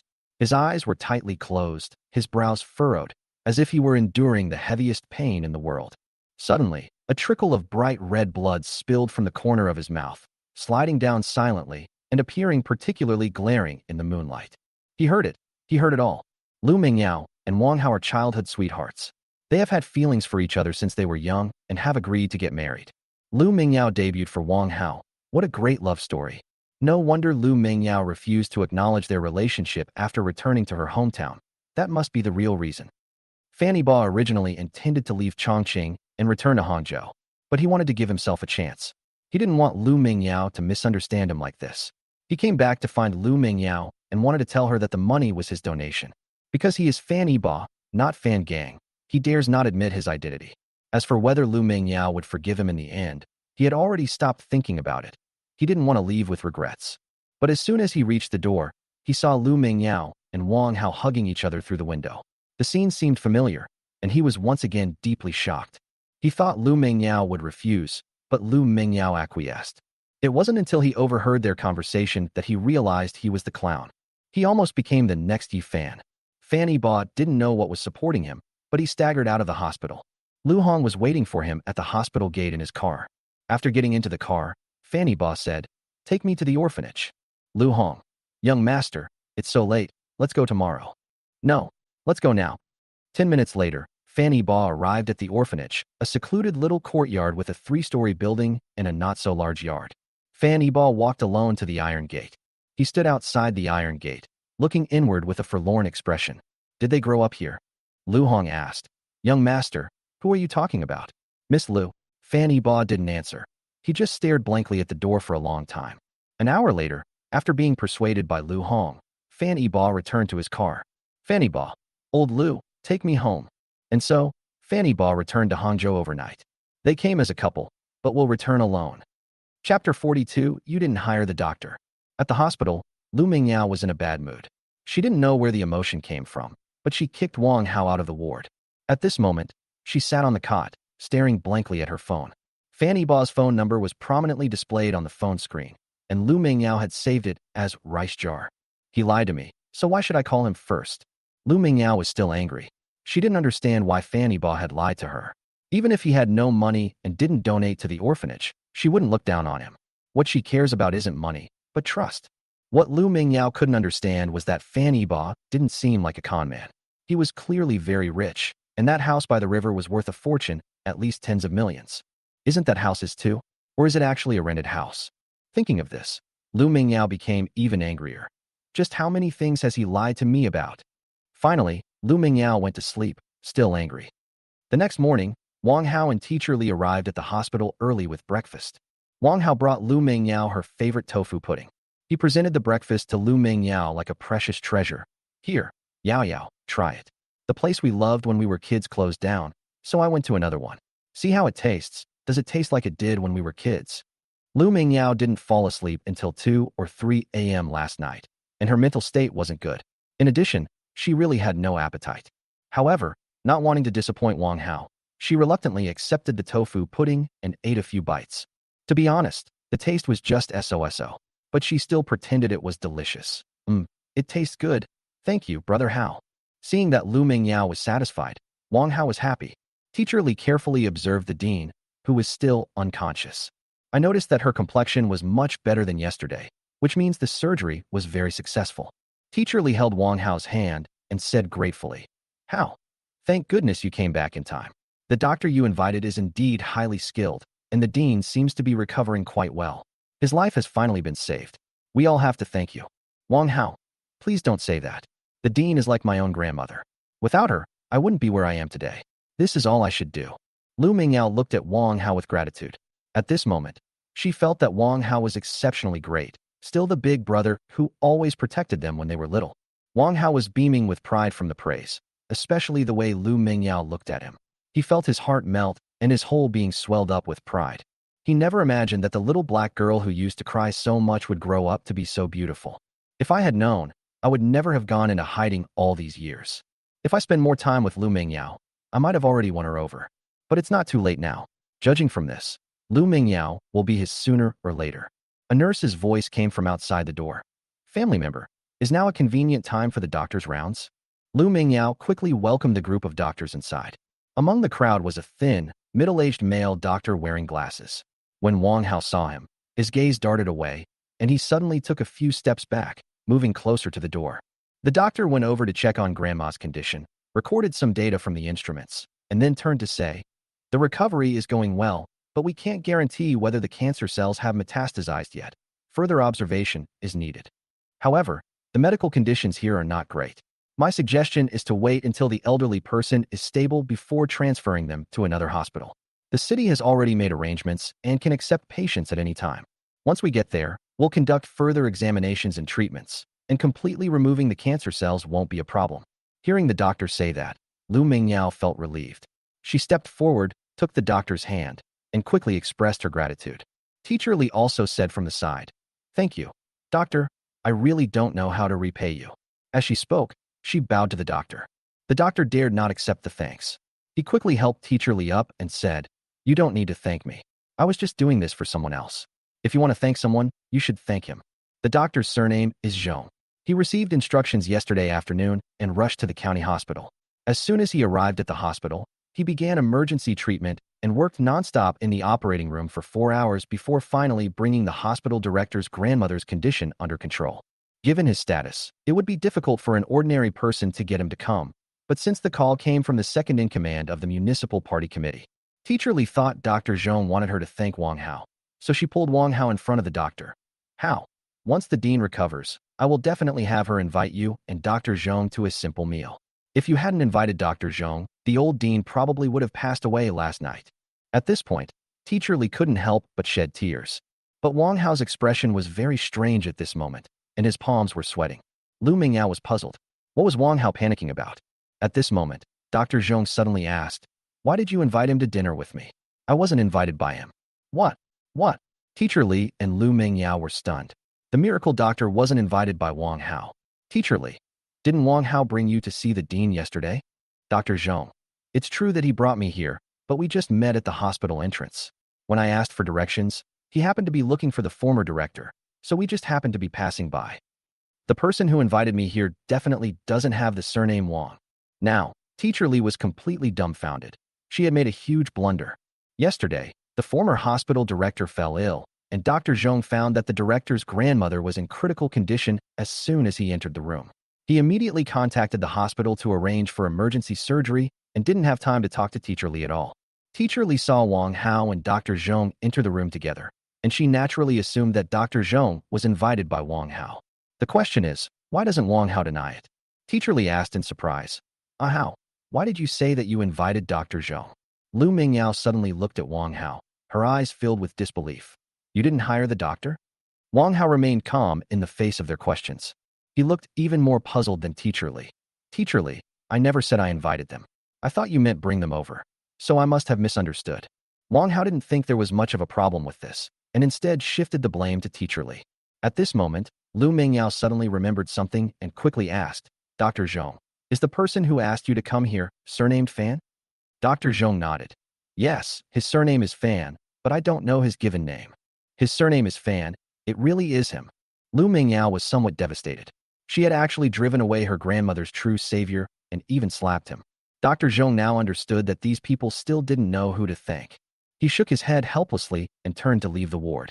After the doctor left, Lu Mingyao slumped down on the edge of the cot, her head bowed, her long eyelashes casting a shadow under her eyelids, as if bearing all the heaviness and regret. Wang Hao gently patted her shoulder and comforted her.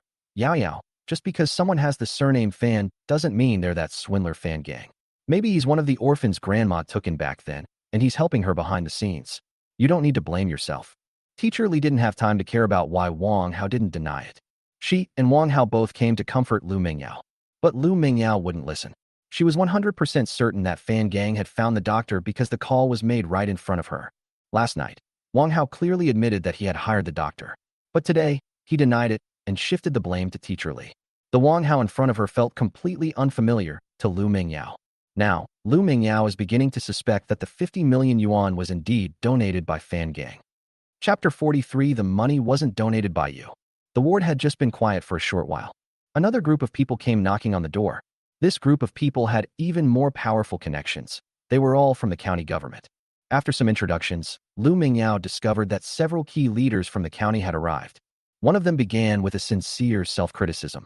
Comrades, I am very sorry to have wronged you. I have only been in office for a short time, and I didn't even know that there was such a kind-hearted person in our county. I almost made her cry foul. At this point, he bowed deeply to the old hospital director's bed, and the people behind him immediately followed suit. He continued, I also know about the 50 million yuan. I have handed over all the relevant people involved to the judicial authorities. This is simply extortion, and our county will absolutely not tolerate it. Lu Mingyao didn't understand why things had turned out this way overnight. Wasn't it said the county was going to take 40 million? How come they arrested all those people asking for the money in just one night? She looked at Wang Hao and assumed that he had figured things out after going home last night and had gone to the county to file a complaint. But Wang Hao's eyes told her that he was even more confused than she was, and there was even a hint of fear in his expression. At this moment, Lu Mingyao thought of Fan Gang again. He had made a phone call before he left. Could it be because of that phone call? However, Lu Mingyao actually hoped it wasn't Fan Gang, because if it really was him, how could she face him? LD continued. I've also notified the bank that your account will be unfrozen soon. You can use this money as you see fit. The county won't interfere. Upon hearing this, Teacher Li's eyes lit up instantly, and she trembled with excitement. Really? All 50 million is ours. Sister, yes. This 50 million is all yours. Your orphanage can use it as you please. I guarantee that no one will dare to touch it again. Teacher Li was overjoyed. Those hungry children could finally have a full meal. But she was still uneasy and tentatively asked, LD, do we still need to give them 3 million? Teacher Li. Before Teacher Li could finish speaking, Wang Hao excitedly interrupted her. Old teacher, since such a high-ranking official has already made a promise, you don't need to ask anymore. He desperately tried to signal to Teacher Li with his eyes, stopping her from asking any more questions. LD, it's all right, it's all right. We were wrong about this. If you have any questions, please feel free to ask. Sister, you just mentioned 3 million. What 3 million? Encouraged by LD, Teacher Li became much bolder and said directly, my son, Ahao, came home last night and said that there was a middleman who wanted a 3 million yuan kickback. Now that the matter has been resolved, I just want to know if we can refuse to pay the kickback. Teacher Li's words were astonishing, leaving the government officials extremely embarrassed, while Wang Hao was so frightened that he broke out in a cold sweat. LD glanced at his secretary with a scrutinizing look, while the secretary whispered a few words in his ear. After receiving an affirmative answer, the leader said, Ma'am, we've confirmed it. There was no middleman, and there's no such thing as 3 million. Are you sure you're not mistaken? Teacher Li was certain she hadn't made a mistake. I haven't made a mistake, Ahao. You tell the leaders, is it that they want 40 million and a 300 kickback? Seeing that his secret had been exposed, Wang Hao no longer had the courage to speak. He wished he could jump out of the window. Suddenly, someone behind the leader stood up and said loudly, What 40 million? It's clearly only 20 million. And that 20 million is going to be used in other schools. Our county is poor. Not only is your orphanage dilapidated, but other rural primary schools are also on the verge of becoming dangerous buildings. The money was intended for the children, but a few scoundrels who handled it tried to profit from it, which caused the trouble. There was number 40 million involved, nor was there any 3 million kickback. When the whole thing was exposed, Wang Hao was so frightened that his legs went weak and he collapsed to the ground. Now, even if Lu Mingyao was naive, she understood. Wang Hao had ulterior motives. He was the only one eyeing this money. Moreover, Wang Hao even tried to swindle her out of her 5 million yuan signing fee as well. This person is so cruel. The government officials arrived quickly and left just as quickly. Before leaving, they even gave the dean a nomination. One of the top 10 touching figures of the year in Chongqing. Unexpectedly, the dean's grandmother turned misfortune into a blessing and even received this honor. The hospital director was still unconscious in the ward. Lu Mingyao held the phone and frantically dialed Fanny Ba's number, but the phone was already switched off. Fanny Ba originally opened this phone number for Lu Mingyao. Now that Fanny Ba plans to say goodbye to Lu Mingyao, he naturally won't use this number anymore. Teacher Li was heartbroken. She had been completely fooled by Wang Hao. Wang Hao, how could you lie to me? I raised you. It's only been a few years, and you seem like a completely different person. Wang Hao sat on the ground, silent, letting Teacher Li vent her anger. Lu Mingyao was desperate. Fanny Ba's phone was always switched off. She knew that she must have misunderstood him and that Fanny Ba was angry. Overwhelmed with remorse, she stared intently at Wang Hao with red eyes and said in a cold voice, "You didn't donate the 50 million. No, I photoshopped the payment receipt. The 40 million is fake, and the 3 million is fake too. Well, they only want 20 million, and I want the remaining 20 million. I know you signed a 5 million contract, so I." Since it was already too late to salvage the situation, Wang Hao had a change of heart and recounted the entire incident in detail. It turns out, Lu Mingyao's wish came true. Wang Hao learned about Lu Mingyao's rise to fame online and recognized that this beautiful woman was actually the little tag-along from the orphanage. When he learned that Lu Mingyao had 5 million, he started to think. In fact, he never went abroad. All his experiences were fabricated. Not long after he was adopted, his adoptive mother gave birth to a son. From then on, he was the unwanted child, always hungry and cold. When he turned 18, he was kicked out of his home. After that, he struggled alone in society and suffered a lot. In the end, he was tricked into joining a pyramid scheme. Hone your eloquence. Over the years, he made a lot of money through fraud. But instead of donating it to an orphanage, he gambled it all away. He was so eager to find Lu Mingyao because he was heavily in debt from gambling. Originally, he wanted to get Lu Mingyao's contact information through the orphanage, but when he arrived at the orphanage, he learned about the 50 million yuan. Just then, the dean collapsed.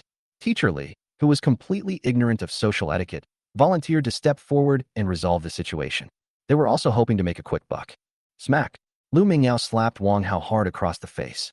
"This slap is for Fan Gang. You made me misunderstand him. You deserve to die." Lu Mingyao broke down. Fanny Ba had helped her so much, and she still didn't believe him. She even misunderstood him. She wanted to hit him. How heartbroken Fan Ba must be. Lu Mingyao asked incredulously. "Wang Hao, how did you become like this? Didn't you say you wanted to be a hero when you grew up?" Wang Hao looked dejected. "Hero? Huh, I wish I were one. But I'm just unlucky. What can I do? I thought I could live a normal life after leaving the orphanage. But who knew that even if I had a home, it wouldn't be your final destination? I regret it. If I had known, I would have stayed in the orphanage. Maybe I could have gone to university and achieved something like you." At this point, Wang Hao suddenly erupted, his face turning frighteningly dark. "It's all your fault. Lu Mingyao, you're the one who caused me to be adopted. They originally wanted you. You should be living my life. I'm the one who got into university. If I hadn't been adopted, this 50 million would be mine." As he spoke, he got up from the ground and walked towards Lu Mingyao with bared teeth and claws. Lu Mingyao was terrified. She never expected Wang Hao to target her, and she never expected him to blame her for his failure. Teacher Li stood protectively in front of Lu Mingyao, shouting loudly outside, "Don't come any closer. Help! Someone come quick." Ultimately, Wang Hao was arrested by the police, and his previous fraudulent activities were also uncovered. He may face many years in prison. Not long after Wang Hao was arrested, the dean's grandmother woke up. Lu Mingyao threw herself into her grandmother's arms, crying helplessly. She missed out on a man who could have loved her for life because of a con man. Chapter 44: Fanny Ba's changes. Fanny Ba's return to Hangzhou did not cause a great stir, because apart from a very few individuals, everyone was kept in the dark. These past few days, Fanny Ba has been staying home and rarely goes out, going back and forth between his company and home. After returning to the company, he proposed 2 projects: ride-hailing, shared bikes. Everyone feels that Fanny Ba has changed. He, who never interfered with the company's development, took the initiative to propose new business and personally led the team. He, who was always polite, became moody and would often lose his temper over trivial matters. Didn't I say that drivers' personal information needs to be verified before they can join the platform? Are you just ignoring what I said? Do you still want to work here? If not, get out. You can't even handle such a small thing. The employee retorted, Mr. Fan, we have verified the driver's information. Is this what you call verification? Name, place of birth, ID number, phone number. What do I need this basic information for? No criminal record. Have you considered the possibility of someone registering using another person's information and impersonating them? Get out of here and rewrite this plan, especially the risk contingency plan. A new girl was scolded by Fan Eba and cried. This serious atmosphere kept all the employees on the floor on edge, making them feel apprehensive every day when they went to work.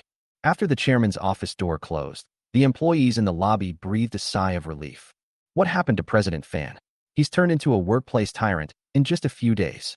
Oh dear, it's all because of that fiancé thing. I've been cheated on. How can I be in a good mood? No way. In the 2 days after the incident, I saw that President Fan was fine, and he even smiled when he saw me. No one knew that Fan Eba had been hurt twice, especially the second blow, which made him decide to close his heart and see no one. However, there are always exceptions, and Xia Qianqian is one of them. Xia Qianqian is stunningly beautiful, and her status as a CEO further enhances her extraordinary aura. After a few days apart, she had become even more elegant and refined. Today, she chose a black lace dress with a fitted cut that showed off her graceful figure. The lace fabric is adorned with delicate patterns, adding a touch of elegance and mystery. She paired her outfit with nude high heels, which elongated her legs and made her appear even taller. She wore delicate pearl earrings, simple yet elegant. She walked behind Fan Eba and gently massaged his temples. Are you still angry? Okay, it's nothing. Why are you so angry? Fan Eba grasped Xia Qianqian's hand. Sister, they are so careless. The driver's identity must be verified carefully. We must ensure the safety of the passengers. In my previous life, when ride-hailing services were first introduced, chaos ensued. Due to inadequate platform monitoring, passengers' personal safety and property were severely compromised. Now he's getting ahead of those companies in developing a ride-hailing platform. Given the lessons learned from the past, he's determined not to let the tragedy repeat itself. Xia Qianqian pulled her hand back and said angrily, Who was talking to you about work? It's not about the company. What else could it be? I don't know why Fan Eba suddenly seemed a little guilty. Xia Qianqian slapped Fan Eba on the shoulder, still pretending in front of me. You think I don't know about you and that little star? You even went to his hometown. Fan Eba was shocked. He thought he had kept this a secret, but he didn't expect Xia Qianqian to still find out and know his whereabouts perfectly. His eyes sharpened. Xia Qianqian knew that Fan Eba was angry. No one likes being watched. Eba, if you don't like this, I won't let anyone interfere in your affairs anymore. Okay, sis. I know you're doing this for my own good. I won't blame them, and I won't blame you either. Xia Qianqian asked doubtfully. You trust me that much? Fan Eba replied without hesitation. Of course. Of course he believed Xia Qianqian. Xia Qianqian was the one who would never lie to him, and the only one who would never betray him. If Xia Qianqian had other intentions, she could have continued to hide the fact that she knew his whereabouts. But Xia Qianqian couldn't bear to see Fan Eba unhappy. They've laid their cards on the table. Knowing that Fan Eba believed in her, Xia Qianqian made the right gamble. If Xia Qianqian wants to become the matriarch of the Fan family, Fan Eba will not refuse. After all, Xia Qianqian was considered his child bride when she was young. If Xia Qianqian wants to rise in status, why is she so tolerant? Doesn't she love him either? Or is her love just familial affection, not romantic love? Fan Eba is confused. Xia Qianqian. To be honest, I feel uncomfortable. But we're not engaged, and we haven't defined our relationship. You have the right to choose. What I want to tell you is that no matter what harm you suffer outside, I will always be your last harbor, and I will always wait for you to return. Xia Qianqian's heartfelt confession made Fan Eba feel ashamed and embarrassed. He bowed his head and admitted his mistake like a child who had done something wrong. Because of the heartbreak he suffered outside, he returned to the company and threw a tantrum, becoming extremely angry and unpredictable. In the end, he even had Xia Qianqian come to comfort him. Fan Eba felt that he was a complete scumbag. He couldn't help but think that if Ji Rushua found out about this, the whole building would probably explode. Not only would Fan Eba be in trouble, but Lu Mingyao would also get hurt. It's not that Ji Rushua has a bad temper, because every woman is like that. Unless that woman is just greedy for money and doesn't love you at all. Fanny Ba was certain that Xia Qianqian had feelings for him, and that he was the most important person in her heart. Xia Qianqian calmed Fanny Ba down and then left the office. Her secretary, Lu Qingqing, whispered in her ear, "President Xia, should we find someone to teach that Lu Mingyao a lesson?" That's right, Lu Qingqing also knew about this. In fact, she was the first to know because Fanny Ba's whereabouts were first reported to her, and she related to Xia Qianqian. Xia Qianqian paused, her gaze turning slightly cold. "I warn you, you'd better not have such thoughts. We can only listen to what the young master is doing, not interfere, unless he is in danger." Lu Qingqing didn't understand why Xia Qianqian didn't act like the empress. Did she not want to rise to the top? She voiced her doubts. "President Xia, aren't you being too lenient with President Fan? If it were me, I would definitely keep a close eye on him." Xia Qianqian's lips curled up slightly. "You don't understand. Men can't be tied down. Sometimes, the stricter you are with them, the more rebellious they become. The less you care, the more they will remember your kindness. Besides, I will never be the matriarch of the Fan family, so there's no need to fight for a moment's pride." Lu Qingqing didn't understand, but Xia Qianqian didn't explain further. The reason she couldn't become the mistress of the Fan family was because she had promised her adoptive father. Before his death, Fan Hongwen met with Xia Qianqian alone. At that time, he was on his last breath. Fan Hongwen knew that Fanny Ba did not like business and was too young to take over as the head of the group. Therefore, he entrusted the company to Xia Qianqian. At that time, Fanny Ba and Ji Rushua had a good relationship, and he also knew that Xia Qianqian liked a younger brother who was 3 years younger than her. Fan Hongwen was afraid that Xia Qianqian's power would increase greatly after she took over the company, and if something happened between her and Fanny Ba, it would affect the relationship between the Fan family and the Ji family. He made Xia Qianqian swear that she would only be Fanny Ba's supporter behind the scenes for the rest of her life and would never be his woman. Faced with her adoptive father's dying wish, Xia Qianqian could only nod in agreement. Actually, after Fan Ba broke off the engagement, Xia Qianqian was the most suitable next one. But she doesn't seem to want to get Fanny Ba that way. She's still keeping the vow she made to her adoptive father. Chapter 45. The entire Ji family. I'll give you face. In Fanny Ba's office, Fanny Ba was busy looking at data, while Lu Hong stood straight in front of him, giving off a feeling similar to when he was a child and got into a fight with his classmates, was caught by the teacher and taken to the office, and was waiting for his parents to arrive. Lu Hong looked uneasy. He already knew that his plan had been exposed. He had reported his whereabouts to Xia Qianqian in private without Fanny Ba's permission. So, without waiting for Fanny Ba to contact him, he took the initiative to go to him. But Fanny Ba neither listened to his explanation nor got angry, leaving him at a loss for what to do. The feeling of waiting for a death sentence was truly unbearable, and Lu Hong almost couldn't hold back his tears.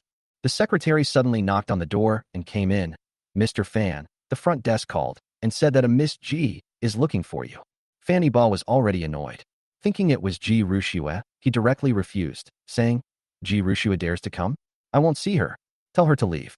The secretary hesitated, unsure whether to speak, but she still asked, "Mr. Fan." The young lady downstairs said her name is Ji Rian. Fan Ba paused in his writing, then quickly said, "Quick, bring her up."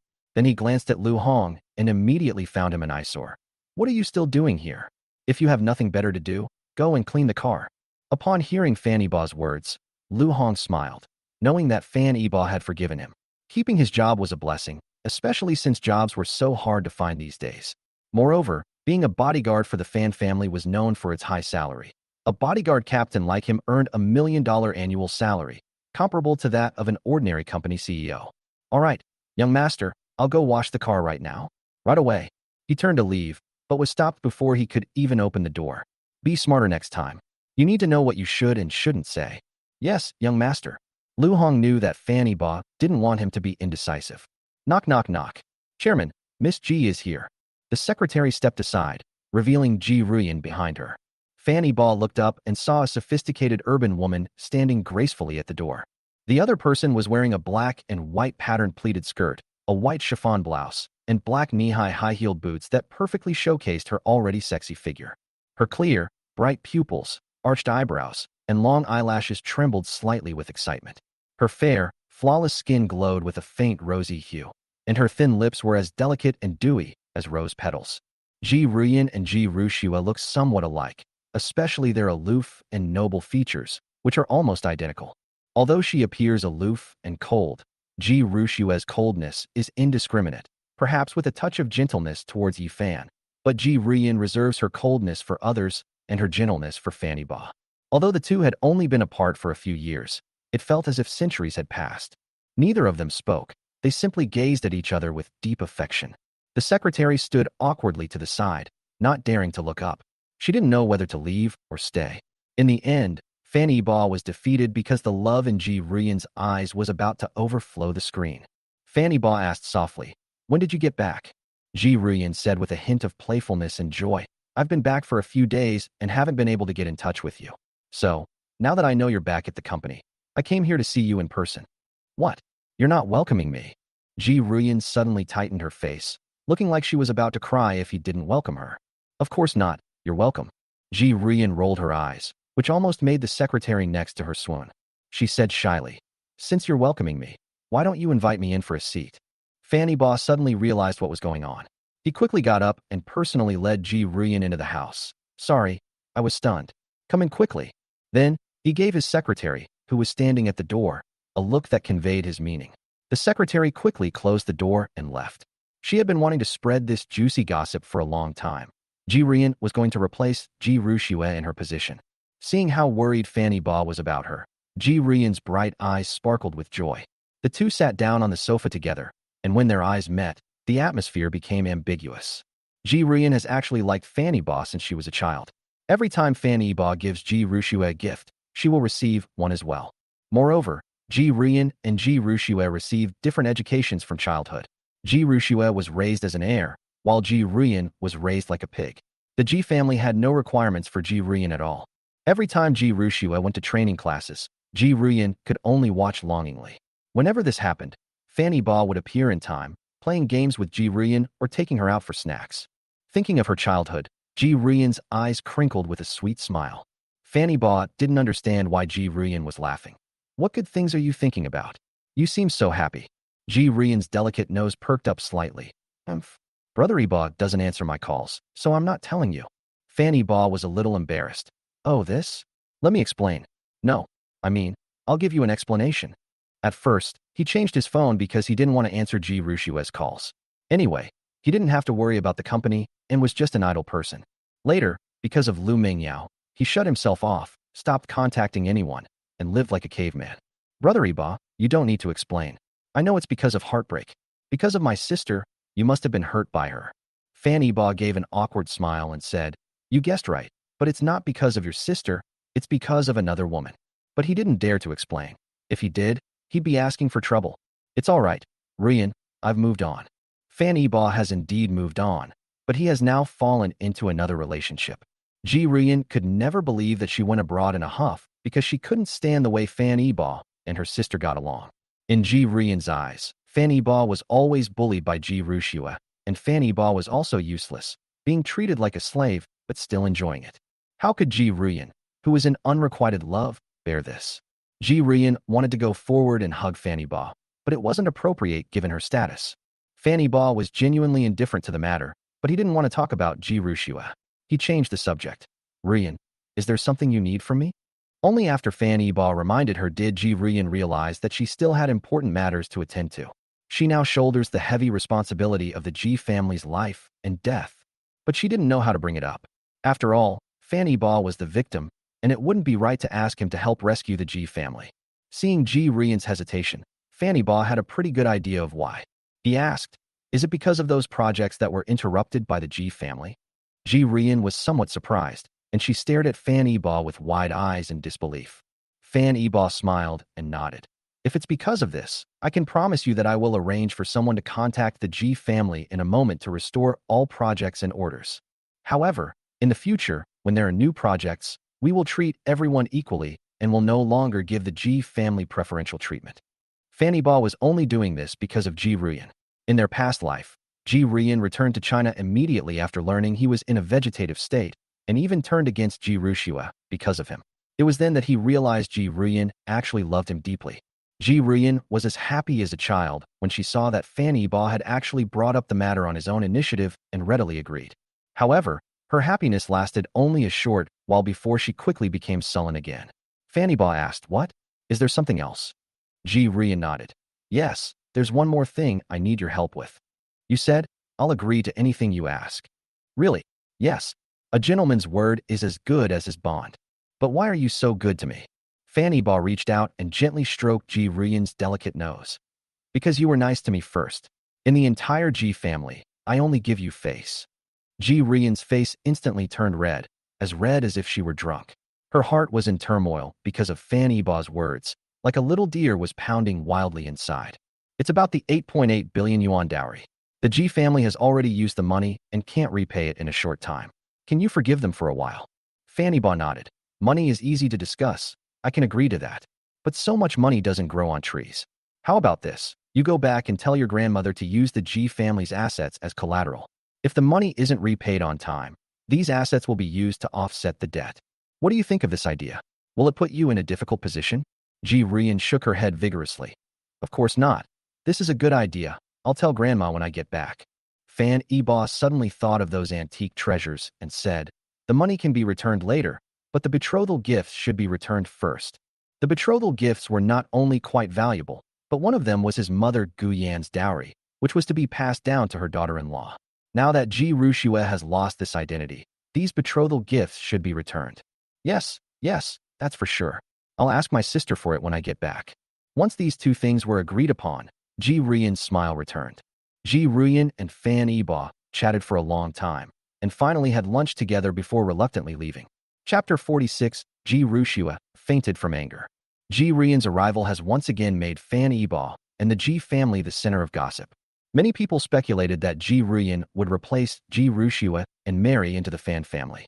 This rumor spread rapidly under the manipulation of the Ji family. Some people believed it and went back to currying favor with him.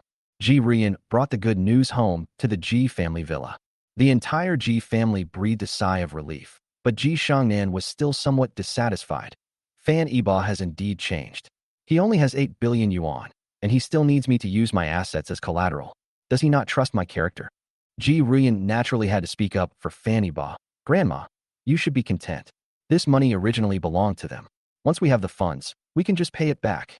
Ji Shangnan was still not satisfied. Did I ask you to come over so you could return the money? I want you to win over Fanny Baugh. As long as you become his fiancé, you won't have to return the money. Ji Ruyan was so angry that she couldn't speak. She had just returned to the country and met Fanny Baugh once. How could they possibly be talking about marriage? And then there's Grandma's greedy face. All that concern for her marriage is a lie. Her real intention is to protect this huge sum of money. Before she could even retort, Ji Rushue rushed down from upstairs. Ji Rushue has been confined to her home for several days and is still unable to leave the house. The main reason is that netizens this year have amazing memories. Even after so long, they still remember her, and there are always people paying attention to the aftermath of her annulment. Ji Shangnan really didn't dare let her go out. If she met with Yi Fan and was photographed again, she would probably be criticized and trend on social media again. She had been following Fanny Baugh's news these past few days, but unfortunately her phone was confiscated. She finally managed to borrow the nanny's phone, but Fanny Baugh wouldn't answer the phone at all, which made her so angry that she almost smashed the phone. She had been eavesdropping upstairs and knew that Fanny Baugh was willing to meet Ji Ruyan and that he agreed to help the Ji family overcome their difficulties because of Ji Ruyan. She was insanely jealous. She couldn't hold back any longer when her grandmother was about to marry her younger sister to Fanny Baugh. Ji Rushue said angrily, Fanny Baugh is mine. You can't let him marry anyone else, not even my sister. I said it. Ji Ruyan wasn't going to let her get away with it. Sister, it's not like you can just say no now. Even if it wasn't me, someone else would have married Brother Baugh. As for you, you made your own choice, so don't regret it if you miss the opportunity, lest others look down on you. The two sisters are about to fight again. Ji Rushue is still angry because she was beaten up last time, so she went up to Ji Ruyan and pulled her away. She muttered, what do you know? When did I make a choice? There's only one person I love, and that's Fanny Baugh. Ji Ruyan blocked her while retorting, what about Yi Fan? You've always been thinking about him. Don't you love him? You value him more than anyone else. Even though he can't do anything, you still brought him into the company to be your assistant. Do you know what people are saying about you? The female CEO of the Ji family has kept a male best friend by her side. They see each other during the day and play together at night, just for fun. After all you've done, why are you still clinging to Baugh? Why are you insulting him like this? He clearly loves you so much. Ji Rushue was provoked by her sister's words. I didn't. Yi Fan and I are innocent. Ji Ruyan sneered. Innocence? You have two mouths. Where is it clean? You've stayed overnight at Yi Fan's house, and he's been to yours. Do you think we can just close the door and pretend we didn't see anything?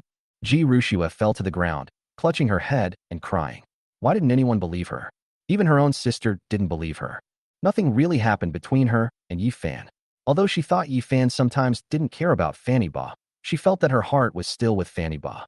Yi Fan is so pitiful, he has nothing. Fanny Ba is a rich young master, and he can easily get whatever he wants. She was just a little bit biased, so why does everyone think she's wrong? She was so angry that she experienced angina, her face turned pale, and finally her body went limp, and she fainted on the ground. Sis, what's wrong? Don't scare me. Schwer, quick, get her to the hospital. After Ji Rushua fainted, Ji Ruyan and Ji Shengnan were in a panic and quickly asked someone to arrange a car to take Ji Rushua to the hospital. Fanny Ba was unaware that Ji Ruyan had a huge argument with Ji Rushua after returning home, and that Ji Rushua even fainted from anger. In fact, even if Fanny Ba knew, he wouldn't care and would even scoff at it. Right now, he's on the phone with Song Yinxian. There's a crucial land auction tonight, and they need to stay united. The call was nearing its end. Fanny Ba promised, Miss Song, don't worry, I definitely trust your judgment. Otherwise, I wouldn't have partnered with you to start a company. Rest assured, I will cooperate with you tonight. With Fanny Ba's promise, Song Yinxian felt much more at ease. Young Master Fan, then it's settled. See you tonight. Fanny Ba's business battle after his rebirth begins tonight. Once he acquires those plots in the old city, the land prices in his hands will rise by at least several percent after the municipal government announces its demolition plan. Back then, even if he didn't build the residential complex, he could still make money just by selling the land. 7 p.m., Hangzhou International Hotel. The first-floor reception room was filled with distinguished guests. At this moment, the crowd was clearly divided into several factions. The local faction, led by the 5 major families of Hangzhou, has the largest number of members. Then there are the external forces, which are further divided into several teams. Hangzhou, as the capital city of Zhejiang Province and a new first-tier city in China, is a leading metropolis. Hangzhou's potential is obvious to all. With the demolition of the government building as a driving force, many people believe that the housing prices in the southern new city will definitely see a surge, and the land they buy now is gold. Mr. Liu, how many plots of land does your Hengda Group plan to acquire this time? Sigh, Mr. Li, given the current situation, we'd be lucky to get even one piece, let alone several. After finishing his speech, General Manager Liu looked around and saw that almost all of the top real estate groups in the country were present today. Moreover, they all targeted land in the southern new city. Although there were more than a dozen plots of land put up for auction, only 3 were listed as core plots. These 3 plots of land are located right next to the soon-to-be-completed government building, and according to the municipal plan, top-tier primary and secondary schools, large shopping malls, and other supporting facilities will also be built nearby. This was Fanny Ba's first time attending such an auction. Before coming, he even asked Xia Qianqian to give him a crash course on the relevant procedures. Although he is a newcomer to the industry, he is full of confidence in this auction because he knows the development trend of the next 10 years. Soon, Song Yinxian entered the venue with her assistant, accompanied by a representative from the Wang family. After seeing Fanny Ba, Song Yinxian quickly came over. She introduced, President Fan, this is Wang Min from the Wang family, and she is also the vice president of our newly established company. Fanny Ba greeted him politely. Hello, Mr. Wang. Wang Min didn't seem to like Fanny Ba much. He nodded indifferently and then walked away. Wang Min is just here to make a show of things, since the Wang family won't actually participate in the auction. After Wang Min left, Fanny Ba stared at his retreating figure, completely bewildered. He had no idea how he had offended him. With an apologetic tone, Song Yinxian explained, Young Master Fan, I'm sorry, it's my fault for not explaining things clearly. In fact, the Wang family preferred to cooperate with the Jin family this time, but our Song family overruled everyone's objections and chose the Fan family. Finally, the Wang family also had some reservations about the profit-sharing ratio. They seem to be putting all the blame on you.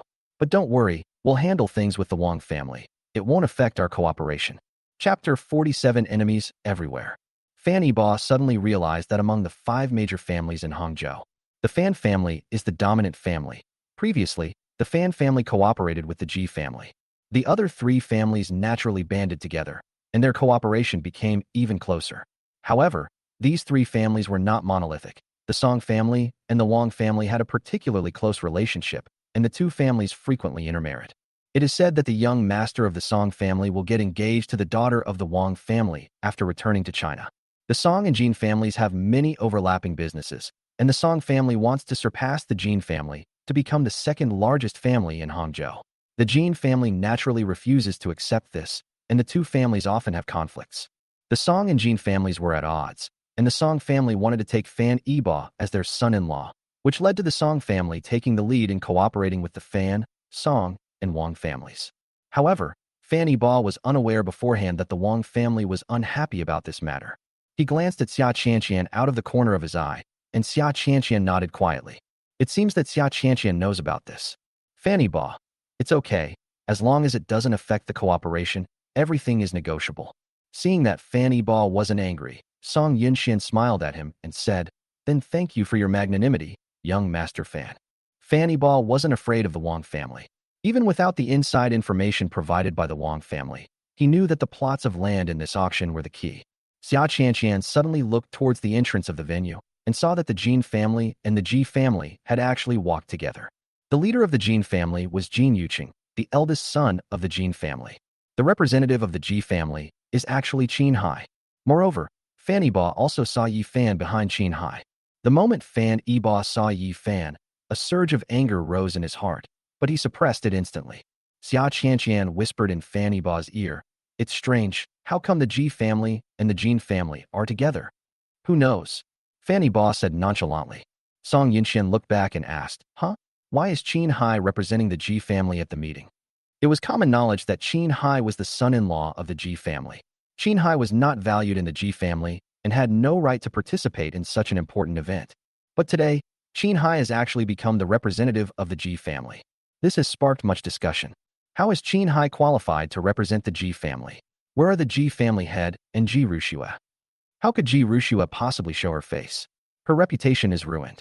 She always pretends to be a pure and innocent fairy, but she's been keeping her assistant behind her fiancé's back. How could a woman so shameless be allowed to be released? It doesn't seem to be the case.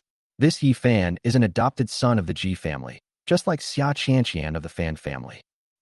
Who would believe that? Why didn't they adopt her sooner or later? Waiting until Ji Rushua's affair was exposed before releasing the news is just a classic case of protesting too much. Just as everyone was discussing, the Ji family and the Jin family walked straight up to Fan Yibo. Jin Yuqing was very enthusiastic. He immediately grabbed Fan Yibo's hand and said, "Young Master Fan, it's been a long time. I didn't expect you to personally attend this auction. Is it because you don't trust Miss Xia?" He immediately tried to sow discord, since Xia Qianqian was basically running the Fan family's business. Fan Yibo's sudden participation in the auction would indeed give the impression that he was going to take over the reins, and that Xia Qianqian would be sidelined. Fan Yibo knew he wouldn't really be that enthusiastic. The Fan family and the Jin family had been at odds since the previous generation. Decades ago, the Jin family made their fortune through shipping docks, employing numerous thugs who would stop at nothing to achieve their goals. After accumulating sufficient capital, the Jin family laundered their money and went ashore. At this point, they sought cooperation with the Fan family, but the Fan family, with a clean record, naturally did not want any involvement with the Jin family. This angered the Jin family, and the two families became enemies, fighting for decades, but the Fan family always maintained the upper hand over the Jin family. Fan Yibo coldly pulled his hand away from Jin Yuqing's. He then disgustedly took out a handkerchief to wipe his hand clean after it was being held, and then threw the handkerchief away. "Do I know you that well? Why are you grabbing and pulling at me like that?" Fan Yibo wouldn't play any underhanded tricks. He always speaks his mind, especially after his rebirth. Jin Yuqing's expression changed drastically when Fan Yibo showed him such disdain. He hadn't expected Fan Yibo to deviate from the expected pattern. Xia Qianqian and Song Yunxian were overjoyed. Neither of them liked Jin Yuqing, mainly because he was too much of a womanizer. He would fall in love with every girl he met, and he would make a move on any girl who was pretty. He never cared whether the woman liked him or not. He would immediately express his love, often using expensive jewelry to pry open a girl's thigh, and then discard her when he got tired of her. If the woman rejects him, he will relentlessly pursue her. Xia Qianqian and Song Yunxian were both victims of his harassment. Jin Yuqing rarely embarrassed himself like this. His eyes were sinister, but he quickly put on a smile again. His magnanimity was something even Fan Yibo couldn't match. Jin Yuqing said, "Oh my, I knew that the eldest young master of the Fan family was chaste and celibate for the sake of the daughter of the Ji family.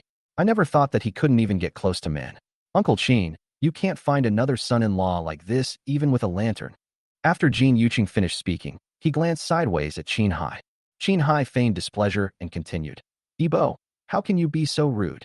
You've been cooped up at home for so many years without ever going out. Young Master Jin kindly wanted to talk to you, and you don't even appreciate it.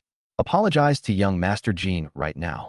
Fanny Ba didn't know where Qin Hai got the confidence to speak to him like that. Was it because he was too lenient with the Ji family? His gaze turned cold, and he said indifferently, Mr. Qin, please watch your words. How I do things is none of your business. Fanny Ba's words caused Qin Hai's face to fall as well. Qin Hai spoke that way because he received the wrong signal. After Ji Rian returned from Fanny Ba's company, she brought good news. Qin Hai mistakenly believed that Fanny Ba had feelings for Ji Rian. Otherwise, why would he forgive the Ji family and switch the project back? Regardless of whether Fanny Ba likes Ji Ruxue or Ji Rian, they are both his daughters, and he is ultimately Fanny Ba's father-in-law. Therefore, he felt that his glorious moment had returned. He wasn't even qualified to attend the auction, but Ji Shengnan and Ji Rian accompanied Ji Ruxue to the hospital. Because of his outstanding performance in handling Ji Ruxue's affairs, Ji Shengnan asked Qin Hai to go out and attend the auction. Ji Shengnan probably never expected that Qin Hai would become so close to the Jin family after arriving, and even offend Fanny Ba again. For some reason, the members of the Ji family have all become incredibly arrogant. Qin Hai was speechless after being confronted and dared not utter a word, but Yi Fan, fearless of death, stepped forward again. Yi Fan squeezed in from the back of the crowd and immediately belittled Fanny Ba. Young Master Fan, you're too realistic. You dumped Schwer 1 minute and got together with Miss Song the next. I'm ashamed of my own speed in making these seamless transitions. A scumbag like you should be despised. Schwer and I were completely innocent, and you framed us. Yi Fan wanted to speak again, but Song Yinxian immediately muted his microphone. Yi Fan's words attracted a lot of attention. At this moment, local merchants are explaining the feud between the Fan and Ji families to merchants from other places, and some have already included the Song family in the calculations. Song Yinxian never expected to be involved in Fanny Ba's relationship. Although her Song family had the idea of her marrying into the Fan family, it was definitely not as a third party. If Yi Fan's words were maliciously spread, the Song family might follow in the footsteps of the Ji family. So Song Yinxian went straight for the kill. Where did this stray dog come from? Daring to bark here someone. Throw him out. Song Yinxian dared to do this because the Hangzhou International Hotel was owned by the Song family, who were involved in the real estate and hotel tourism industries. Hotel security arrived quickly. Yi Fan didn't know what fear was. He was still shouting loudly, Fanny Ba, if you have the guts, stand up and confront me. What kind of man hides behind a woman? Fanny Ba sneered. Whether I'm a man or not, you can ask Ji Ruxue. Why bother asking me here? Besides, everyone here is here to buy land. We're not in the mood to listen to your love life. You're jumping around like a monkey. Didn't the Ji family teach you manners when you were adopted? Fanny Ba's words have once again made the Ji family a laughing stock. Qin Hai's expression turned even uglier. He grabbed Yi Fan and stopped him from speaking further. Assistant Yi, mind your place. If you want to stay here, shut up. Yi Fan was silenced by Qin Hai's reprimand, and he indeed became much more obedient. He dared not disobey Qin Hai. He was still indulging in his daydreams. Now that Fanny Ba and Ji Ruxue have broken off their engagement, if he puts in a little more effort, he could very well become Ji's son-in-law. He would even be willing to be a live-in son-in-law. Qin Hai held Yi Fan down, then apologized to everyone. Finally, Qin Hai glared fiercely at Fanny Ba, then walked aside with Jin Yuqing and the others. Song Yinxian then withdrew the security and said with a wry smile, Young Master Fan, how come you're so good at causing trouble? You have enemies everywhere. Fanny Ba was also baffled. How could he have made so many enemies? Of the 5 major families in Hangzhou, 3 were now at odds with him. Chapter 48. The auction officially begins. The auction officially began at 7:30 p.m. Today's land auction is the largest in Hangzhou in recent years. A vice mayor of Hangzhou in charge of urban construction attended the auction. After a brief opening statement, the auctioneer took the stage. A map of Hangzhou appeared behind the auctioneer, marking the 13 plots of land to be auctioned, all designated for residential use. 9 of them are located in the south of the city, and 4 are located in the old city area in the north. The map clearly shows the usage of each piece of land. Clearly, the 9 plots of land in the south of the city were all wasteland, with only a very few houses on the ground. The 4 plots of land in the north of the city are different. Although these 4 plots are all adjacent to the city center and the surrounding area is very lively, the buildings on the ground are dense, and they are all urban villages formed by self-built houses. These urban villages, with their densely packed buildings, narrow alleys, messy streets, and dimly lit rooms, stand in stark contrast to the modern and clean cityscape surrounding them. Looking at the land in the north of the city, someone sighed. These 4 plots of land are surrounded by a bustling area, and if residential buildings were built on them, sales would definitely be good. It's a pity we have to bear the demolition costs. Hey, the demolition compensation isn't the scary part. The scary part is the holdouts. If someone obstructs the demolition and the construction period is prolonged, that's when our losses will be huge. That's right. The real estate industry is booming across the country right now, and housing prices are rising every day. If there's no wasteland to be acquired, who will bother to tackle the tough issue of urban villages? Not only do real estate developers think this way, but the vice mayor who was seated was also worried that the 4 plots of land in the north of the city might ultimately fail to sell at auction. He chatted with other leaders from urban construction units, asking, "Director Wong, is there a safety net plan for these 4 plots of land in the north of the city?" Director Wong cleared his throat and solemnly replied, "Mayor, please rest assured, we have already contacted several companies. Even if no one makes a bid in the end, our municipal construction company will bid for it ourselves." The deputy mayor nodded, as long as the bids didn't go unsold. He was there to watch the spectacle, not to laugh at the spectacle. By this time, the auctioneer had finished the pre-auction briefing, and the auction for the first plot of land in the south of the city officially began. This plot of land has an area of 60,000 square meters, a starting price of 2 billion yuan, and requires that the total above-ground building area not exceed 130,000 square meters, with each bid increment not less than 10 million yuan. Among the land parcels offered for sale, this one is considered medium-sized.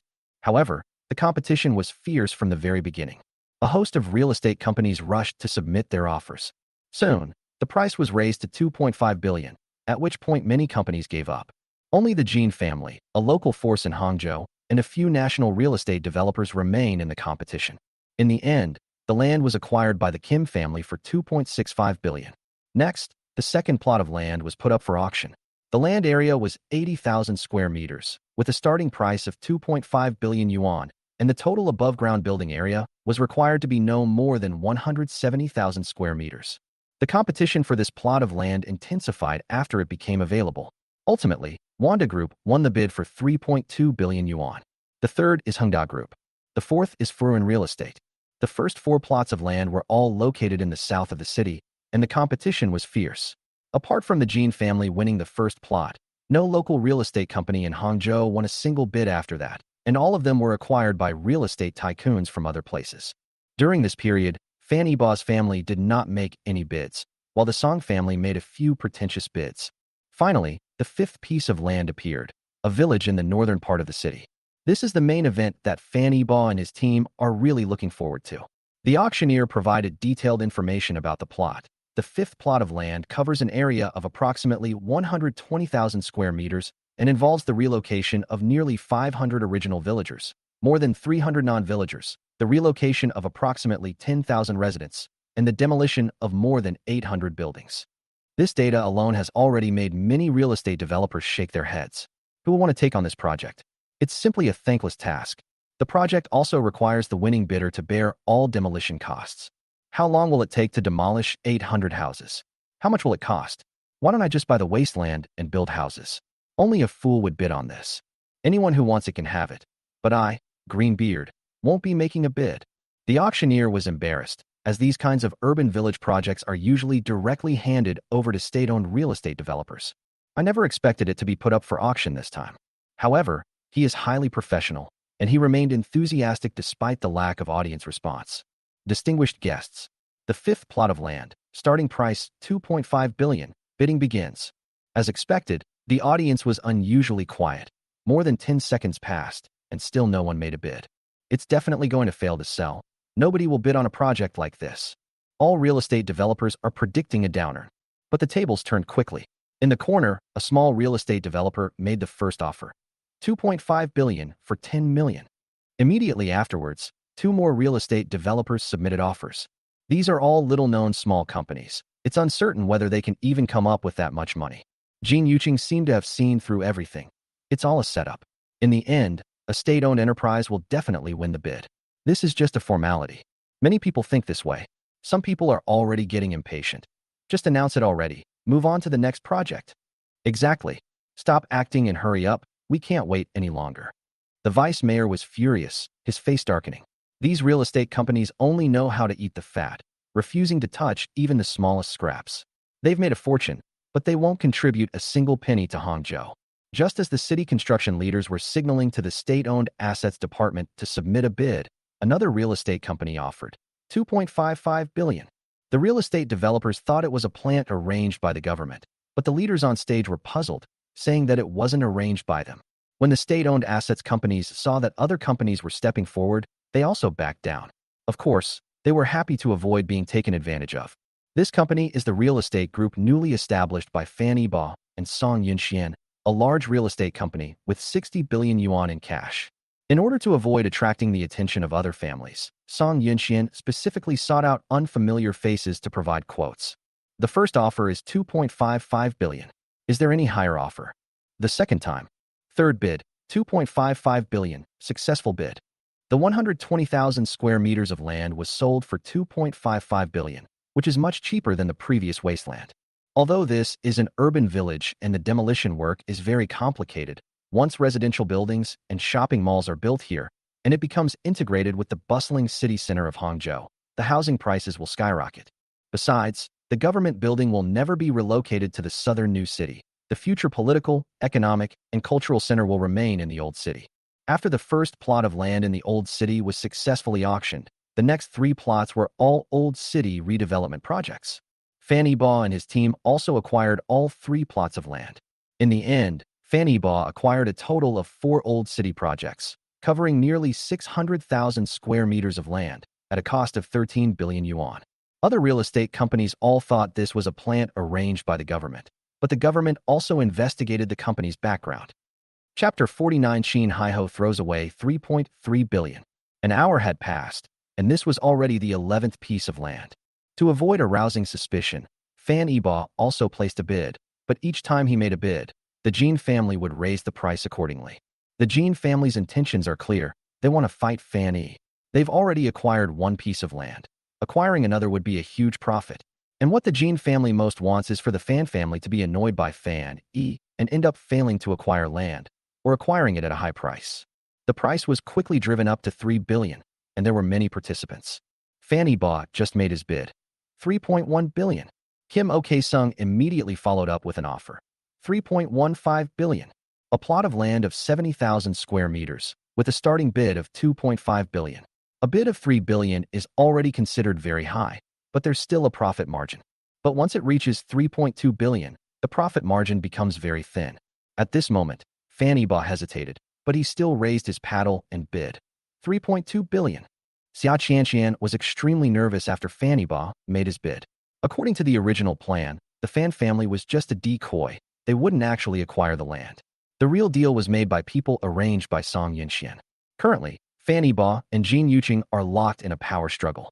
If Fan Yibo ends up taking over, according to their inside information, the Southern New City project is destined to lose money. But Fan Yibo gave Xia Qianxian a reassuring look. Fan Yibo knew perfectly well that everyone was optimistic about China's real estate industry at this time. And with the help of trillions of yuan in bailout funds, the infrastructure and real estate industry was experiencing explosive growth. All companies borrow money to hoard land, and even if they don't build anything, the value of these plots will increase several times over in a few years. Therefore, the Kim family will definitely follow suit. As expected, Kim Yu-sung didn't hesitate and immediately offered 3.21 billion. At this point, Fan Yibo stopped following. But his decision not to follow suit doesn't mean other companies won't. Several out-of-town real estate companies successively submitted bids, directly raising the price to 3.3 billion. Jin Yuqing hesitated for a moment and did not make another offer. Unexpectedly, Qin Hai suddenly made an offer at this time, adding another 10 million. The auctioneer shouted excitedly, 3.31 billion. First time. Any more bids? This is the last third plot of land.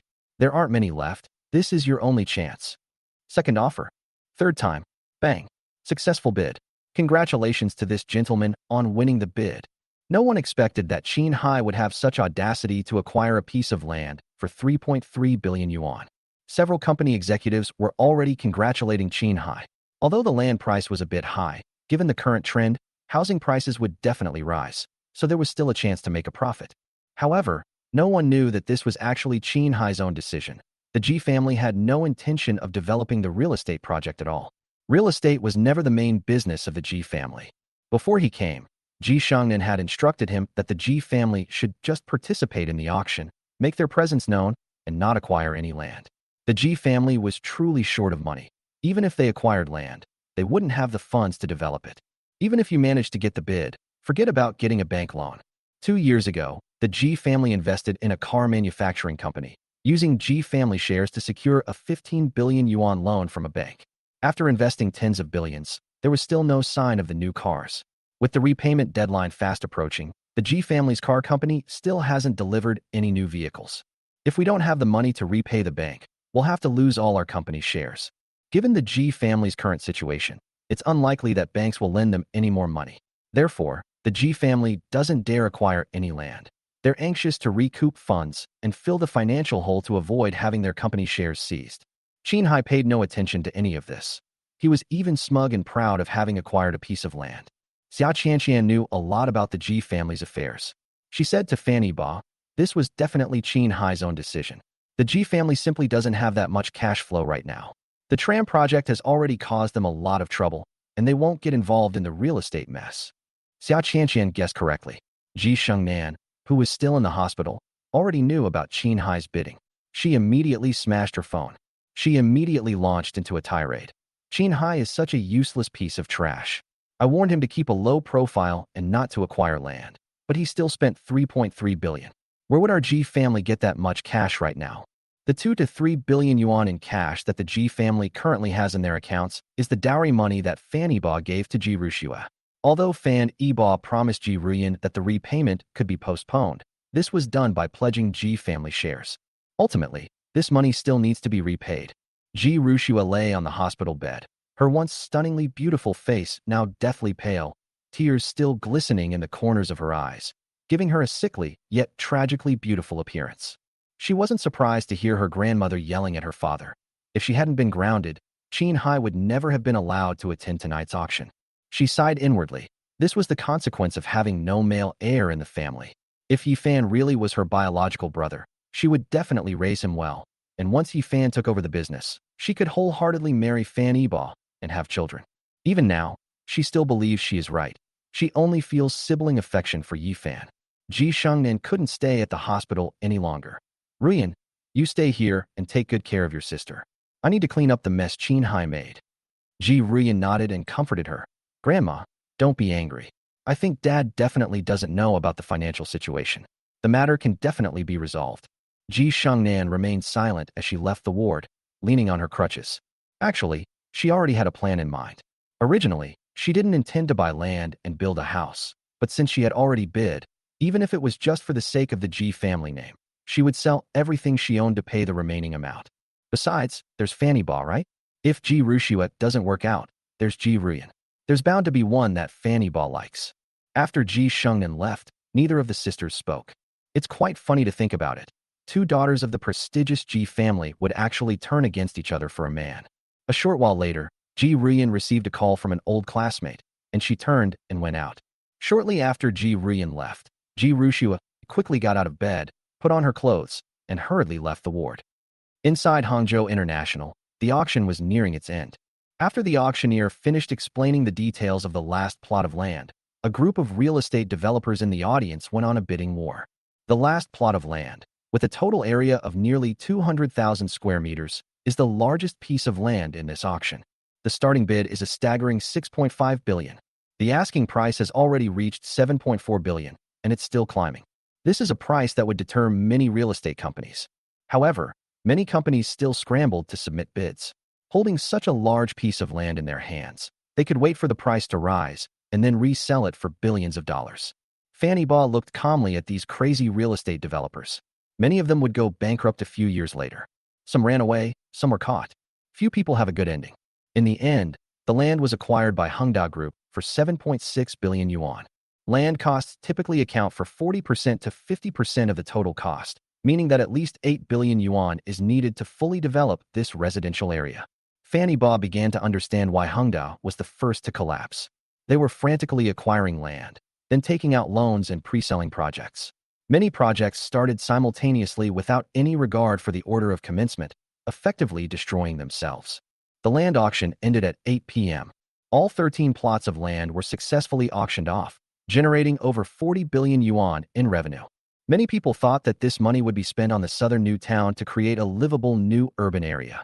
Only Fan Yiba knew that the government had no such intention. Most of the money was spent in the northern part of the city.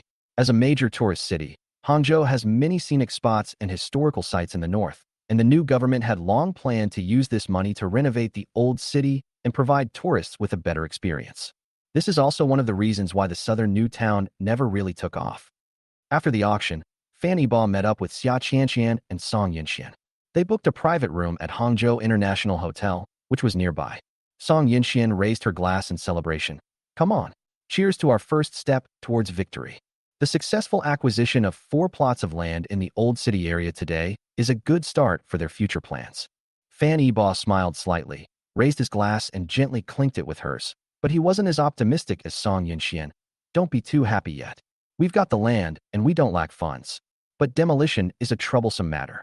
If we encounter holdouts, our construction period will be delayed. Song Yinxian didn't care at all. It's okay. With the Wang family's connections in the government, the demolition will be handled by people in the government, which will make things much easier. With the government involved, most problems can be solved. But the real problems are those that even the government can't handle. Seeing that Song Yinxian was in high spirits, he didn't want to dampen her enthusiasm. After chatting for a while, Song Yinxian took the initiative to invite you, saying, "Young Master Fan, I wonder if you are free tomorrow night? My grandfather would like to meet you and is hosting a banquet at home and would like to invite you to have a casual meal." Since Grandpa Song had invited him, Fan Yiban naturally agreed, saying, "Even if I don't have time, I will make time for it. I've wanted to visit for a long time, and I'll be there on time tomorrow night." Chapter 50. Ji Ruxue delivers herself to the door. Inside the car, Fan Yiba and Xia Qianqian sat in the back seat. Xia Qianqian didn't seem very interested, so Fan Yiba asked in surprise, "Sis, what's wrong? You've been looking sullen ever since we got in the car." Xia Qianqian gently touched her forehead, and Fan Yiba, thinking she was tired, offered to massage her temples. When the warm fingers touched Xia Qianqian's fair and smooth skin, Fan Yiba felt her body tremble noticeably. While massaging her, Fan Yiba asked, "Sis, are you too tired? Why don't you take a break for a while?" Xia Qianqian is really exhausted.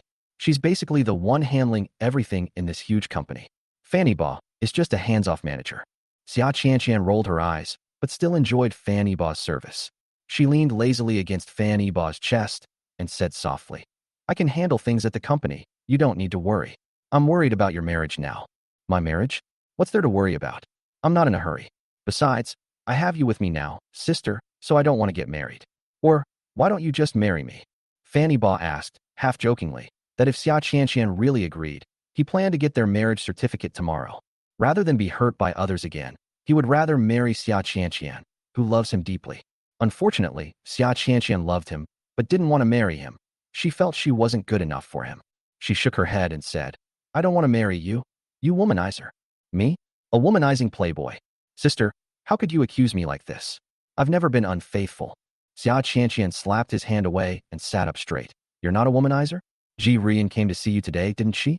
The two of you were all lovey-dovey in the office for half the day, and you even went out for dinner together at noon. Don't think I don't know." Fan Yiba protested. "Sis, what kind of nonsense is this? How could I possibly be involved with Ji Rian? I'd have to call Ji Rushue's sister and Yi Fan brother-in-law from now on. Just thinking about it makes me sick." "You don't like her? Then why did you resume cooperation with the Ji family and extend the time for returning the 8.8 billion yuan dowry?" Xia Qianqian gets angry just thinking about it. Fan Yiba changes his mind constantly, which has a huge impact on the company. Many projects have already had their staff withdrawn, but with just a word from Fan Yiba, those people are reassigned. In the afternoon, she received many complaints from project team members.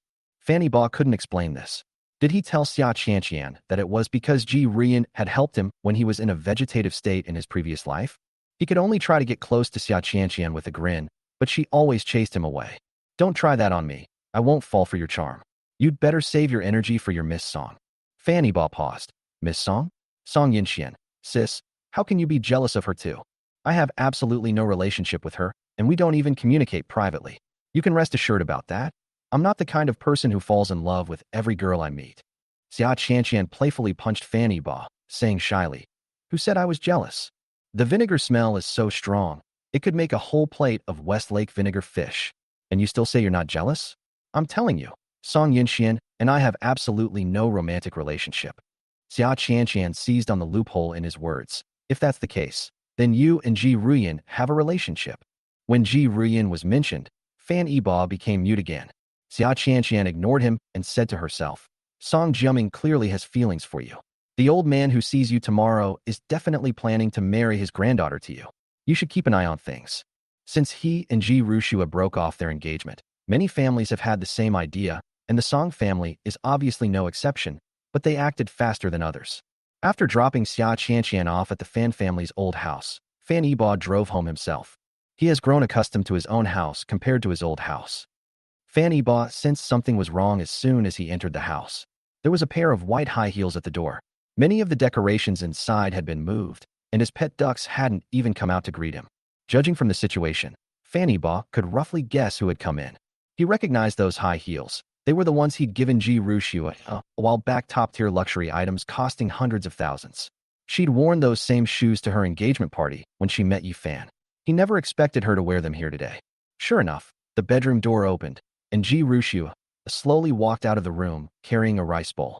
She was wearing only a white shirt, which only covered her upper thighs, leaving Ji Rushua's fair and slender legs exposed to the air.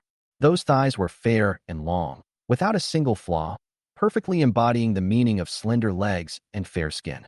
Ji Rushua's outfit, combined with her stunningly beautiful appearance, makes her incredibly charming and alluring. Having already tasted the sweetness of love between men and women, Fan Yibo was almost seduced into losing his composure. Fortunately, as Ji Rushua's past deeds came to mind, Fan Yibo's anger instantly suppressed his desires. He asked in a cold voice, "Who let you in? Get out. You're not welcome here."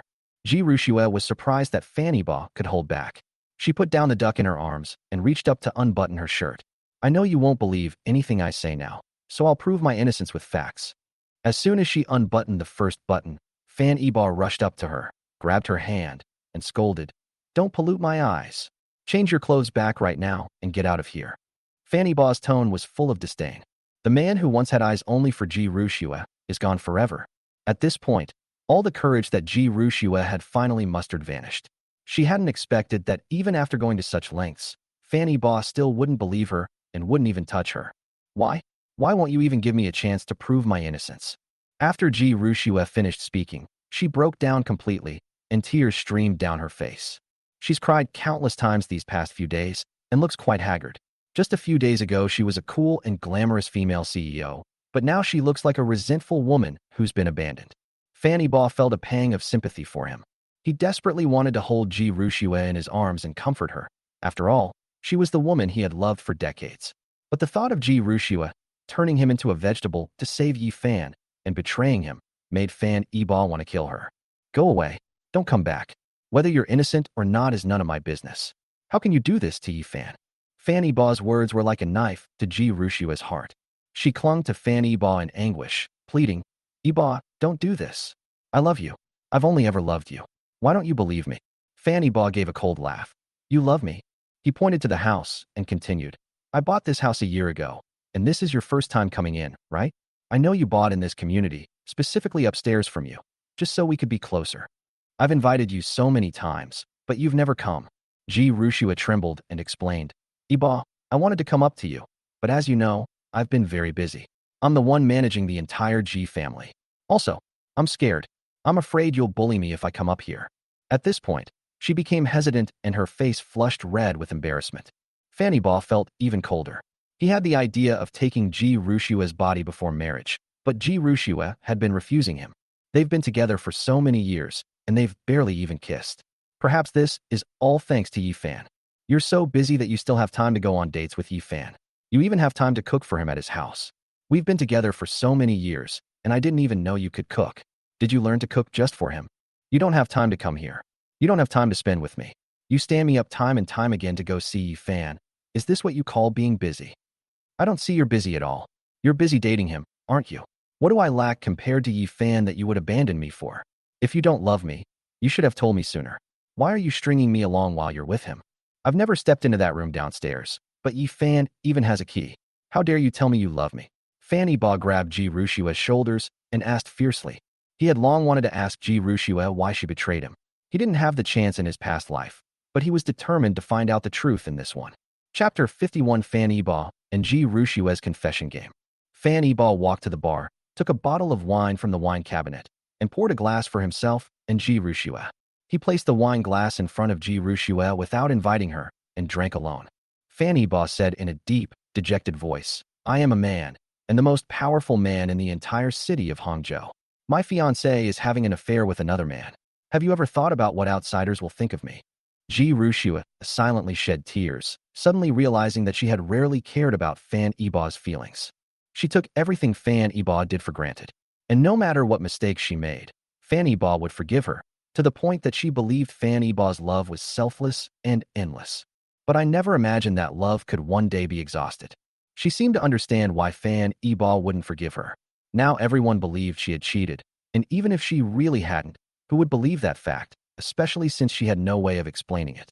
Sorry, Ji Rushua said dejectedly, picked up the wine glass on the table, and drank it all in one gulp. I swear, Yi Fan and I really have no romantic relationship. I was blinded by my obsession, but I'm not that kind of fickle woman. Yi Fan is not the man I like at all. How could I give myself to a man who is inferior to you in every way? These words can be considered Ji Rushua's honest words spoken after drinking. Fan Yibo might believe that at this time, Ji Rushua and Yi Fan really had nothing going on, and perhaps that hymen was still intact. After all, the two of them had a honeymoon after their marriage in their previous life, though it was very short. Because Yi Fan caught up with them, their honeymoon became a three-person affair. In the end, Fan Yibo became the annoying third wheel. Fan Yibo, perhaps I've never truly entered your heart. Otherwise, why would you use the pretense of family ties to flirt with a man? Ji Rushua. I really didn't. At first, it was to repay a debt of gratitude. You know I have claustrophobia, and Yi Fan comforted me that time. Fan Yibo knew that Yi Fan and Ji Rushua had coincidentally been trapped in the elevator during that accident. Fan Yibo asked, was he holding you to comfort you? Yes. At this point, Ji Rushua no longer hid anything. You mind these things? No. If it's just about saving you, I would never mind. I can't watch you die just because I don't want another man to touch you. To be honest, Fan Yibo isn't the kind of person who would be that petty. But I feel he has ulterior motives. Have you ever considered whether he deliberately approached you? Ji Rushua instinctively defended Yi Fan. No. Yi Fan is just a little mischievous. He's really innocent. You'll know once you get to know him. Sometimes he speaks without thinking, just like a child. Fan Yibo was speechless. He could see the importance Yi Fan held in Ji Rushua's heart, and he felt ashamed of himself. He filled his glass again and drank it down in one gulp. Cough, cough, cough. Fan Yibo choked. Ji Rushua quickly patted his back. Don't drink so fast. Tonight, whatever you want to ask or do, I'll do as you please. Ji Rushua knew this was her last chance. If she still couldn't win Fan Yibo's heart tonight, from now on, there would be no possibility for them to be together again. After calming down, Fan Yibo slowly asked, you say you love me, so why do you always choose Yi Fan without hesitation when faced with a choice between two people? You two aren't related by blood. Have you ever thought about developing feelings for each other over time? Ji Rushua shook her head vigorously. No, I really treat him like a younger brother, and I would never fall in love with him. As for why I chose Yi Fan, I can't explain it either. It's like there's a voice in my head guiding me to take this step. Fan Yibo, of course, didn't believe such an explanation. You dare to guarantee it? Does Yi Fan dare to guarantee it? Who would believe that a man and a woman with no blood relation could have a pure sibling relationship, especially a beauty like you? Doesn't Yi Fan have any impulses? Fan Yibo's words made Ji Rushua recall the past, and she realized that Fan Yibo was right. Yi Fan had acted very strangely on several occasions. She remembered one time when Yi Fan said he was sick. She quit her job and went to Yi Fan's house to visit him. As a result, Yi Fan was actually pinned down on the sofa. If she hadn't firmly refused, she probably would have been completely taken advantage of by Yi Fan that time. Fan Yibo saw the flicker in Ji Rushua's eyes, even a hint of fear. He knew he was right. Yi Fan had definitely attacked Ji Rushua, yet she had forgiven him. Hee hee, looks like I was right. Something did happen between you and Yi Fan. Ji Rushua snapped out of her daze and hurriedly explained. No, nothing happened between us. He wanted to sleep with me, but I refused. Nothing happened between us. Fanny Ba asked questions very quickly, giving Ji Rushua no time to think. He wants to sleep with you. Did he even ask you that you're already this close enough to discuss whether or not to sleep together? No, we didn't get to that point. He pushed me down. Oh, so he was guilty of attempted rape. Why didn't you call the police? You agreed to it, but you changed your mind halfway through. No, I never thought that way. He pushed me onto the sofa, and I pushed him away and yelled at him. He apologized, looking ashamed. Before she knew it, Fanny Ba had managed to coax out Ji Rushua's innermost thoughts. He tried to force himself on you, but you forgave him after just one apology, huh?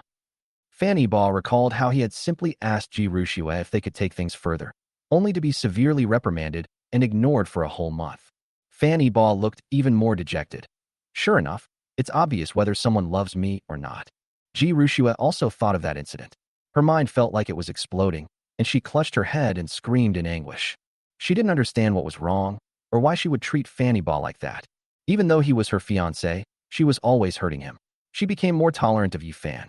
After this conversation, Ji Rushua couldn't understand her own heart anymore. Her subconscious told her that she loved Fanny Ba, but everything she did was hurting him.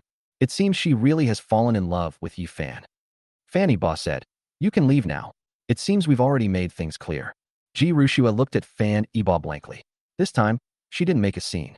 There are some things she can't understand anymore. She needs to find time to ask herself honestly what's going on. Ji Rushua changed her clothes and returned to the living room, feeling extremely reluctant to leave the house.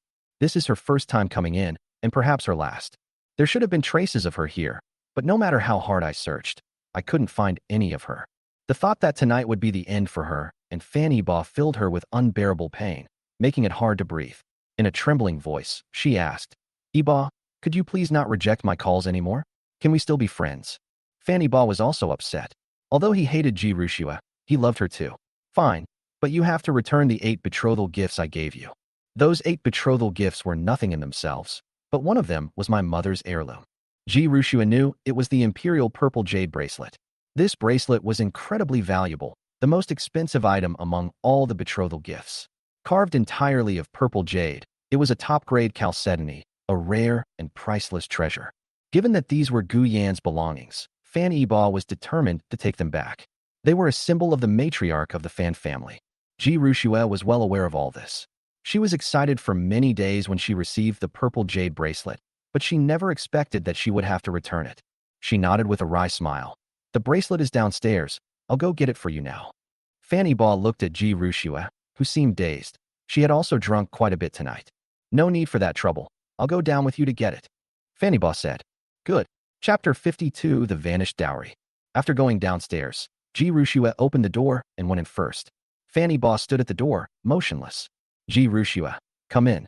Fanny Ba, "No, thank you. I'll wait for you at the door. That's how it was before, and that's how it will be in the future." These words instantly broke Ji Rushua's defenses. She covered her mouth and ran into the house crying. She couldn't help but ask herself, what had she done? What kind of fiancé was she? How could she turn her fiancé away and bring another man into the house? Now, she had to bear the bitter consequences alone. Ji Rushua felt that the 8 betrothal gifts were too hot to handle, so she quickly took them out of the safe. How could there not be? She searched and searched in the safe, but she was still missing one thing. The purple jade bracelet that Fanny Ba had repeatedly emphasized.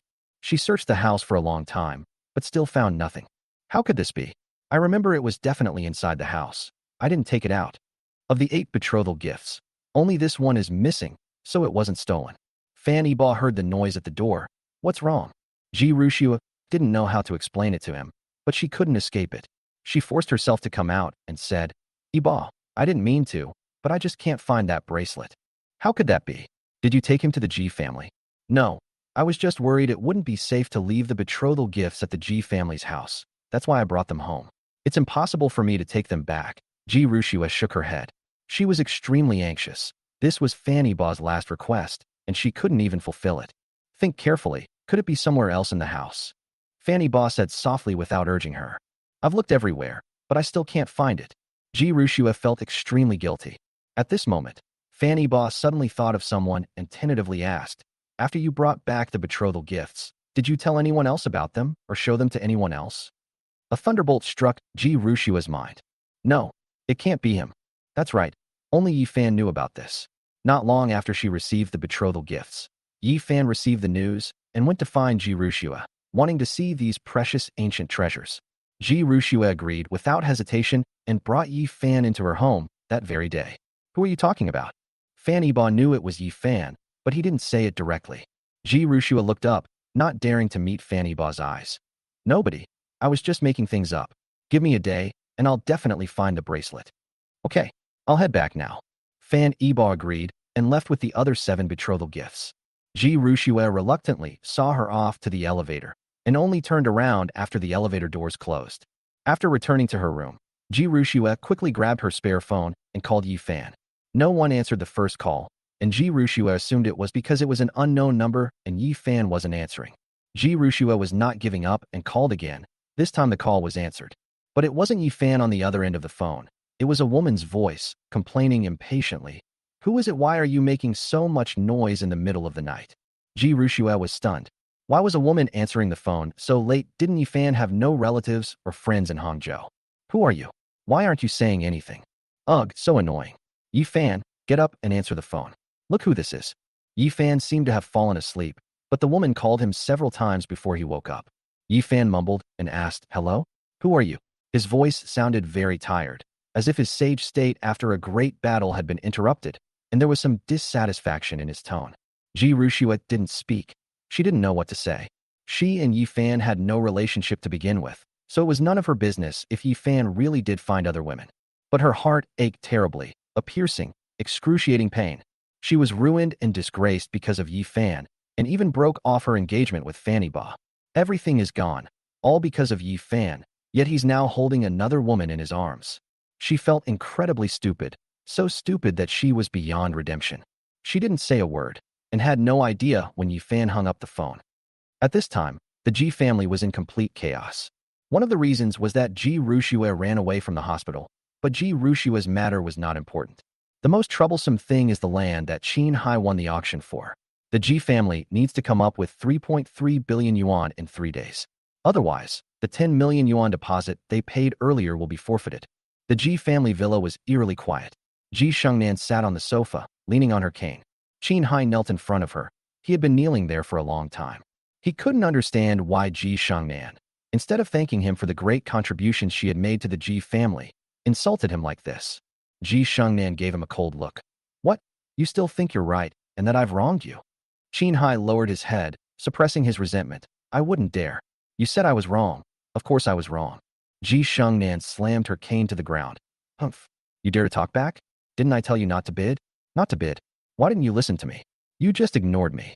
Qin Hai really wanted to retort. In the end, you weren't exactly happy to sign for the land, were you? But he didn't dare. His wings weren't strong enough yet. He could only think these words in his heart. Ji Rian stood behind Qin Hai. She wanted to help her father up, but because of her grandmother's authority, she was too scared to speak and could only look at her father with heartache. 3.3 billion. You couldn't get that much money even if you sold yourself. Ji Shengnan wasn't angry about anything else, but mainly about the price, 3.31 billion. On average, the Ji family's land was the most expensive. Seeing that Ji Shengnan was quite angry, Ji Rian quickly ran over to comfort her, saying, Grandma, although the land acquisition cost is a bit high, housing prices are still rising, so we will definitely make a profit in the end. Calm down, consider this a lesson learned, and forgive Dad. Ji Shengnan picked up the teacup on the coffee table and took a small sip. Get up. Don't act on your own in the future. She had achieved her goal, to keep Qin Hai in check from time to time, preventing him from having any rebellious thoughts. The Ji family has no male members. All the members, including Ji Shengnan, are sons-in-law who have married into the family. Although sons-in-law who live with their wives' families have a low social status, they can change the dynasty in an instant once they gain power. This is how many online novels about sons-in-law live with their wives' families depict this situation. Ji Shengnan had already suffered such a loss once. Therefore, she often suppressed the son-in-law she had personally recruited. Okay, Mom, I understand. Thank you for your understanding. Qin Hai's legs went numb from kneeling. His anger reached its peak. He was over 50 years old, yet he was being forced to kneel like a child. Especially in front of his own daughter, his dignity as a man has been completely trampled. However, He was quite patient, and Qin Hai remained calm. Mom, if there's nothing else, I'll head back now. Qin Hai did not live in the Ji family villa. Ji Shangnan would only let him come back when there was something to do. Otherwise, he lived outside. Ji Shangnan looked disgusted and said, "You'd better leave now. Dad, let me see you off." Ji Rian quickly helped Qin Hai up and helped him leave the living room. Outside, Ji Rian asked with concern, "Dad, how are you? Are you feeling any better? Don't blame Grandma for punishing you. She was only doing it for your own good." "For my own good? Maybe so." Qin Hai's face was gloomy and full of resentment. Ji Rian wanted to say a few more words, but Qin Hai didn't give her the chance. "I'm fine now. You should go back inside quickly.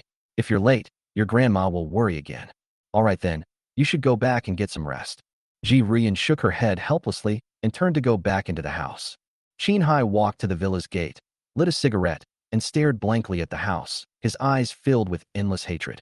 "You old hag, you just wait, you're next." Chapter 53. Ji Rushue has also been reborn. It was already 2 or 3 in the morning, and Ji Rushue still hadn't slept. Her eyes were bloodshot, and she had cried all her tears. She felt like the whole world had abandoned her. Fan Yiba disliked her, but Yifan had no feelings for her at all. She couldn't understand why she would hurt Fan Yiba because of Yifan, and in the end lose the man who only had eyes for her. Now, it's too late to say anything. In just over a year, because of Yifan's appearance, she was ruined and disgraced, but Yifan remained carefree and fooled around with other women. She was so glad she used her backup phone to call Yifan today. Otherwise, she would never have known that Yifan had this side to him. "Yifan, why did you have to appear in my life? It's all your fault. You ruined my life." "No, I'm not feeling well, and I absolutely won't let you have an easy time either." Ji Rushue picked up her car keys and went straight to Yifan's house. "Yifan, open the door." "Yifan." Unfortunately, she came up empty-handed. She knocked on Yifan's door for several minutes, but no one answered. That bastard. Ji Rushue had nowhere to vent her anger, and she couldn't just call Yifan to ask where he was. If she asked directly, Yifan would definitely deny it. Catching both of them in the act, but only finding Yifan, would be completely useless. She squatted helplessly in the corner and cried. Half an hour later, Ji Rushue drove to the bridal chamber. She didn't know why she went to the bridal chamber. Upon opening the door, the once chaotic room had been cleaned up. Ji Rushue had specially hired someone to renovate the bridal chamber, and her wedding photos with Fan Yiba had been rehung. All the renovations were done according to Fan Yiba's original design, so it feels like the place has never been damaged. There was one thing that Ji Rushue didn't change. That's where Fan Yiba vomited blood. The originally bright red bloodstains have turned dark. Ji Rushue sat right next to the bloodstains, holding a wine glass in her hand. As she drank, she said, "Yiba, do you remember? You proposed to me right here." Although my face was cold and I just nodded, I was actually incredibly excited inside. "I've wanted to marry you for a long time, but I'm under too much pressure. The Ji family has never improved under my management, and it's only with your help that we can barely keep it running. I don't dare to see you because I feel so sorry for you. Every time you give me a gift, I'm so happy and excited that I want to jump into your arms. But I'm too proud. My CEO-like demeanor prevents me from acting like a little girl." Ji Rushue finally spoke the words that had been buried in her heart for many years. Fueled by alcohol, she boldly confessed her feelings, but unfortunately, she was all alone and was destined to be unable to let go of her pride. She didn't know how much she drank or how many things she said from her heart. "Until I really couldn't drink anymore, feeling that the last sip of wine was still in my throat, and I just couldn't swallow it down." At this moment, her face was pale from the alcohol, and her eyes shone with a hazy light. She clutched the empty wine glass tightly in her hand, as if she were still immersed in that fleeting moment of intoxication. Suddenly, she covered her mouth, a pained expression on her face. She struggled to her feet and tried to call for help, but her body began to sway uncontrollably. Her face grew even paler, cold sweat beaded on her forehead, and her hands clutched helplessly at her chest. Ji Rushue stared at the undelivered phone call and silently cried out, "Yiba, save me." Her breathing became more rapid, but the foreign object stuck in her throat blocked the entry of fresh air. A dozen seconds later, she let go of the phone in despair, and the call was never made. Ji Rushue's bright eyes slowly closed, as if her life had been frozen in that night forever. The morning sunlight streamed into the room through the curtains. Ji Rushue, who was lying on the carpet, was awakened by the glaring sunlight. She suddenly sat up, opened her eyes, and a hint of confusion flashed across them. She seemed to wake up suddenly from a dream. looking around to find herself in a familiar yet strange environment. Everything around her left her feeling disoriented, but when she saw the date on her phone, she froze in shock. Ji Rushua's heart pounded wildly. She realized that she had been reborn. I've been reborn. This is my and Fanny Ba's wedding room. I was actually reborn 10 years ago, and Fanny Ba is still alive. I didn't seriously injure him, so it's not too late. Everything is still possible. Ji Rushua hugged her knees tightly, tears streaming silently down her face. She felt endless regret and frustration, as if a heavy force was pressing down on her, making it hard to breathe. Looking back on the past decade, she was filled with guilt and self-blame. Ji Rushua suddenly looked up, her eyes wide, her teeth practically grinding to powder. Yi Fan, Qin Hai, and the Jin family, you just wait. How dare you scheme against me? Ji Rushua is actually dead, and she has died twice. One time was last night, and the other time is 10 years later. Ji Rushua finally realized how many stupid things she had done, and that Fanny Ba was actually killed because of her. She is the real murderer of Fanny Ba. Ji Rushua retreated quickly, her face filled with terror, moving away from the sofa. She remembered that it was here that Yi Fan pinned her down on the sofa and kissed her passionately, which was then witnessed by Fanny Ba when he returned home. Enraged, Fanny Ba and Yi Fan got into a fight, and she actually picked up a vase and smashed it hard against the back of Fanny Ba's head. Impossible, that's not me. Ji Rushua broke down. The memories of the past 10 years were like a bayonet piercing her heart. It turns out Fanny Ba wasn't lying. 10 years later, she really did fall in love with Yi Fan. Just a few years after their marriage, she developed an intense aversion to Fanny Ba and fell deeply in love with Yi Fan. How could I be so shameless? This isn't my fault. It's all Yi Fan and the Jin family's fault. They're the ones who caused this. Yi Fan, I'll make sure you die a horrible death. And you actually lied to me. Ji Rushua was so angry that she bit her lip until it bled. Bright red blood flowed from the corner of her mouth, but she was completely unaware of the pain. In Ji Rushua's memory, after Yi Fan was beaten into a vegetative state by Xia Qianqian, the powerful Ji Rushua grabbed Xia Qianqian and broke both of her legs in front of Yi Fan. Finally, Xia Qianqian was given to the bodyguard as a reward. Unwilling to submit, Xia Qianqian committed suicide in her final moments. Ji Rushua vented her anger on Fanny Ba, driving away the caregivers who were assigned to look after him, leaving Fanny Ba to fend for himself. She took Yi Fan overseas, spending countless sums of money, and finally cured him. When she returned to China, she discovered that Fanny Ba was still alive and was being carefully taken care of by the old butler of the Fan family.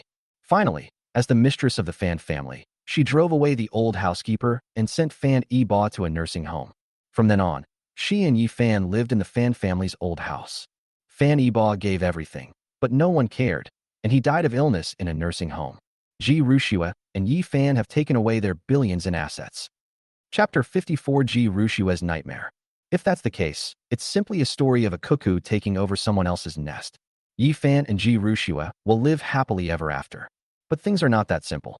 Not long after Fanny Ba's death, Ji Rushua and Yi Fan had just received their marriage certificate. The couple's marriage has just been announced. Yi Fan suddenly turned hostile. Ji Rushua was actually imprisoned by Yi Fan. Imprisoned along with her were her mother, Ji Huanyu, who had been dead for over 10 years, and her younger sister, Ji Ruyan, who lived overseas. Apart from the grandmother who had already died of illness, Ji Xingnan, the entire Ji family was wiped out. When Yi Fan and Qin Hai appeared together, Ji Rushua realized that this was actually a scam that had been planned for more than 10 years. 10 years later, in the secret room, Ji Rushua and Ji Ruyan, the two sisters, hugged their mother and wept bitterly. Ji Huanyu had already become mentally impaired at this point. Like a walking corpse, Ji Rushua loudly questioned Qin Hai. Qin Hai, you are our father. How could you treat us like this? Qin Hai laughed wildly. I'm your father? Who told you that? Ji Rushua was stunned by Qin Hai's question. Ji Ruyan cried and said, Sister, don't ask him anymore. He's a beast. Ji Rushua asked, puzzled. Sister, what are you doing here? It turns out that after Ji Ruyan fell out with Ji Rushua because of Fanny Ba, Ji Rushua sent her back to Europe. The sisters' relationship plummeted, and Ji Rushua thought her sister had gone abroad. Actually, there was no such thing. She was tricked by Qin Hai into coming here halfway and ended up as a slave, becoming Qin Hai's plaything. Ji Rushua was devastated when she found out. You are our father. How could you do this to us? Qin Hai said disdainfully. I don't have stupid daughters like you. What? Ji Rushua looked at him in disbelief. Until Ji Ruyan told her. Sister, he's not our father at all. No wonder you've never been close to us, sisters. It turns out you're not our father at all. Ji Rushua suddenly realized. Ever since she could remember, Qin Hai had disliked her, especially after her younger sister was born. She thought it was because both she and her sister were daughters. She knew the Ji family desperately wanted a son. Qin Hai had been heavily criticized by Ji Shengnan for not bringing a male heir to the Ji family, but Qin Hai was the biggest victim. Because the two children were not his own, he had to endure contempt and ridicule. Ji Rushua asked, "Then who is our father?" Ji Rian shook her head. Although she had been imprisoned for many years, she didn't know the truth. Qin Hai hadn't told her. Her mother, who knew the truth, had been turned into a fool by Qin Hai. Ji Rian continued to live in humiliation because she wanted to protect her mother and spare her from further humiliation. Qin Hai, what? Are you still thinking about acknowledging your ancestors and returning to your roots? Ha ha ha, these two idiots. But the idiot is Fanny Ba. The Fan family's huge fortune was given to you, and you betrayed him. You and that bitch mother are both bastards. You have a man who loves you, but you insist on going to find some other man. Yi Fan said with dissatisfaction. You can scold her. Why do you have to drag me into it? Fine, I brought her to you. Do whatever you want with her, but Mr. Jean asked me to remind you that none of these three women can be left alive. They must die. If people find out that we've taken advantage of the extinction of the Ji and Fan families, none of us will have a good outcome. After finishing his sentence, Yi Fan left the secret room without looking back, not even glancing at Ji Rushua. At this moment, Ji Rushua finally realized that it was all a scam. Yi Fan was deliberately sent to her side by the Jean family. All of Yi Fan's actions were an act, just to win her heart. Although Yi Fan is a college student, he also has another identity, a male escort at a nightclub. Driven by money, Yi Fan started working as a steel wool scrubber at a young age. He honed his skills in pleasing wealthy women in nightclubs, developing specific plans to win them over for different types of women. Yi Fan has a gentle and beautiful appearance and is very handsome. He is exactly the kind of cute puppy that older women like. The Jean family found Yi Fan and also won over Qin Hai, who harbored resentment. They arranged for Ji Rushua and Fan Yiba to get married, and then had Yi Fan interfere in their marriage. When Ji Rushua obtained all of the Fan family's assets, they originally planned to kill Fan Yiba, but Fan Yiba had many bodyguards around him, so they couldn't bring themselves to do it. No one expected that Ji Rushua would kill Fan Yiba herself in the end. Although the process became a bit longer, the ending was more perfect. Because Ji Rushua not only forced Xia Qianqian to her death, but also drove away the most powerful figure in the Fan family, the butler Uncle Li. Qin Hai died. When Qin Hai was tearing her clothes, Ji Huanyu suddenly went mad and stabbed Qin Hai to death with a torture device. Ji Huanyu was driven mad by Qin Hai. More than 10 years ago, Ji Huanyu was captured by Qin Hai and brought here. The person who died in the car accident was actually a stand-in arranged by Qin Hai. Due to the severity of the accident, the person was completely burned. No one expected it to be a deliberate accident. With Qin Hai dead, Ji Huanyu relaxed completely, and she suddenly regained her senses. She held her two daughters' hands and said in a weak voice, Rushua, Rian, it's all my fault. It's all my fault. She revealed the backgrounds of Ji Rian and her sister, including their grudges with Qin Hai. It turns out that Ji Huanyu didn't love Qin Hai at all. She had a first love. This first love also came from an extraordinary family, a wealthy one in Shanghai. The two met at a ball. The Ji family only has one daughter, Ji Huanyu, so they definitely won't let her marry out. However, in order to ensure the continuation of the Ji family, Ji Shengnan forced the couple apart and found Qin Hai as her live-in son-in-law. However, Ji Huanyu did not obey Ji Shengnan's arrangements at all. Although she was married to Qin Hai, she never let Qin Hai touch her. Both of her children were born to her and her ex-boyfriend. Qin Hai knew everything, yet Ji Huanyu had ordered him to shut up and not say a word. His dignity was utterly trampled upon. Ji Huanyu had always thought that Qin Hai was a weak and incompetent coward. Unexpectedly, he had been holding back all along, until Qin Hai had accumulated enough power to stage a car accident and kidnap her. After Qin Hai captured her, he continued to abuse her, injecting her with drugs to force her to obey his orders. When Ji Rushua asked about their biological father, Ji Huanyu died of organ failure before he could answer. In the end, Ji Rian and Ji Rushua starved to death inside because they couldn't find a way out of the secret room. Good and evil will be rewarded accordingly. The time has not yet come. Ji Huanyu paid a price of more than a decade for his infidelity, a price worse than that of pigs and dogs. Ji Rushua was bewitched and acted recklessly, not only causing her own death, but also costing her younger sister her life. If she stays true to herself and loves Fan Yibo wholeheartedly, who could possibly harm her and her sister? Ji Rushue quickly tried to end this humiliating memory. She was too scared to open her eyes, and her fingers turned white from the force she used. Her stunningly beautiful face was filled with regret. Her delicate eyebrows were furrowed, and a glint of revenge flashed in Shinger's eyes. In her past life, her foolishness harmed Fan Yibo and herself. It seems even the heavens couldn't bear to see her suffer anymore, and granted her this chance to be reborn. She wants to win back Fan Yibo's love, and more importantly, she wants to avenge herself and the Ji family. But the most important thing right now is to rescue Ji Huanyu. Ji Huanyu has been imprisoned for 3 years, and we don't know how far he has become addicted to drugs. I can't alert him. Qin Hai has been hiding so well, deceiving everyone. Once he finds out his secret has been exposed, he'll definitely kill me to silence me. Although Ji Rushue was reborn, she could only secretly collect evidence of Qin Hai's crimes. Ji Rushue feared that Qin Hai, driven to desperation, would kill her mother. Having been reborn and initially panicked, Ji Rushue has accepted the fact. She desperately wanted to apologize to Fan Yibo right now and ask for his forgiveness, but she was also afraid that Fan Yibo would expose the secret. The deeper reason is that she discovered that in this life, after the engagement banquet, Fan Yibo did not follow the timeline of his previous life. Ji Rushue suddenly realized something. Could it be that Yibo has also been reborn? Possibly. He was reborn, and he still has the memories of his past life, which is why he's changed so much. He must hate me to the core. Ji Rushue felt a deep-seated fear. If Fan Yibo really was reborn, would it still be possible for her and Fan Yibo to get married? In Fan Yibo's mind, Ji Rushue had betrayed him, harmed his family, and even killed him with her own hands. She had taken everything from the Fan family and given it to Yi Fan. This is an immense humiliation for a man. Fan Yibo's hatred for her is no less than her hatred for Yi Fan and the others. I'm finished. Yibo will never forgive me. I treated him like that. I made him a vegetable. I didn't give him any treatment, and I let him die on his own. I'm not even human. Ji Rushue lay on the ground, weeping in despair. Although fate gave her a second chance, the distance between her and Fan Yibo seems to have grown even greater. Although the sunlight shone on her, she still felt incredibly cold. The biting cold seemed to freeze her solid. Chapter 55. Lu Mingyao also regrets. Lu Mingyao has been in the mountain city for almost 2 weeks. The company never urged her to go back to work, which would have been completely impossible before. Actors are like money printing machines for film and television companies. They never get a break. In the past few days, Lu Mingyao has gradually come to terms with it. There are no coincidences. The 50 million yuan donation to the orphanage was from Fan Gang, and Fan Gang helped her find a house when she had nowhere to live. Fan Gang also found the miracle doctor for her grandmother.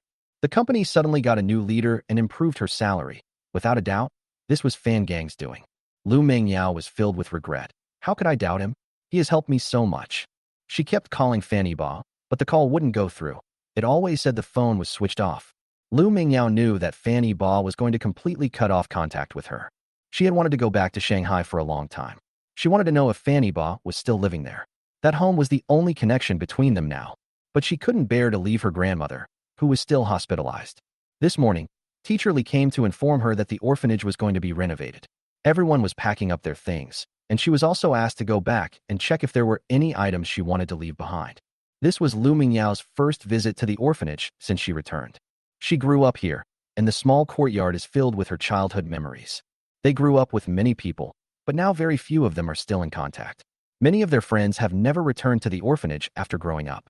Sometimes she felt sorry for the headmistress, thinking how much she had given and how many ungrateful children she had raised. When Lu Mingyao entered the orphanage, she found that the usually quiet orphanage was bustling with activity today. She recognized many familiar faces in the crowd. Many of them were people who had come from orphanages, and I hadn't seen them for so many years, but they all showed up today. Lu Mingyao knew without a doubt that they were just like Wang Hao, who knew the orphanage had 50 million yuan and had come back to take advantage of it. They became even more enthusiastic when they saw Lu Mingyao return. Some people went up to greet her directly. "Oh my, isn't this the big star who came out of our compound? She's so beautiful. Yao Yao has been beautiful since she was a child. She is more than qualified to be a big star." That's right. What's a big star? Yao Yao will marry into a wealthy family and become a rich wife sooner or later. Everyone was flattering Lu Mingyao, which she found particularly amusing. Before, when she was unknown, these people had never contacted her, let alone supported her. Now that she has gained power, Everyone has become incredibly kind and friendly. Lu Mingyao didn't have time to deal with these people. She nodded coldly, turned around, and went upstairs back to her room. After she left, these people changed their tune completely. Hell, look at her. We praised her a few times, and she's already getting cocky. What's with the attitude she didn't even greet us when she saw us? Oomph. She's a big star now. She doesn't remember us brothers and sisters from the orphanage anymore. She's probably just trying to distance herself from us now. What a load of bull. She's just pretty and got kept by a sugar daddy. If it weren't for that sugar daddy making her famous, she wouldn't be where she is today. Brother Wong is right. She won't be arrogant for many more years. She'll be abandoned sooner or later. Lu Mingyao didn't hear the gossip behind her back. In fact, even if she had, she probably would have ignored it. She focused on packing her things. Just then, a little girl quietly entered her room. Standing behind Lu Mingyao, she asked in a clear, crisp voice, "Sister, where's that big brother?" "Big brother? Which big brother are you asking about?" Lu Mingyao didn't react for a moment. She didn't know who the little girl was asking. "That's the brother who went to the hospital with you. He even bought us lots of snacks. Where is he? Why didn't he come back with you?" Now, Lu Mingyao knew who she was asking. Fanny Ba. Fanny Ba came back with him. They had met at the hospital. Only Fanny Ba had a lot of food and toys sent to the orphanage. I remember Fanny Ba saying that it was a gift for him and his younger siblings. He always thinks so thoroughly. The thought of Fanny Ba made Lu Mingyao feel much more depressed. He was a little curious. Fanny Ba had only met her once, so why would the little girl want to meet him? "Little sister, why did you think of that brother?" The little girl said earnestly, "Because a few nights ago, I saw him standing alone at the entrance of the orphanage for a long time." Lu Mingyao exclaimed in surprise. "What? He came to the orphanage all by himself?" The little girl continued. "Yes.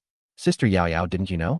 He stood at the door for a long time, but he looked very unhappy, and he almost fainted in the end. I was just about to go find him when he was taken away. Sister Yao Yao, are you listening to me?" Knowing this, Lu Mingyao felt as if her soul had been stabbed. She seemed to see Fan Yiba standing alone at the door, looking at the orphanage with a face full of despair. Lu Mingyao remembered that she had invited Fan Yiba to the orphanage to visit the place where she grew up. But she broke her promise in the end. But Fan Yiba didn't forget and came alone. Lu Mingyao said, choking back tears, "Yes, I'm listening. Little sister, could you please go out for a bit? I'm not feeling well and need to rest." "Okay, then you should get some rest, sister." The little girl reluctantly left Lu Mingyao's room. The moment the door closed, Lu Mingyao could no longer hold back. She collapsed onto the bed, weeping with regret. "Fan Gang, come back. I really know I was wrong. I shouldn't have questioned you. You've done so much for me, and I still hurt you like this." Lu Mingyao couldn't imagine how disappointed Fan Yiba must have been at that time. He had given so much and traveled thousands of miles to return to the mountain city with her. Instead of treating him well, she made him go back with injuries all over his body. "No, I have to find him. I must find him and apologize to him in person. Even if I have to kneel before him, I will beg for his forgiveness." Once Lu Mingyao made up her mind, she was already preparing to return to Shanghai. Currently, there are no problems at the orphanage, and the director has been sent to the city to receive the best treatment. After giving her some instructions, she returned to Shanghai with peace of mind. Lu Mingyao returned to her riverside apartment in Shanghai. She opened the door with a mix of trepidation and anticipation, only to be met with endless silence. Tears streamed down her face again. "Are you really going to be so heartless? You won't even leave me the last chance." The once warm and cozy home is now empty except for Lu Mingyao. But when she saw that the original study had been transformed into a dance studio, one wall had been turned into a mirror, and the room was filled with expensive musical instruments, her heart was so moved that it melted. "Am I worth this treatment? I clearly hurt you, yet you remember every single promise you made." She only mentioned it briefly, but Fanny Ba took it to heart. When she hurt Fanny Ba in Shansheng, he had someone renovate the place into a dance studio and even prepared musical instruments for her. Tears welled up in Lu Mingyao's eyes, not from sadness, but from the happiness of being deeply moved. A sweet smile touched her lips, a testament to her unwavering love. Lu Mingyao recalled the sweet days she spent with Fanny Ba here. Every day, Fanny Ba would carry her to the recliner in front of the French windows and take meticulous care of her. Lu Mingyao could still recall Fan Yiba's busy figure in the kitchen. But all of this is like a flower in water, easily broken at the slightest touch. "Fan Gang, I miss you so much. Can you come back?" Lu Mingyao leaned helplessly against the kitchen door and pleaded. At that moment, she suddenly remembered the company's new boss, Chen Dongshen. He definitely knows Fan Gang. I'll ask him for his phone number. Chapter 56. The young master asked me to tell you that everything is up to fate. Lu Mingyao couldn't wait to call Chen Dongsheng. Hello, Mr. Chun. This is Lu Mingyao. Chen Dongsheng. Oh, Miss Lu, have you finished your business in Shanxing? Chen Dongsheng's tone lacked the enthusiasm he had shown when they first met, and he spoke in a businesslike manner. Lu Mingyao calmed herself down and said, Mr. Chun, I'd like to ask you about something. Chen Dongsheng didn't even listen to what she said before directly refusing. Ms. Lu, if there's anything you need, just contact your agent. She'll take care of it for you. Lu Mingyao believes that Chen Dongsheng's change of heart must mean he has learned something. She cut to the chase. Mr. Chun, do you know Fan Gang? I need to see him. Could you please give me his contact information? Miss Lu, I don't know this Fan Gang you mentioned. If there's nothing else, let's leave it at that. Chen Dongsheng was about to hang up after he finished speaking. But Lu Mingyao pressed on. You're lying. How could you not know him? I clearly introduced him to you a few days ago, and you even met. Mr. Chun, I beg you, please give me his phone number. I really need to speak with him in person to explain things. At this point, Chen Dongsheng realized he had been exposed.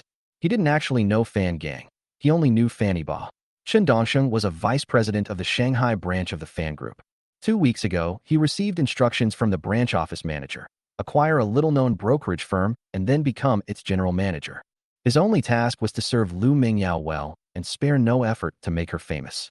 Having spent decades navigating the corporate world, Chen Dongsheng instantly understood that Lu Mingyao had been chosen by a major investor. This company was essentially set up just for Lu Mingyao. When he went to Lu Mingyao's house to sign the contract and saw Fanny Ba, his standards were still too low. Lu Mingyao didn't just find a sugar daddy, she found a gold mine. She was actually kept as a mistress by the young master of the Fan family after he hid his identity. Being beautiful really does have its advantages. He was determined to serve Lu Mingyao well, hoping that she might eventually become his wife and marry into the Fan family, achieving great success. As long as Lu Mingyao remembered his past help, a little guidance would be enough to make his rise to prominence a reality. Unfortunately, not long after, he received news that the young master and Lu Mingyao had a falling out, and he had no idea what had happened. However, he understood that Lu Mingyao's esteemed position might be in jeopardy. However, he had not received any instructions to sideline Lu Mingyao until Lu Mingyao called him. Chen Dongsheng decided to take a gamble. He wanted to help Lu Mingyao. Miss Lu, to tell you the truth, I do know young master Fan, but his name isn't Fan Gang. Lu Mingyao had just breathed a sigh of relief when she frowned again. He's not called Fan Gang? Then who is he, President Chen? I beg you, please tell me. Well, I really don't dare to tell you this. I don't have young master Fan's phone number either, but I can ask around and see if he'd be willing to contact you. Lu Mingyao was overjoyed and quickly thanked him. Thank you, Mr. Chun. Don't thank me yet. This matter may not go as you wish. From what I understand, the young master's temperament has changed drastically since he returned from the mountain city. He's become irritable and easily angered. He's definitely still angry. Undeterred, Lu Mingyao replied resolutely, It's all right. Please tell him that even if he wanted my life, I would give it to him. All right. Chen Dongsheng immediately called his former superior, Su Mingjiang, the general manager of the Shanghai company. Chen Dongsheng was trained by Su Mingjiang. Otherwise, he wouldn't have given such a good opportunity to Chen Dongsheng.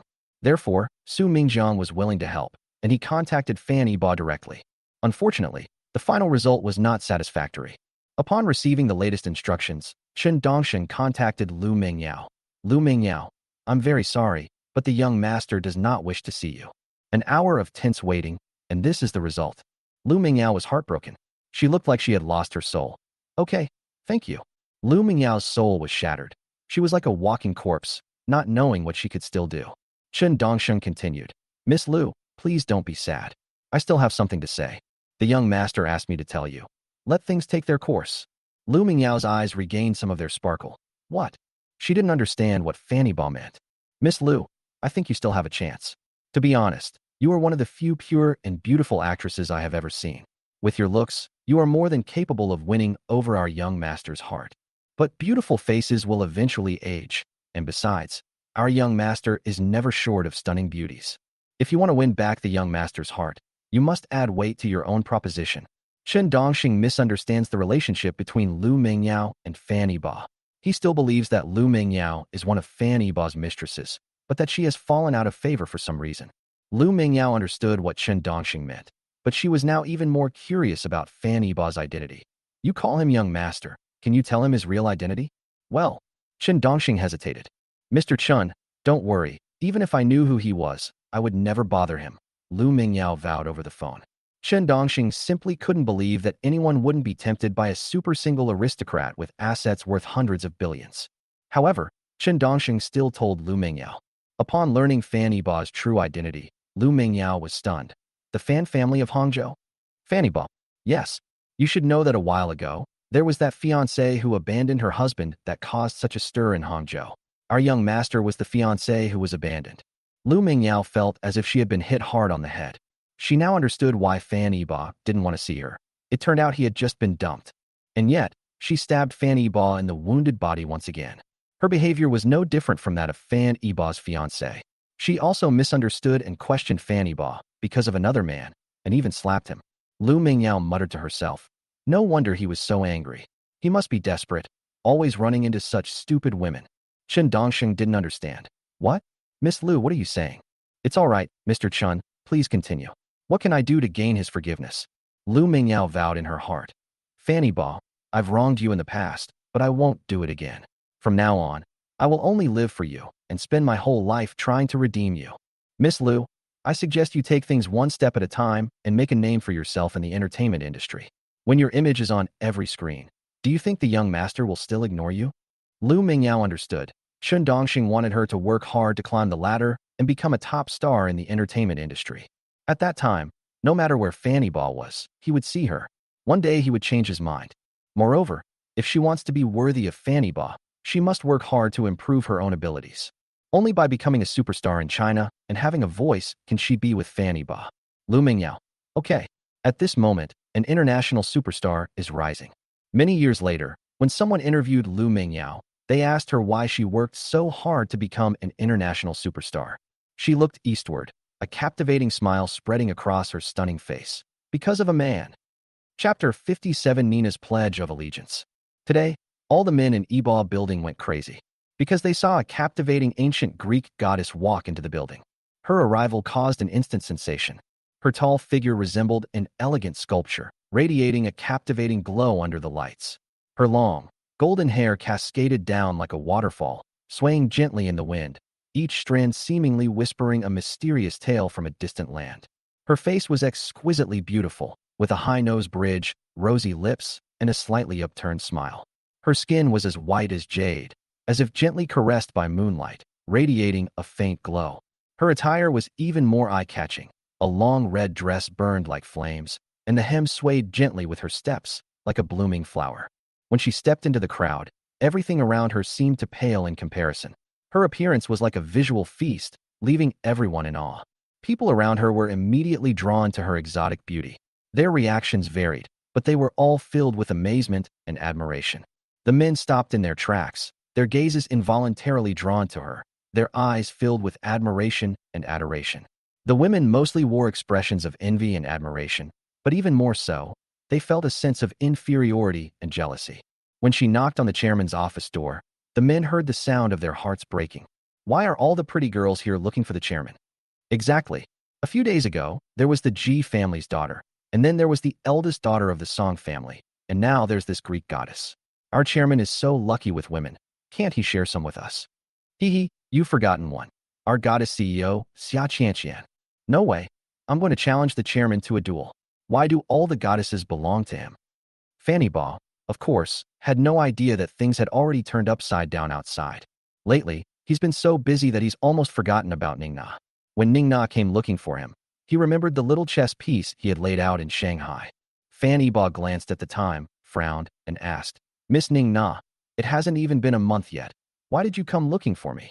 2 weeks ago, Fan Yibao asked Ningna to set up a strategic investment department and gave her 1 billion yuan to invest, with a target return of 15% within a month. Only half a month has passed, and Fan Yibao doesn't know why Ningna has come to Hangzhou. Ningna sat opposite Fan Yibao with her legs crossed, her pair of long, slender, snow-white legs swaying in front of him, almost causing Fan Yibao to have a nosebleed. He couldn't help but steal glances at Ningna's hot figure and her Greek goddess-like face, his mind filled with countless random thoughts. Ningna looked very smug, as if to say, you should praise me now.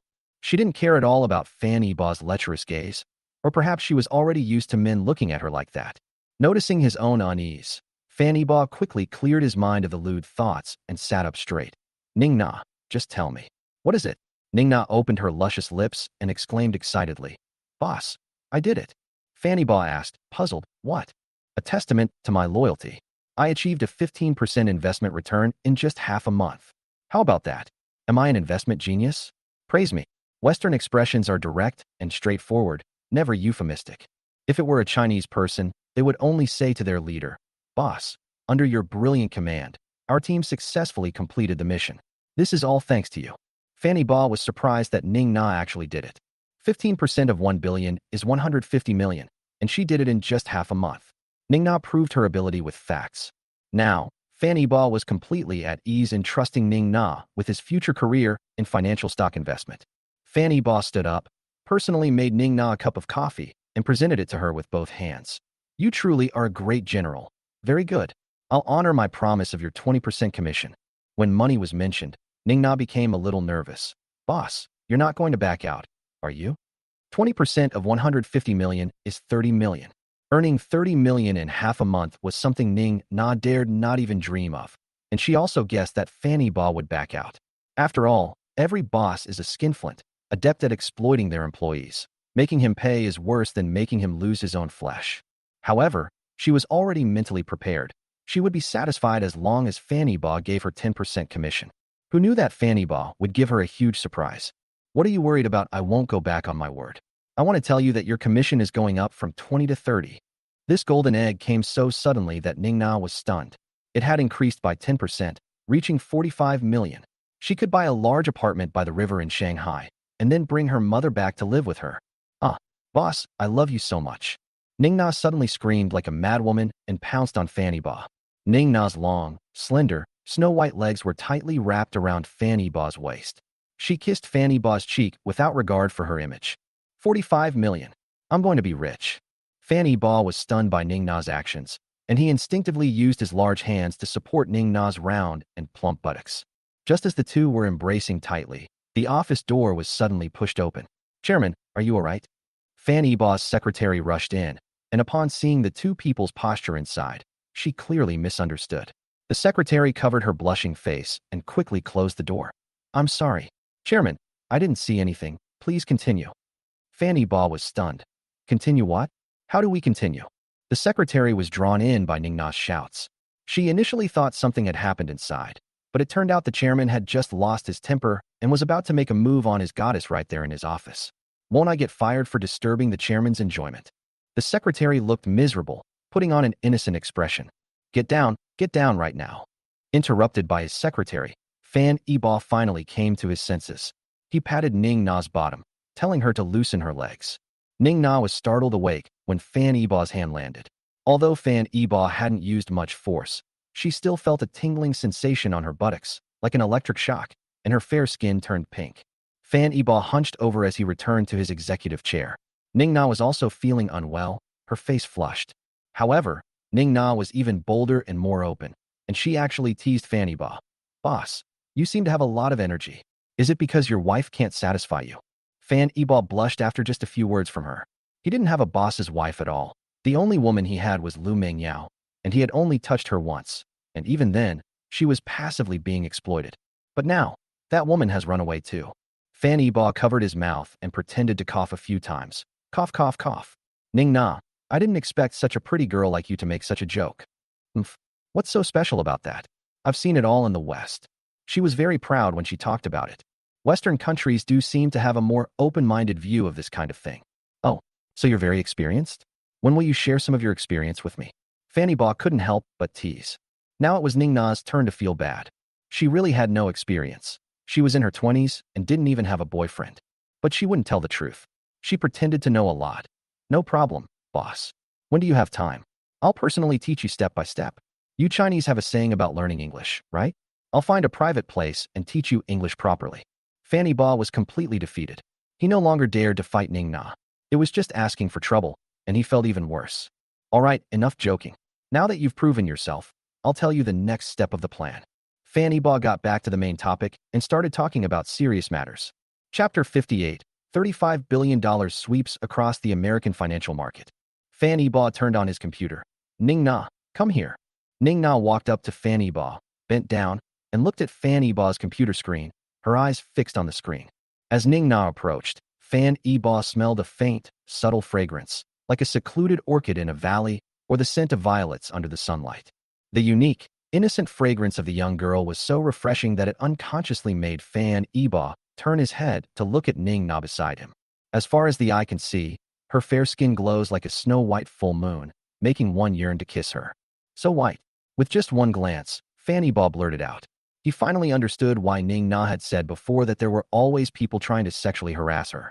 Ning Na was completely unaware of this and asked in surprise, "Boss, what are you talking about?" Cough cough, no, it's nothing. Ning Na pointed to the stock price chart on the computer and asked, "Boss, why are you showing me Huachi Bank stock? Do you want me to buy their stock?" Fan Yibo shook his head. "No, I want you to short it." "What?" Ning Na looked incredulous as she shorted Huachi Bank stock. "That's impossible. Huachi Bank stock price has been rising. They are a global international financial institution with a current market value of $2 trillion. They are a behemoth among behemoths. How could they possibly short it even if you threw your entire fortune into it? You wouldn't make a splash." Ning Na couldn't understand Fan Yibo's thinking at all. Even if he disliked Huachi Bank, he shouldn't just give away money for nothing. "Do you think I'm stupid? Would I ask you to do something I know is impossible? This isn't a discussion. It's an order. You just need to carry it out. After it's done, I'll give you two choices.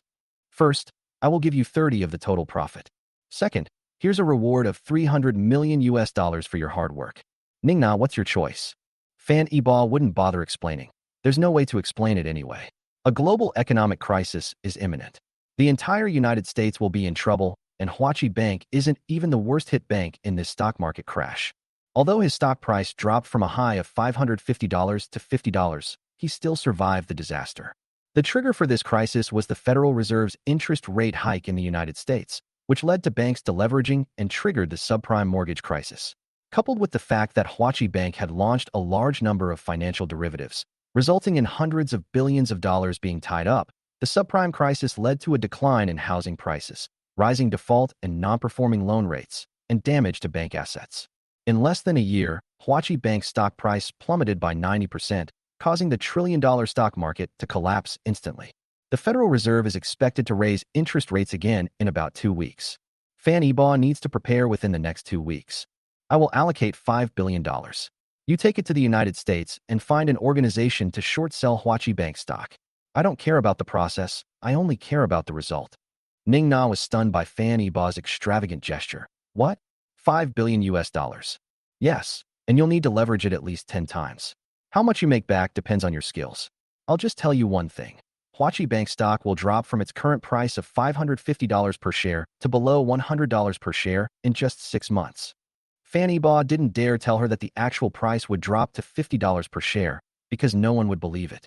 "I don't need you to buy at $100 per share directly. You can choose to buy at around $200 per share." Fan Yibo didn't dare let Ning Na buy everything directly, nor did he dare to invest too much money. One reason was that it would be too unseemly to do so, and the money might not be able to be successfully transferred out of the United States. In addition, with a principal of $5 billion and leverage of 10 times, the entry of $50 billion is very likely to attract the attention of those financial giants in the United States. If they try to stop him at all costs, all that money will be wasted. But he believed his concerns were unnecessary, and that the financial tsunami triggered by the economic crisis was something that no human power could reverse. He's determined to get his hands on Huachi Bank. After deducting other expenses, Fan Yibo will be able to earn at least several tens of billions of US dollars. Furthermore, besides shorting Huachi Bank, Fan Yibo has other plans. During the recent financial crisis in the United States, the stock prices of many technology companies, especially internet companies, plummeted. Fan Yibo currently has a large amount of US dollars. Rather than keeping them in the bank to earn interest, he'd rather invest them in the stock market. He has memories of the next 10 years, global development trends, and stock price fluctuations of some large companies. With hundreds of billions of dollars at his disposal, buying and selling in the United States, he'll be the next Buffett. Now is the perfect time for him to eat meat, to devour the turkey that is the United States. Then he can take the dollars back home and invest in its development. The stock market offers opportunities for huge profits. The same applies to the futures market, where gold prices have plummeted, presenting a significant opportunity. He plans to use $30 billion to sweep through the American financial market. Ning Na was stunned. She hadn't expected her boss to be such a madman. She asked again, "Boss, are you sure? You want to gamble away $35 billion dollars?"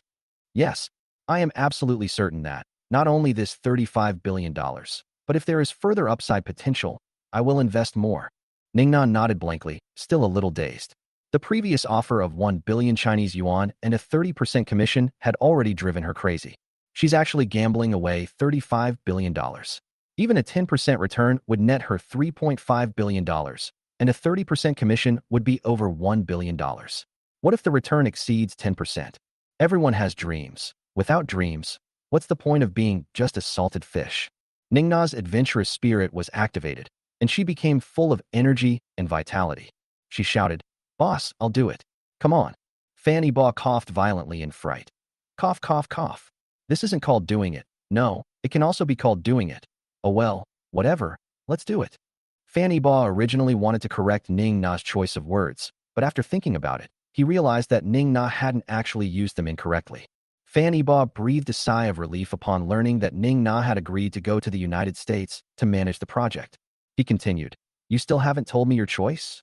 Fanny Baw was curious whether Ning Na would choose to take the money directly or take a share of the final profits. If Ning Na is willing to go on a gamble, her net worth after returning from the United States will likely surpass that of the Ning family in Shanghai. The Ning family has been facing numerous troubles lately, including a shortage of funds. If they knew that Ning Na had transformed into a financial tycoon, wouldn't they be begging her to acknowledge her ancestry? And Ning Na's mother would finally be able to return to her long-lost home. That's right. Fanny Baw has thoroughly investigated Ning Na's background, including her personal abilities. From her studies to her work, Ning Na's achievements are not to be underestimated. They are comparable to her looks, both being top-tier globally. Fanny Baw also had people investigate Ning Na's character and family background, and even sent someone to the United States.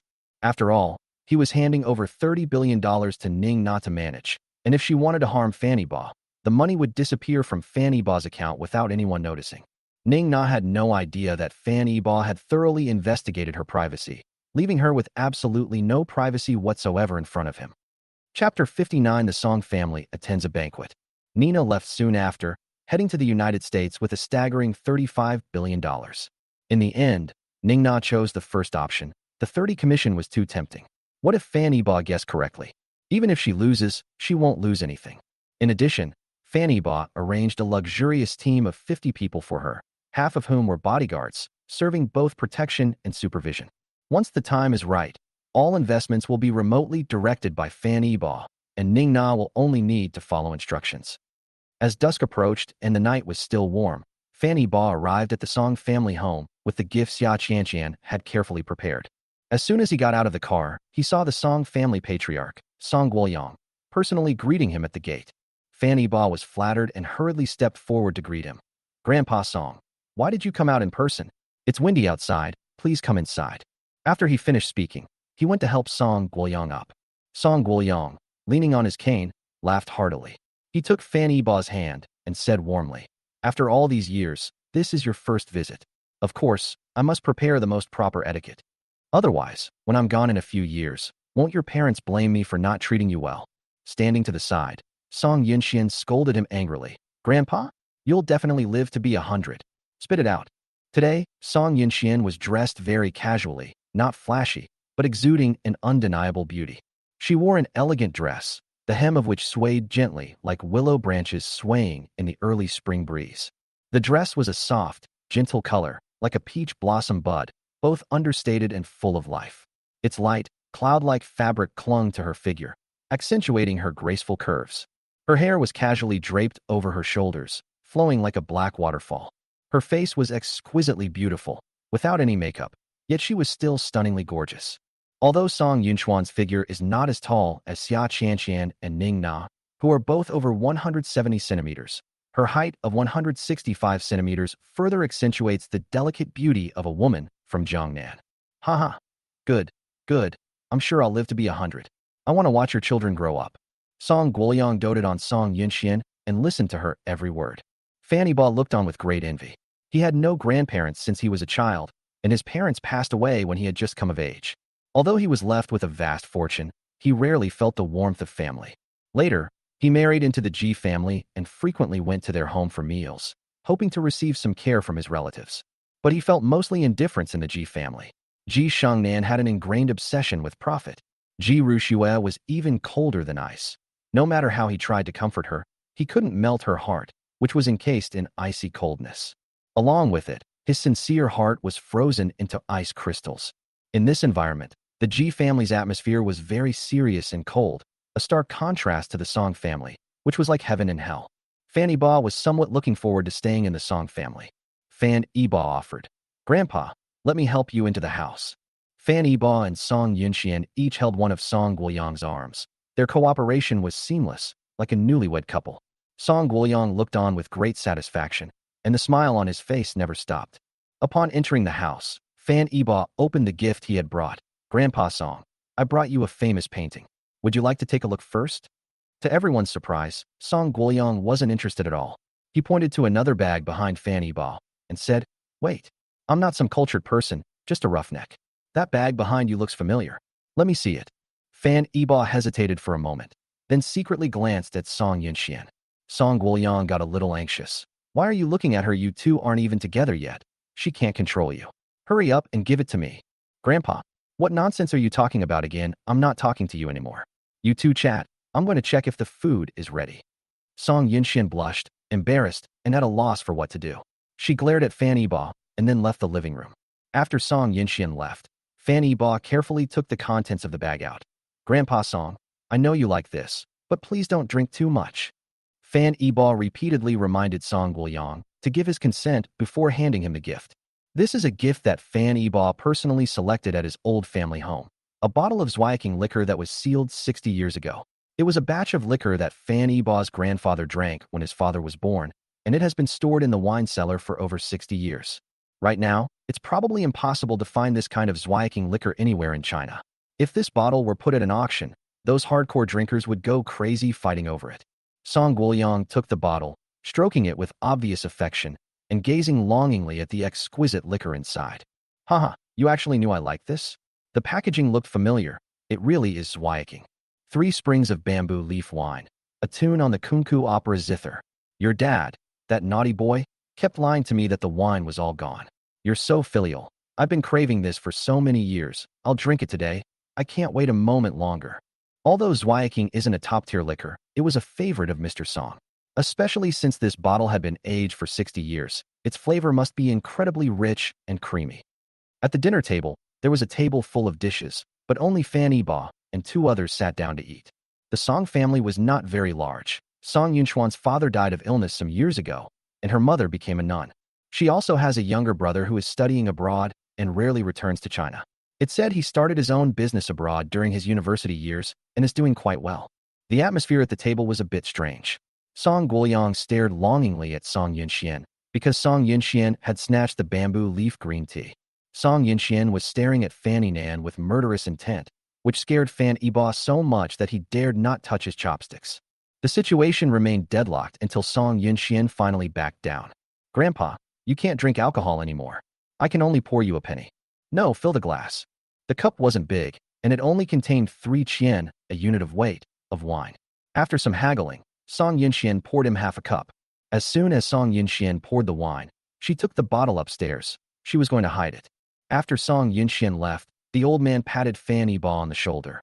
"Hey, Yiba, don't take it to heart. I've spoiled this girl. She didn't mean to be angry with you." "Fan Yiba, Grandpa Song, of course I won't. It's my fault. I forgot you can't drink alcohol." The old man retorted. "Why can't I drink? I can drink. This girl is making a mountain out of a molehill. I'm perfectly fine. Yes, you're in great health. When it comes to drinking capacity, I'm definitely no match for you." Fan Yiba's flattery came out naturally. The old man was extremely pleased with the coaxing. "Song Guoyang, Yiba, the reason I called you here today is because there's something I wanted to ask you about." He seemed a little nervous as he spoke. Despite being in his 70s or 80s, his face flushed even without drinking. Fan Yiba thought it was a company matter, so he readily agreed. "Grandpa Song, please tell me. As long as it's within my power, I will definitely do it." Upon hearing this, Song Guoyang chuckled. "You said it. You can't go back on your word." Fan Yiba nodded seriously. "Yes. What do you think of my granddaughter? Why don't you two get together?" Cough, cough, cough. "What did you say?" Fan Yiba was speechless, wondering if he had misheard. He never expected that Song Guoyang would personally act as matchmaker for his granddaughter. Ah, actually I had my eye on you a long time ago, but Yunchuan's father had just passed away, so the marriage was put on hold. I never expected that old woman Ji Shengnan would beat me to it and get you engaged to that girl from the Ji family. But it's not too late now. That girl doesn't have that luck, but our Yunxian does. Look at Yunxian. She's just as good looking as Ji Rushua, and she doesn't cause as much trouble.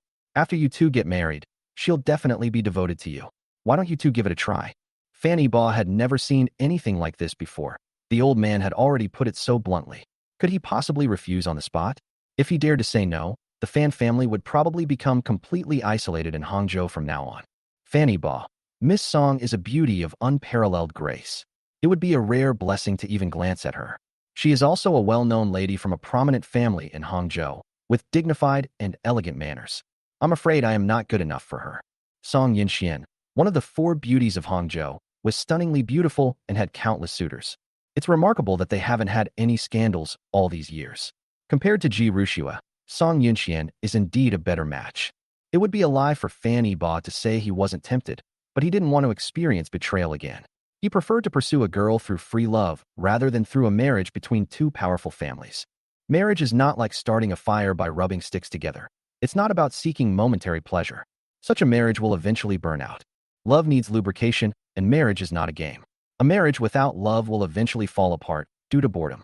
Chapter 60. I'm willing to give it a try. Unbeknownst to Fanny Ba, Song Yinxian had already come downstairs and was standing right behind him when he spoke. Song Yinxian felt quite pleased with Fanny Ba's unadorned praise. Although she didn't have much contact with Fanny Ba, the wealthy young ladies in the industry all talked about this devoted man from the Fan family. Everyone saw Fanny Ba's love for Ji Rushua. No one could match Fanny Ba's dedication. It's a pity that Ji Rushua would betray Fanny Ba. It's surprising. Song Yinxian never imagined that a dignified young master from a wealthy family in Hangzhou would be cuckolded. On the day of the engagement banquet, despite such humiliation, Fanny Ba was able to remain calm and composed. He not only generously forgave Ji Rushua, but also refrained from retaliating against the Ji family. Men might look down on Fanny Ba, thinking he's too cowardly and lacks any backbone. But Song Yinxian admired this man from the bottom of her heart. He dared to love and hate, and would never let things linger. Although the two did not spark a romantic relationship, and Song Yinxian was forced by her grandfather to get to know Fanny Ba, she was not actually opposed to dating him. When Song Guoyang saw Song Yinxian coming downstairs, he said, "Ba, don't underestimate yourself. I think you and Yinxian are a good match, and Yinxian is willing too. If you don't believe me, ask her." Song Guoyang gestured for Fan Ba to look back. At this point, Song Yinxian could no longer pretend she couldn't hear. She hurried back to the dining table, grabbed the old man's arm, and said in a coquettish tone, "Grandpa, you haven't even had a drink yet. Why are you already talking nonsense?" Song Yinchuan's pretty face showed a mix of shyness and annoyance, making her both cute and mischievous. "Ha ha ha, Grandpa is just in a hurry. If you two are allowed to develop freely, when will I ever be able to hold my great-grandson?" Neither of them expected the old man to have such a broad perspective. The marriage arrangements weren't even finalized yet, and he was already talking about having children. Song Guoyang, Yinxian, Ba has already made his stance clear. He's taken a liking to you. So what about you? Are you willing? Give Grandpa a straight answer. Song Yunchuan's face turned even redder, and her crystal-clear earlobes became a deep crimson, as bright and beautiful as the sunset. Seeing that his granddaughter was just shy and didn't answer, the old man urged, "Tell me quickly, are you willing?" Song Yinxian really wanted to ask which side this grandfather was from. Why was he in such a hurry to marry her off? Left with no other choice, Song Yinxian could only lower her head and say, I'm willing to give it a try." "Ha ha ha, give it a shot, how about it? I told you she was willing. Then your marriage is settled. We'll hold the engagement banquet another day, and you two can get your marriage certificate in a few days." Song Guoyang was afraid that things might change if he delayed, and he wished that Song Yinxian and Fanny Ba could have their wedding night tonight. Turn raw rice into cooked rice. Fanny Ba could tell that Song Yinxian was actually hesitant. There were no feelings between them. She was also forced into it. "Grandpa Song, I think we shouldn't rush into this engagement. After all, I just broke off my engagement with the Ji family, and now I'm going to marry into your Song family. People will definitely misunderstand if word gets out. My Fan family doesn't care, since I'm all alone. I'm afraid that some people who don't know the truth will attack the Song family and damage Miss Song's reputation." Fanny Ba explained his concerns in detail. Song Guoyang stroked his beard and thought seriously. You're right. It's my fault for being too impatient. This matter really can't be rushed. As long as you two agree to be together, it will fulfill one of my wishes. Even if I die, I will be satisfied. Grandpa, why are you talking nonsense all day? Song Yunxian said with dissatisfaction. All right, my granddaughter's angry. I won't say anything more. Let's eat. The dinner lasted unusually long, mainly because the old man kept asking questions. He also kept asking Song Yunxian to serve food to Fan Yibo, making both of them very uncomfortable. At 8 p.m., Song Guoyang, who had only drunk half a glass of wine, said he was drunk. He left the two young men in the living room and went upstairs to rest. On the sofa, a maid brought Fan Yibo a cup of hangover tea. During dinner, he drank quite a bit of wine with the old man. For every sip the old man took, he would drink half a glass. Even though he has a good alcohol tolerance, he's feeling a bit dizzy right now. Song Yunxian asked worriedly, Young Master Fan, are you all right? Fan Yibo waved his hand. It's all right, Miss Song. Don't worry, I just need to rest. Although the two had verbally agreed to date, their way of addressing each other was still very distant. How about I have the housekeeper prepare a guest room for you to go up and rest? Seeing Fan Yibo sitting on the sofa, Song Yunxian was worried that he might not be resting comfortably, so she got up and arranged for the maid to tidy up the room. Fan Yibo quickly stood up and stopped Song Yunxian, saying, No need, it's too much trouble. I'd better go back and rest. After he finished speaking, he staggered toward the door. Seeing that he was about to fall, Song Yunxian immediately stepped forward and supported his arm. If you insist on leaving, then I'll see you off. Song Yunxian didn't try to stop her and walked outside. Lu Hong had already driven the car to the gate of the Song family's house. He opened the car door and waited for Fan Yibo to get in. Just before getting into the car, Fan Yibo paused, turned around, and said to Song Yunxian, Miss Song, I can tell that you are not actually satisfied with the marriage alliance. You only agreed to it because of the pressure from the old man. Don't worry, I won't take advantage of you. If you want to play along, I'm happy to oblige. If you want to end this, just tell me, and I'll explain it to the old man. Song Yunxian looked at him expressionlessly, wondering how Fan Yibo would explain things to the old man. She asked slowly, What would you say? Just tell them I already have someone I like, and I really can't waste your youth. Song Yunxian was surprised that Fan Yibo was actually not interested in her. She was a great beauty on par with Ji Rushua, yet Fan Yibo was completely unmoved. She couldn't help but feel a little annoyed. What? Young Master Fan still can't forget Ji Rushua. Ji Rushua? Why would you think of her? Fan Yibo's eyes were filled with disgust when he mentioned Ji Rushua. His tone even became more forceful. Song Yunxian sensed some dissatisfaction in Fan Yibo's tone and pressed him further. Isn't the person you like her? Fan Yibo was speechless. I was just saying it. It's just an excuse. Am I stupid enough to still be hung up on her after being hurt so badly by her? For some reason, Song Yunxian felt a secret joy when she heard Fan Yibo say that he no longer liked Ji Rushua. Since you don't have anyone you like, why don't you give it a try with me? Song Yunxian blushed as soon as she spoke. She had said it completely subconsciously and regretted it immediately afterward. She never expected to take the initiative like this. Fan Yibo felt like he had drunk fake alcohol today. His head was spinning, and he was even hallucinating. Just now, was Song Yunxian planning to actually date him? He asked again, still in disbelief. Miss Song, what did you just say? I didn't hear you clearly. Could you say it again? Song Yunxian didn't have the courage to say it again. She stared at Fan Yibo with her doe eyes, suppressing the pounding in her heart, and ran into the house with a shy expression. Miss Song, why did you leave? I really didn't hear you. Fan Yibo looked at Song Yunxian's back and asked loudly. Song Yunxian ultimately didn't say the same thing again, but she expressed it in a different way. Idiot, didn't you listen to me? Pick me up from get off work tomorrow. Fan Yibo stood there dumbfounded, Song Yunxian's clear words reaching his ears, and this time he heard them clearly. Chapter 61 Fan Yibo is your perfect match. Just forget about him. The night was deep and quiet, with a bright moon and few stars. Outside the Song family gate, Fan Yibo didn't come to his senses until Song Yunxian's graceful figure disappeared into the depths of the garden. He looked at Lu Hong beside him blankly and asked, Old Lu, am I sure I'm not mistaken? Miss Song wants to date me. Lu Hong said definitively, Yes, young master. You're not mistaken. I think Miss Song has taken a liking to you. Even though Lu Hong confirmed it for him, Fan Yibo was still a little surprised. You should know that this is Song Yunxian, one of the most beautiful women in Hangzhou, a goddess that many people dream of. Who would have thought she would take the initiative to go on a date with Fan Yibo? He had assumed that Song Yunxian had only agreed to please the old man, and he was already prepared for the two of them to put on an act. Fan Yiba showed no excitement at winning the heart of his beloved. He's been having a lot of romantic luck lately, but he's also facing a lot of troubles along the way, a double whammy. After getting into the car, he simply said, "I hope it's not another love triangle disaster." After saying that, he looked out the car window with a dejected expression. Upon hearing this, Lu Hong, who was in the front row, also lowered his eyes, his gaze flashing with anger. He was indignant on behalf of Fanny Ba. First, he met Ji Rushue, who cheated on him with her damn younger brother. Then Lu Mingyao appeared, and because of his white moonlight, she hurt him once again. These two incidents have severely hurt Fanny Ba's feelings. He gets angry just thinking about it. If he were Fanny Ba, he doesn't know how he would deal with these two women. Hopefully, Miss Song will be more normal this time. In the Song family's living room, Song Yunxian returned home and saw that her grandfather was not drunk at all, sitting quietly on the sofa drinking tea. The servants inside were all kicked out. She obediently walked to Song Guoyang's side and reached out to massage his shoulders.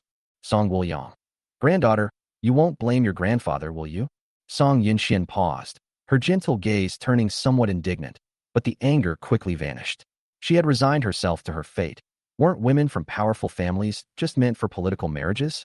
She said calmly, "Grandpa, what are you thinking? How could I blame you?" Song Guoyang hesitated for a moment, but in the end he still reminded him, "Hey, if you really think that way, that's good. I know you still can't forget him and still blame Grandpa for breaking up the couple back then. Perhaps time will tell. I'm not blind yet. Grandpa isn't a snob. He really isn't a good match for you. That man has ulterior motives. He's evil to the core." Song Yunchuan's tone suddenly turned cold. "All right, I understand what you mean. I've already gotten together with Fan Yiba as you instructed. He was forced to go abroad by you. What more do you want from me? Do you want me to dig out my heart to show you, to prove that I no longer love him?" Song Yunxian stopped massaging the old man and went straight upstairs. Song Guoyang said from behind her, "Granddaughter, trust me one more time. Fan Yiba is the right match for you. Just forget about him." Song Yunxian ignored her completely and went back into the house. Until Song Guoyang uttered a harsh threat, "I know he's back in the country. If you dare to go see him, don't blame me for killing you." Song Yunxian froze, her hands gripping the stair railing tightly, her white nails deforming from the force.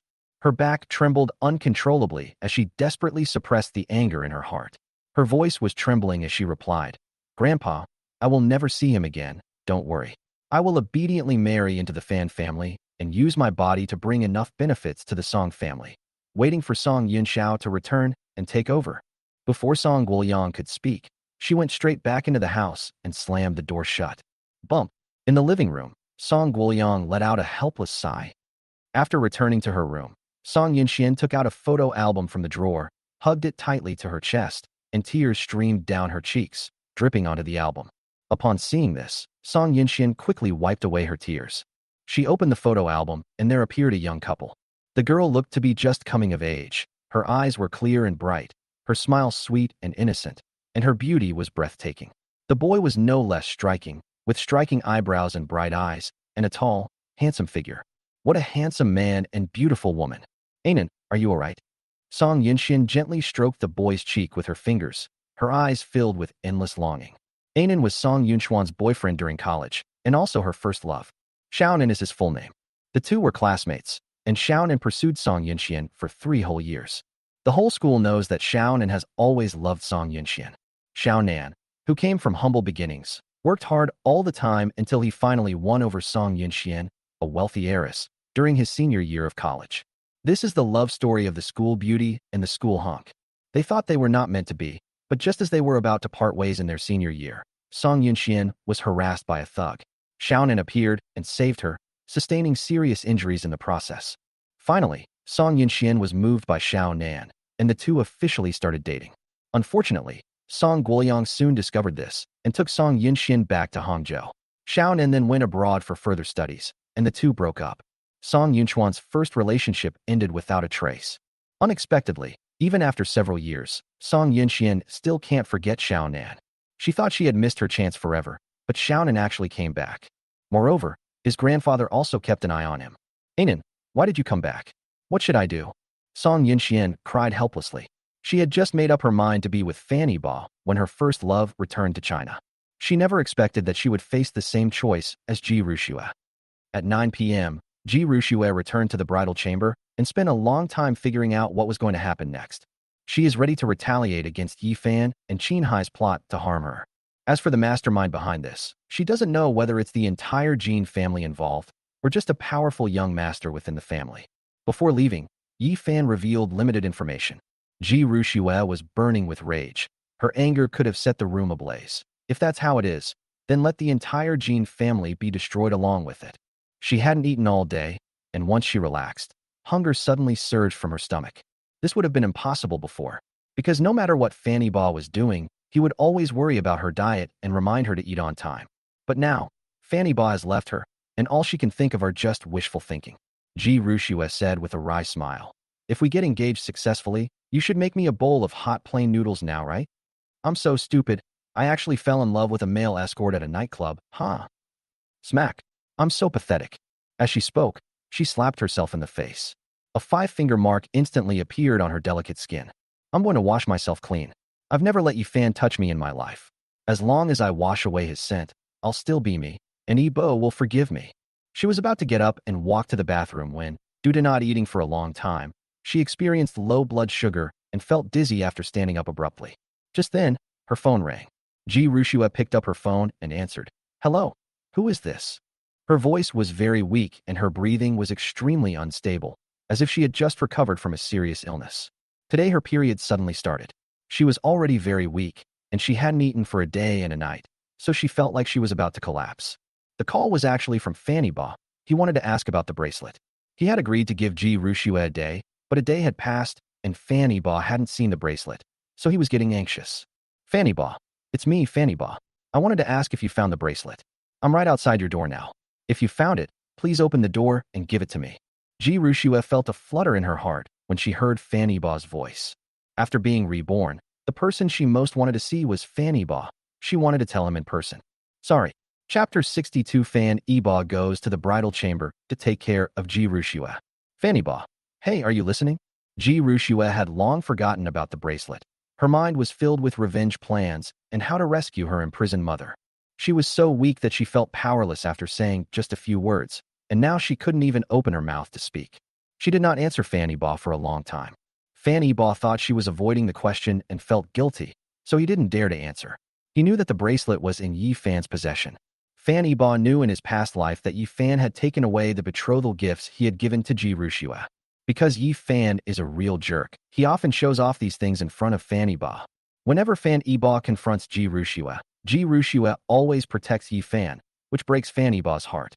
He didn't care about anything else, but this bracelet was his deceased mother's keepsake, and he was determined to get it back. Fanny Ba's tone grew even colder. Are you planning not to return the bracelet to me? But Ji Rushue's focus suddenly changed. How did you know to call me? What? Fanny Ba didn't expect Ji Rushue to suddenly ask this question. He said calmly, your previous phone was off. I guessed you would use a backup phone, so I called to try and see.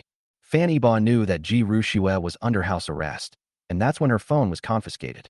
Fanny Ba made the call on a whim, not expecting that Ji Rushue would actually use the backup phone. This spare phone was actually a gift from Fanny Ba to Ji Rushue. They were originally a pair, one black and one white, and even the phone numbers were couple numbers. Unfortunately, only Fanny Ba used it, while Ji Rushue put it in a drawer after receiving it. Fanny Ba did a lot for Ji Rushue, but Ji Rushue didn't appreciate it at all. Perhaps this is what happens when someone who is favored takes things for granted. Why would a goddess not date a simp, but instead keep him hanging on? Because being a simp doesn't give her a sense of urgency. Everyone has desires, and goddesses are no exception. The more you comply, the less she feels. On the contrary, she will be curious and interested in men who contradict and attack her.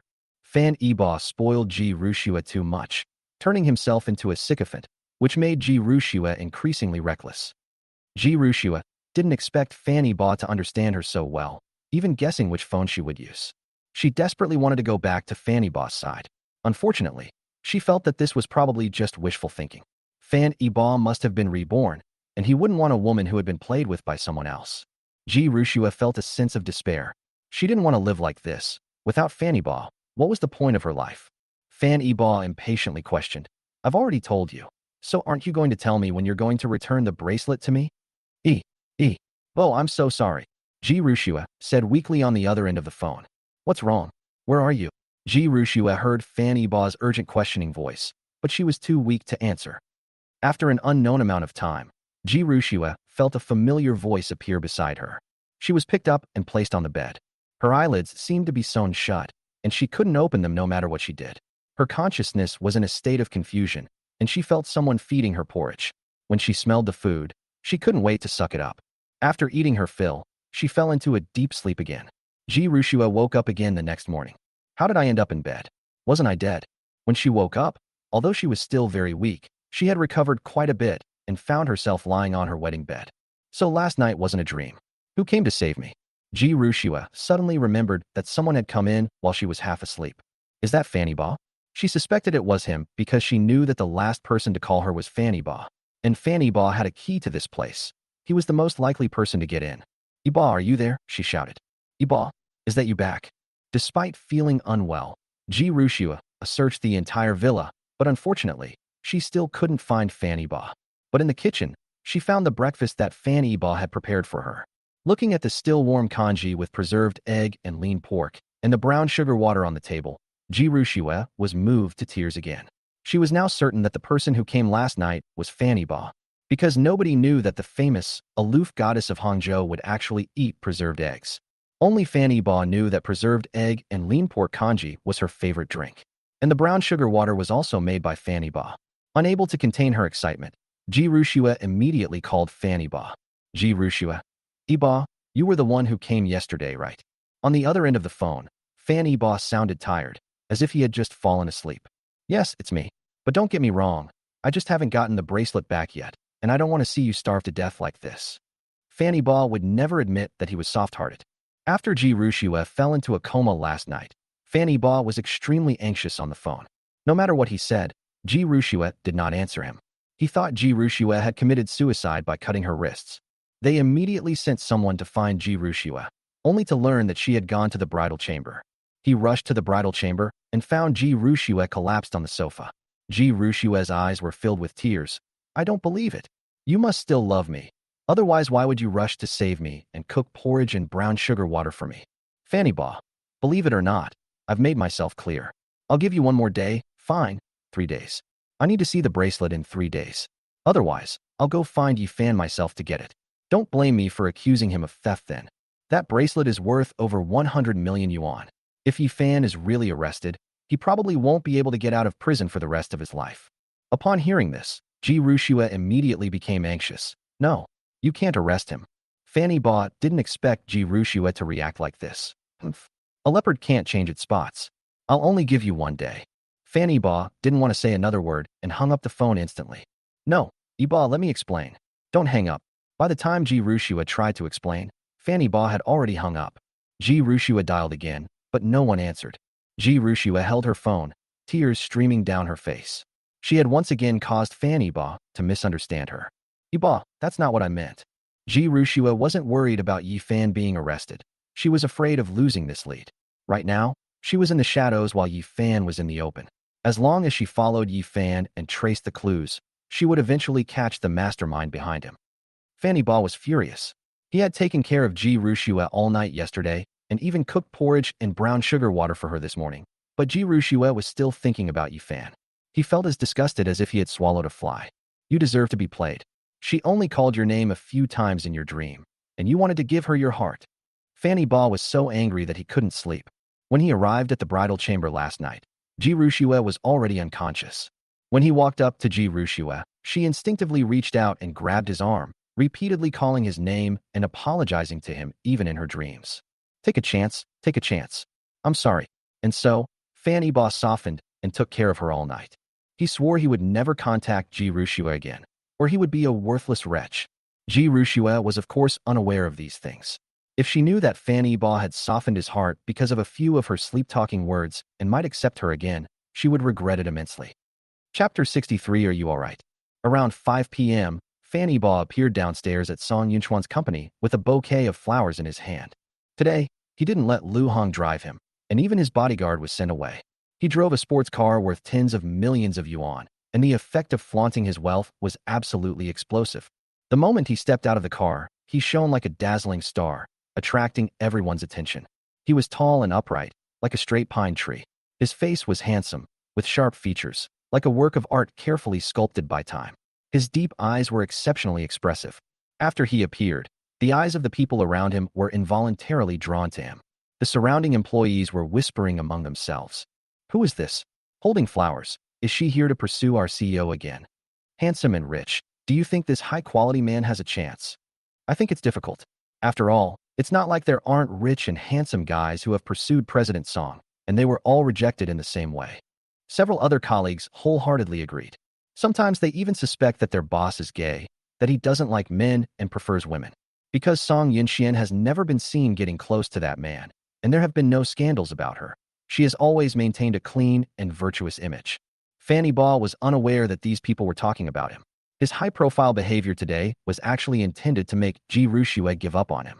He believed that it wouldn't be long before word of his pursuit of Song Yunxian reached her ears.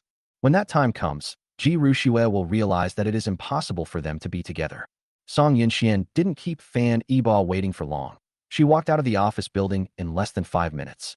Today she wore a light blue fitted long dress. Her waist was so slender it could be encircled by a single hand, and her long, beautiful black hair was draped over her shoulders, making her look exceptionally refined and elegant. Wearing high heels, she walked briskly to Fan Yibao's side, a radiant smile spreading across her beautiful face. Song Yunxian accepted the flowers from Fan Yibao, looking shy, and said, "Thank you for the flowers, young Master Fan." Song Yunxian looks even more beautiful today. It seems she dressed up specially for tonight's date. Fan Yibao admitted that he was somewhat moved, and he couldn't help but praise. "You look so beautiful today. This bouquet pales in comparison to you. I feel like I've gone to unnecessary trouble. With such a beautiful flower in front of me, why would I need to buy any more flowers?" Song Yunxian covered her mouth and smiled sweetly after being coaxed by Fan Yibao. This scene stunned the onlookers. Am I seeing things? Is this really our CEO who ignores men? Yes, you read that right. That's our CEO. She seems to be in love. Oh, my heart is broken. My dream girl dumped me. How dare she date someone else? I quit. I'm resigning. As dusk falls, the sun sets in the west. Fan Yibao and Song Yunxian had dinner together at Shidi Restaurant. Fan Yibao pulled out a chair for Song Yunxian, and only after she was seated did he return to his own seat. Then he handed her the menu. "Miss Song, please take a look and see what you'd like to eat. The steak at this restaurant is quite good. You can try it." Song Yunxian smiled and said, "Yibao, is it okay for me to call you that? You don't need to call me Miss Song anymore. Just call me by my name. Fan Yibao. Okay, it's time to change how you address me, Yunxian." Now that the two are officially dating, if they still address each other so politely, who would believe they are a couple? 15 minutes later, the dishes were served one after another, and Fan Yibao also ordered a bottle of red wine. The two clinked glasses, ate, and chatted, creating a very harmonious atmosphere. Although they had only known each other for a short time, they felt like old friends. They found they shared many interesting topics and became increasingly engrossed in their conversation. Song Yunxian. "Yibao, I didn't expect you to like traveling too. Let's go on a road trip together sometime. I've wanted to go to the Inner Mongolia desert for a long time, but I haven't had the chance yet." Fan Yibao took a sip of red wine and said with a smile, "Okay, I'll arrange it. We'll fly there first, then drive there." The two were chatting about travel and getting quite interested when Song Yunchuan's phone rang. When Song Yunxian first took out her phone, she was still smiling. But when she saw the phone number, her smile vanished instantly, her face tense, and her expression extremely unnatural. Fan Yibao asked curiously, "What's wrong? Why aren't you answering your phone?" Song Yunxian hung up the phone immediately and put it on silent. It's nothing, just a spam call. Where were we?" Half an hour later, Song Yunxian stood up. "Yibao, I'm going to wash my hands. You can eat slowly by yourself. I'll take you there." Fan Yibao stood up. "No need, it's just a few steps away. You should eat first." Song Yunxian turned around and went to the restaurant. In the bathroom, Song Yunchuan's hands were trembling with excitement. Her heart was pounding, and after much hesitation, she returned the call she had just rejected. After the call connected, a young man's voice came from the other end. "Yunxian, are you all right? I'm back." When Song Yunxian returned to the restaurant, she told Fan Yibao that she wasn't feeling well. "Fan Yibao, then I'll take you home. You must be tired after a long day at work." Song Yunxian smiled and nodded. Fan Yibao escorted the person to their doorstep. Song Yunxian said politely, "Thank you, Yibao. It was a very pleasant chat today. I'm really looking forward to traveling together." "Me too. Once you've made time, we'll go on a trip." "Okay, would you like to come in and sit for a while?" Song Yinxian invited. No need. Your grandfather is probably resting now, so I won't disturb him. Goodbye. After saying goodbye, Fan Yibo drove away from the Song family. However, Song Yinxian did not go inside. She waited outside for a few minutes, and a black car drove up to her. She got in the car without hesitation. In the following days, Fan Yibo and Song Yinxian met frequently. Fan Yibo would carefully prepare a gift for each meeting, and to everyone's eyes, he was putting his heart into this relationship. When Song Guoyang found out, he was very pleased. He could almost see Song Yinxian marrying Fan Yibo and having children. He eagerly awaited this day. Since Ji Rushua fainted, Ji Shangnan has stopped confining her to her quarters. After all, the company can't do without her. Ji Shangnan had considered letting Qin Hai take over, but Qin Hai was simply incompetent and made a mess of the company in just a few days. Qin Hai actually recruited those relatives who had been fired by Fan Yibo back into the Ji family company. In the end, Ji Rushua returned to the company to take charge. That morning, as soon as Ji Rushua arrived at the company, Yi Fan pushed open the door and walked in. His assistant could enter the president's office without knocking. He could just walk in whenever he wanted. Ji Rushua used to find his unconventional ways charming, but now she feels like vomiting whenever she sees Yi Fan, especially when she thinks about how she once slept with him. She gets goosebumps all over and feels nauseous.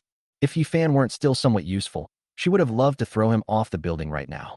Yi Fan made Ji Rushua a cup of coffee and presented it to her like a precious treasure. He said with a fawning expression, "Sis, did you know that Fan Yibo is pursuing Song Yinxian? He's a real scoundrel. He was just making things unclear about the two of us earlier. But what did he do? He turned around and started sleeping with another woman. He's shameless."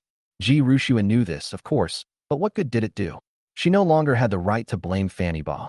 The culprit behind all of this is Yi Fan, who is right next to her. Ji Rushua remained very calm. "I know you came in just to tell me this, right?" Yi Fan found it very strange that Ji Rushua wasn't angry. Before, whenever she heard that Fan Yibo was getting close to that girl, Ji Rushua would call Fan Yibo without even asking what happened and give him a good scolding. "Sis, aren't you angry?" Yi Fan asked, puzzled. "We've already broken off the engagement, so it's none of my business which girl he wants to be with," Ji Rushua said matter-of-factly. Yi Fan wanted to argue, but Ji Rushua interrupted him directly. "All right, what Fan Yibo does is none of my business. Isn't it better that he has a new love? That way, no one will care about us anymore. Aren't you looking forward to it?" Chapter 64, Let's Just Be Together. What was Yi Fan expecting? Of course, he was expecting to sleep with Ji Rushua, one of Hangzhou's foremost beautiful women. Ji Rushua may have a bad reputation now, but her looks and temperament are still top-notch. Especially today, Ji Rushua, who dressed up specially, has completely changed her previous icy goddess image. Wearing black stockings, a short skirt, red-soled high heels, and tassel earrings, her hair was meticulously styled into a high ponytail, making her look both capable and energetic. A few strands of hair gently fell across her forehead, swaying lightly in the breeze, adding a touch of charm. Her makeup was exquisite, and her red lips were luscious and tempting, like a ripe cherry, making one want to kiss her. She wore a thin gold belt around her waist, which accentuated her figure and added a touch of glamour to her overall look.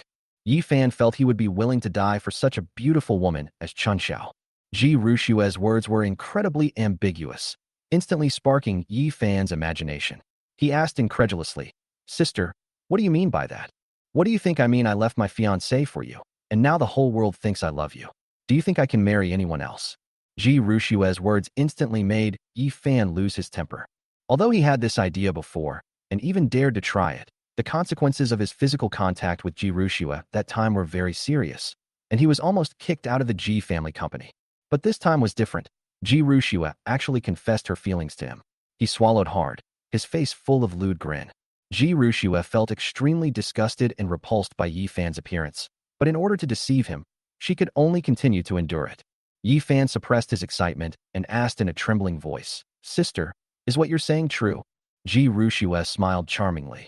"Yes, let's get together, since we're not related by blood anyway." Yi Fan jumped up excitedly, dancing around the office with joy.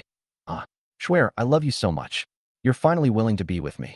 Yi Fan actually tried to hug Ji Rushua, but she dodged him with a quick movement. Ji Rushua pushed Yi Fan away and said shyly, "Don't be in such a hurry. What are you trying to do, touching me like that?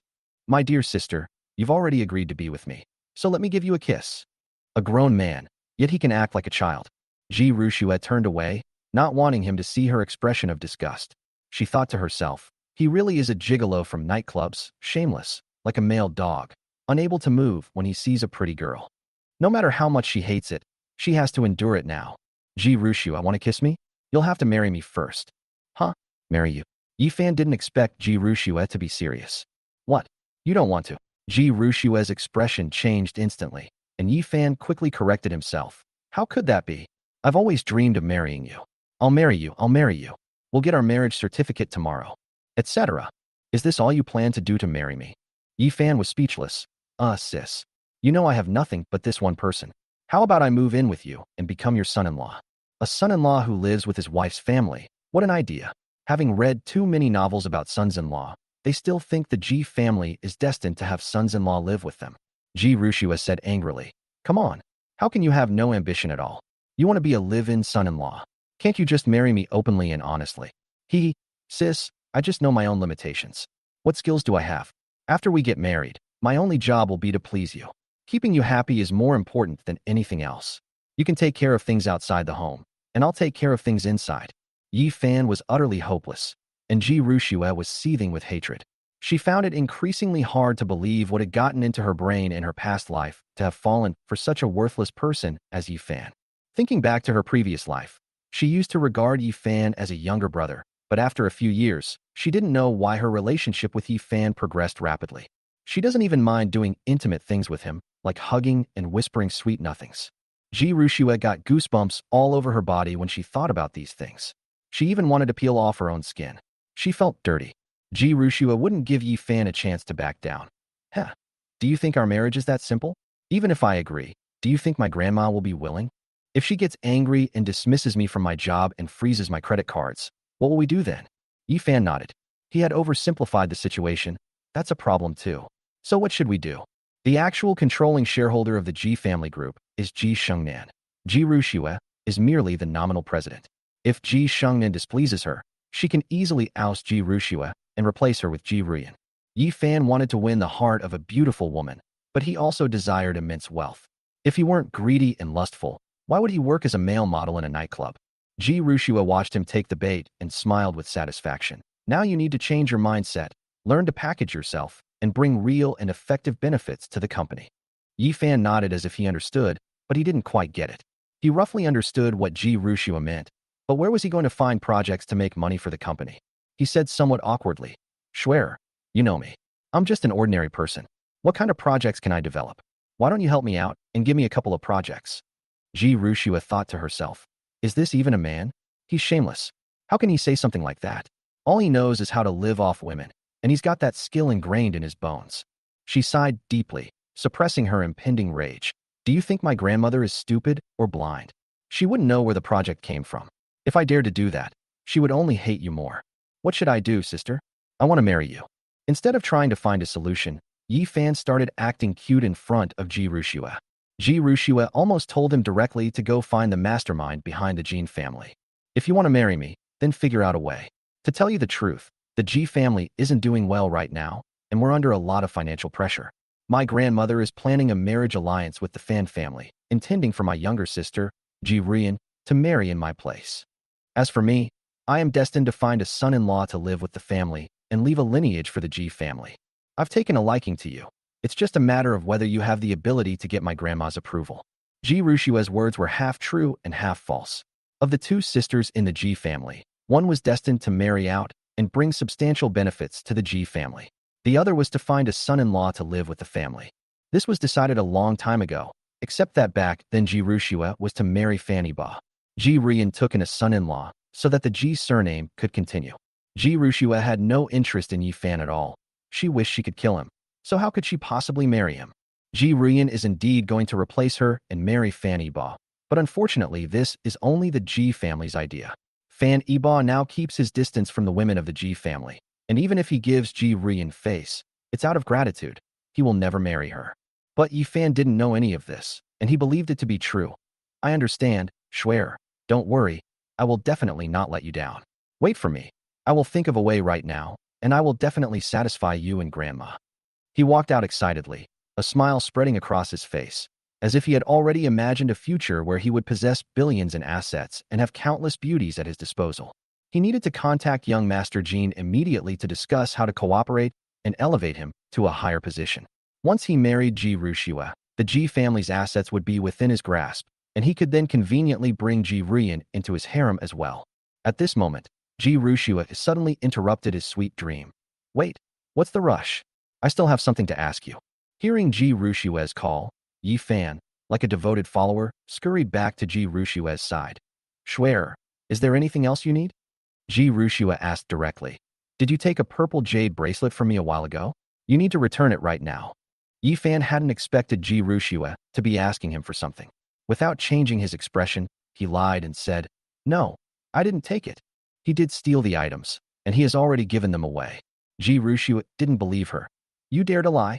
That was the betrothal gift from Fanny Ba. I only showed it to you, and only you know that I kept it at home. Now that you've come back, I'll just assume you took it out of curiosity and for fun. If you don't return it to me, then there's no point in discussing the marriage. Ji Rushua spoke with absolute certainty, and Yi Fan immediately backed down. He looked like he suddenly realized something. Sister, you mean that bracelet? I know, I took it. Give it back to me right away. Fan Ba keeps urging me. Yi Fan asked with a disdainful look. Why is Fanny Ba like this? He already gave it to you, and now he wants to return it. Sis, we won't return it. Let's see what he can do to you. Since you've already given it to him, consider this bracelet compensation for your many years of emotional connection with him. Rich second-generation heirs who play around with women usually leave a couple $100,000 or so as a breakup fee. Someone like you, in all your glory, deserves hundreds of millions. How can we let Fanny Ba have been playing around for so many years for nothing? Yi Fan actually came up with such an idea for Ji Rushua. Ji Rushua raised her hand and slapped him across the face. Smack! Her anger surged to the top of her head, and she could no longer hold back. Yi Fan, what do you take me for? A mistress kept by Fanny Ba? And you want hundreds of billions. You have to have the nerve to do that. Sis, I'm sorry. I talked nonsense again. Please don't be angry. Please don't be angry. Yi Fan immediately realized he had said the wrong thing. He bent over and knelt on the ground with a thud. This movement is so practiced it's heartbreaking. It's obvious he's knelt countless times. His waist and legs are so weak. I don't know what he'll use to please the rich woman. Chapter 65. We won't go bankrupt, will we? Ji Rushua used all her strength, to the point that her hands went numb from the impact. Yi Fan was stunned by the beating, his mind went blank, and he stammered, not knowing what to say. Ji Rushua waved her hand. Don't you understand? Yi Fan shook his head, not understanding. Ji Rushua held the bracelet in front of Yi Fan. Smell it, and see what it smells like. Yi Fan honestly sniffed the air and said, it smells nice. Ji Rushua's face was icy. Yes, and it smells like a woman's perfume. Tell me, why does the bracelet smell like a woman? Tell me honestly, who did you give the bracelet to? Yi Fan was stunned by Ji Rushua's keen observation. Ji Rushua, what? Are you thinking of some excuse to keep lying to me? Yi Fan knelt down skillfully, kowtowing and admitting his mistake. Schwerer, I didn't mean to. No, I didn't mean to lie to you. This. Fine, I'm too lazy to care about your past mess. Anyway, we have no relationship, so do whatever you want. Ji Rushua pretended to be jealous and angry, turning her back to Yi Fan. Having spent so much time among women, Yi Fan understood her meaning perfectly. Schwerer, don't worry, I was confused before. I've broken up with that woman completely. From now on, my heart belongs only to you, and I'll dedicate myself to you and the Ji family. Ji Rushua snorted coldly. Get out. Remember what you said. Yi Fan nodded quickly. Okay, I'll go now, Schwerer. Don't be angry. He dared not linger here for even a moment, fearing that Ji Rushua would turn on him. Don't forget your promise to me to create benefits for the Ji family. Otherwise our marriage is off. Ji Rushua reminded him again before he left. Okay. I'll go think of something right away. Schwerer, wait for me. Yi Fan had already planned it out. He would contact young Master Jean soon and try to get a few projects from the Jean family. Hey, Iba, I got the bracelet. Can I come find you right now? As soon as Yi Fan left, Ji Rushua hurriedly contacted Fanny Ba. No need. I'll come to your house tonight to get it. Okay, I'll be waiting for you tonight. Although Fanny Ba remained as indifferent as ever, Ji Rushua was still very happy. She was already very satisfied that she could do what Fanny Ba asked for. She was terrified of seeing the disappointed look on his face. At the same time, the government released a news article on its official website. Inside is the government building relocation plan. The government building built in the southern new town serves as the office space for several functional departments. The core members of the provincial and municipal party committees still work in the old city building.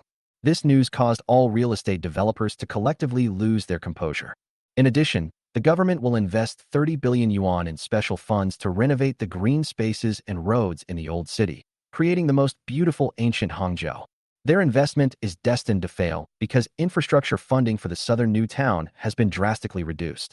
Even if their houses are built, without proper infrastructure repairs and environmental improvements, few people will buy their new homes.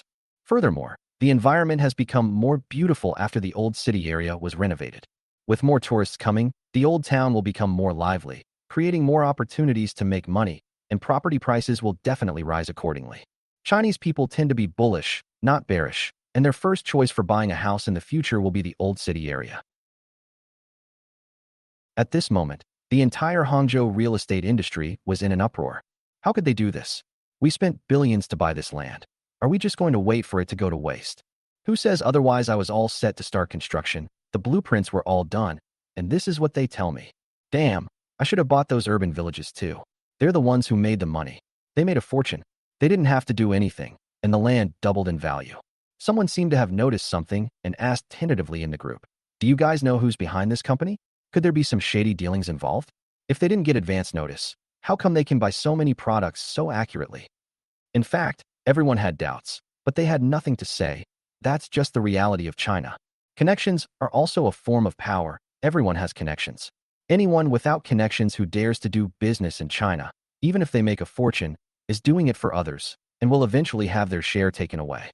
At this moment, the Ji family was in complete chaos. Ji Shengnan also heard the news. Although the land they bought wouldn't become worthless, they still suffered heavy losses. Ji Shengnan placed all the blame on Qin Hai. "You jinx. You've ruined the Ji family. I've lost all the little bit of savings I've worked so hard to accumulate. I really want to kill you, you piece of trash." Ji Shengnan has saved a lot of money over the years, but she didn't put it in the Ji family's public accounts. Instead, she secretly deposited it in overseas bank accounts. Like the Fan family, the Ji family also has its own hidden resources, which it would never normally reveal. That was their lifeline. However, the Ji family wasn't as wealthy as the Fan family. They only had a few billion in total, which Ji Shengnan withdrew entirely this time. The money for the more than 3 billion yuan to buy the land, and the funds for future construction, will come from this money. Qin Hai knelt on the ground again. This time, he didn't dare to say much. Although the responsibility wasn't entirely his, he had taken it upon himself to participate in the auction. "Say something. Are you mute? You don't dare utter a single word. You're completely useless. You might as well be dead. My poor daughter, why wasn't it you who died? If she were still alive, what would have become of you?" Ji Shengnan cursed Qin Hai. She was unaware that her daughter was not actually dead, but had been imprisoned by Qin Hai. Every time Ji Shengnan scolded Qin Hai would retaliate even more severely against Ji Huanyu after returning home. "Mom, this isn't really my fault. It's all Fanny Ba's fault." Qin Hai actually blamed Fanny Ba for the incident. Ji Shengnan, "Tell me, what does this have to do with him?" "Mom, as far as I know, the Fan family didn't win a single plot of land this time. Based on past experience, how is that possible? The Fan family is the richest family in Hangzhou. They have a lot of cash flow. They shouldn't be unable to get a single plot of land. They must have received advance notice, deliberately missed the bid, and then secretly used the new company to acquire 4 plots of land in the old city." Unexpectedly, Qin Hai did have some real skills. He had almost guessed the truth.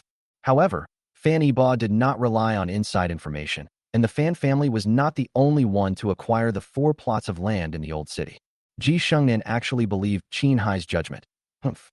I even wanted to marry Ruyin to him, but he didn't tell us anything about his inside information, and now we've suffered such a huge loss. I'm going to see him tomorrow. I demand an explanation. Otherwise, I will never marry Ruyin to him." Ji Shengnan was still dreaming. She thought Fanny Ba was still that infatuated lover who favored her, the daughter of the Ji family. Chapter 66. Hello, my name is Xiaonan, and I am Yunxian's classmate. The outside world is engulfed in floodwaters. Right now, Fanny Ba and Song Yunxian are playing badminton at the badminton hall. The two of them fought with such tenderness. No one was willing to use force. The shuttlecock flew lightly each time, with a very beautiful arc. These two even gave each other compliments. "Iba, you played really well. Hehe, you're pretty good too. With your skills, beating Li Zhongwei shouldn't be a problem." Fan Yiba is shameless. He can actually say such a lie. Actually, he wasn't focused on playing basketball at all. His gaze was completely drawn to Song Yunxuan's two breasts, the surging waves that came with each jump making him unable to resist. Today, Song Yunxian wore a pink yoga outfit, which perfectly showcased her exquisite figure. Her alluring figure and slender waist resembled a water snake, exuding charm yet youthful beauty. Her long, straight legs were stunningly beautiful, with slender calves, well-proportioned thighs, and a round, perky bottom. Her upper body was even more impressive. Her magnificent chest swayed with her steps, exuding both innocence and allure. Song Yunxian had already noticed Fan Yiba's aggressive gaze, but she didn't care and generously let Fan Yiba admire her. Since she had already decided to marry Fan Yiba, she deliberately dressed like this as a way to give him a little taste of sweetness first. At this point, she was more worried about the old city redevelopment project. Yiba, do you think anyone might have already guessed our plans? She basically handled the operation of the three newly established real estate companies, Fan, Song, and Wang. Currently, she plans to develop 4 plots of land simultaneously, as demolitions are taking place everywhere in the urban villages. After all, they have tens of billions in cash on hand and can also use land loans, so they're not short of money. Through the Wang family's connections, the government has already intervened and communicated with the residents of the urban village, and the demolition is proceeding smoothly. Because the compensation was higher than usual, residents were quick to sign the agreement. Fan Yiba said loudly, "This was bound to happen sooner or later, so it doesn't matter if they guessed it. But we still need to be careful. I'm afraid they'll smash our pot if they don't get any meat." Although Fan Yiba is not actually involved in this matter, he doesn't want any problems to arise. After all, it's an investment of tens of billions. They've snatched up the most lucrative piece of the real estate market in Hangzhou for the next 2 years, and I bet many people are envious. Song Yunxian nodded. The two of them had the same idea again, and their shared values made her secretly pleased. Yes, the most likely problem right now is the demolition and relocation. I'm afraid someone will try to sabotage our relocation. If they manage to find a few holdouts, our progress will be indefinitely delayed, and we'll end up losing money too. Fan Yiba's expression changed slightly. I'm not afraid of holdout residents. I'm more worried that someone might deliberately cause a murder or lawsuit during the demolition process. They might then escalate the situation and use public pressure to condemn us. The government will likely require us to suspend work for rectification, which will greatly extend the delivery time. They might even target us directly. You need to be careful lately and bring extra people with you when you go to unfamiliar places. He had experienced too many dark things in his past life, so he had to consider these despicable methods. Song Yunxian was shocked. No way. They wouldn't go so far as to use such underhanded tactics. That's not necessarily true. Some people will do anything for money. Once our project is successfully developed, we'll earn at least tens of billions, and we'll have several golden eggs in our hands. Do you think they won't be tempted? According to the latest plan, except for a few residential communities, they will also develop large shopping malls, office buildings, star-rated hotels, and so on near the residences. With hundreds of thousands of square meters of land, they have plenty of room for planning. Once these commercial districts are completed, they will be like golden hens, bringing in a continuous stream of wealth. Song Yunxian nodded, realizing the importance of this matter. I'll arrange it right away. Fan Yiba reminded them. Don't be afraid to spend money. Install more cameras in the urban villages. Also, remind the demolition companies that we absolutely will not allow violent, forced demolitions. If anything goes wrong, the demolition companies will bear full responsibility. When the demolition company was mentioned, Song Yunxuan's expression changed slightly, and she looked somewhat unnatural. She didn't even see the shuttlecock Fan Yiba hit at her. It hit her directly on the head. Fan Yiba thought she was tired from hitting him. Sorry, I hit too hard. Are you tired? Let's go rest for a bit. It's all right, no need. Song Yunxian shook her head, swung her racket forcefully, and said loudly, Come on, let's continue playing. This time, let's not hold back. I'm going to beat you until you beg for mercy. She had an air of strength and determination that rivaled any man, and her heroic bearing captivated Fan Yiba. Yunxian, what a coincidence, you're playing ball here too. The sudden sound startled Song Yunxian so much that she almost dropped her racket. She quickly turned around and saw a tall, handsome man in a black tracksuit enter the court with a racket. He was also wearing gold-rimmed glasses, looking every bit the successful man.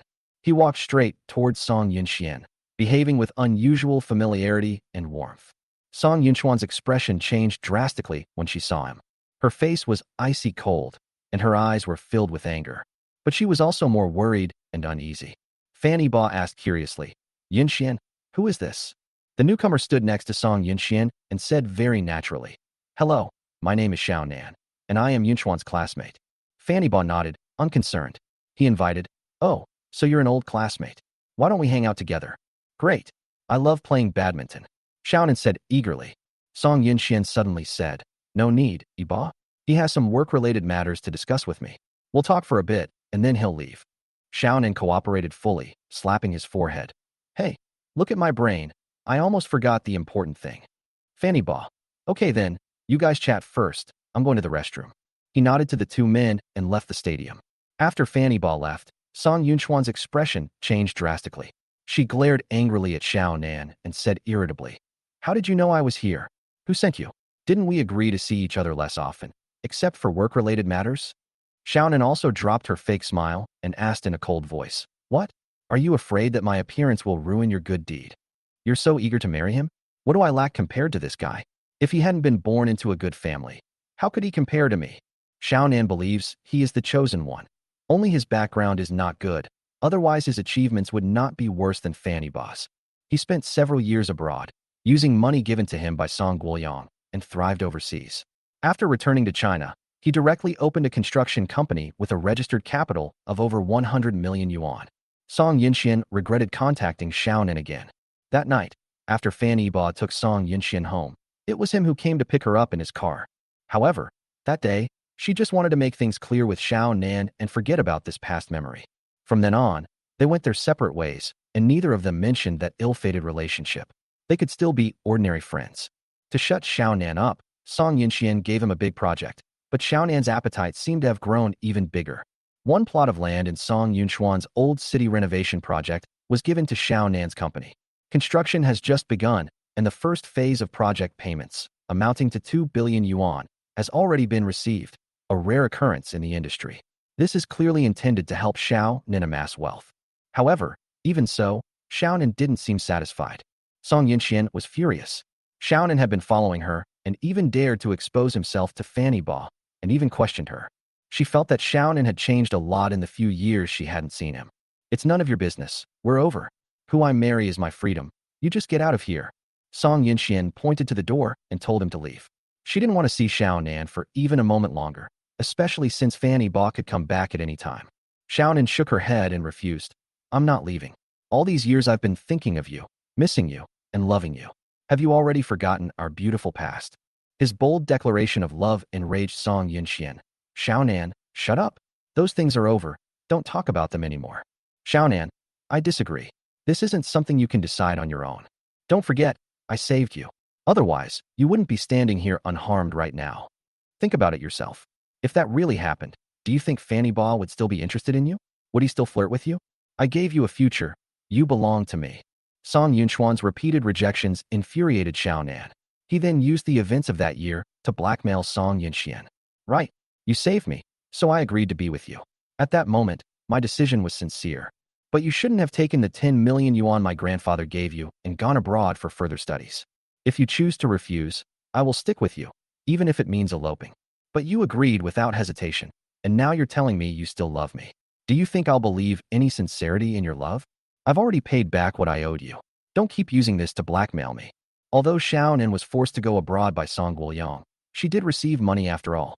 Moreover, after Xiao Nan took the money and went abroad, he never contacted Song Yunxian again. In Song Yunxuan's view, Xiao Nan cares more about money. Money is more important than her. Xiao Nan's face was pale, but he didn't think he had done anything wrong. I did accept your grandfather's money, but he forced me to. Besides, I was doing it for both of us. I went abroad to improve my abilities so that your grandfather would respect me. Look, I did it. I now own my own company and am worth over 100 million. But why didn't you wait for me? You forgot our promise. You promised to marry me. Song Yunxian did agree to his request, but it wasn't out of love. It was more because Xiao Nan had saved her, and she simply wanted to repay his kindness. After getting to know Fanny Ba, she found that the two were similar in terms of knowledge, interests, and hobbies. They had great chemistry when they chatted and enjoyed every day together. Although there was no dramatic love story, she felt that this kind of marriage could last because the two people shared similar values and wouldn't have too many conflicts. Unlike Xiao Nan, who gets angry easily and threatens her with life-saving matters at the drop of a hat. Without comparison, There's no hurt feeling. Song Yinxian is increasingly grateful that her decision was right. Choosing Fan Yibo is the only way she can be happy for the rest of her life. Song Yinxian, everyone has a past. Just consider it that I was blinded by greed back then. I've already compensated you. With a project worth tens of billions, you can earn at least $1 billion or more. Isn't that enough? Chapter 67 isn't enough. Of course it's not enough. Your money is mine. And so is your person. Song Yinchuan's words sounded like she was dismissing a beggar. Xiaonan was enraged. Not enough. Of course not enough. Your money is mine, and you are mine too. Xiaonan seemed to have completely lost his mind. He stepped forward, grabbed Song Yinchuan's arm, and tried to hug her. Song Yinxian resisted desperately, of course. This was a public place, and if someone saw her, she would never be able to explain herself clearly. Song Yinxian, who is 165 centimeters tall and weighs less than 100 caddies, looks like a rag doll next to Xiaonan, who is 180 centimeters tall. Her resistance seemed weak and ineffective. Song Yinxian was so anxious she was almost crying. She yelled, "Xiaonan, are you crazy? Let go. Fan Yibo will be back soon, and he'll definitely misunderstand then." She was always afraid that Fan Yibo would find out about her relationship with Xiaonan. She has never had any scandals, and the outside world is unaware that she has ever had a boyfriend. Although she hadn't been dating Xiaonan for long and hadn't even had her first kiss yet, she was still afraid that Fan Yibo would suspect she wasn't innocent.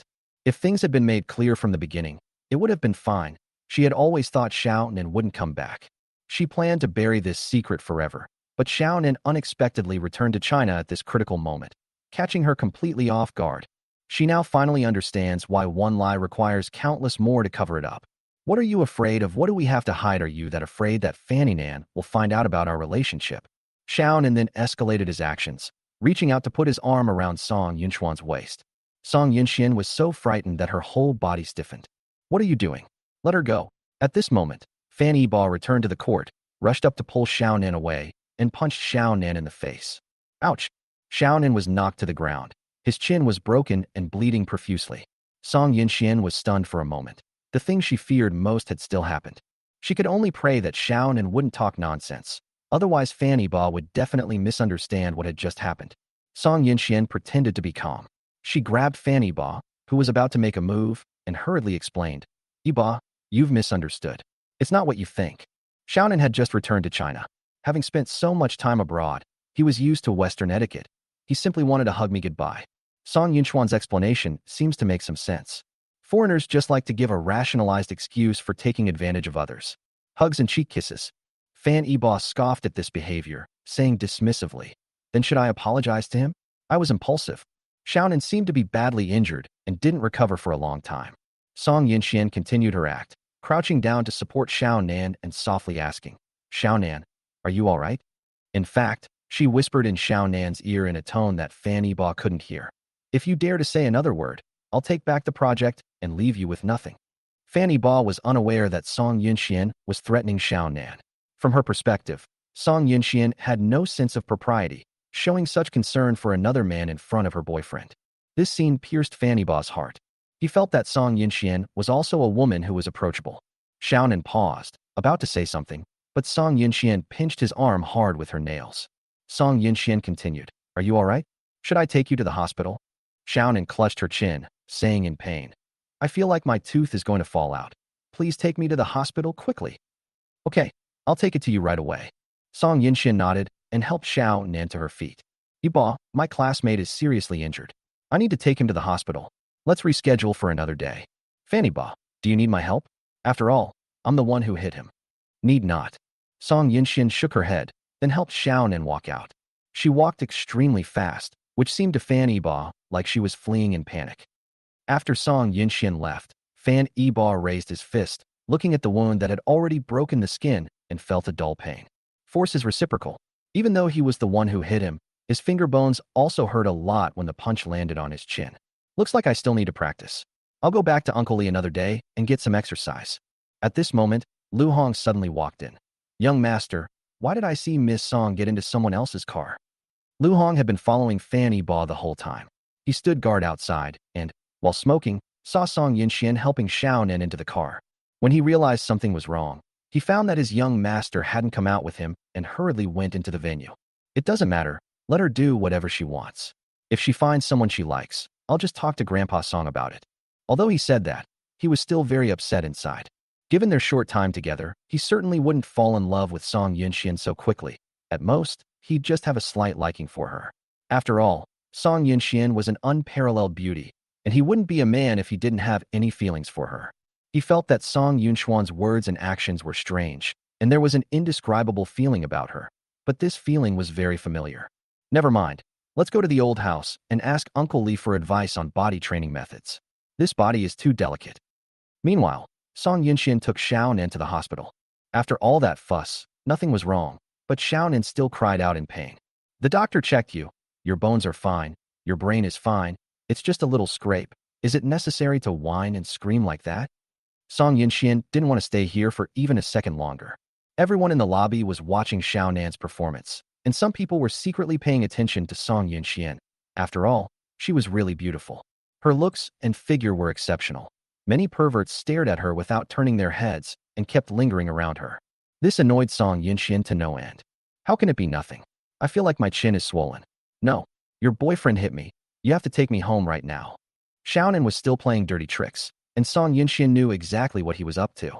If she really goes home with Xiaonan, will she still be able to leave with a clean record? Even if nothing happened, it would be difficult for her to explain it clearly. It was only then that she remembered Fanny Ba. She had been so focused on seeing Xiaonan off that she had completely forgotten about her boyfriend. She prayed that Fanny Ba wouldn't misunderstand. She needed to go and explain things to Fanny Ba as soon as possible. I can't be bothered with you. Go ahead and do whatever you want. I'm leaving. She left the hospital immediately. She wanted to find Fanny Ba and explain things properly. However, at that moment, Song Guoyang called. The old man's tone was very angry. Come back right now and stop embarrassing me in public. After saying that, the old man hung up the phone. Song Yunxian knew that her grandfather must know about her and Xiaonan. She didn't have time to explain to Fanny Ba, so she could only go home and comfort Song Guoyang. Song Guoyang looked stern, his beard practically bristling with anger. Do you know what you're doing? Song Yunxian knew he was very angry, so she quickly grabbed the old man's hand and whispered, Grandpa, please listen to me. Xiaonan and I really have nothing going on. I've already made things clear with him. We're over. Song Guoyang, you two are over? Then you took him to the hospital alone, and a lot of people called to ask me what your relationship was with him, and whether you were dating Xiaonan. Do you know how embarrassed I am? I just spread the news that you and Fanny Nan were going to get married, and the next thing I knew, you were seen getting into a physical altercation with Xiaonan at the hospital. Are you trying to become the next Ji Rushua? How am I supposed to put my old face like that? Song Guoyang was furious. His face was wrinkled with rage. Chapter 68, Making the Impossible Possible. Song Guoyang has been in a good mood lately. He's enjoying a leisurely drink of the premium black tea that Fanny Ba sent him. He thinks highly of Fanny Ba, his grandson-in-law, because of his good family background and his humble and filial nature. Recently, Song Yunxian and Fanny Ba have been in close contact, and everything is developing in the best possible way. Who knew that several people had just called him, saying that Song Yunxian had personally taken a strange man to the hospital. They were practically saying it outright. Song Yunxian was reenacting Ji Rushua, visiting a sick person in a formal dress. This infuriated Song Guoyang, who immediately smashed his favorite purple clay teapot. Song Yunxian protested her innocence. What? I didn't do that. Can't I even take a friend to the hospital? Song Yunxian had no idea that things would be spread like this. She suddenly understood Ji Rushua a little. Friend, are you and Xiaonan just ordinary friends? Everyone knows about your messy relationship. What if a classmate who knows you tells Fanny Ba about this? What do you think he'll think? Even if he's a friend, why did you have to personally take him to the hospital? Couldn't you have just sent a driver or bodyguard with him? You're not being discreet at all. Song Guoyang was exasperated. Song Yunxian was really acting recklessly. As soon as Xiaonan came back, she had no sense of propriety at all. Just when she was about to get engaged to Fanny Ba, this incident happened. Grandpa, Xiaonan was injured by Yi Bo. I was afraid that Xiaonan would talk nonsense in anger, so I took Xiaonan away. Song Yunxian didn't dare to say the specific reason. If she said that Fanny Ba only acted because he saw Xiaonan trying to forcibly hug her, it is estimated that Song Guoyang will arrange for Xiaonan to be drowned in the river. What? It was Yi Ba who did it. Yes, he's the one who hit her. Song Yunxian thought her grandfather would understand her, but the opposite was true. It's over. It's over. Song Guoyang slumped onto the sofa, his eyes filled with an indescribable sense of loss. Grandpa, what's wrong? My granddaughter, are you stupid? Your husband got into a fight with someone. And instead of helping him, you went to take care of the person he hit. What a foolish thing you did.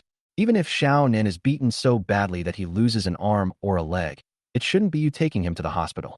You could just hire a bodyguard. How can you expect Fan Yiba to feel after doing this? How can you expect him to save face? His own woman is actually siding with an outsider. Song Yinxian was completely dumbfounded. She had never thought of it that way before. She was too scared to care, worried that Xiao Nen would talk nonsense and expose their relationship. Men tend to be chauvinistic, especially powerful and influential men who have a strong possessive nature. Her actions today were far-fetched. Taking Xiao Nen to the hospital was completely unnecessary. Song Yinxian asked anxiously, "Grandpa, what should I do?" "That's not what I meant. Will Yiba misunderstand me?" Song Guoliang didn't have time to scold her. He quickly said, "Call him now and invite him over for dinner tonight. I will apologize to him in person and make it clear to him that you still have feelings for him.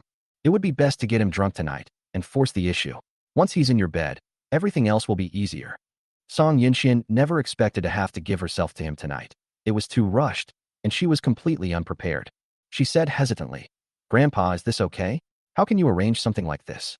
Song Guoliang could tell that Song Yinxian had feelings for Fan Yiba, so he did the opposite. "My silly child, what are you still thinking about? If you really don't want to marry him, then let's just drop this matter." Song Yinxian immediately became anxious. Fan Yiba was indeed her best choice.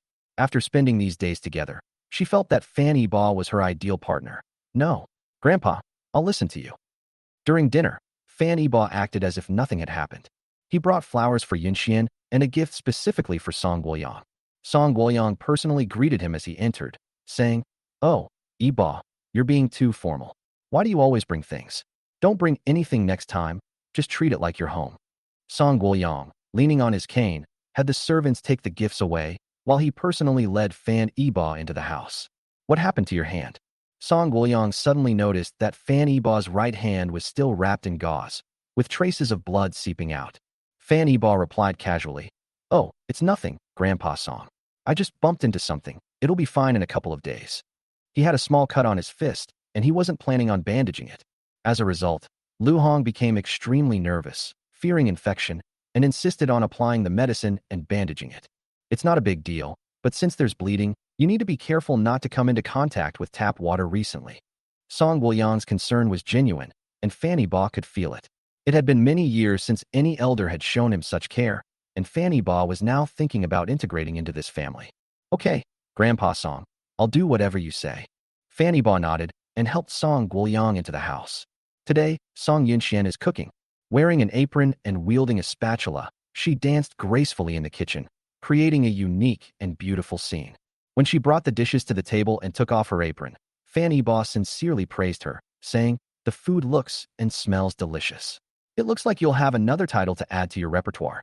Song Yinxian still felt guilty and didn't dare to look at Fan Yiba's face. Seeing that Fan Yiba took the initiative to talk to her, she felt much more relaxed. She asked curiously, "What is it?" Fan Yiba smiled and said, "The most beautiful cook. I didn't expect you to cook with such elegance, like a butterfly fluttering in the air." Song Yinxian is truly beautiful. Unlike Ji Rushue's cold and noble beauty, her beauty has a more graceful and elegant feel. Song Yinxian was surprised that Fan Yiba didn't mention what happened that afternoon at all, but instead praised her. Instead of being happy, she felt even more upset. If Fan Yiba scolded her harshly, she might feel better. This shows that Fan Yiba has feelings for her, but his indifference suggests that she has never truly entered his heart. In this relationship, it was Song Yinxian who fell for him first. Song Guoyang personally poured Fan Yiba a full glass of wine. "Yiba, don't praise her anymore. Look how arrogant she's become. I know everything that happened this afternoon. It's Yinchuan's fault. She needs to be severely criticized for this." Song Guoyang turned to Song Yinxian and sternly rebuked her. "A woman follows her husband. You are Yiba's girlfriend now. Even if Yiba was wrong to hit someone, you can't contradict him in front of outsiders. You must apologize to Yiba sincerely today. If he doesn't forgive you, you are not a daughter of the Song family." Song Guoyang's words were very serious. Song Yinxian burst into tears instantly. She looked at Fan Yiba with a wronged expression and opened her mouth to apologize. Fan Yiba grabbed Song Yinchuan's hand and gently patted the back of her hand, comforting her. "It's okay. Don't cry. I didn't take it to heart. Besides, you didn't do anything wrong. It was I who hit you without understanding the situation.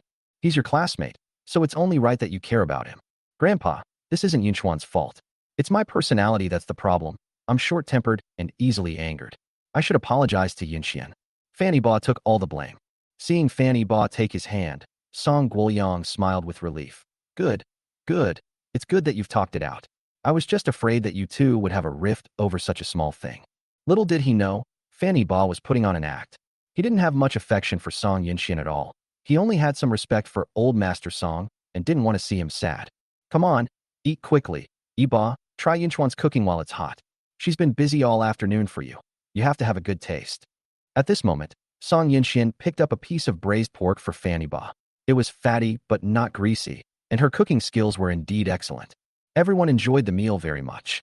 Tonight, Song Yunxian also paid no attention to the old man's drinking capacity.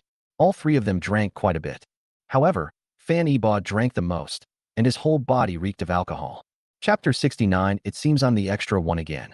After several rounds of drinks and 5 courses of food, the old man covered his head and complained that he had drunk too much and needed to go to bed early.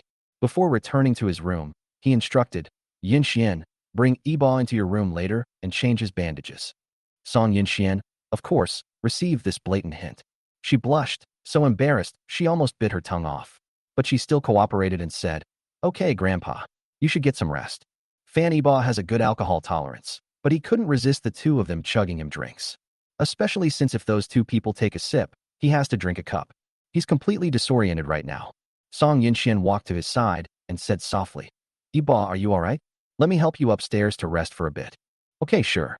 Fanny Ba's voice was very nasal at that moment, and he seemed unsteady on his feet. He thought Song Yunxian was taking him to the guest room. His eyesight was already failing him. If he were to observe more closely now, he would have noticed that Song Yunchuan's face was so red it could bleed. In a daze, Fanny Ba felt himself lying on a very soft bed, which had a refreshing fragrance. The rich, fragrant aroma made him feel weak all over, as if his bones were melting. At that moment, he felt someone changing his bandages. The movements were very gentle. The hands were soft and delicate, the skin touching his arm, making his heart flutter. After changing Fanny Ba's bandages, a blush rose on Song Yunchuan's face. She blinked her big eyes, still unable to resist looking at Fanny Ba's face. This was the first time she had brought a man into her boudoir. Shy yet full of anticipation, she felt as if she were walking on cotton.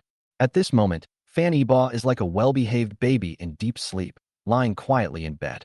With striking features, a high nose bridge, sharp eyebrows, and bright eyes, he is incredibly handsome. Song Yunxian was captivated by the sight. Her face flushed slightly, and her eyes were hazy, like a rosebud about to bloom. Fanny Ba seemed to feel a bit hot, so he forcefully ripped open his shirt, revealing the well-defined, beautifully sculpted muscles on his chest. Song Yunxian was startled. She quickly turned around shyly, her blush becoming even more noticeable. She was still somewhat hesitant. She never expected things to develop this way. Tonight she was about to take this step, to become a woman from a girl. Having maintained her chastity for more than 20 years, she was extremely apprehensive and nervous, her palms sweating. Knowing she couldn't avoid it, she punched Fanny Ba hard in the chest. Song Yunxian gently bit her lip, her eyes filled with tears, making her look exceptionally charming. You bad person, all you do is bully me.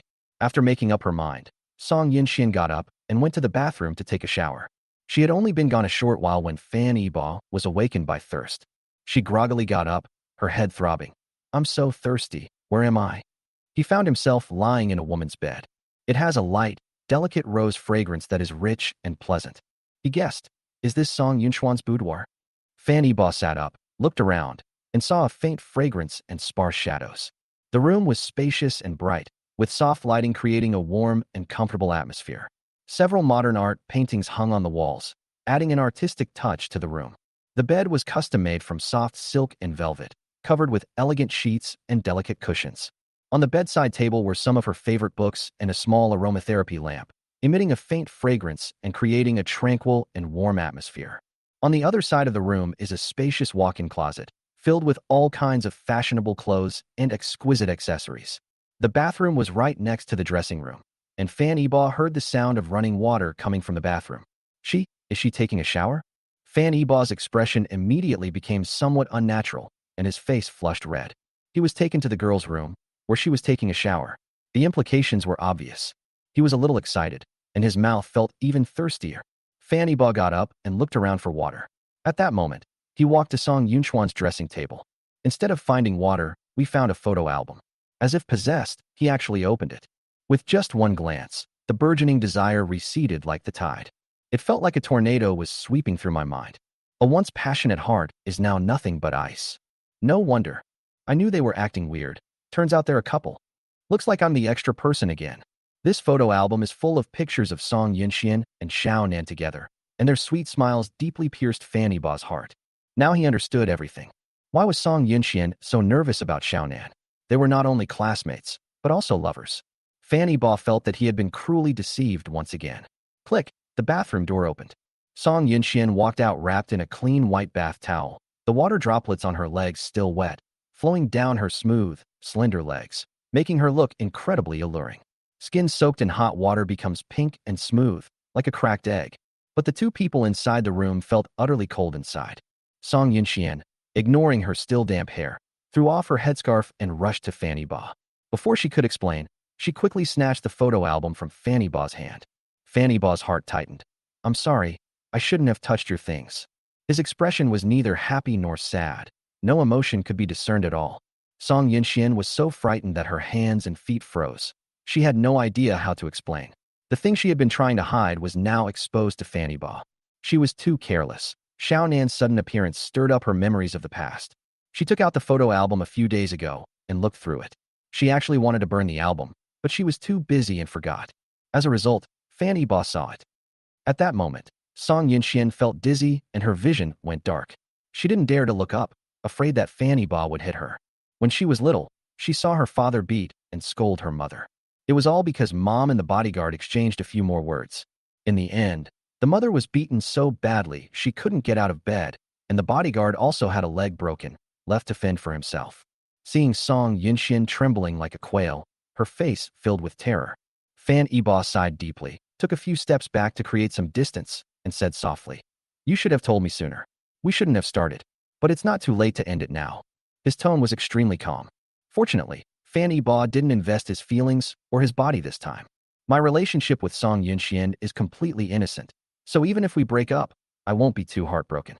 Fan Yibo was too calm, so calm that Song Yunxian felt sorry for him. She wanted to explain, but didn't know how to put her words into words. She wanted to say that it was all in the past and that she and Xiao Nan were over. But she treasures this photo album and doesn't lose it. Who would believe her? Fan Yibo, you don't need to explain, I understand. I'll talk to Grandpa. I'm leaving now. He didn't want to stay a moment longer, so he put on his coat and wanted to go outside. At this moment, Song Yunxian suddenly dropped the photo album, rushed behind Fan Yibo, and hugged him tightly. Don't go. I know you're angry. Hit me, yell at me, do whatever you want. Just stay tonight. As Song Yunxian spoke, she took Fan Yibo's hand and touched her fair and smooth skin.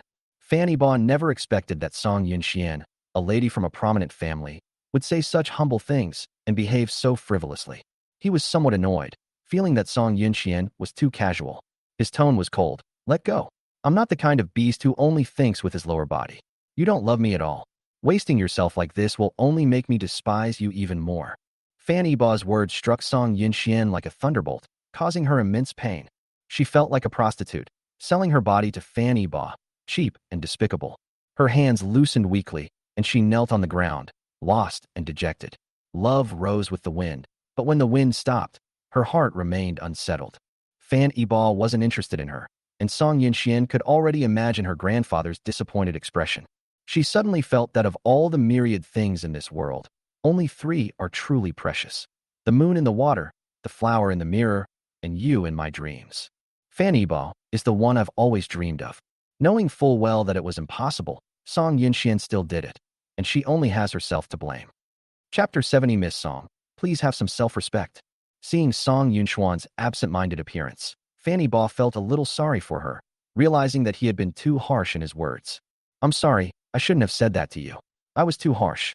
What I meant was that you should pursue your own love and not be afraid of the pressure your grandfather puts on you. We are all adults, and you have the right to make your own choices. Don't worry, I'll talk to your grandfather and I'll handle it. I'm very sorry about what happened to Xiao Nan. If I had known about your relationship, I wouldn't have hit him.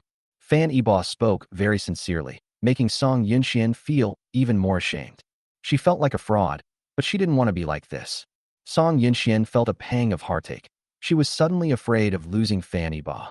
No matter how you look at it, Fanny Ba is the most suitable life partner for her. She felt a surge of panic. It was all a misunderstanding. She was just too afraid that Fanny Ba would care about her past. In fact, she should have realized long ago that Fanny Ba was not a chauvinist at all. His gentleness and understanding always put her feelings first. Even now, Fanny Ba is still thinking of her, afraid that his grandfather will scold him, and is taking the initiative to shoulder all the responsibility. If she loses a man like that, she'll never find another one. Song Yunxuan's tone became even more humble as she grabbed Fanny Ba's trouser leg. No, Iba. Xiao Nan and I did date for a while, but we had no feelings for each other at all. I only got together with him because he saved me. We didn't go as far as sleeping together, you can believe me. Song Yinxian was not lying about this. Because of her mother's experience, she learned a profound lesson. Before marrying my father, my mother had a boyfriend, and in a moment of passion, she gave away her precious virginity. Unfortunately, the mother and her first love did not end up together. My mother eventually married my father. But when her parents were together, her mother kept these things a secret. It wasn't until her mother reunited with her first love and her father unexpectedly found out that their once happy family was shattered. The gentle and refined father began to drink heavily and beat his wife. Sometimes, the father would even hit Song Yinxian in his rage.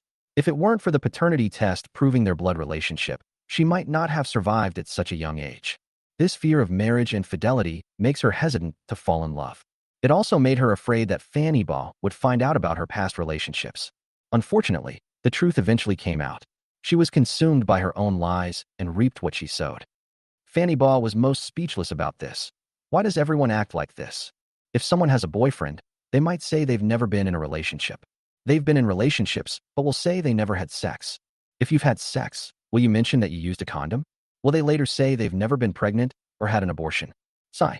Does being a divorced woman mean you can't get married again? That's not what I care about. It's not unusual to have been in a relationship these days. I don't have a thing for virgins. I only want to marry a woman who truly loves me. Conflicts are acceptable in a relationship, but deception is unacceptable. As you probably know, my previous relationship with Ji Rushua ended badly, and I still feel hurt. You shouldn't have hidden it.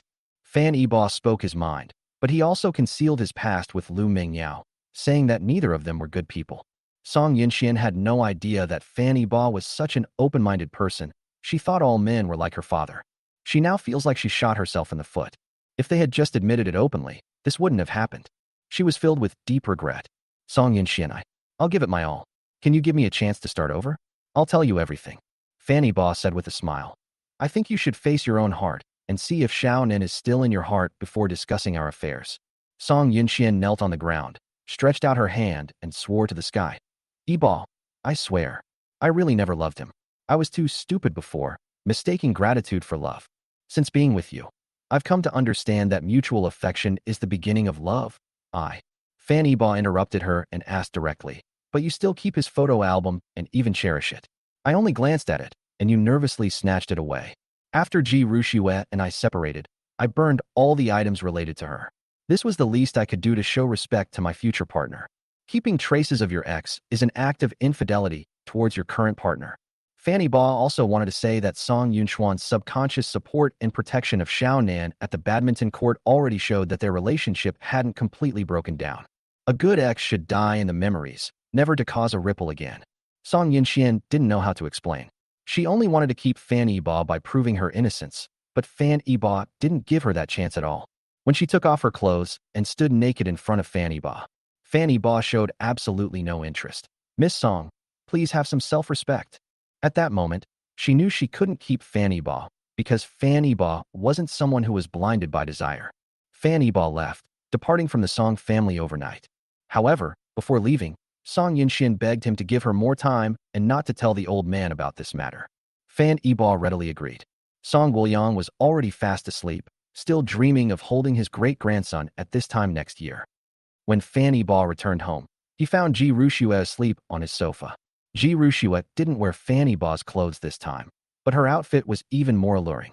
A denim miniskirt that barely covers the buttocks reveals the inner thighs with just a slight bend over.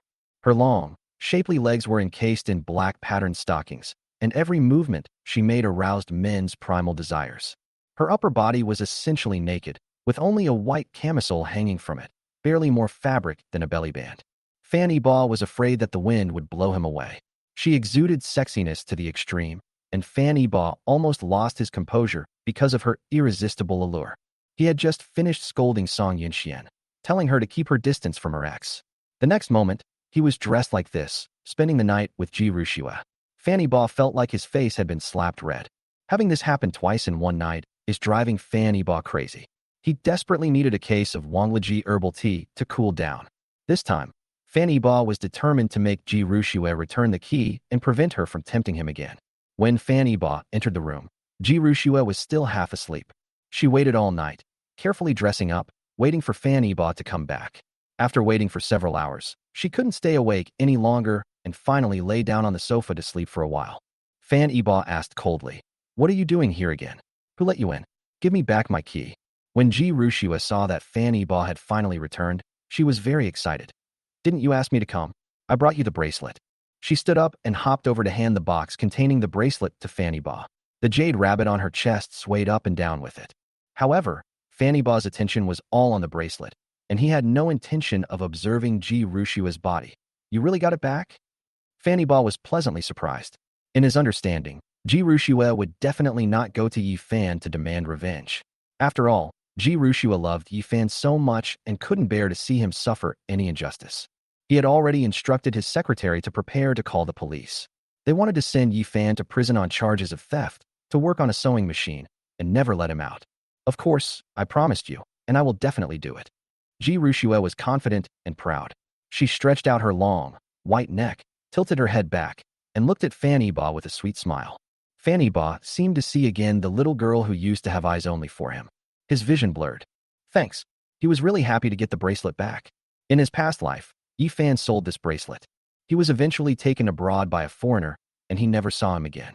Now that his mother's bracelet is back in his hands, he will have no regrets for the rest of his life.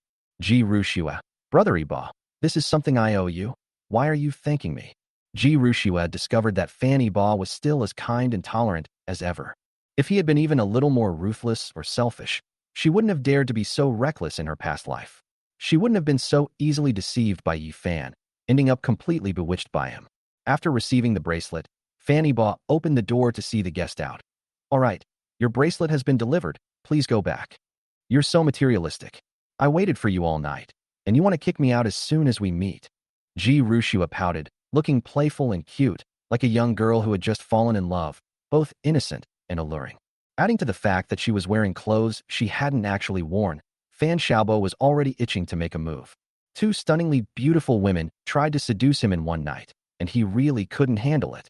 Fortunately, he was already familiar with Ji Ruxue's body in his previous life and had a certain degree of resistance. Besides, he felt physically disgusted just seeing Ji Ruxue.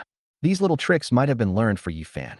The thought of Yi Fan making Ji Ruxue dress like this and then pinning her down made Fan Yi-Ba's anger explode.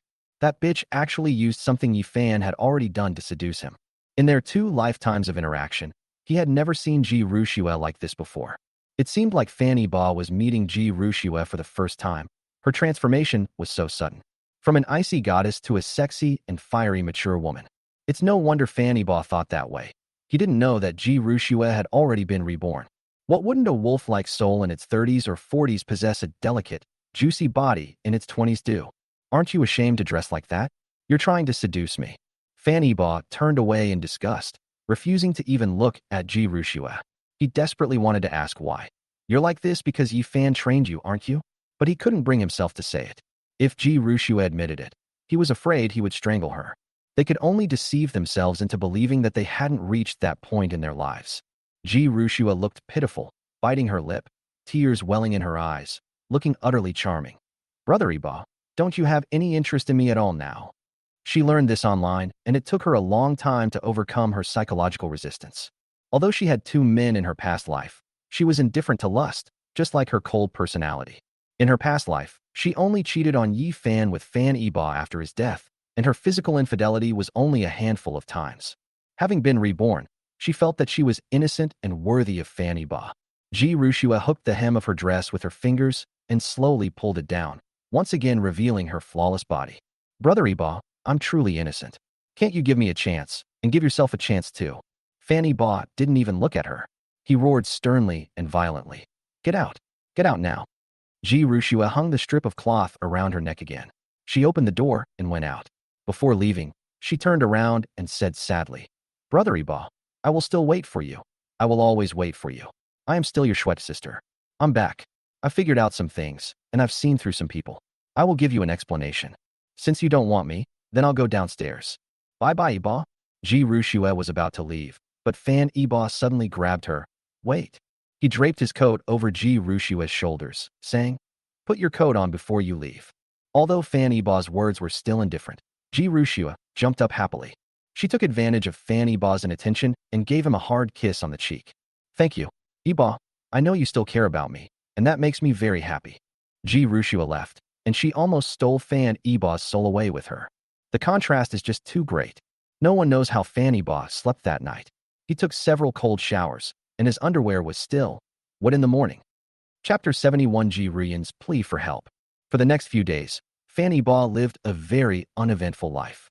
He didn't go to Song Yunchuan's company building to confess his feelings again, nor did he go on dates with her anymore. Their relationship was put on hold. The two, who were clearly in the throes of a passionate relationship, suddenly found their feelings fading, and rumors were circulating in their social circle that it was because Xiaonan had broken up with her boyfriend.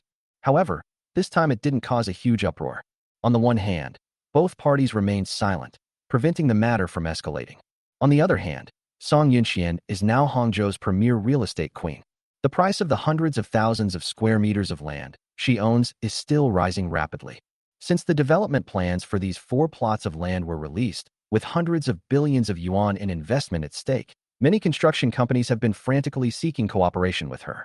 Countless people want a piece of the pie from her, so who would dare offend her? Fan Iba has resumed his reclusive lifestyle. The mobile apps for the 2 projects he had previously planned, bike sharing and ride-hailing, are almost finished. We will soon enter the offline promotion phase. He then took on the role of chairman in earnest, keeping a close eye on the project. He went to work diligently, while his employees began to complain endlessly. Is our boss heartbroken again? Why is he always targeting us and finding fault with us? I'm so annoyed. Sigh, who knows? Now I finally understand what it means to be afraid of rich kids sponging off their parents, but afraid of them starting their own businesses. They talk too much and cause too much trouble. God, please arrange another girlfriend for our boss so he can date and give us some freedom. Fan Iba worked very seriously, but his efforts were not recognized, and he was mercilessly criticized. That day, because the progress was too slow, Fan Iba asked the company's employees to work overtime to fix the bugs. He also stayed to work overtime. Just then, his phone rang. It was Ji Ruyan calling. Ruyan, what brings you here so late? The environment around Ji Ruyan's place was extremely noisy, with deafening music, like being in a bar. Brother Iba, please come and save me. Someone is bullying me. I'm at Crown. Before Ji Ruyan could finish speaking, angry shouts came from the other end of the line, and someone was trying to snatch Ji Ruyan's phone. Damn it, you bitch, who are you calling? Give me her phone. Aya, get away from me, you pervert. Fan Iba heard Ji Ruyan's angry voice, which sounded like she was about to cry. Ruyan, how are you? Ji Rushua did not answer. The call had already been disconnected. Upon learning that Ji Ruyan was in danger, Fan Iba flew into a rage like a mad lion, his entire body radiating murderous intent. Damn it. Fan Iba dialed Lu Hong's number and rushed out. Hey Lu Hong, take me to the Crown Bar right now. Ji Ruyan is being bullied there. Bring all the building's security guards. Get her out of there as soon as possible. If anything happens to her, don't bother coming back to see me. 10 minutes later, more than a dozen cars stopped outside the Crown Bar, and dozens of burly men rushed into the bar. They had just gone in when Fan Iba arrived right behind them. After Fan Iba entered the bar, he saw Lu Hong confronting a group of rich young men. Ji Ruyan was hidden behind this group of people. Ji Ruyan and another girl looked like they had been given a lot of alcohol. Their faces were flushed, and they were somewhat delirious, shaking their heads. Lu Hong shouted, "Hand over the person right now." The leader, a blonde-haired man with a large tattoo on his arm, arrogantly said, "Damn it. Who do you think you are, daring to threaten me? Do you know who I am? How many people in the entire city of Hangzhou dare to talk to me like that?" He didn't take Lu Hong and the others seriously at all. "Let me tell you, I'm going to have this girl today. Come and try to take her if you dare." Huang Mao grabbed Ji Ruyan's arm and dragged her in front of Lu Hong, acting extremely arrogantly. But Lu Hong watched helplessly, and he didn't dare to make a move. Ha ha ha ha. A bunch of spineless cowards. Get lost. Otherwise, come back and collect the bodies after we're done. Fanny Ba, watching from behind, was furious. Lu Hong, is this how you do things? I told you to rescue him, no matter who he is. Even if he kills me, I'll take responsibility. Lu Hong, unaware that Fanny Ba had already arrived, looked ashamed and said, Young master. Fanny Ba, stop talking nonsense and hurry up and rescue them. Yes, brothers. Charge. These bodyguards couldn't wait any longer. They transformed into bloodthirsty beasts, pouncing towards Huang Mao and his group. Fanny Ba brought professional bodyguards, who were no match for these rich young masters. He was lying on the ground, howling in agony after only a few blows. Fanny Ba led Ji Ruyan to a safe place and gently patted her face. Ruyan, how are you? Wake up. Ji Ruyan's clothes were disheveled, but she was still in good condition overall. She had some scratches on her body from struggling, and Fanny Ba felt particularly sorry for her. At this moment, Lu Hong ran to Fanny Ba's side carrying another girl. Young master, they must have been drugged. Drug it? Yes, they were just given the drug, and the effects haven't kicked in yet. We need to take them to the hospital. Fanny Ba didn't have time to think much. Okay, I'll take them there now. Lu Hong then asked, what about these people? He pointed to a group of noblemen who had been knocked to the ground.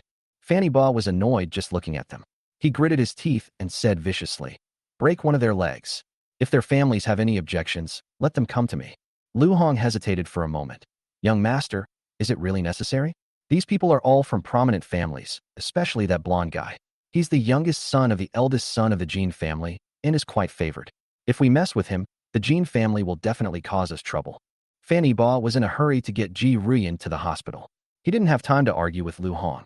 He roared, Lu Hong, you're my bodyguard, not from the Jin family. You do what I tell you to do, and I'll take responsibility if anything happens. He felt that the older Lu Hong got, the less daring he became. Yes, young master. Without further hesitation, Lu Hong steeled his resolve and turned to walk towards Huang Mao and the others. Just as Fanny Ba carried Ji Ruyan out the door, several heart-wrenching screams came from behind them. It was 2 a.m. in a hospital ward. Ji Ruyan and another girl were in this ward.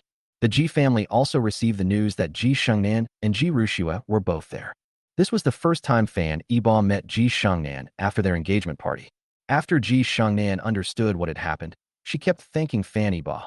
Yiba, it's all thanks to your timely arrival. Otherwise my granddaughter would have been doomed. Our Ji family will not let this matter rest. Tomorrow I will arrange for people to find these bastards. Don't think that just because our Ji family has no men, we can be bullied. When Ji Shengnan was young, she was also a woman who loved to fight and kill, and when she got into a fight, she was no less capable than a man. These two are the only remaining members of her Ji family. If they are truly violated, she will absolutely not let those people get away with it. Fanny Ba, don't worry, I've already avenged Ru Yan. I had one of their legs broken as an apology to Ru Yan. Ji Rushua never expected Fanny Ba to have such a fierce side. In his previous life, he had always been kind and gentle, and even when he was bullied, he dared not utter a sound. But now, he's doing something so domineering. Ji Rushua was certain that Fanny Ba had been reborn. His tragic experiences in his past life changed his perspective. Good job. That's how they should be taught a lesson. Ji Shengnan was very satisfied with Fanny Ba's actions. He took revenge for his grievances. However, what she didn't know was that the person whose leg was broken was either rich or powerful. Among them are direct descendants of the Jin family. Chapter 72 Yi Fan is one of ours. Meanwhile, at the Jin family private hospital in Hangzhou, Jin Mingyi and his 6 or 7 descendants sat around Jin Yuliang's sickbed. Jin Yuliang is the blonde guy whose leg was broken by Fanny Ba. He is Kim Myung Yui's eldest son, Kim Namtaek, and his youngest son. Jin Mingyi can be described as blessed with many children, as he has 4 sons and 3 daughters. There are even more grandchildren, more than 20 in total. However, only a few people were truly favored. The eldest son, Kim Namtaek, and the youngest son, Kim Baicheon, are the most outstanding members of the second generation of the Kim family. Kim Baicheon is only in his 30s, and Kim Myung had him late in life, so he dotes on him the most. The grandchildren are the eldest grandson Jin Yuqing and Jin Yuliang. However, Kim Okesung was favored because of his outstanding ability to handle affairs, while Kim Okaryong was favored because of his outstanding ability to cause trouble. The more mischievous he was, the more Jin Mingyi liked him.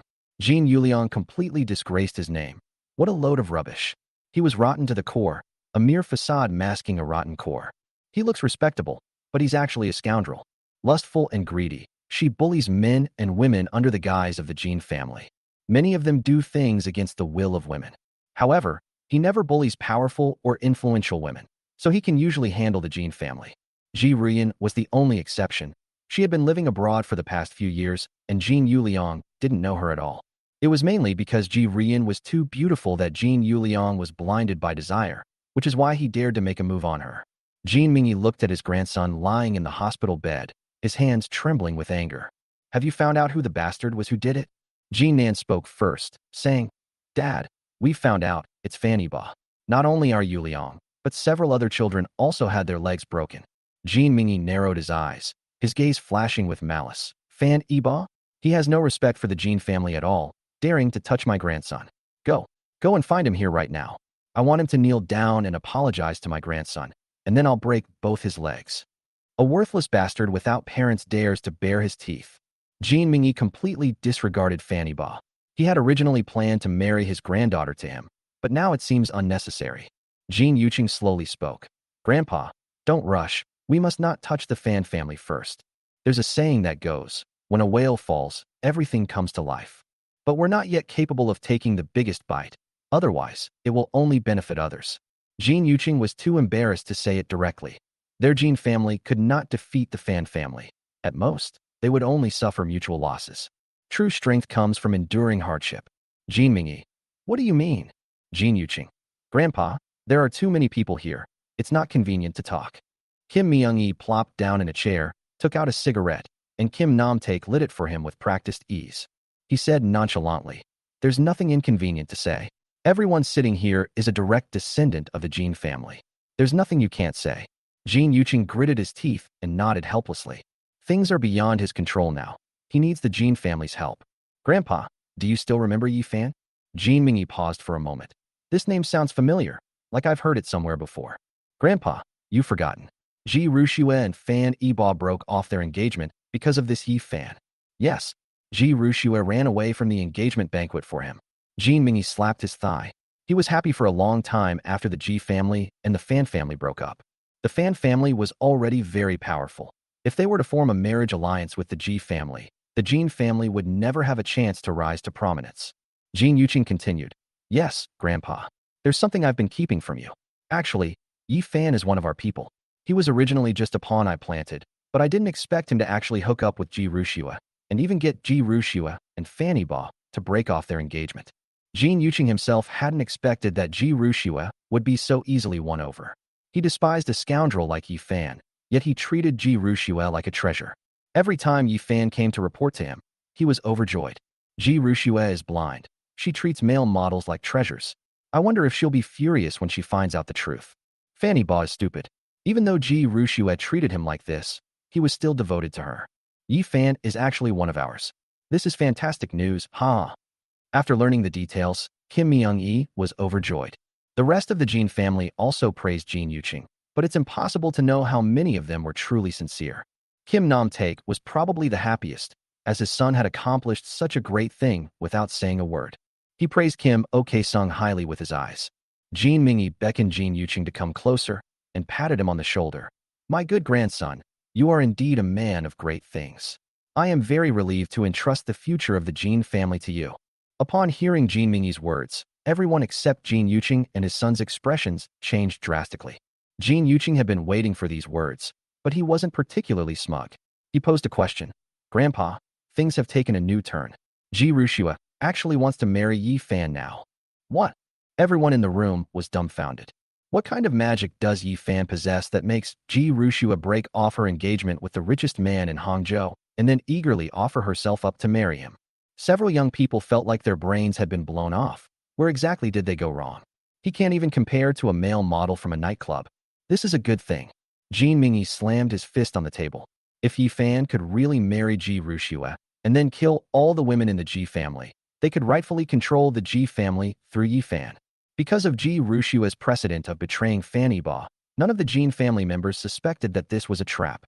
Jean Yuqing had some concerns. It is indeed a good thing, but Ji Ruxue has made a request.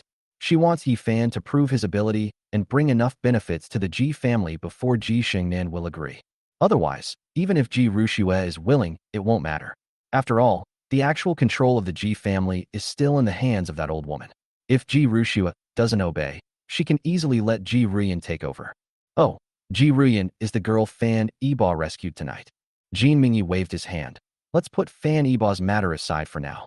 Let's deal with Ji Rushua first, and then gradually take over the Ji family. Although the Ji family has encountered some difficulties, even a starved camel is bigger than a horse, and after being squeezed dry, it will still be worth tens of billions. Once we take over the Ji family, dealing with Fan Yiba will be much easier. Yes, Grandpa, that's what I mean too. Let's put aside the matter of my brother being injured for now, and cooperate with Yi Fan so that he has the ability to marry Ji Rushua. Jin Mingyi, okay, this matter is your responsibility. We will fully cooperate with you in terms of money and manpower. That's great. Grandpa, with your words, I can go ahead and do it. On the Ji family's side, Ji Ruyan and her friends are all safe and sound. Fan Yiba bid farewell to Ji Shengnan. Ji Shengnan, Shuer, why don't you give it a shot? Let's explain some things properly. Ji Rushua nodded indifferently. Okay, Grandma. Fan Yiba, then I'll take my leave now. If Ruyan has any further questions, please feel free to contact me. He did this out of concern for Ji Ruyan, regardless of how badly things had turned between him and the Ji family. He always felt grateful to Ji Ruyan. Ji Rushua led Fan Yiba outside, saying, Let's go, I'll see you off. As the two walked out the door, Ji Rushua suddenly grabbed Fan Yiba's arm.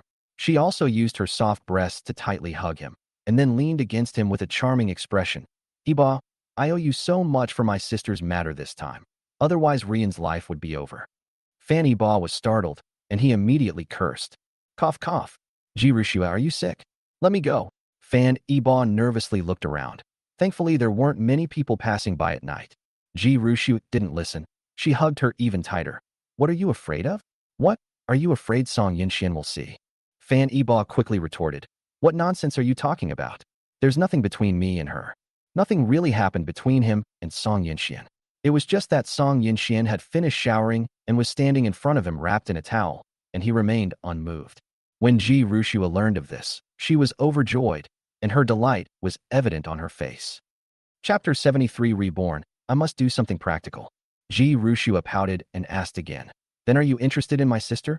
You seem so concerned and eager to help her. Fan Yiba knew she was trying to get information out of him, so he didn't explain and directly rejected Ji Rushua's idea. Why are you so concerned about my affairs? Even if I don't like your sister, I will never fall in love with you again. Ji Rushua, what did I do to give you the illusion that I would come back? The fact that I haven't killed you and Yi Fan is already showing you both magnanimity. For what you two have done, I wouldn't even flinch if you died 1,000 times. You'd better not force me to take action and stay away from me. Ji Rushua's repeated attempts to seduce him infuriated Fan Yiba. He didn't care why Ji Rushua had become like this. In short, he wanted to stay away from this bitch. He will never fall into the same pit twice. No matter how much Fan Yiba cursed at her, Ji Rushua ignored him completely. She remained smiling, neither fighting back nor arguing back. Ji Rushua touched Fan Yiba's heart with her snow-white jade fingers, pouted, and said with dissatisfaction, Humph. Brother Yiba, I already know I was wrong, but you still won't let go of my little trick. What do you want me to do? Ji Rushua's sweet, coquettish voice gave Fan Yiba goosebumps all over. Fan Yiba, Ji Rushua, I don't need you. I'll be better off without you. Why would I go back to eat this rotten grass that's already been eaten? Ji Rushua was starting to lose her composure. She said with a hint of jealousy, Humph. You scumbag. I know you've had a lot of romantic opportunities since you left me, and many young ladies from well-to-do families are eager to marry you. You're dating Song Yinxian now, but she definitely doesn't love you as much as I do. I'll listen to everything you say. I'll do anything you ask for me. Even if you have other women, I don't care, I won't be angry. Because I know they are all just passing through, and I am your final destination. Fan Yiba couldn't stand Ji Rushua's behavior. He was more familiar with the woman who was as cold as ice. Now, Ji Rushua was as tender as fire, and the closer he got to her, the more he felt the heat. I can't stand your nonsense, I'm leaving. Ji Rushua said from behind him. Fan Yiba, I'm destined to be your woman for life, and you can't get rid of me. Give me some time, and I'll give you a surprise. By then, all the misunderstandings between us, past and present, will be cleared up. Fan Yiba paused, especially after Ji Rushua mentioned past and present lives. He felt that Ji Rushua already knew his secret. Fan Yiba felt scared and quickened his pace to leave the hospital without stopping. For the next few days, the entire city of Hangzhou remained calm, and the Jean family did not retaliate. Fan Yibo continued to focus on his project. Under his strict supervision, the Jiajek ride-hailing platform was successfully established. Now, we are in the formal offline promotion phase and are recruiting a large number of drivers. Fan Yibo plans to use massive spending to quickly seize the market and prevent other companies from following suit. With platform subsidies, ride-hailing drivers are earning more, and many are registering with their real names on the app. Passengers are also benefiting from the generous subsidies, making taxi rides feel like they're free. They also enjoy designated pickup and drop-off services and don't have to compete with others for taxis. As a result, many people are downloading ride-hailing apps. For a time, ride-hailing services became a hot topic. It frequently trends on social media. I reiterate, passenger safety is paramount, and driver identity verification must be rigorous. If a passenger is involved in an accident, it will be a huge blow to our promotional efforts. At the meeting, Fan Yibo repeatedly emphasized travel safety. The project manager was also very concerned about this matter. Okay, Mr. Fan, don't worry. We have multiple ways to verify the driver's identity. At the same time, I have added a one-click SOS function to the app. As long as the passenger feels danger, we will take the initiative to contact the driver, and if the driver does not answer the phone, we will call the police. Fan Yibo nodded. In his previous life, due to lax supervision, many bad actors drove for ride-hailing services, and many young girls suffered as a result. He would never allow such a thing to happen in his company. He would rather slow down the recruitment of drivers than compromise on the quality of the drivers. The ride-hailing project is progressing smoothly, but the bike-sharing project has encountered some problems. The main problem is that the cost per vehicle cannot be reduced. Fan Yibo, Mr. Lee, could you talk to the bicycle factory again and try to reduce the cost to 500 yuan per bicycle while ensuring quality? Li Shun, the shared bike project manager, was somewhat troubled. President Fan, the cost really can't be reduced any further unless we increase the number of ride-hailing vehicles. Once production increases, the cost will come down. Fan Yibo tapped the table, then increase production. The original plan was 100,000 vehicles, but we'll increase it to 300,000. We'll open up more cities, launching them in first and second-tier cities simultaneously. Chairman, I think we should test the waters first. What if customers don't accept it? We'll be stuck with these cars. You don't need to worry about this. Just carry out my plan. At the meeting, Fan Yibo dominated the discussion, and his decisions were not open to questioning. Chairman, do we need to collect a deposit? What if the vehicle is stolen? No deposit required. The vehicle will definitely be stolen, and there will be significant damage. He had many questions from his subordinates, but he didn't have time to explain them all. The two projects were chosen because they had proven feasible in practice. At this moment, Li Shun suddenly asked, President Fan, shouldn't we find a brand ambassador? Fan Yibo, you guys decide this. Li Shun, okay, Mr. Fan. I think Lu Mingyao, who has recently become very popular, is quite good. She has a great image and temperament, and is hailed as the new generation of national goddess. Li Shun also took out a poster and handed it to Fan Yibo to look at. Lu Mingyao looks even more beautiful in the photo than she did recently.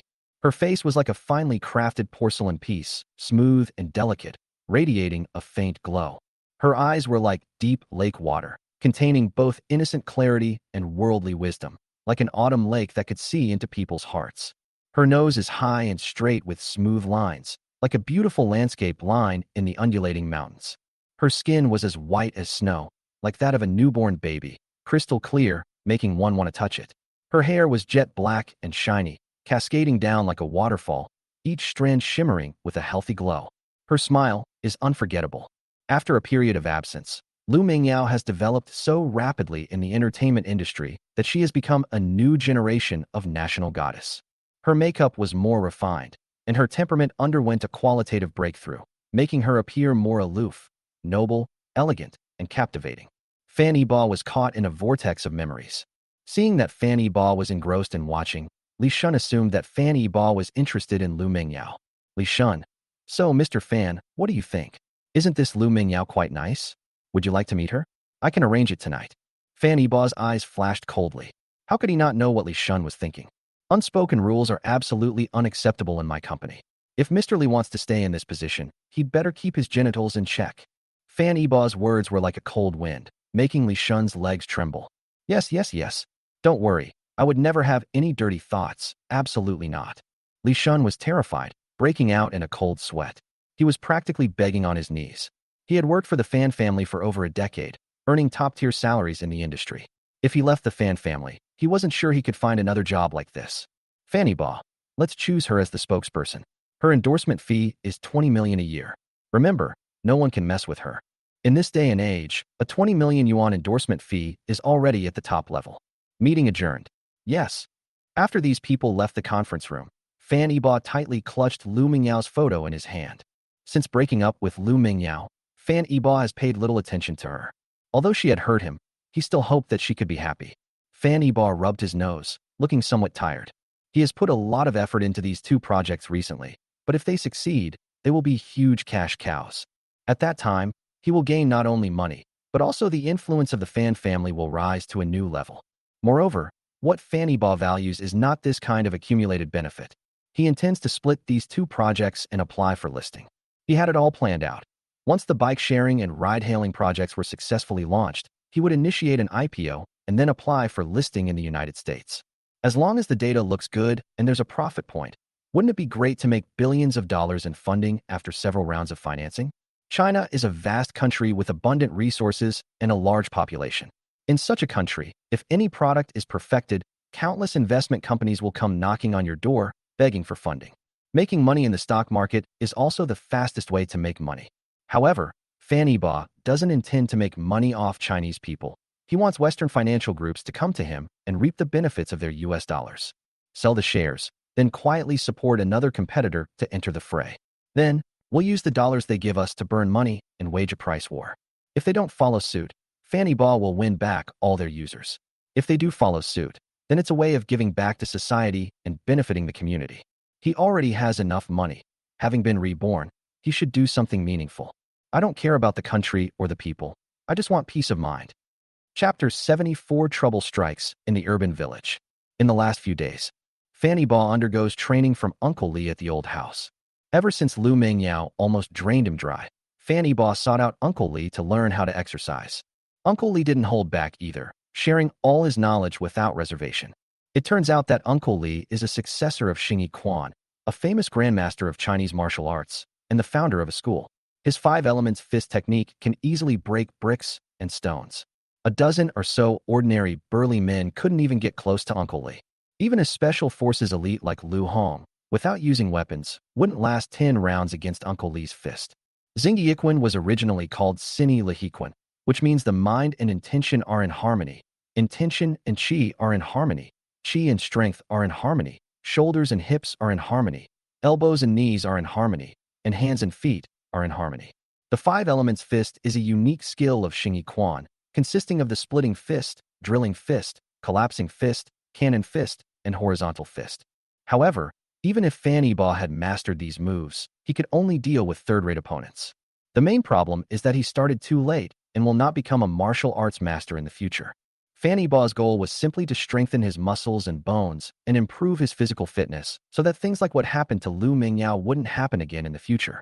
Just then, Fan Yibao came out of the medicinal pool, which Uncle Li had specially prepared for him, using many precious medicinal herbs. With the addition of oral medications and gradual training, Fan Yibao's physical fitness improved by more than half in just a few weeks. He used to have 1 abs, but now he has developed 6. The lines of his abs are clear and deep, like 6 exquisitely carved pieces of jade, each full of power and beauty. Fan Yibao looks even more robust. He is tall and strong, like a sturdy pine tree. Through his hard work and sweat during this period, he learned a lesson. Giving to others may not guarantee results, but giving to yourself will definitely bring rewards. Fan Yibao walked up to Uncle Li and said respectfully, "Uncle Li, I was so stupid before. I didn't worship a great deity like you and just messed around. Now it's too late to regret it." Ever since witnessing Uncle Li's skills, Fan Yibao has longed to have his level of skill. Unfortunately, his meridians and bones were already set, so he couldn't cultivate internal energy. He could only strengthen his physique and learn some hand skills. Uncle Li, holding a teapot, poured Fan Yibao a cup. "Young master, don't think I don't know why you suddenly sought me out. Practicing martial arts is just an excuse. Learning some bedroom skills is the real reason, isn't it?"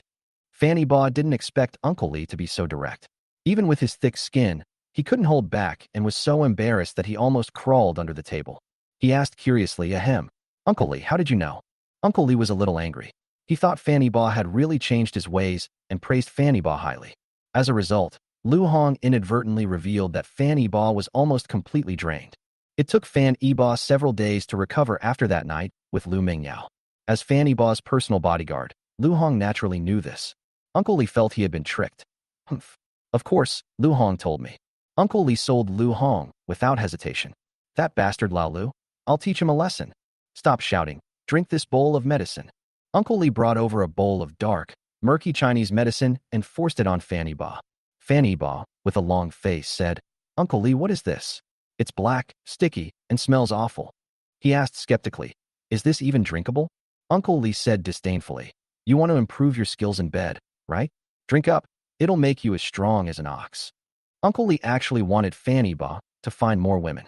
He was an elder in the Fan family.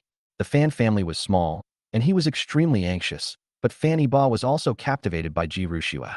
He remained celibate for Ji Rushua, not at all like a rich young master, living like a monk. He doesn't know when the Fan family will have a next generation.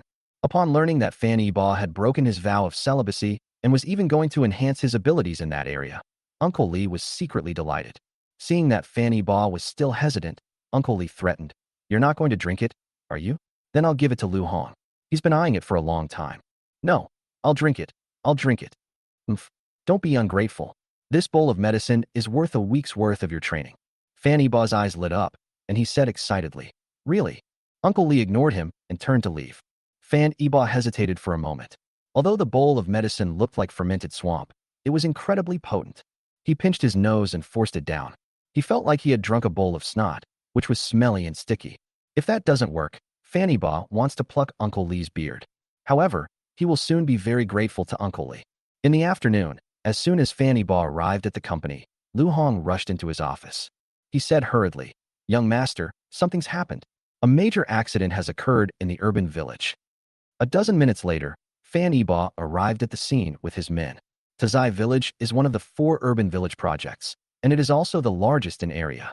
This is a corner forgotten by skyscrapers, out of place with the surrounding city. The buildings here seem to have been forgotten by time, appearing old and dilapidated, with mottled graffiti and peeling paint mixed together on the walls, forming a messy and complex picture. On the narrow streets, garbage was carelessly discarded, with plastic bags, waste paper, and broken furniture piled up like mountains, emitting a foul odor that made people want to avoid it. This is a paradise for migrant workers, a cozy haven for the working class. During the day, they contribute to the city's development and clean every corner of it. They would drag their exhausted bodies back late at night and curl up in their dilapidated self-built houses. Currently, most of the area has been demolished, leaving only ruins everywhere. The roar of machinery could be heard in the distance, along with the clamor and shouting of people, which could be heard from a great distance. Young master, it's over there. We need to walk in, the car can't go. Lu Hong parked his car on the side of the road, but there were too many cars parked in front of him, so he couldn't get in. Let's go. Fan Yiba yanked open the car door and hurriedly ran into the crowd. Just now, Lu Hong told him that a mass incident had occurred during the demolition of the urban village, and people were reportedly injured during the forced demolition. This sparked public outrage, and residents clashed with demolition workers. Song Yinxian was present at that moment, surrounded by people who wouldn't let her leave. I wonder how she is now. The further Fan Yiba went, the more people he encountered, including local residents, migrant workers, government officials, and police officers. However, the police were also stopped outside. They shouted at the crowd to disperse, but the residents who had already become agitated simply did not listen to the police's orders. Song Yinxian is still trapped inside, and her situation is unknown. At this point, the residents of the urban village were filled with indignation. These bastards are leaving us no way out. Brothers, don't let them get away. We need an explanation today. They dared to forcibly demolish the house even though there were people inside. They even dared to physically injure people. Is there no law anymore? We can't let them leave. We won't sign the contract, and they can forget about tearing it down. Dozens, even hundreds, of residents and tenants, armed with sticks, surrounded Song Yinxian and her assistant against the wall. There was only one man and one woman in front of Song Yinxian, while they faced dozens of people, and the number of people on the other side was increasing. In addition, 10 workers from the demolition company did not escape. These people were hit a few times, and they squatted on the ground with their heads in their hands, without saying a word. As more people heard the news and rushed over, the situation escalated. Song Yunchuan's assistant, Su Min, stood in front of her, using her delicate body to fight against the residents. Su Min looked terrible, her anger barely concealed. She complained, "President Song, that Xiao Nin is a real scoundrel. He caused trouble, and then he ran away first, leaving you here to clean up the mess." Song Yinxian had unspeakable bitterness in her heart. She regretted handing over this demolition project to Xiao Nan. Xiao Nan's company had just been established and didn't have any formal demolition workers under his command. He could only subcontract the project to other small companies, some of which were made up of thugs and were completely unprofessional. In their rush to speed up the demolition process, they completely disregarded the lives of the residents. Sometimes, the residents hadn't even finished packing their belongings when their machines had already razed the houses to the ground. Not only did it cause property damage, but people were also injured. If she hadn't come down to inspect today, she would never have known about these problems. Xiao Nin kept it a complete secret from her.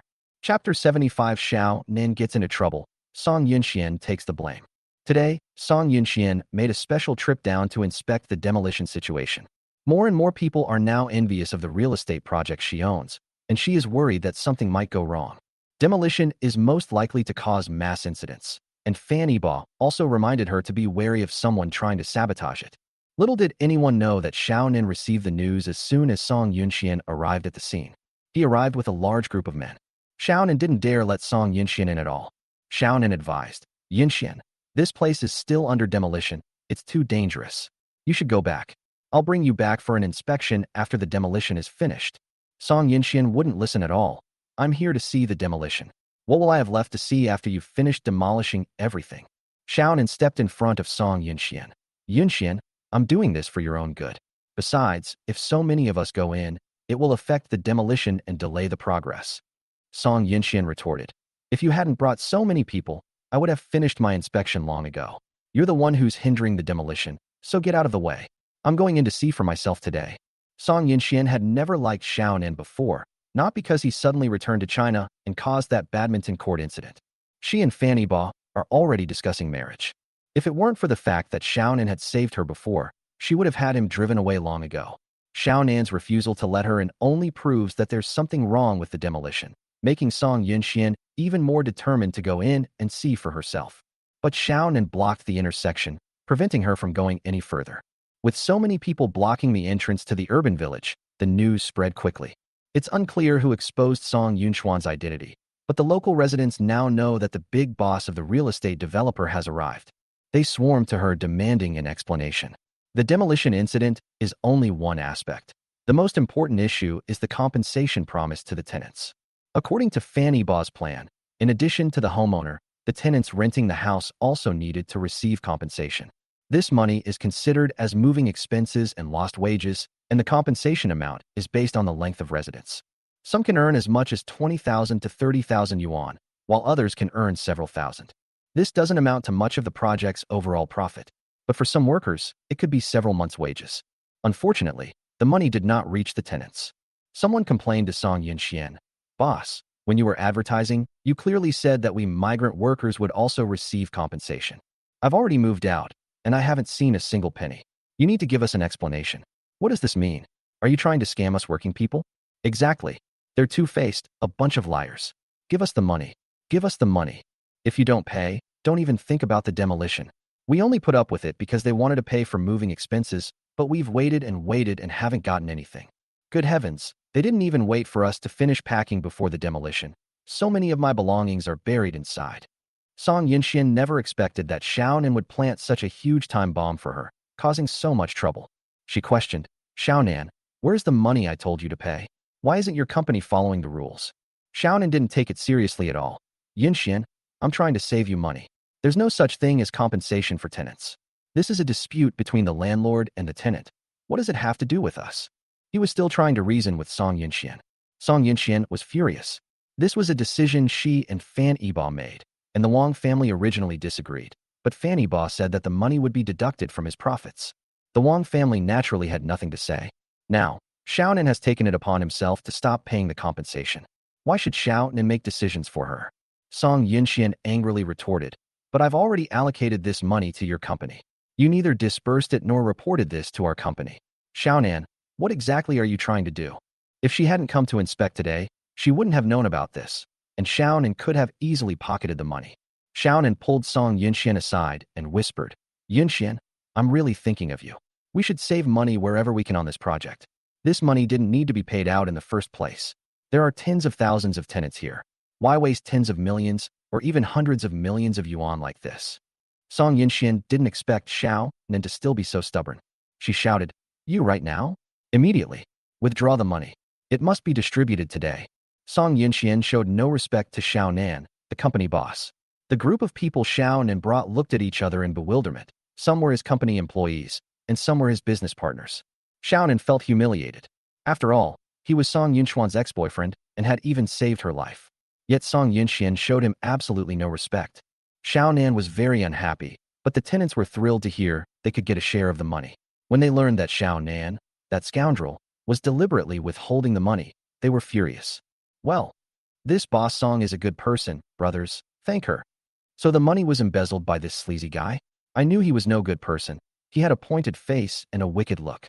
These people turned their anger towards Xiaonan, accusing him of being a scoundrel. Having lived in a capitalist society for a long time, Xiaonan developed the idea that the rich are superior and money is paramount. How could he accept being cursed by the lower classes? He vented his anger on the tenants. You bunch of bastards, what are you yelling about? That's my money. I said I wouldn't pay you, and I won't. Go ahead and sue me if you dare. If you have no money or power, you deserve to be exploited. Understand your own position and figure out which money you should take and which you shouldn't. This money was a reward we gave you, but now we're not giving it to you anymore. What can you do about it? Xiaonan actually came from a poor rural family. After spending a few years abroad, he considered himself outstanding and different from others. After returning to China, he began to flaunt his abilities. In fact, if Song Yunxian hadn't helped him, he would be nothing. Song Yunxian was shocked. She never expected Xiaonan to have changed like this. He used to be humble, polite, and gentle. In just 3 years, he had become so arrogant and disdainful of everyone. Before she could stop them, the crowd, enraged by Xiaonan, began to physically clash with the demolition workers. Song Yunxian immediately rushed forward and shouted, Stop! Don't fight! Her attempts to stop them were minimal. Many of the people working for these demolition companies were street thugs, and they weren't going to put up with it. What started as pushing and shoving turned into a beating, and soon someone was bleeding. The tenants outnumbered the workers, and the dozens of demolition workers couldn't hold them off. Some surrendered, while others ran away when they saw the situation was turning against them. In the end, only the people brought by Song Yunxian were trapped at the scene. Xiaonan had already taken advantage of the chaos to escape. As a result, Song Yunxian was left stuck there for more than half an hour. She kept explaining to the residents, but no one believed her even when she was hoarse. If it weren't for the fact that she was a woman, these enraged tenants would have beaten her up as well. Su Min was on the verge of tears. President Song, what should we do? Will they attack us too? The other male assistant, Jiang Ping, reassured him. It's all right, the police have arrived, and will be rescued soon. At this point, the police were still trying to persuade the tenants. But the tenants' trust had been exhausted. They didn't believe anyone and refused to let Song Yunxian out. The police didn't dare to use force. If they angered these people and injured Song Yunxian, they wouldn't have a good time either. The entire situation reached a stalemate. Song Yunxian was cornered against the wall. The air there was extremely murky and filled with a putrid smell. She felt short of breath, nauseous, and had a sharp pain in her lungs. Her face was deathly pale, her breathing became rapid, and she was much weaker. At that moment, no one noticed the changes in her body. Chapter 76. The poor have nowhere to stand. Fanny Ba and Lu Hong were also stuck on the outside and couldn't see what was going on inside at all. Fanny Ba was extremely anxious. Is Song Yunxian still inside? Lu Hong replied.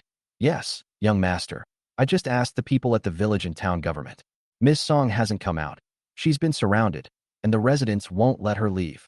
Several officials and police officers, upon learning that the chairman of the fan group was present, immediately came to find him. Hello, Mr. Fan. This is District Chief Lu Haoyu. I'm very sorry, we haven't brought the situation under control yet. Please give us a few more minutes, and we will send someone to pick up Ms. Song immediately. The person talking to Fanny Ba was a deputy district head, who was the head of this area. Fanny Ba, hello, boss. This matter has nothing to do with you.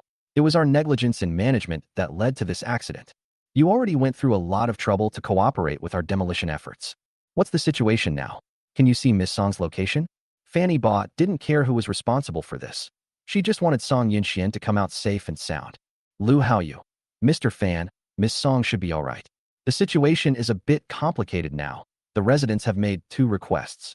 First, severely punish those who caused trouble. Second, receive the outstanding compensation payment today. Fan Yibo nodded. I have no objection to the first matter. Whether to arrest or punish is your business. I will handle the second matter. I have already contacted the bank, and they will send 100 million yuan in cash over. We will distribute all the money today. Lu Haoyu was overjoyed and immediately sent someone to talk to the residents. But the residents simply didn't believe it. They had heard this story many times before. Fan Yibo was extremely worried. He was afraid that Song Yunxian would be harmed inside. Money meant nothing to him. It was just a number. He didn't have time to listen to Lu Haoyu's explanation, snatched the megaphone, and rushed to the front. Fan Yibo, holding a megaphone, climbed onto the front police car and shouted from his elevated position, "Fellow residents, fellow villagers working away from home, look here, listen to me." Fan Yibo, dressed in a suit and tie, exudes an extraordinary air. He looks every bit the wealthy boss. His appearance calmed the chaotic scene considerably. Song Yunxian also saw him.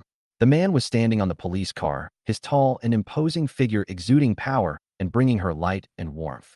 Even before Fan Yibo reached her, Song Yunxian already felt a strong sense of security. As the crowd gradually quieted down, Fan Yibo continued, I am the chairman of Yibo Group and the largest investor in this project. First of all, on behalf of the company and the project team, I apologize to everyone. It is our negligence in management and supervision that has caused you to suffer. If you have any questions, feel free to ask me. I'll take care of them. The representative recommended by the tenants asked loudly. You say you can do it, so why should we believe you? Fan Yibo, just because my name is Fan Yibo, and because of the tens of thousands of employees of the Yibo Group behind me. It was my idea to give you compensation. I believe that besides the landlord, you social builders should also receive compensation, even though you don't own a house or land here. But you left your hometowns and settled down in this city. It is you who built such a beautiful city. You do the dirtiest and hardest work, earn the lowest wages, and in the end you don't even have a place to stand. I can't bear it. If poverty is due to laziness, then you have no one to blame but yourself. But I know you are not lazy. On the contrary, you are the most diligent people in the world, and it is you who have created the most basic living conditions for China. As someone who inherited the wealth of the first few, I have the right and the responsibility to compensate you. Therefore, I say you can make your requests to me. I can do it, please trust me.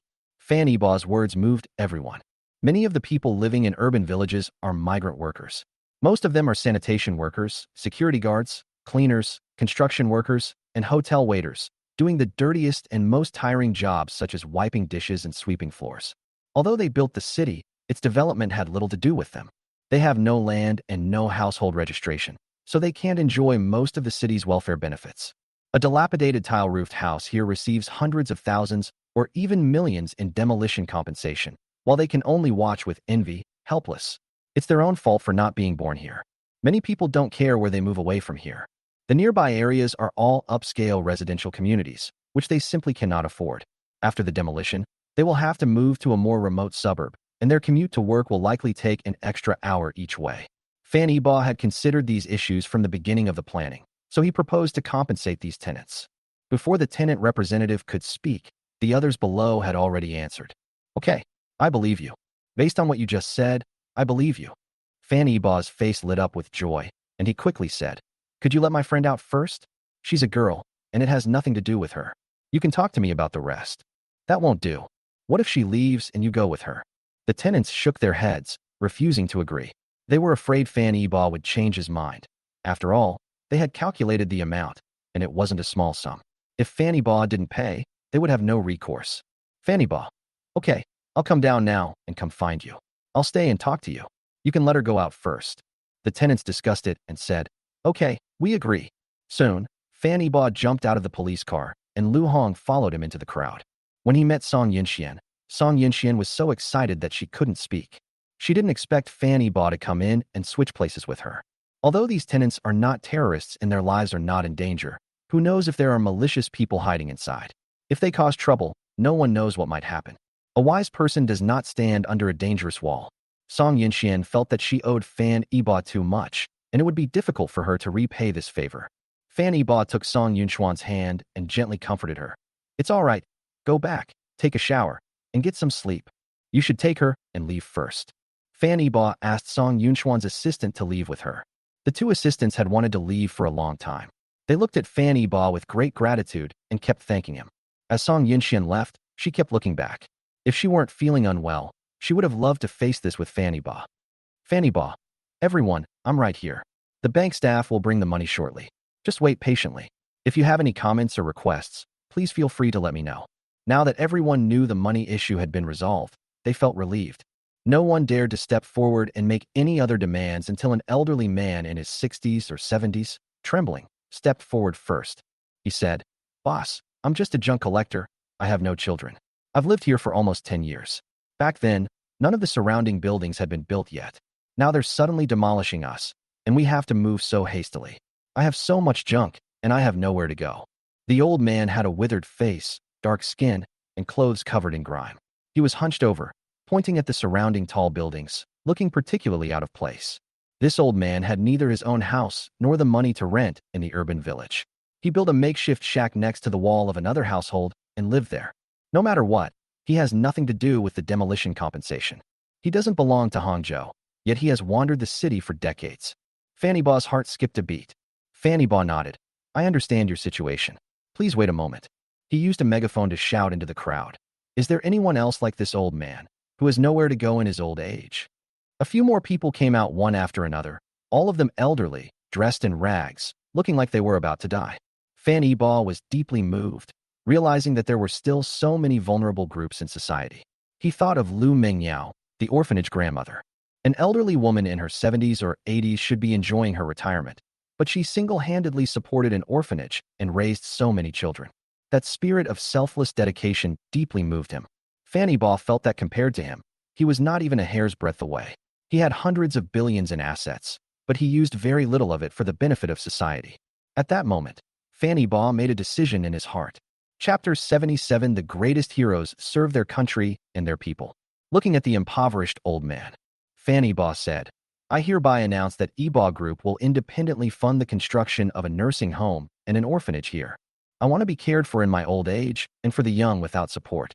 From now on, Yibo Group will allocate 1 billion yuan annually as a special fund to help those who are homeless. As for the elderly like you who have nowhere to live after the demolition, I will talk to the construction team and build temporary sheds on the open space, which will be designated as your temporary residence." Although it was just a simple shed, it was a safe and sturdy place to shelter from the wind and rain, much better than the shacks they built themselves. Fan Yibo's act of kindness immediately won praise from everyone.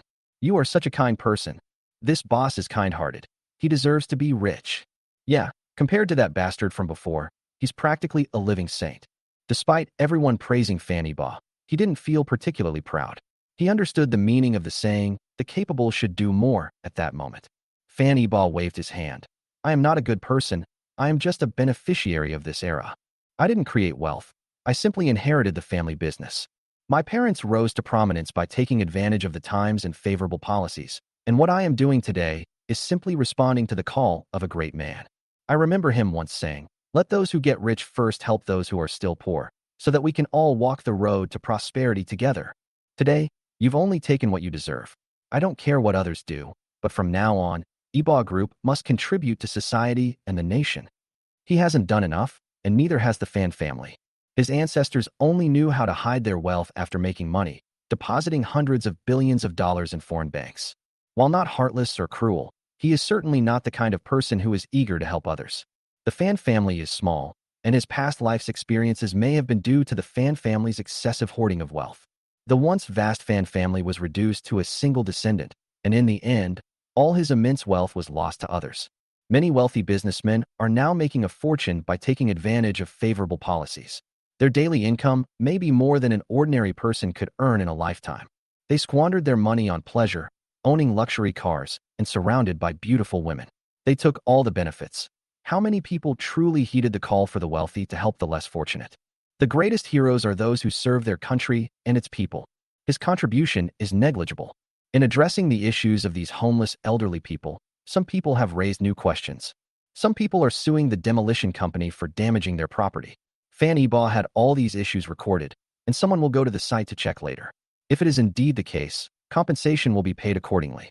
"Boss, the demolition compensation your company is offering is far too low. We can't accept this price. You have to raise it." Surprisingly, someone stood up and questioned the amount of compensation. Fan Yibo suddenly realized that there were bad guys among the crowd. Oh, you think the compensation for the demolition is inappropriate, right? Yes. It's not suitable. It needs to be at least. Fan Yibo was too lazy to listen to him continue. If it's not suitable, you don't have to demolish it. We've already bought 200,000 square meters of land here. We don't need your piece. I'll build septic tanks and community garbage collection points all near your house. Don't worry, I have money, power, and time. I'll slowly wear you down. I'd like to see who can hold out until the end. He thought Fan Yibo was a pushover who would care about his reputation. I never expected Fan Yibo to be so ruthless. While others might at most cut off their water and electricity, he went straight to building a septic tank. Who could stand that? No, no, no. Boss, I'm willing to dismantle it. Please, have mercy and let me go. When Fan Yibo saw that he had admitted defeat, he did not push his luck.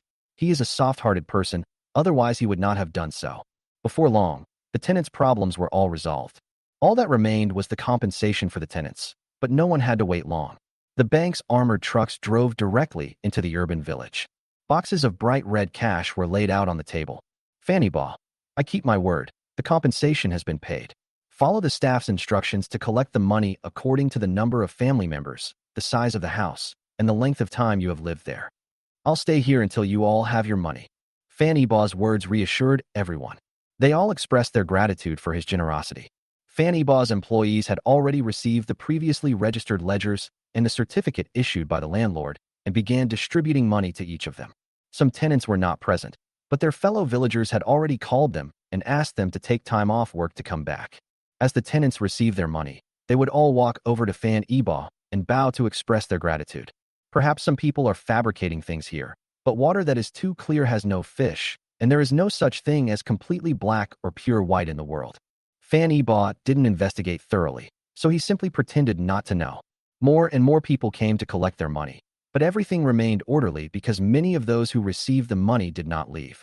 They spontaneously guided the next person to line up and assisted in providing the necessary information. Many people didn't complain even though they suffered losses. After all, Fan Yibo didn't know them anything. At that very moment, a group of police officers escorted several important figures to Fan Yibo. District Chief Liu Haoyu, acting as the middleman, introduced, President Fan, let me introduce you. This is our Mayor Jiang Zhenghua, and Fan Yibo shook hands with each of them and greeted them. Hello, leaders. Jiang Zhenghua was tall and robust, with a square face, and his figure always appeared so steady and powerful, like a majestic mountain peak. Jiang Zhenghua grasped Fan Yibo's hands with both of his. Yibo, don't be so formal. In private, you have to call me Uncle Jiang. Fan Yibo was as well behaved as a child at this moment, and very obediently said, Uncle Jiang, it's been a long time. I haven't had time to see you. Jiang Guozhenghuf, you little brat. All you know is chasing girls. You don't even remember us old folks anymore. He pretended to be angry, but he never let go of her hand. He seemed very friendly and familiar. You're not even as good as Xia Yatu. At least she knows to come over and say hello during holidays. Fan Yibo was so embarrassed by what he was said that he chuckled awkwardly and said, Please stop teasing me. I know I was wrong. Please give me another chance, and I'll definitely bother you more often in the future. Jiang Guozheng was not from Zhejiang province, but he was transferred to Hangzhou in his 30s and rose through the ranks step by step from town mayor. The reason he is so close to Fan Yibo is entirely due to the network of connections left by Fan Yibo's parents. Jiang Guozheng is not the most central figure in this network. Now, these are all Fan Yibo's resources. The reason the Fan family was able to remain standing after Fan Hongwen's death was largely due to the presence of these people behind them. As long as they are around, evil spirits will not dare to arbitrarily divide up the Fan family's assets. Fan Yibo clearly remembered that Jiang Guozheng would soon be promoted to the position of Secretary of Hangzhou City.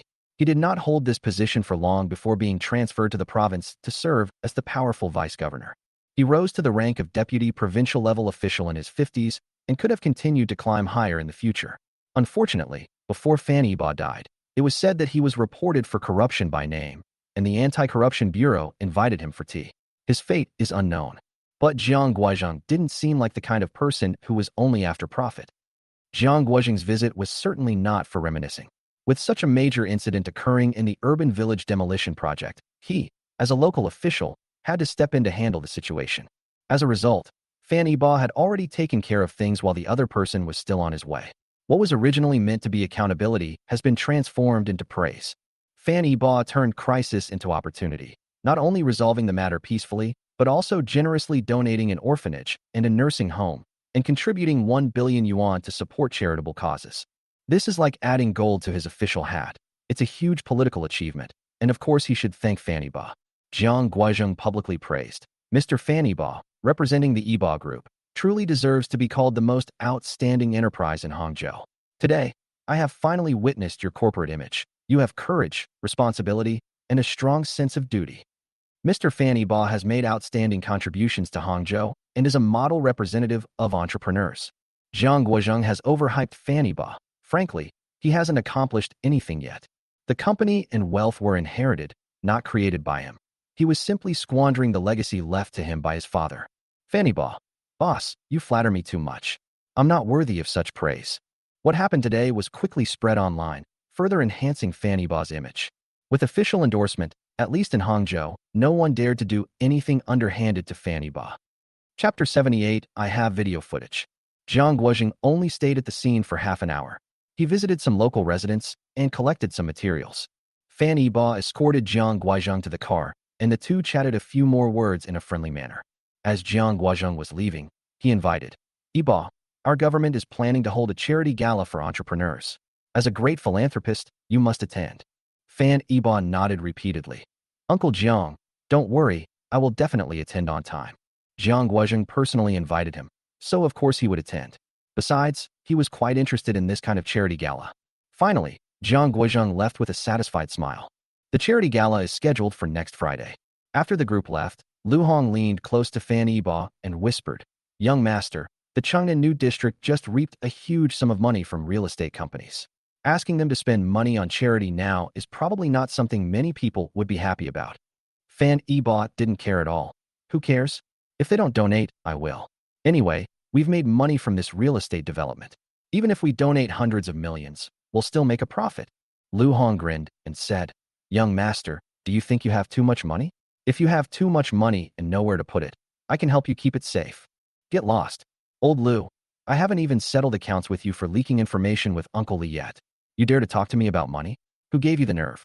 Fan Yibo was furious whenever he saw Lu Hong. Even Uncle Li thought he was no good anymore, giving him those kinds of drugs at such a young age. He wanted nothing more than to skin Lu Hong alive. That big mouth couldn't keep a single secret. Ah, young master, I see an assassin ahead. I'll take care of him for you. Lu Hong dared not stay near Fan Yibo any longer, so he quickly made his escape to avoid Fan Yibo killing him in a fit of rage. A short while later, two police officers found Fan Yibo. Mr. Fan, there are some things we need to explain to you in person regarding this mass incident. Fan Yibo. Okay, go ahead. First of all, we have arrested a number of people involved in this fight, including the demolition company personnel and residents. Fan Yibo interrupted him, hurriedly asking, Are the residents going to be arrested too? They might have a stress reaction, but more likely they're forced into it. Can't we make an exception? Don't worry, we will handle it according to the facts. Many of the people in the demolition company have criminal records, and most of them are thugs. Many of the residents were passively involved, and when we take them back, we will mainly educate and criticize them, and we will not impose administrative penalties. Fan Yibo breathed a sigh of relief. The police officer continued, Your company also bears some responsibility for this matter. The subcontractor you hired for the demolition was extremely unprofessional, and the supervision was inadequate. You need to suspend work for rectification, remove these people, and pay a fine of 5 million yuan. From now on, we will assign dedicated personnel to supervise this demolition project on site. Unless Fan Yibo acknowledged everything, he did not seek help from Jiang Guozheng. There is another key person in this matter, Xiao Nan. He is the instigator of this incident. If he hadn't withheld the compensation and made insolent remarks, things wouldn't have escalated to this point. We will arrest him according to the law, but we need you to provide evidence regarding his embezzlement of your company's compensation funds. Fan Yibo. Okay, no problem. I will arrange for someone to actively cooperate with the investigation. Xiao Nan is a menace. He already knew what Xiao Nan was up to on his way here. She's utterly wicked, willing to do anything for money. Xiao Nan's demolition projects were priced the highest among several companies. However, he hired a group of demolition companies with the worst qualifications and the lowest prices, all to make a huge profit from the difference. He paid out of his own pocket for the tenant compensation he was demanding, and Xiao Nan actually dared to embezzle it. Fan Yibo intends to deal with this matter seriously, and Xiao Nin must be severely punished. No sooner had Fan Yibo agreed than Song Yunxian came to plead for him. After being rescued, Song Yunxian was immediately taken to the hospital by her assistant. Fortunately, she received timely medical attention. Otherwise, she would have developed a chronic illness due to an acute respiratory infection. It's not serious. It will heal on its own after a couple of days of rest. She had only been resting in the hospital for a short time when Xiao Nin actually came to her for help. Xiao Nin knelt before her, tears streaming down his face, pleading, Yunxian, you must save me. I know I was wrong. I shouldn't have taken that money. I'll return it right now. But could you please tell Fan Yibo that we shouldn't pursue this matter further? By this time, Xiao Nin had long lost her previous arrogance and conceit. He was like a homeless stray dog, wagging his tail and begging for mercy in front of Song Yunxian. Because of her infection, Song Yunxian had difficulty speaking, and she coughed frequently when she got excited. Cough, cough, cough. Xiao Nan, you brought this on yourself. Even if Fan Yibo doesn't pursue it, I will investigate to the end. Xiao Nan never expected Song Yunxian to be so heartless. He even knelt down. Yunxian, we were once in love. How could you be so heartless? Song Yunxian didn't expect him to bring up their past relationship, and she became even more agitated. Cough, cough, cough. Xiao Nan, shut up. I must have been blind to agree to be with you back then. I'm truly grateful to my grandfather now. If he hadn't intervened and separated us, I'd probably be kicking myself by now. Through this incident, Song Yunxian gained a better understanding of Xiao Nan's character. She finally understood why her grandfather had said Xiao Nan wasn't a good match for her. Back in school, without any conflicts of interest, Xiao Nan's true nature hadn't surfaced. However, upon entering society and encountering money and interests, Xiao Nan completely changed, becoming ruthless, arrogant, and self-righteous. Mentioning Song Yunxuan's grandfather, Xiao Nan's eyes were filled with venomous resentment. If it weren't for his interference, he would have already won Song Yunxian over. Xiao Nan knew that Song Yunxian was an extremely traditional woman at heart, and that would only happen if the two of them had a more intimate relationship. Song Yunxian would have no choice but to follow him for the rest of her life. In the end, he would have both wealth and status. He would never be begging Song Yunxian like he is now. The only one who should kneel is Song Yunxian. But now all of this is just a fantasy. He knows he can never have Song Yunxian again. He could only use his last trump card. Fine. You're right. It's all my own fault. So, disregarding our past relationship, just remember the one time I saved you, and let Fan Yibo give me a way out. This is the last time. I promise I will never again use the debt of saving my life to bother you. Song Yunxian felt awkward. It's true that Xiao Nan saved her. During her senior year of college, she shook off her bodyguards and went for a stroll alone on the pedestrian street. Unexpectedly, several drunkards appeared out of nowhere. Seeing her stunning beauty, they harbored malicious intentions and dragged her into an alley, plotting against her. Fortunately, Xiao Nan, who was on his way home from his internship, happened to be passing by and rescued Song Yunxian. He was injured in the fight with the thugs. Song Yunxian accepted Xiao Nan's advances because of this. Now that Xiao Nan has brought up the old matter again, he feels he cannot forget to repay the life-saving grace. Seeing that she was still hesitating, Xiao Nan took a more drastic approach. Yunxian, I actually have the video from that night. You don't want Fan Yibo to see it, do you? What? Song Yunxian stared wide-eyed at Xiao Nan in disbelief. You're lying to me. How could there possibly be a video? Seeing that she didn't believe him, Xiao Nan took out his phone and handed it to Song Yunxian. See for yourself. Song Yunxian clicked on the video, and the terrifying scene reappeared before her eyes. Several drunkards cornered her. Song Yunxian threw her phone away as if she had seen a ghost, her face filled with terror. She questioned Xiao Nan. Did you record this? Xiao Nan nodded. Yes. I didn't know it was you at first. This was intended as evidence to report them. I never thought of using it to threaten you. Actually, this was used to threaten Song Yunxian if she didn't agree to be with Yi Fan at the time. Yi Fan would then threaten Song Yunxian with the video, demanding that she either agree or he would release it. From the angle of this video, Song Yunxuan's clothes are disheveled, and several men reach out and tear off her clothes, and then it ends. What happened next was known only to Song Yunxian, Yi Fan, and a few thugs. Although Song Yunxian was indeed saved by Yi Fan, others wouldn't think that way. What if Song Yunxian hadn't been saved? Song Yunxian picked up her phone from the ground and deleted the video. Don't waste your time. I have a backup of the video. Song Yunxian was stunned. She could only nod through her tears. Okay, this is the last time I'll help you. From now on, we have nothing to do with each other. You must delete all the videos. Chapter 79. Mr. Fan, we're here to ask you to be lenient. As dusk approached, a cool breeze was blowing. Fan Yiba is still at the demolition site, but there aren't many people left to collect their money. Fan Yiba breathed a sigh of relief. No one caused trouble after him, and the group of tenants who had been taken away by the police returned one after another. Upon learning that Fan Yiba had intervened on their behalf, they were extremely grateful and kept thanking him. Lu Hong appeared again. He walked to Fan Yiba's side and said softly, "Young master, Miss Song is here again." Fan Yiba frowned slightly, somewhat worried. Didn't she have an acute respiratory infection? Why is she here again? Lu Hong, Miss Song didn't come in. She said she has something to discuss with you and is waiting for you on the street outside. Take me there quickly. Fan Yiba strode over, wondering what urgent matter Song Yinxian was in. Couldn't they communicate by phone? Why did she insist on coming here to see him? If her infection worsened, she would be the one suffering. Fan Yiba somewhat complained that Song Yinxian didn't know how to take care of her body. When Fan Yiba walked to Song Yinxuan's car, Song Yinxian saw him and quickly opened the door to get out. Before Song Yinxian could even speak, Fan Yiba scolded her. "Yinxian, what's wrong with you? Why aren't you staying in the hospital? What are you doing running around here? If you need anything, just make a phone call." Seeing that Song Yinxian was still not wearing a mask, Fan Yiba immediately instructed, "Lu Hong, go and get a medical mask for Miss Song." "Yes, young master." Lu Hong quickly went to get it. Although Fan Yiba appeared to be blaming her, his deep concern came from the bottom of his heart. For a moment, Song Yinxian didn't know how to speak. She stood prettily in front of Fan Yiba, her beautiful face filled with guilt. Fan Yiba pressed, "What's wrong? Didn't you want to talk to me about something?" Song Yinxian stammered, unsure where to begin. Just as she was hesitating, Xiaonan actually got out of Song Yinxuan's car. He strode up to Fan Yiba, stood next to Song Yinxian, and said on Song Yinxuan's behalf, "President Fan, we're here to ask you to be lenient." Us. Fan Yiba frowned, countless thoughts flashing through his mind. Xiaonan's sudden appearance made Fan Yiba's expression turn grim. Why did Xiaonan get out of Song Yinxuan's car at this moment? Didn't Song Yinxian say that they had already ended things? What do we mean by we? Is this Song Yinxuan's attitude? Song Yinxian and Xiaonan stood to one side, facing Fan Yiba together. From this angle, they looked like a couple. Although it was already dusk, Fan Yiba felt the sun was a bit too bright.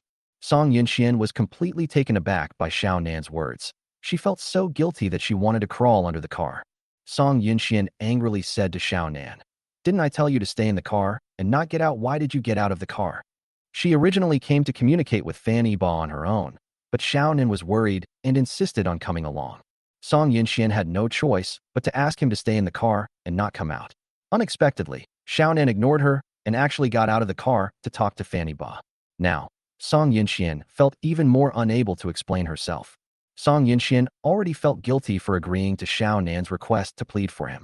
Fan Yiba had helped her so much, and now she was making things difficult for him because of her ex-boyfriend. Xiaonan pretended not to hear and continued, "Yinxian, I know you're in a difficult position. I've thought about it, and I think I'll handle this myself." Fan Yiba's heart sank to the bottom. He roughly guessed what Xiaonan wanted to say. "Xiaonan, Mr. Fan, I feel very guilty about this demolition compensation matter. It was my negligence in supervision. My subordinates acted recklessly and even dared to embezzle the compensation funds, causing such a big incident. I've already dismissed the relevant personnel. Regarding the compensation, could you give me a little time? I'll raise the money as soon as possible and repay you in full." Xiaonan spoke so convincingly, as if it were the truth. Fan Yiba was fully aware of the cause, process, and outcome of the matter. Song Yinxian looked bewildered, staring at Xiaonan in astonishment. She hadn't expected Xiaonan to shirk responsibility so easily. He hadn't said that before getting in the car. Xiaonan tearfully told Song Yinxian that he knew he was wrong and that he would definitely repent and start anew after this incident. Unexpectedly, Xiaonan changed again in just over 10 minutes. Although she knew it, she kept it to herself and did not intend to expose Xiaonan's inconsistency to his face. Fan Yiba did not respond to Xiaonan. He looked at Song Yinxian and asked softly, "Miss Song, is this also your thought?" Song Yinxian asked in surprise, "Yiba, what did you call me, Miss Song?" She couldn't believe it was true. Fan Yiba had just been calling her Yinxian affectionately, but now he was calling her that. Song Yinxian felt as if someone had grabbed her heart and squeezed it hard. The intense pain made it hard for her to breathe. She coughed violently again. Cough, cough, cough. Upon seeing this, Xiaonan immediately patted Song Yinxuan's back gently and asked very tenderly, "Yinxian, are you all right? Are you okay? I already told you I didn't need you to come with me." Song Yinxian coughed so hard her lungs felt like they were going to come out. She didn't hear what Xiaonan said, but she could still feel him stroking her back. She immediately distanced herself from Xiaonan, preventing him from touching her further. Her persistent cough prevented her from speaking. Every time she tried to open her mouth, air entering her throat would trigger an itchy cough. Xiaonan said, "Mr. Fan, if Yun Xian hadn't thought this way, she wouldn't have come with me. I know the company was a joint investment between you two, and you're the major shareholder. But Yun Xian also invested a significant amount. You should probably consider her opinion on some decisions." Fan Yibo was unaware that Song Yunxian was forced into this situation. Fan Yibo knew that Xiaonan was referring to the matter of him arranging for someone to check the accounts at Xiaonan's company. If it is found that Xiaonan embezzled or misappropriated their company's money, Xiaonan, as the company's legal representative and actual operator, will absolutely not escape legal sanctions. Fan Yibo was extremely disappointed. He rushed to save Song Yunxian at all costs, sacrificing himself to get her out of the mess. They stayed behind and worked hard to clean up the mess they had made. As a result, this is how Song Yunxian repaid him. She brought her ex-boyfriend to force her way in. Fan Yibo was somewhat disappointed, and his whole demeanor became somewhat depressed. The look in his eyes when he looked at Song Yunxian was no longer bright. Fan Yibo nodded. "If that's the case, you can just send someone over to tell me. There's no need for you to come in person." "Okay, I understand. As long as Xiaonan returns the money, I will communicate with the police and they will not pursue the matter further." After Fan Yibo finished speaking, he wanted to leave first. Fan Yibo hadn't taken 2 steps when he suddenly turned back and said, "Oh right. To prevent unclear accounts, I plan to arrange for a finance director to come to the company to review the quotations and payment process." Song Yunxian understood that Fan Yibo had lost faith in her. She had lost his trust, and the two of them were no longer as in sync and trusting as before. Song Yunxian felt no discomfort in her lungs. Her eyes were vacant as she mechanically asked, You don't trust me anymore?" Fan Yibo shook his head. "This has nothing to do with trust. I was just following the rules. After all, such a big thing happened, and I let Xiaonan off the hook. If I didn't show any remorse, I wouldn't be able to explain it to my company." Only then did Song Yunxian realize what she was doing. She hadn't considered how unfair this was to Fan Yibo and how much pressure it would put on him. Although Song Yunxian did not verbally agree, she implicitly acknowledged Xiaonan's statement. She deeply regretted helping Xiaonan, but it was too late. Once the arrow was released, there was no turning back. Fan Yibo turned around again, and before leaving, he revealed a mocking smile. It was a mockery of Song Yunxian and Xiaonan, but even more so, a mockery of himself. Chapter 80. Young Master Fan is heartbroken again.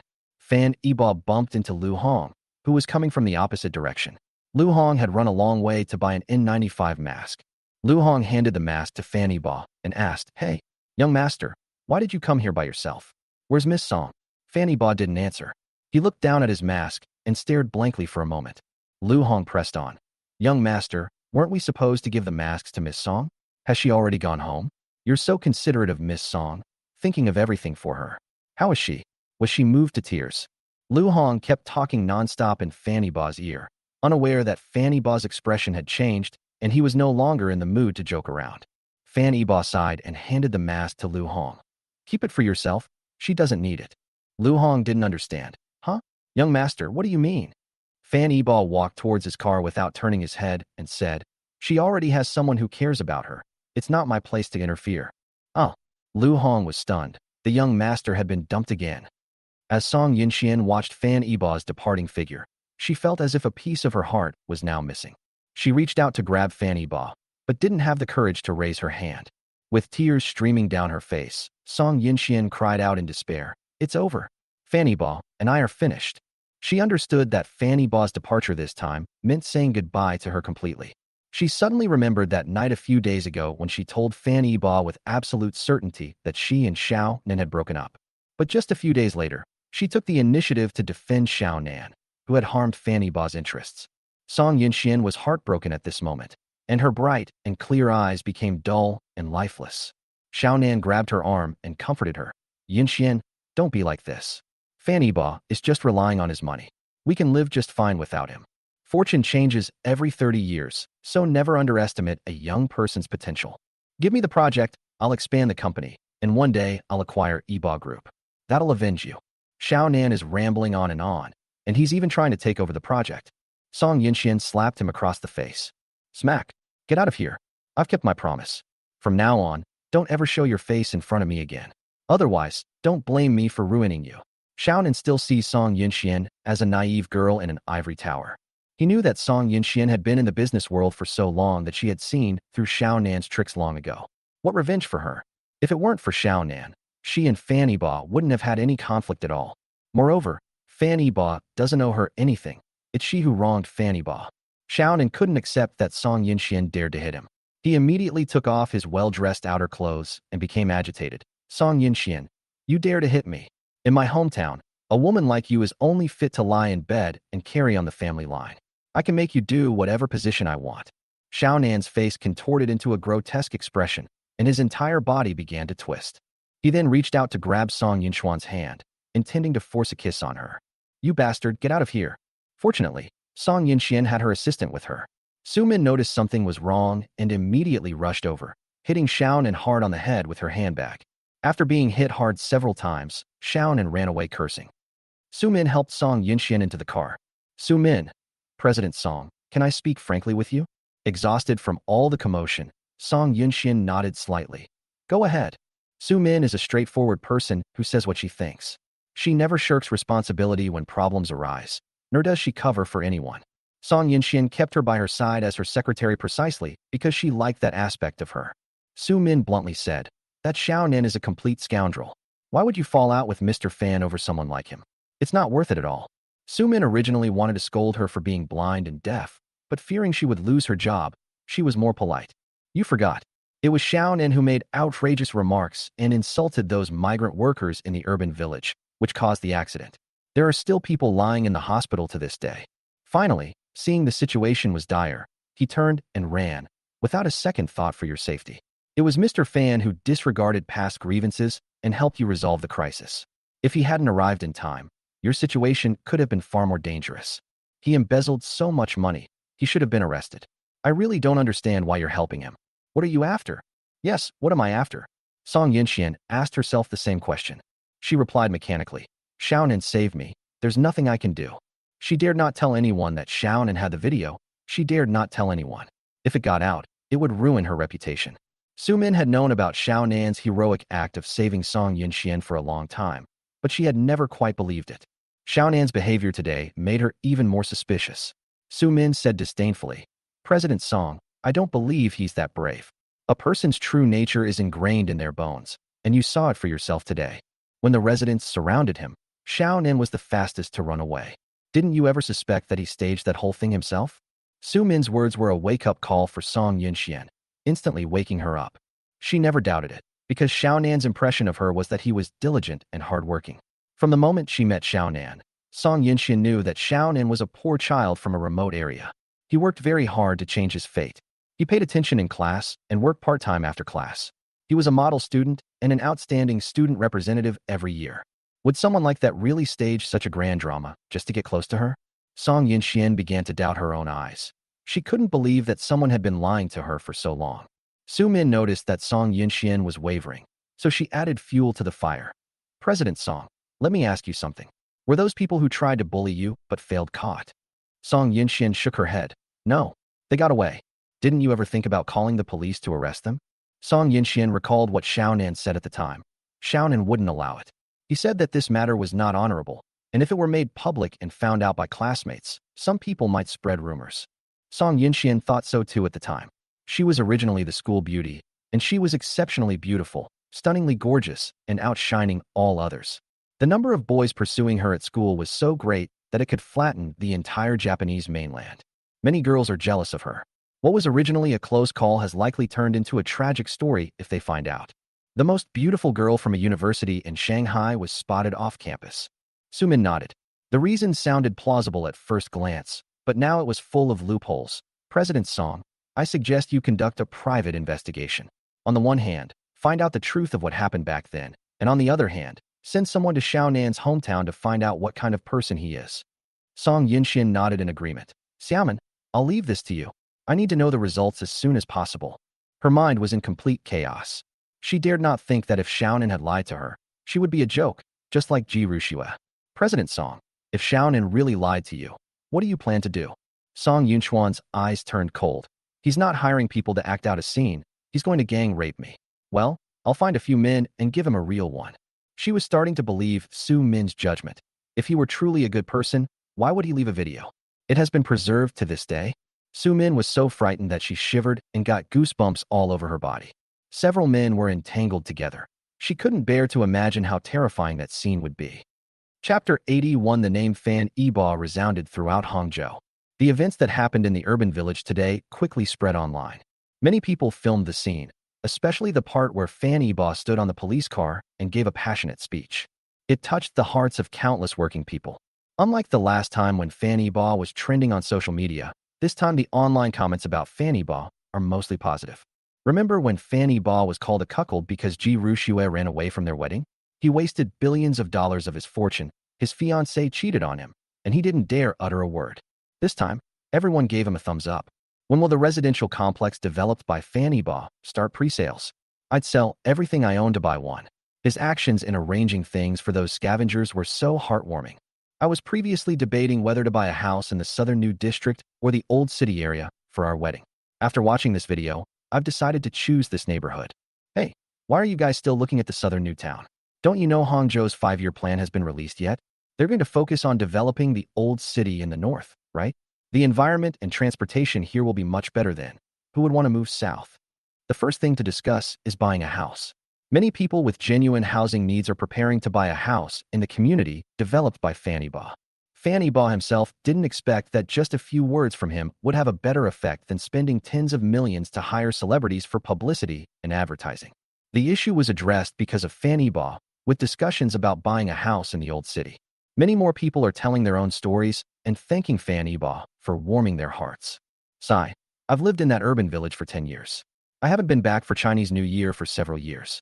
Although the urban village is dilapidated, it holds many memories for my family. Because residents receive compensation for moving out early, I moved out a long time ago and now live in the suburbs. We waited for several days, but no one notified us to collect the money, so we thought we would never receive it. This afternoon, my fellow villager told me to go back immediately. When I arrived, General Manager Fan was still on site supervising order. I received over 10,000 yuan, which was 2 or 3 months' salary. I was truly moved when I received it. I thought no one in this world would care about us lowly working people, but I never expected to be warmed by a big boss in this foreign land. Oh, by the way, I wash windows for skyscrapers. The Spider-Man on the glass. Though I didn't save the world, I did make every facade look cleaner. Finally, thank you, Boss Fan. I worked as a waiter in a hotel, lived in an urban village for a year, and received 1,000 yuan. Thank you, Boss Fan. I'm a car washer. I've lived in an urban village for 3 years, and I've received 3,000 yuan. Thank you, Boss Fan. I don't live in an urban village, nor did I receive any money, but I still want to say thank you, Boss Fan. Regardless of whether they received the money or not, many workers left messages online to express their gratitude to Fan Yibo. However, some people questioned whether this was a show directed and acted by Fan Yibo himself, all to gain public attention and advertise for the real estate company. Don't be fooled. This Fan Yibo is not a good person at all. He's extremely wicked. The people in the video are all extras he hired. What capitalist would be so generous as to personally fund tens of millions of yuan from ordinary people? I, for one, will not believe it and will resolutely resist this kind of hype. Actually, I was just one of the extras, just like the person upstairs said.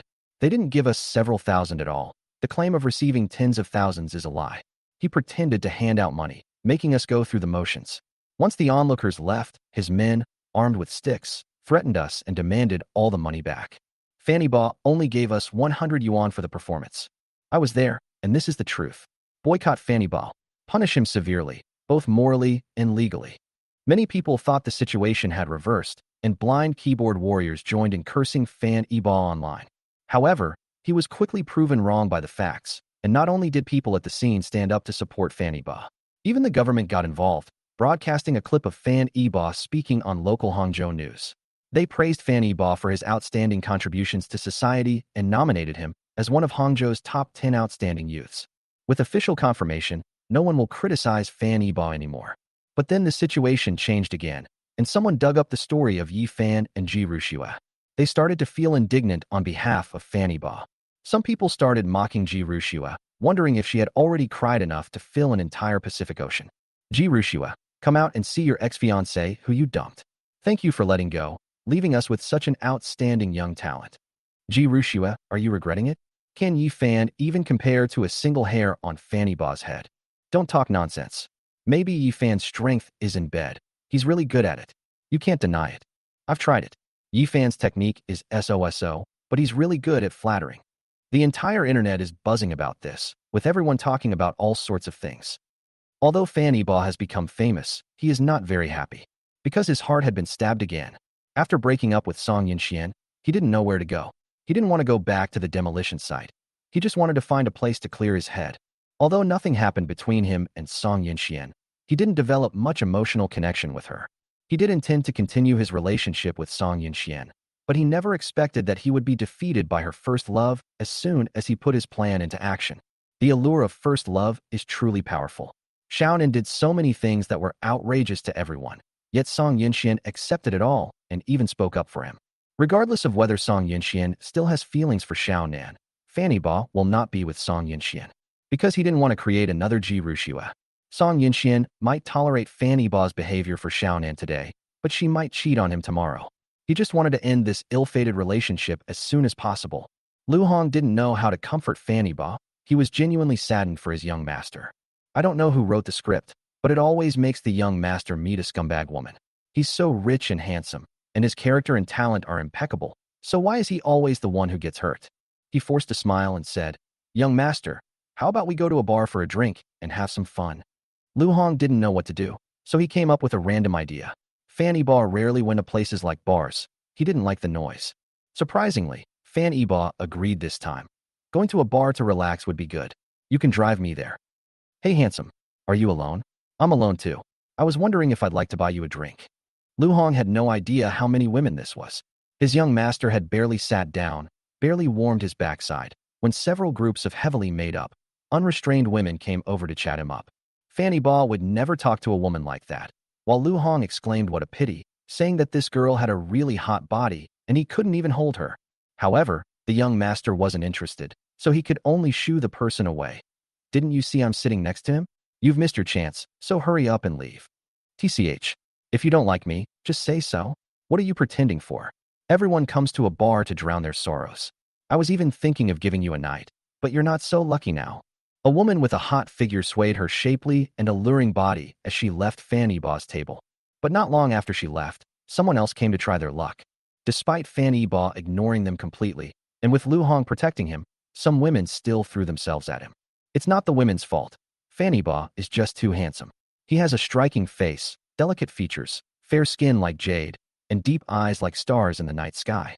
He has an outstanding temperament, like a celestial being descended to earth. This aroused the desire of many women. Fan Yiba has a tall and slender figure. After taking off his suit jacket and wearing only a white shirt, his posture looks even more upright. In addition, Fan Yiba has been working out recently, and his pectoral muscles and biceps have become even more developed. His chest and arms are bulging, giving him a strong and powerful look. How many women could tolerate such a perfect soulmate? Chapter 82 The fun in bars is all about the atmosphere.